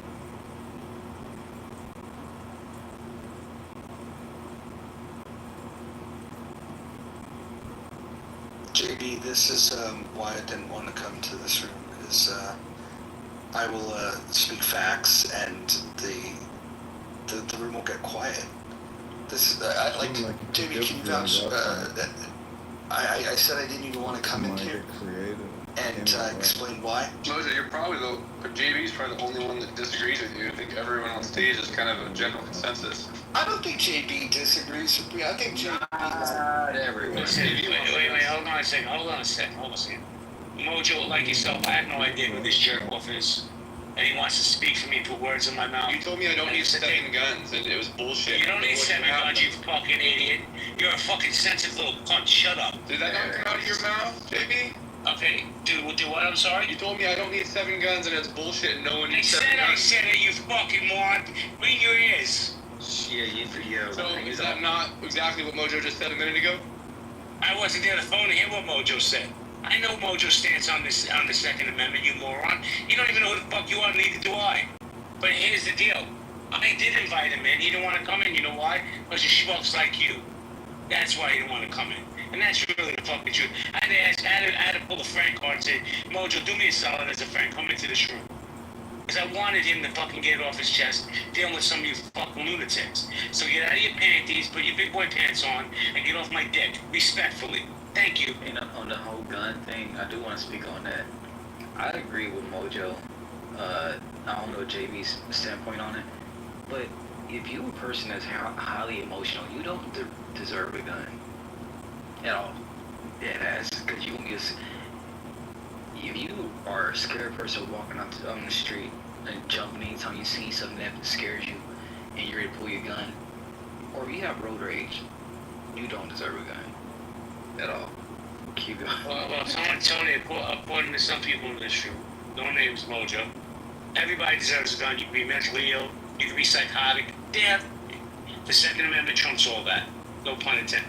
Well, listen, there's been erosions to it, and people try to infringe on these rights. I think that the infringement that we have today at the state level and at the federal level is misguided. I think if we cared enough about people that were mentally ill, we would look at the statistics and we would recognize that you are more likely to get harmed by a gun if you're mentally ill than to harm someone with a gun if you're mentally ill. That doesn't necessarily mean that all people should own guns. You know the people that shouldn't? The people that don't want them. If you don't want them, you shouldn't have one. If you're not prepared to train with it, I highly recommend that you don't get one. I wouldn't restrict your right to own one because I don't think I have that right to tell you that. But my advocacy would, as a friend, I would tell you, please don't get a gun if you're not going to train with it. I think that's a very important thing. The other thing that I would also argue is that since the people that want to grab the guns have done such a fucking piss poor job of reducing violence, and they've done a piss poor job of legislating in a way that takes guns out of criminals' hands, I would say the smartest thing that they could do, the next time you have like a Democrat circle jerk, normally like they just let somebody die, especially a child, at the hands of a gun, and then what happens? Democrats, politicians, the pundits, they fucking pull their fucking wiener out and they jack off on the dead body. They love it when the kids die. You know why they love it when the kids die? Because it's the only thing that they have to be able to say, this constitutional right, we're going to take it from you because we don't fucking like freedom. But you know, if they want for that. Well, before let me land my plane. If they were fucking intelligent, what they would do is they would put the onus on people like myself and Jason Ducer. They would say, hey, look, we failed miserably with policy regarding firearms. We want to reduce violence, and here's the specific type of violence that we want to start with. And what they should do is they should go to the people that understand firearms, that also have a vested interest in not seeing violence in their community, and ask them, hey, since you understand these things, help us figure it out.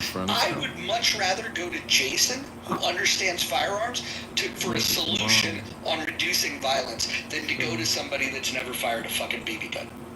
Thank you.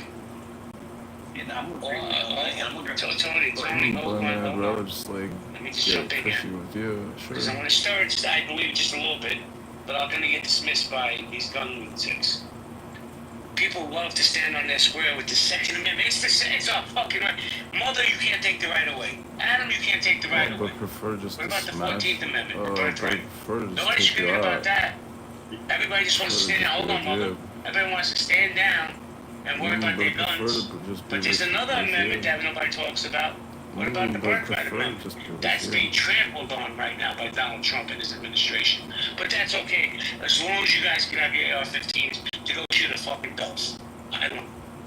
Well, look. After somebody makes a very valid point, like I did, about the way that the gun grabbers go, the response to that is to pivot away from the Second Amendment and to talk about another amendment.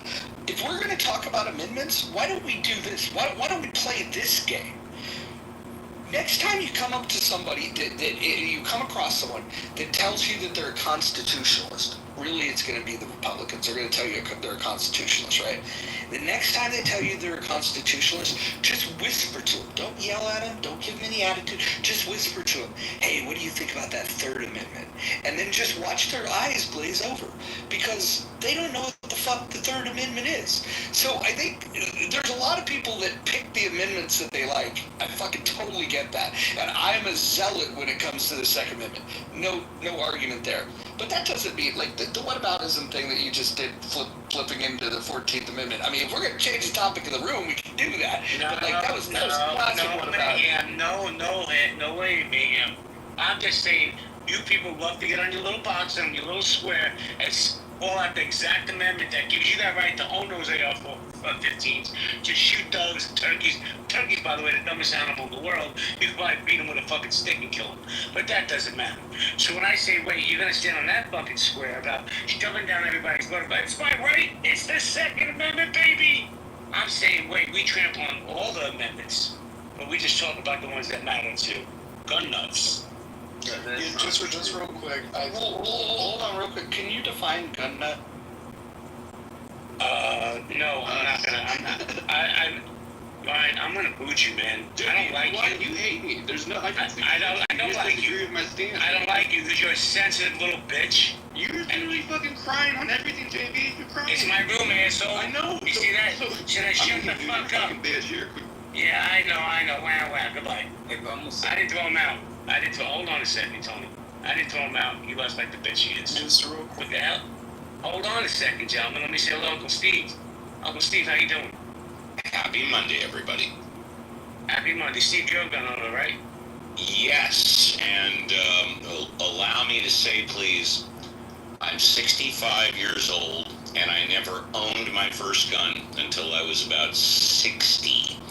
I had fired guns, but I had never owned a gun until the pandemic, when they started talking about defund the police. And by the way, that's when gun ownership in the United States went up literally like 33%. Yes, I'm a gun and a pit bull owner. I've heard good things about your pit bull. Hold on, Tia. Thank you, JB. Thank you. Well, I wasn't there, but somebody in the room was in your house and met the pit bull. Says great dog. Well, anyway, before I continue, hold on, JB. Can I just say real quick? Dr. Jordan and I were at Steve's house, and we were very careful to sit on the human couch. You do not want to sit on the dog couch. That was the one piece of advice that we were given. But he's a lovely dog. She. Okay, she is a very lovely dog. Roger, when I heard your story, please don't beat up. I want you to piggyback off this. When I heard your story with Uncle Steve and Jordan, for some reason it had like Hunter S. Thompson flair to it. No, you know what it was more like? It was more like the scene in Boogie Nights when they're sitting there playing like the 80s music and doing the cocaine. Actually, we were set to the music. We had like the Beach Boys. We were playing like, he had like pop. Oldies rock and roll, yes, yep. It was phenomenal, and the volume was set at just the right level where we could have a conversation. He was. I don't want to talk about all of his habits, but he'd asked us if we'd mind if he partakes in things that he likes to partake in, and we're just like, dude, this is the most polite, the most hospitable person in the world. But then we're like, dude, make yourself at home. You're fucking home, guy. They said, hey, it's your home, do whatever you want, and I said, but you guys are my guests. That's correct. Wait. Mojo. Just Mojo. What was Steve's drinking choice? Why do I see him sitting there with a rock glass and some good scotch? It was a little later in the evening, and I'm not sure. I don't recall that. Honestly, all I recall is a great conversation of three guys that are just entering our prime in life, just talking about Clubhouse and talking about life. It was a beautiful time, and Uncle Steve is a great host, and Dr. Jordan is a great guy, not a great. Next thing to name the driver.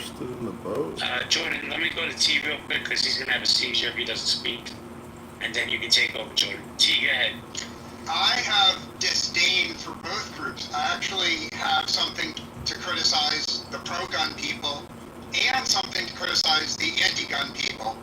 And that is the number of gun deaths. So each year in America, there's approximately 20,000 gun murderers, right? And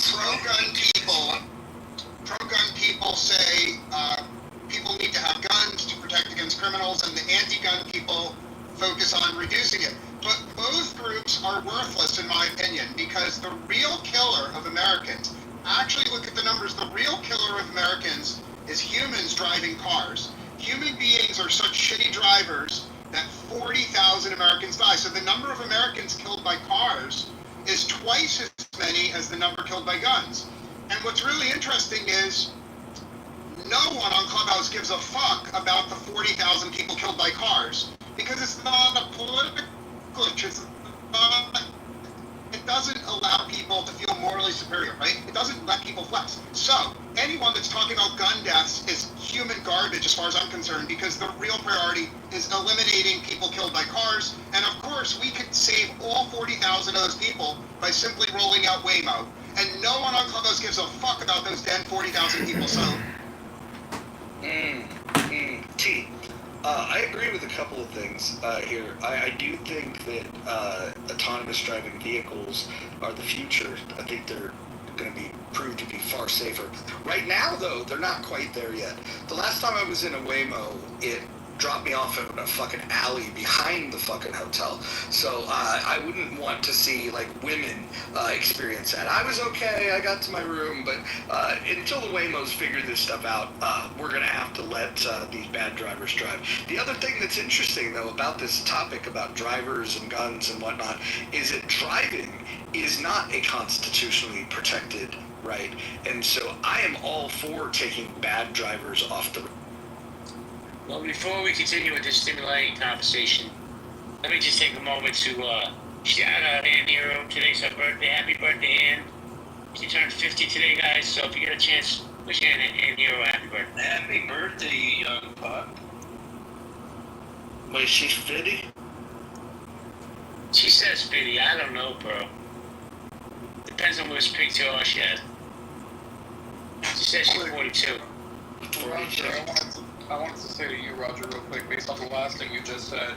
I think that all the roads should be privatized. Keep all the drivers on the road. And just if you have bad drivers on your roads, then guess what? You don't compete as well. People don't drive on it anymore. Just have all the bad drivers go to the bad drivers road and all the good ones go to the good ones road. Yeah, no objection. That's not how privatized roads work. Like, they're not doing background checks on the drivers before they get on the highway. What are we talking about? You ever live somewhere that has privatized roads? That's not how they... Well, but we could. You gotta be more imaginative. We could put a kill switch in these vehicles, and if they try and drive on my fucking road, we could kill the engine. Well, I changed the title. Which is more dangerous, guns versus driving? We're skipping the big one in the country. The fucking fat ass obesity rate in this country is what's killing the most people. Like, let's get people off their fat asses and in the... Yeah, that's not a bad call. Not a bad call. Dr. Jordan and I, when we got together, we had vegan food. Remember that, Dr. Jordan? Did you guys work out together? We did not work out together, but I did break a sweat driving along with him. Yes, we worked out together. Did he introduce you to Ori Spado? No, I didn't introduce him. I should have. I never thought of that. Although Ori goes to bed at like very early. Very early. Hey, Jordan, I love Ori. I say that sincerely. But his TikToks, dude, he had like 2 months of TikToks talking about P. Diddy. He was wrong on everything about that. Yeah, he thinks he's the Rico expert. Dude, but listen, if you live as long as Ori does, you could like be right, like, you know, all you have to do is just keep making predictions. You're gonna get right sometime. That's it. What is he, like 90 or something? Well, he's probably 84 now, but he's definitely, yeah, you gotta give him credit. He's a true survivor. Can we be honest though? He was never really a gangster. Well, Jordan, are you considered a gangster if you're adjacent to the base? Wait, what'd you say? I said, are you considered a gangster if you're adjacent to a gangster? I mean, you know, I don't know. I don't want to comment. I think he's a gangster in his own right. In his own right, I suppose. You mean in his own mind? I'll let Mojo discuss that. Although, he's introduced me to a guy from... So there's a guy, I don't know why his name is slipping my mind at the moment, but he was a hitman for the mob who did 13 years in prison. Maybe I'll get him on the app. He's written a couple books. He is huge. He's all muscle, and he's like 6'5", 320 pounds. The guy's huge, and he was with the Detroit, I don't know, you guys might know who the Detroit family was, I don't remember, but we could maybe get him in here. All I'm saying is Ori's no fat Tony Salerno. That's all I'm saying. Who is Tony Salerno? Oh my God. He was the head of one of the mob families. He's, oh my God. Why do I bother? Wow. Who the fuck is calling mob families in this country? What are we talking? Are you sure? Like, what do you watch? The Kardashians? Is this common knowledge? It definitely sounds like I don't watch the Kardashians. The Kardashians is for dumb people. Hey, mother. Hey, the Great Nicholas. The mob genre, true crime, is probably one of the top genres in every type of platform, social media platform you can think of. Really? Oh, okay, maybe I'm just not as popular as, or not as aware with the culture as. I don't know, I'm kind of a nerd. I spend my time watching AI things. I don't really watch, like, normal TV. What's up, Bazooka? Hey, how's it going, man? How are you? I'm great. What's more dangerous, guns or driving? Women. You be more specific, do you mean women drivers or just women in general? Just women.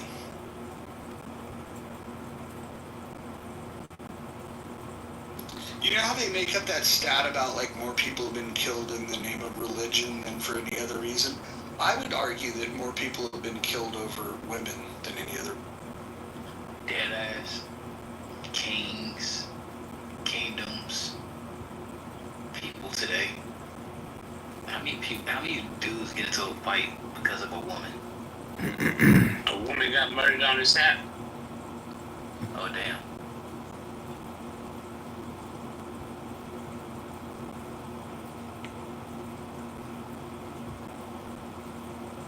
I don't like this title, JB. Can I say something about the old title? Sure, be my guest. But okay. Remember, Mojo's Second Amendment, baby. Be careful. Yeah, so I think, so this is going to be an unpopular take, but why are some, I think the previous one was like, why are there so many dads or wives? I don't know, something along those lines, right? I think Americans are people who glorify aggression much more relative to other countries. I think the hyper-individualism that is normalized in this country on top of the aggression that is kind of celebrated and rejoiced for some reason in this country is why we have so much more violence. I think it's a bigger issue outside of just access to guns. I think Americans in general, like, they, for some reason, love the bravado and aggression that is so typical relative to other places. Well, I agree with you, Mother, but I wonder if we agree for the same reason. Like, I mean, if you think about the history of America, right? If you think about, you come here as a pioneer, there's people here, right? And so you get in a war with the people that were here, and then the people back across the pond want to catch you, and you're like, oh, hell's nah. And then you fight the world's largest military at the time, and you beat them. I mean, this country was really, like, guns are pretty important to it, you know, like it literally was what was used to establish our independence, and, you know, that's not for nothing, and so I think it's in our culture. Not all countries were formed in the same way that our countries were. Yeah, I mean, I don't disagree with that, but I also think that in general, America has a habit of being aggressive towards peaceful neighbors. We have a long history of toppling governments that we don't like that had nothing to do with our own survival or instinct, because this country is a bully, and this is what we do. If this country was a bully, why don't we continue bullying people? I feel like we get punked by. Well, I feel like we get punked by people that we can kick the shit out of. That's not being a bully. Let me ask you a question, Mr. Mojo, respectfully. Overall, I'm not going to pick one subject: education, prison, nothing, inflation. Do you think America's the greatest country on the planet right now? No, right now I think Israel is by far the greatest country on the entire planet. But I think that the U.S. Is a close second, and I think that we could return to being number one if we just return to to what made us great in the first place. I travel all over the world, and we are undoubtedly the greatest country in the world on 20 different metrics, and it has nothing to do with either of the retarded political parties. We are the best country in the world.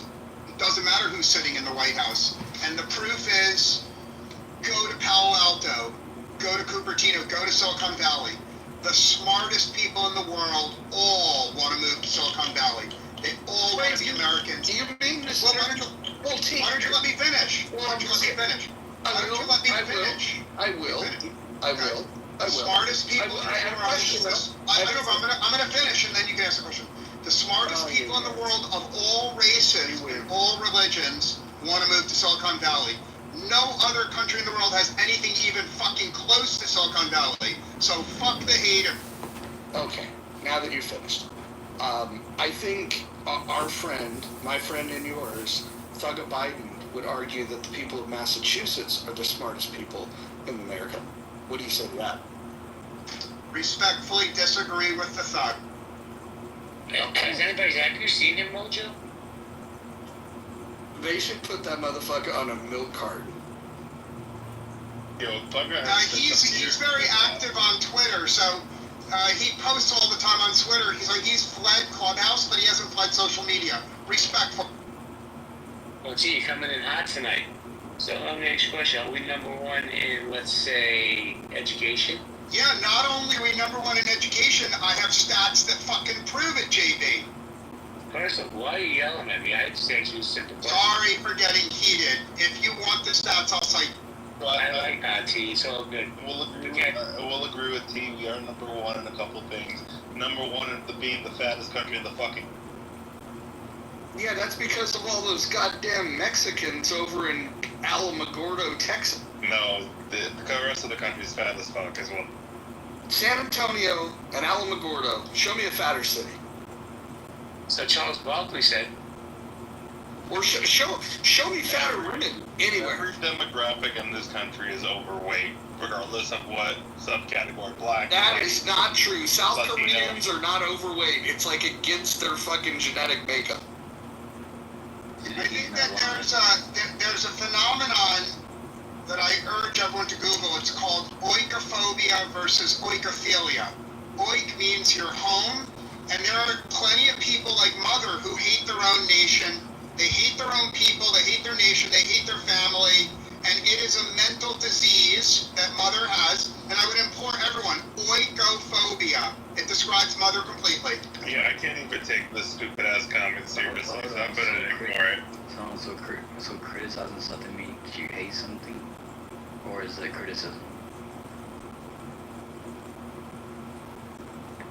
I don't know, but can we talk about the fact that I had posted evidence, or I made a claim that I read on a website, and I posted it up above, that shows that the majority, over 50% of the serial killers from 2000 forward, in the 2000s, the 2010s, and even currently, more than 50% of the serial killers are black. Who wants to handle that? Racist Mojo, sorry. You can't bring that up. As soon as you said that, Mojo, T left the room. Who? Snoop. No, he probably went to get evidence. Domingo, he's got like 75 profiles on this goddamn. Roger, can you hear me? No, go on me. Yeah. Okay, so I guess the only thing that I'd say, maybe just to ask, would be, what was the definition of serial killer given? I'll go get the link and I'll post it for you, and then you guys can argue amongst yourselves. Look, all I do is bring the truth. You guys can decide if you want to accept it. Only reason I can think is because there might be a difference in like how we colloquially think of a serial killer, like a Jeff Dahmer, Ted Bundy, etc. And like, for example, Kane Vaughn is labeled as a serial killer. And that motherfucker was just a gang member who liked to kill a lot of people. That was it. That was them for the most part. So I'm saying, like, if it's just based off like the amount of people killed over a certain period of time, then sure, I guess I wouldn't be too surprised if that was the fact. But if we're trying to define it in like the quote unquote traditional serial killer sense, like the Jeff Dahmers, Ted Bundys, etc., Zodiac killers, and all that type of shit, then if that was the case, then I'd want to see specifically who the other 50% were, because I'm just not familiar. Well, XG, I thought that was a very polarized statement. I haven't heard that before about serial killers being black, that high percent. So I did a quick Google search. It says 15% were black since 1985. Now maybe Mojo has a different link I take a look at. No, that's what I'm finding too, JB. I put in the chat, 82% were white is what I'm finding. Yeah, hold on. I am going to not only bring a receipt, I'm going to lead the discussion of why you guys don't know how to use Google prompts. But I'll go ahead and get this post for you. And Mojo's right. From 2004 up to now, from blacks is 2000s is 54%, 2010s is 55%, 2020s is 57%, whites is 36%, in 2010s is 32% white, and 2020 is 33% white. And since apparently some people don't know the definition of a serial killer, this is from Google, quote, a person who commits a series of murders, often with no apparent motive, and typically following a characteristic with predictable behavior pattern. No, it's not that we don't know what the word serial killer means. It's that we need to know how it's being used in this context for the natives. Guys, hold on. I have brought the receipt. It's pinned up above, and what you can see is that from 2000 and beyond, more than 50% of the serial killers in the United States are black. Now, you do with that whatever you wish. I don't even know how to process that. I'm just saying that there used to be a stereotype that it was predominantly white people, and I just want people to go and look at that statistic, and then we can... And very quickly, I didn't say, sir, that you didn't know the definition. I'm sure you knew it all along. But there was a comment about 90 seconds ago that essentially said, I'll paraphrase, maybe we need to agree on the definition, which is why I took 60 seconds of my valuable time to look it up. And what's interesting, it's not just serial killers. You will find that disproportional weighting among black people in a variety of crimes, some of which are listed in my PTR picture, and I will put the link to those statistics in the chat as well. Oh, I guarantee. They can do whatever they want with it. They're happy. I don't know what we're going to make of it, but those stats will be in the chat.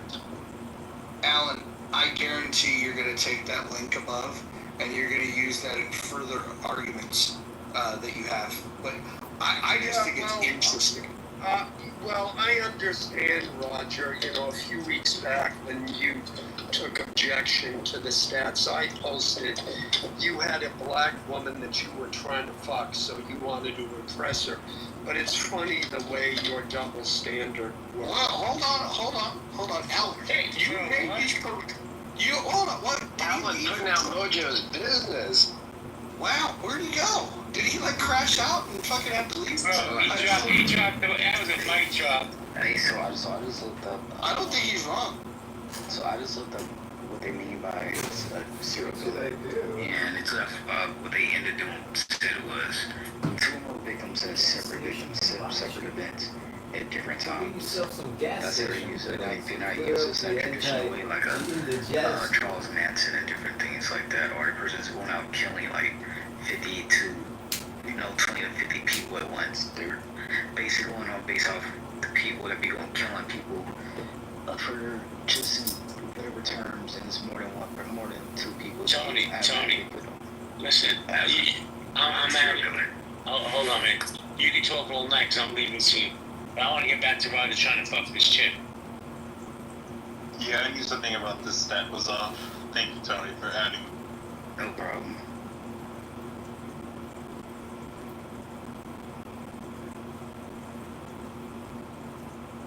So are we gonna hear about how he fucked that chick, or what? What's up? What's the plan, Mojo? No, I'm a gentleman. I don't kiss and tell. What can you tell us, JB? I wasn't there. I didn't know what the fuck Alan was talking about. But you know, Alan leaves a reservation every once in a while. He likes to gaslight shit and dip, and I'm assuming that's what he was doing now. But hey, Mojo owns it. If he tried, I hope he was successful. See, if you fuck a chick off Clubhouse, you have mental illness. Sorry. Which is more powerful weapon in the... I've had people slide into my DMs off this app, and honestly, there was one I was fucked, but then I was like, Sorry, which is the more powerful weapon in the world? I have no idea what you just fucking said. 1 minute they're sliding in your DMs, the next minute they're sliding in... No, I'm sliding in them. Do you want to try that again? Can you try a little English? V? Which is the more powerful country in the world? What's the most powerful country in the world? Is that your question? I'm gonna. In my opinion, the most powerful country in the world is Zimbabwe, but I could be wrong. I have the answer. It's the Dominican. The greatest nation is a donation. No, but we are the kings of the Caribbean. Like America, Listen, let me tell you the something. rest of the planet. DR, yo, hold on, man. DR has the best food in the world. I will never dispute. We have plain dominance over the Caribbean islands, so you guys can have the rest of them. But respectfully, their women are like the most like unattractive in the Latino. What the fuck are you talking about? Dominican women are beautiful. I don't know where you went, but maybe you went to Cuba on accident, but no, we got it fine over here. Nah, Venezuelan bitches, man. Oh, you like white women. I tell you the hottest. V. Hold on, V. English room is in an hour. The hottest Latinas, and I know you guys aren't going to agree with this, but it's the truth. It's definitely chicks from Ecuador. No, you're lying. It's Colombia. Colombia wins. I will say this: the Argentinian women, they might be the smartest, but they're definitely not the most. Those are just Europeans in disguise. They're Venezuelans. Spanish. They're white. Venezuelans though. I had a Venezuelan clean my house a couple of weeks ago. She had an ankle bracelet on. What do you guys know about El Salvadorian chicks? They're short. Serving up that papusa. I know any Argentina chick I have ever met, bro, always has that thin mustache.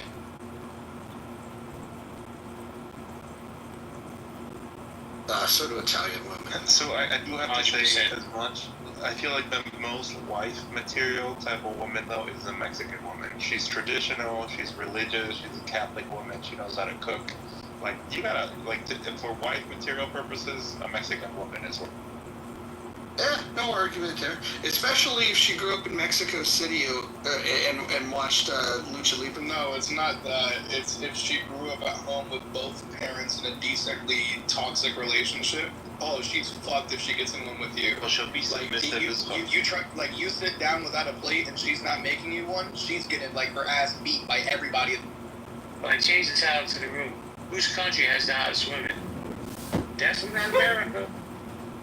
Well, it depends. Listen, of course you say that. You're in New York. If you lived in LA, you'd think differently. Like LA, it is over-indexed with hot women. God. I mean, but LA and Miami are the land of fakeness. Like, half that shit is bought. It's like women are naturally attractive.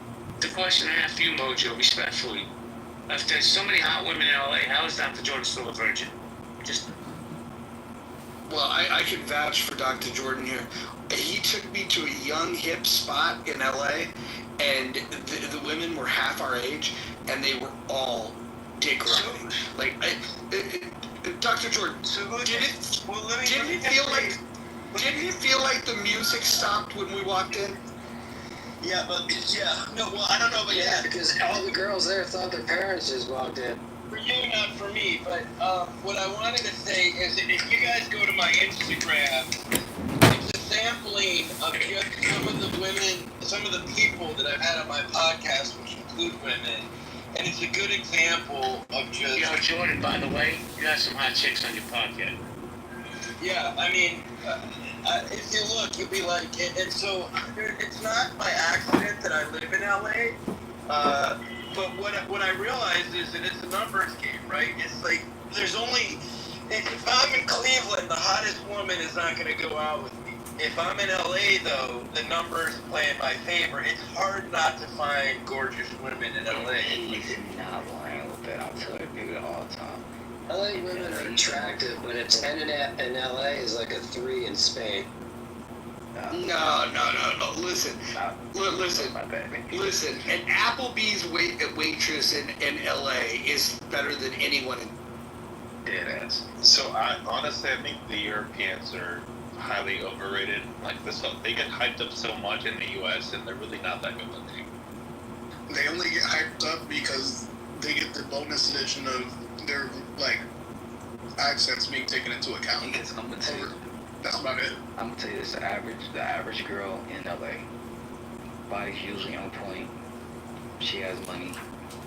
She might be a little slow because in LA the girls are kind of slow a little bit. But can we agree, at least we're all men and we're talking about good-looking women.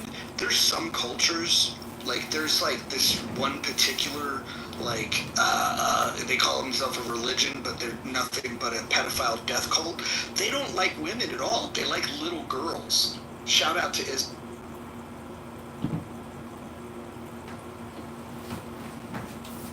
You mean Niagara? Now they do fit in that category now. The Prophet Muhammad fucked a 9-year-old girl, and we should never stop talking. Tony, how do I get one of those outfits that you're wearing? What did you buy?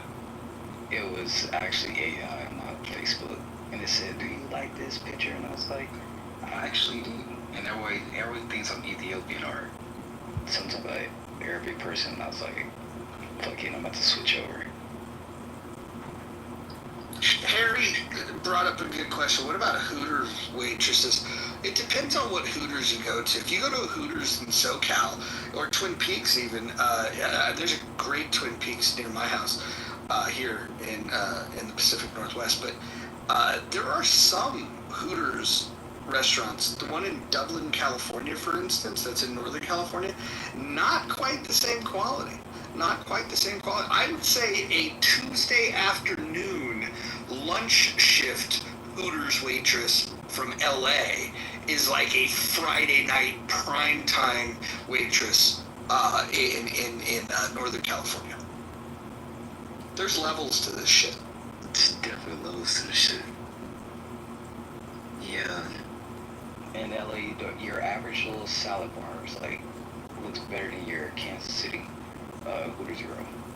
Dude, in LA, you can go to the swap meet, and the chick that doesn't speak a lick of English that's selling fucking socks is hotter than most women, period.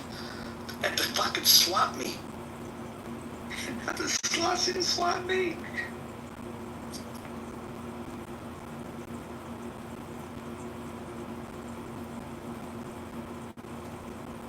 Harry, where's here? Where are you talking about?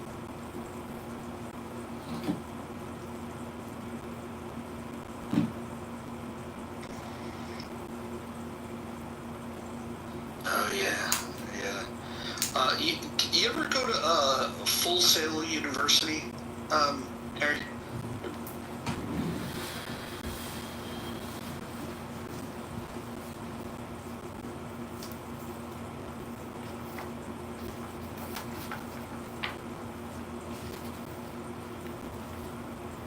Yeah, the chicks at Full Sail are pretty hot.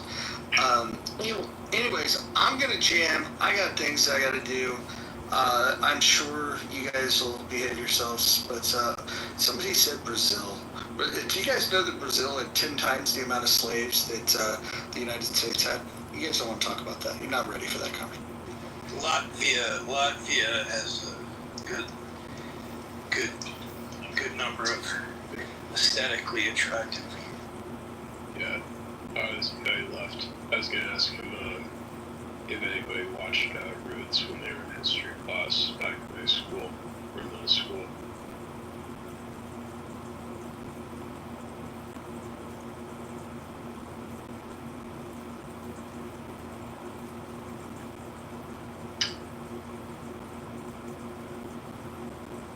Anyways.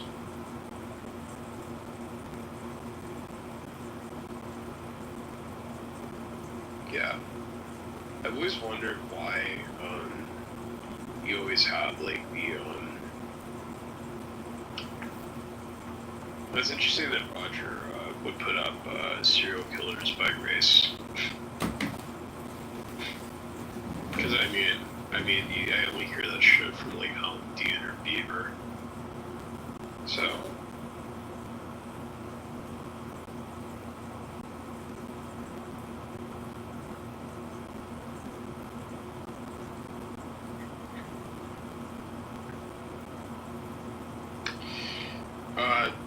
Anyways, Dive Gruin, it's been a while since we've talked.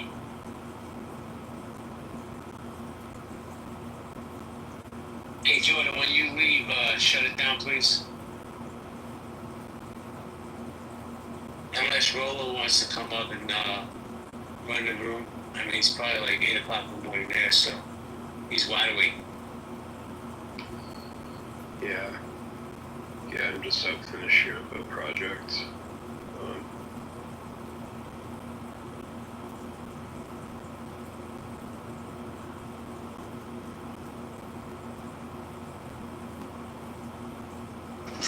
I gotta go because I'm in the grocery store, but I'll try and come back. Yeah, I think you should just close it down because the room's pretty much okay. Okay, yeah, I'm just gonna close the room. So. Oh, it already said that they're going to be using sports to test those things you're talking about. They're going to be using athletes to test whatever they're going to be doing for war and shit like that for them soldiers. It's coming, Eugene. They already doing it. Neuralink, Synchrone, and they would say Black Rock Neuro. Yep, all of those companies is already working on.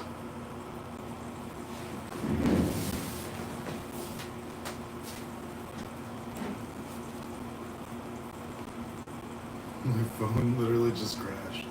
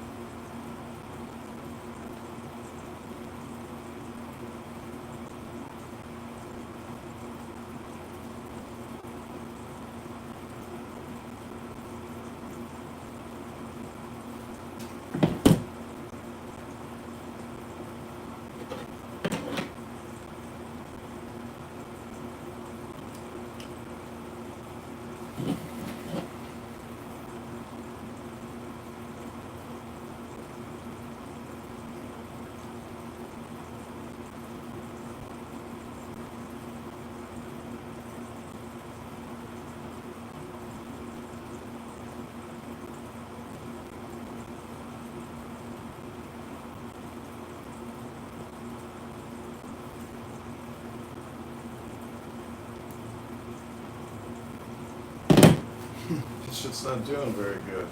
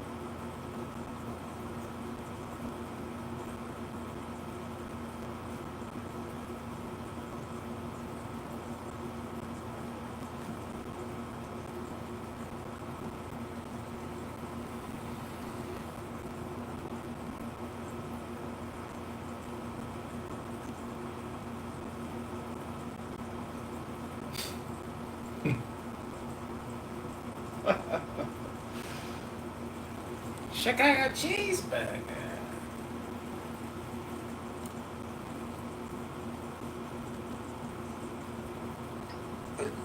But the fact that my profits are up tells you that Rico's profits are down.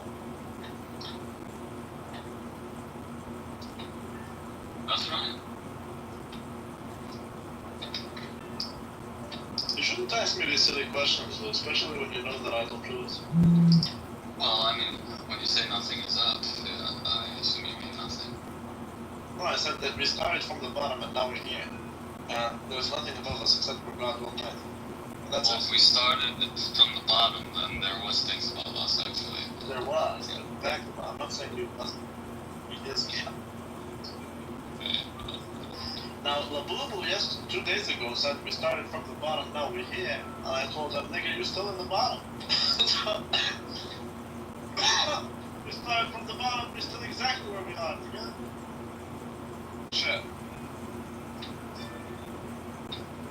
Spoken like a true ghetto rat. From Amman, Jordan, shawarma making, goat drinking, day trading, see your face, studying. Nigga, what happened to your real estate situation or the court? Oh, nothing to update. Well, I would suggest you learn Mini Math. Do you know the song Mini Math? No, go ahead.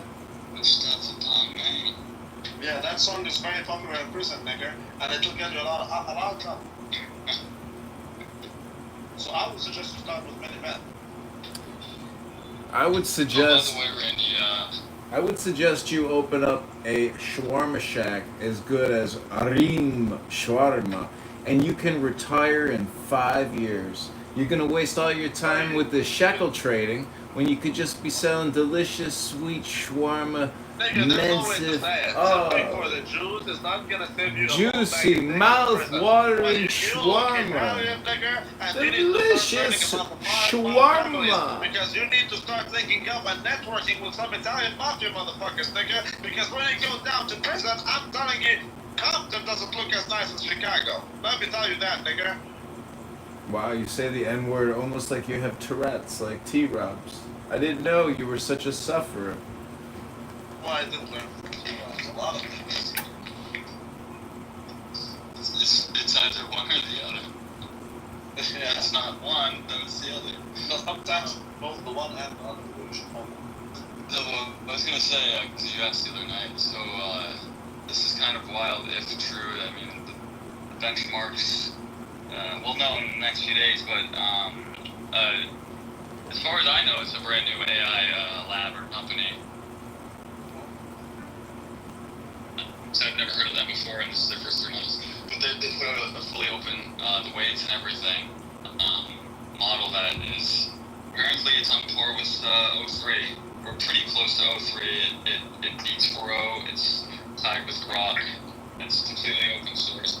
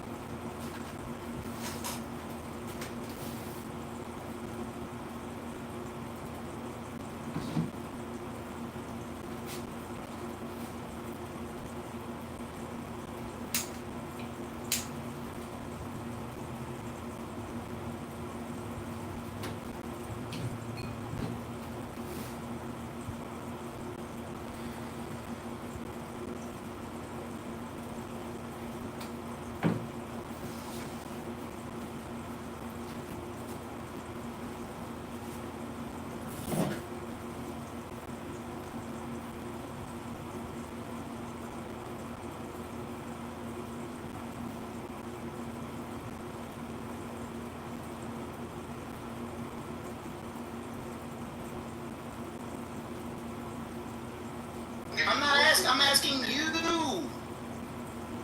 But also probably pretty low. And the people that go and decide to carry are people that are more responsible. They tend to train more, and so they're going to be much more efficient with their firearm if they have that time when they're chosen and they have to defend themselves and their family. No, I mean, he cannot. He's consistent. He's reliable. Rain, wind, or shine, Amir is out there. Sets up his boat, drops the fishing line. We're talking about saving lives part. If you were like here in Arizona, if I was an armed robber, I would have to have a very commanding show of force in order to not get shot by somebody, and I would have to look at everybody as a potential threat because I don't know who's carrying. Wasn't there something recently also, similar story in a church, that they stopped someone from shooting up the church? Oh, there's so many stories. Just like recently in the last month. You know what I'm talking about? Yeah, I'm trying to remember the details, but a lot Someone of people came don't in to realize shoot up a church. Yeah, many churches, temples, synagogues in this country have security people. We are all. And they have people that are trained. Yeah, they're trained. Well, we have in metal every detectors. I mean, you can't walk into temple. We have metal detectors, but we have armed guards always. And people, I don't want to say whether they carry or they don't, but they. But Abby, I've heard that like if which I think is a good thing. Who's what? I think that was the last one that was big in public. The transsexual went to church. Oh, the mega church. Yeah, the mega church. Where was it? She walked in with her 12-year-old kid. Yeah, where was that? What city? Osteen's church. In Texas? Osteen's church. But I would say okay, even with this shooting in New York City, okay, if you see people that are in uniform, you're gonna target them first. The most frustrating thing would be is that who's armed, who isn't. I don't know who's who. But let's just say I went to a church, a synagogue, or whatever, and then I go in there. Let's just say I was able to take out the guards. Now, let's just say there happens to be 30, 40 people in the place. I'm not humanly capable of keeping my eyes on all of their hands and whatever. But let's just say out of that 30 or 40, there's 10 people that are packing. I'm not dodging all of their bullets. That's just not. It's not a possibility. We've also basically. We've trained our congregants. We've trained our staff what to do with active shooting. I mean, sadly, you really don't go to. At least with Temple, you don't go anymore without knowing this and having a game plan, knowing where the exits. I mean, so the people in there know, but there will be people that will be armed for sure. But that's the thing, though, is if I'm the armed guy, what I have to worry about is I don't care as the person who wants to come and shoot at everybody. I don't care where you guys exit. I'll just shoot you guys as you're exiting. If I was that type of person. Now, what I would be worried about is who's packing, because I don't know which direction. How can I even control for that? I mean, I could give extremely strong orders and say, every one of you motherfuckers, keep your hands up. If you don't, I'm gonna shoot you in the fucking head. Something like that. Very. So I found the per 100,000 rates in United States. Oh, I'm sorry. Who was that? Please wait, Adam. Thank you. I'm sorry, I thought he was done. So I could try to get these kinds of verbal commands, which the police do, for example. They just don't let. They give you the commands. They don't want you to reach in your waistband where you might have a weapon. But at the end of the day, if I was a lone gunman, I'm not able to keep track of everybody. I will undoubtedly be killed. How do you escape? If once one person opens fire, then you have 10 people shooting at you. what do you do then? Like nothing. You're just gonna die. That sucks for you, but that's what you get for being a terrorist. And so, you know, I do think like the concealed carry stuff is actually like super effective. But do you think that's wrong, Adam? Well, I you know, you're extrapolating it out to race, right? So if we look at no, per 100,000 in no. I'm talking about like shooting at a church or a synagogue. At least at this point. Yeah, we have rates of. Well, yeah, except that. Okay, I needed to look at the data because Pepe made a few points there, and he was trying to delineate between races, which I think is fair. So if you look, but if we don't want to talk about that, then I'll just go to a macro thing, which I can back up with the data here again. But that you know, concealed and carry it can be effective because you don't. The threat isn't imminent or known to the person who's seeking to do harm in a public place like a church or school or anywhere else. And so if someone's concealing, they can take care of that individual before they can do too much harm. I get the logic behind that, and that conceal actually amplifies that that ability to address someone who's looking to do something murderous. But I think that it also reinforces the unique quality in the United States of having being a stronger violence culture. I disagree. Western jurisdiction. Well, I disagree. So, like, in order to have gun rights in the United States, the only reason, like, for example, Jews in the synagogues, I'm willing to bet that, you know, I'm sure there's some synagogues in New York where people, you know, they have a lot of connections and they can get their concealed carry permits, which were nearly impossible to get in New York. But for the average, let's just say Jew or Christian, let's just say black Christian that might get shot up by a white supremacist even. It's at the end of the day, if you don't have these gun rights, these parishioners are not going to be able to defend themselves. But Pepe, let me just, not to get into a lot of it, but part of what we do is we securitize every temple. Every single one in the entire country has gone through this system and has had some kind of facility assessment. And a lot of these properties were built before security was an issue. So they weren't built with security in mind, and they have to be retrofitted. And it's expensive. However, the federal government, if you know about the federal grant system for faith-based at-risk facilities, it was at $300 million. It went up to, I think it's more than double. So it might be like it's $700 or $800 million that's allocated around the country for churches, synagogues, faith properties, and buildings that are at risk.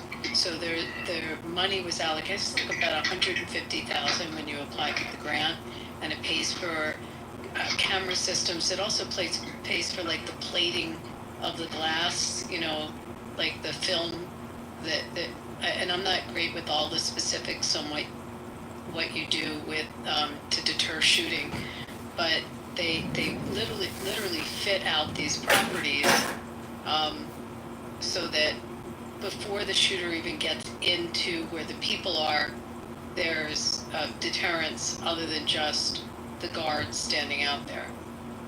And the one in Texas, do you remember the shooter that came into Colleyville, Texas? Is he the one who had like he shot up his ex-wife and? No, this is this Arab dude that flew into the U.S. And flew into the Dallas-Fort Worth airport and drove over to Colleyville, Texas to a temple and went in to shoot it up. And he came in there and they actually like fed him tea, like they didn't know, and then he pulled out the gun and he held them there. But they were all trained. They knew exactly what to do. They knew. I remember. He's the guy who got shot by the FBI.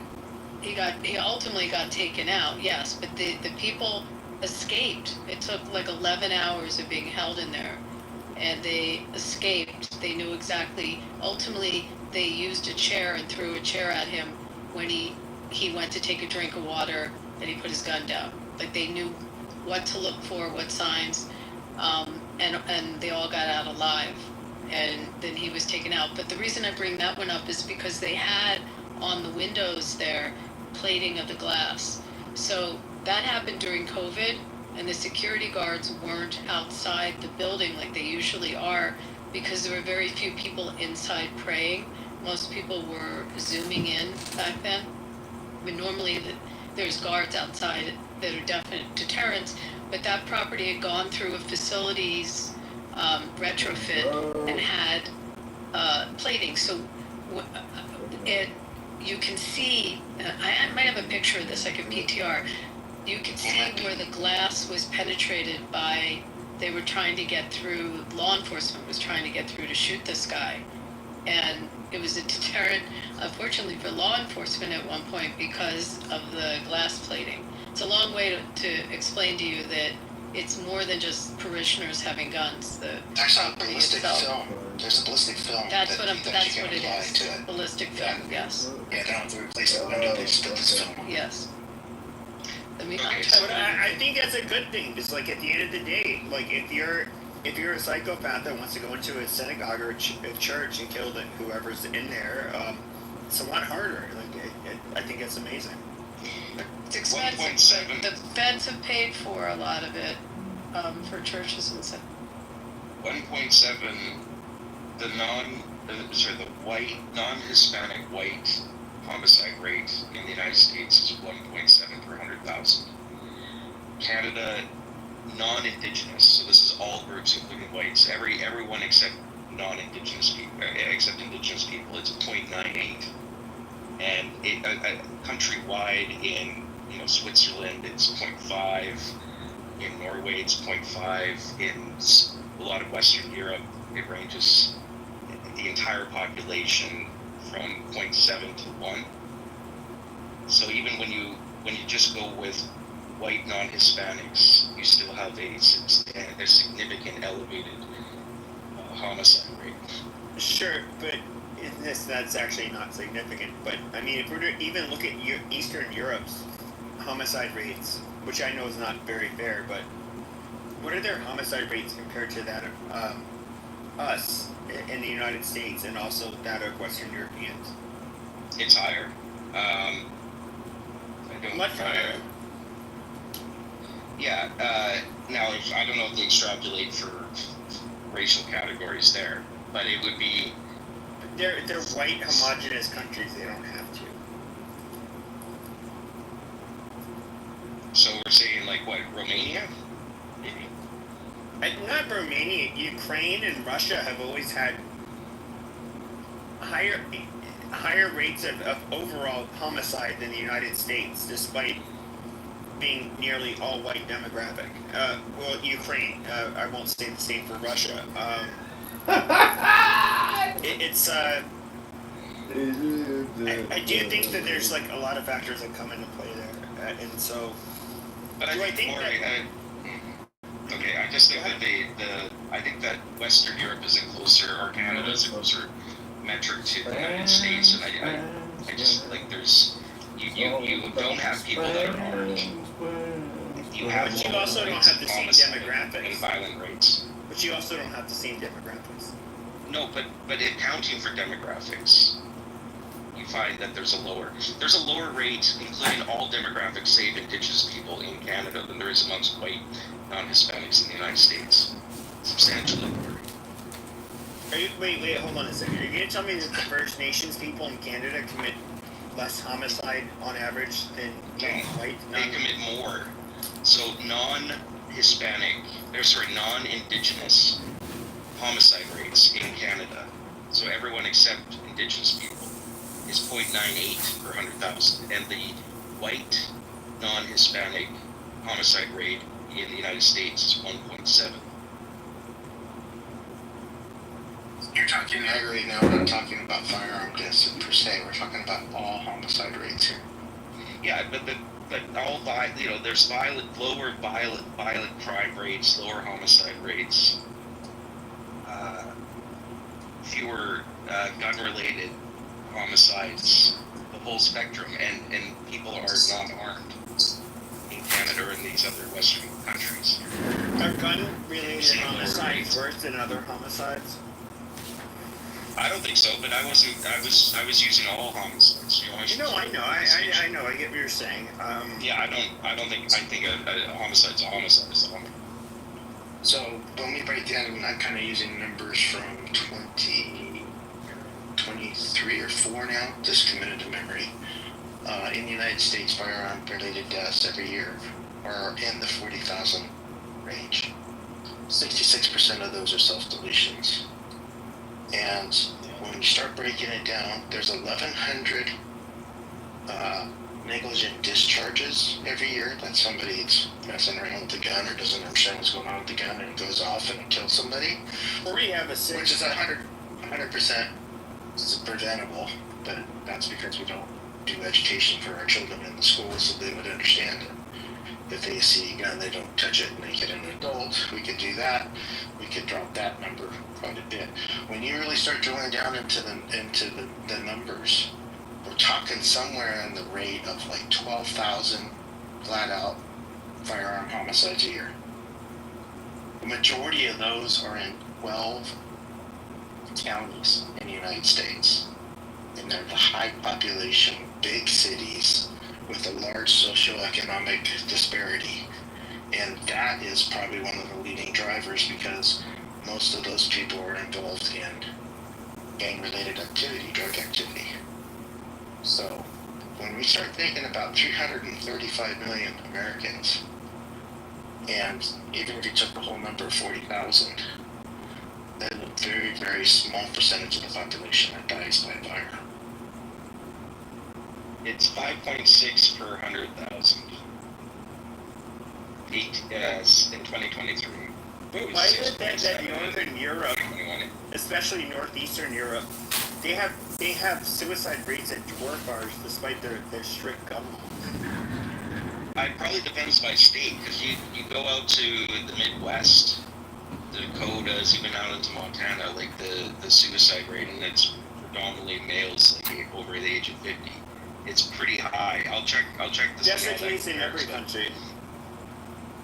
Yeah, but I would say that there are certain states where the suicide rate is highest, where it is. I'll check, but I would suspect it's close to what you see in Nordic countries. I mean, they don't get a lot of sun. Like even their accent, like the Swedish accent. I mean, they're really trying to be happy, but you can tell they're sad. The point is though this argument about deterrence, right? Or like that if the people are armed, then there's less violent crime.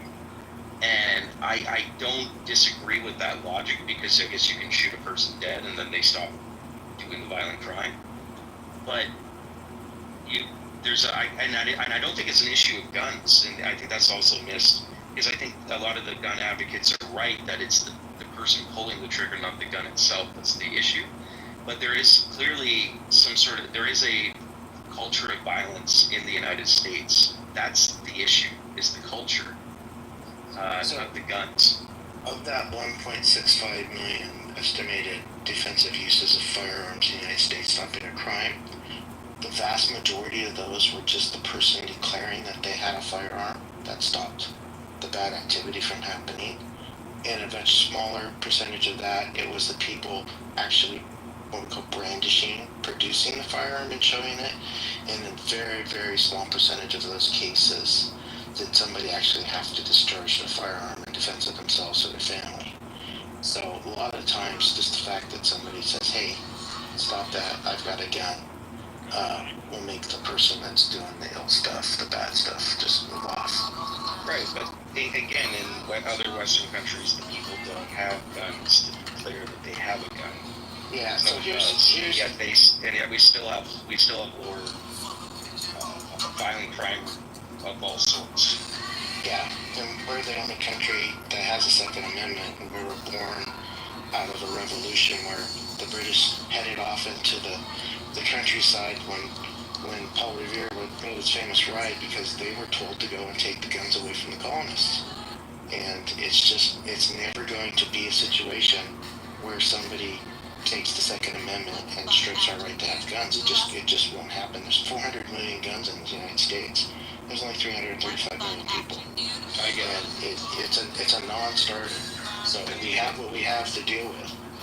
But do you think psychotic people should have guns, Josh? Obviously not, but then we have to figure out ways, and I guess President Trump just today said he's going to reopen mental facilities, so maybe we can get some of these people. So many of these stories when I dig into these mass shootings in particular, everybody goes, yeah, that guy was crazy, we knew it. That kid called the cops a million times. The Marjorie Stoneman Douglas shooter in Florida, he had been reported to the local police, he'd been reported to the FBI. He pulled a gun on the family that took him in after both of his parents died, pulled a gun and put it to the head of one of his siblings of that household. I mean, there were telltale signs for a lot of these people, but there just is no ability for us to go ahead and get them help and maybe separate them from the populace as they need to be.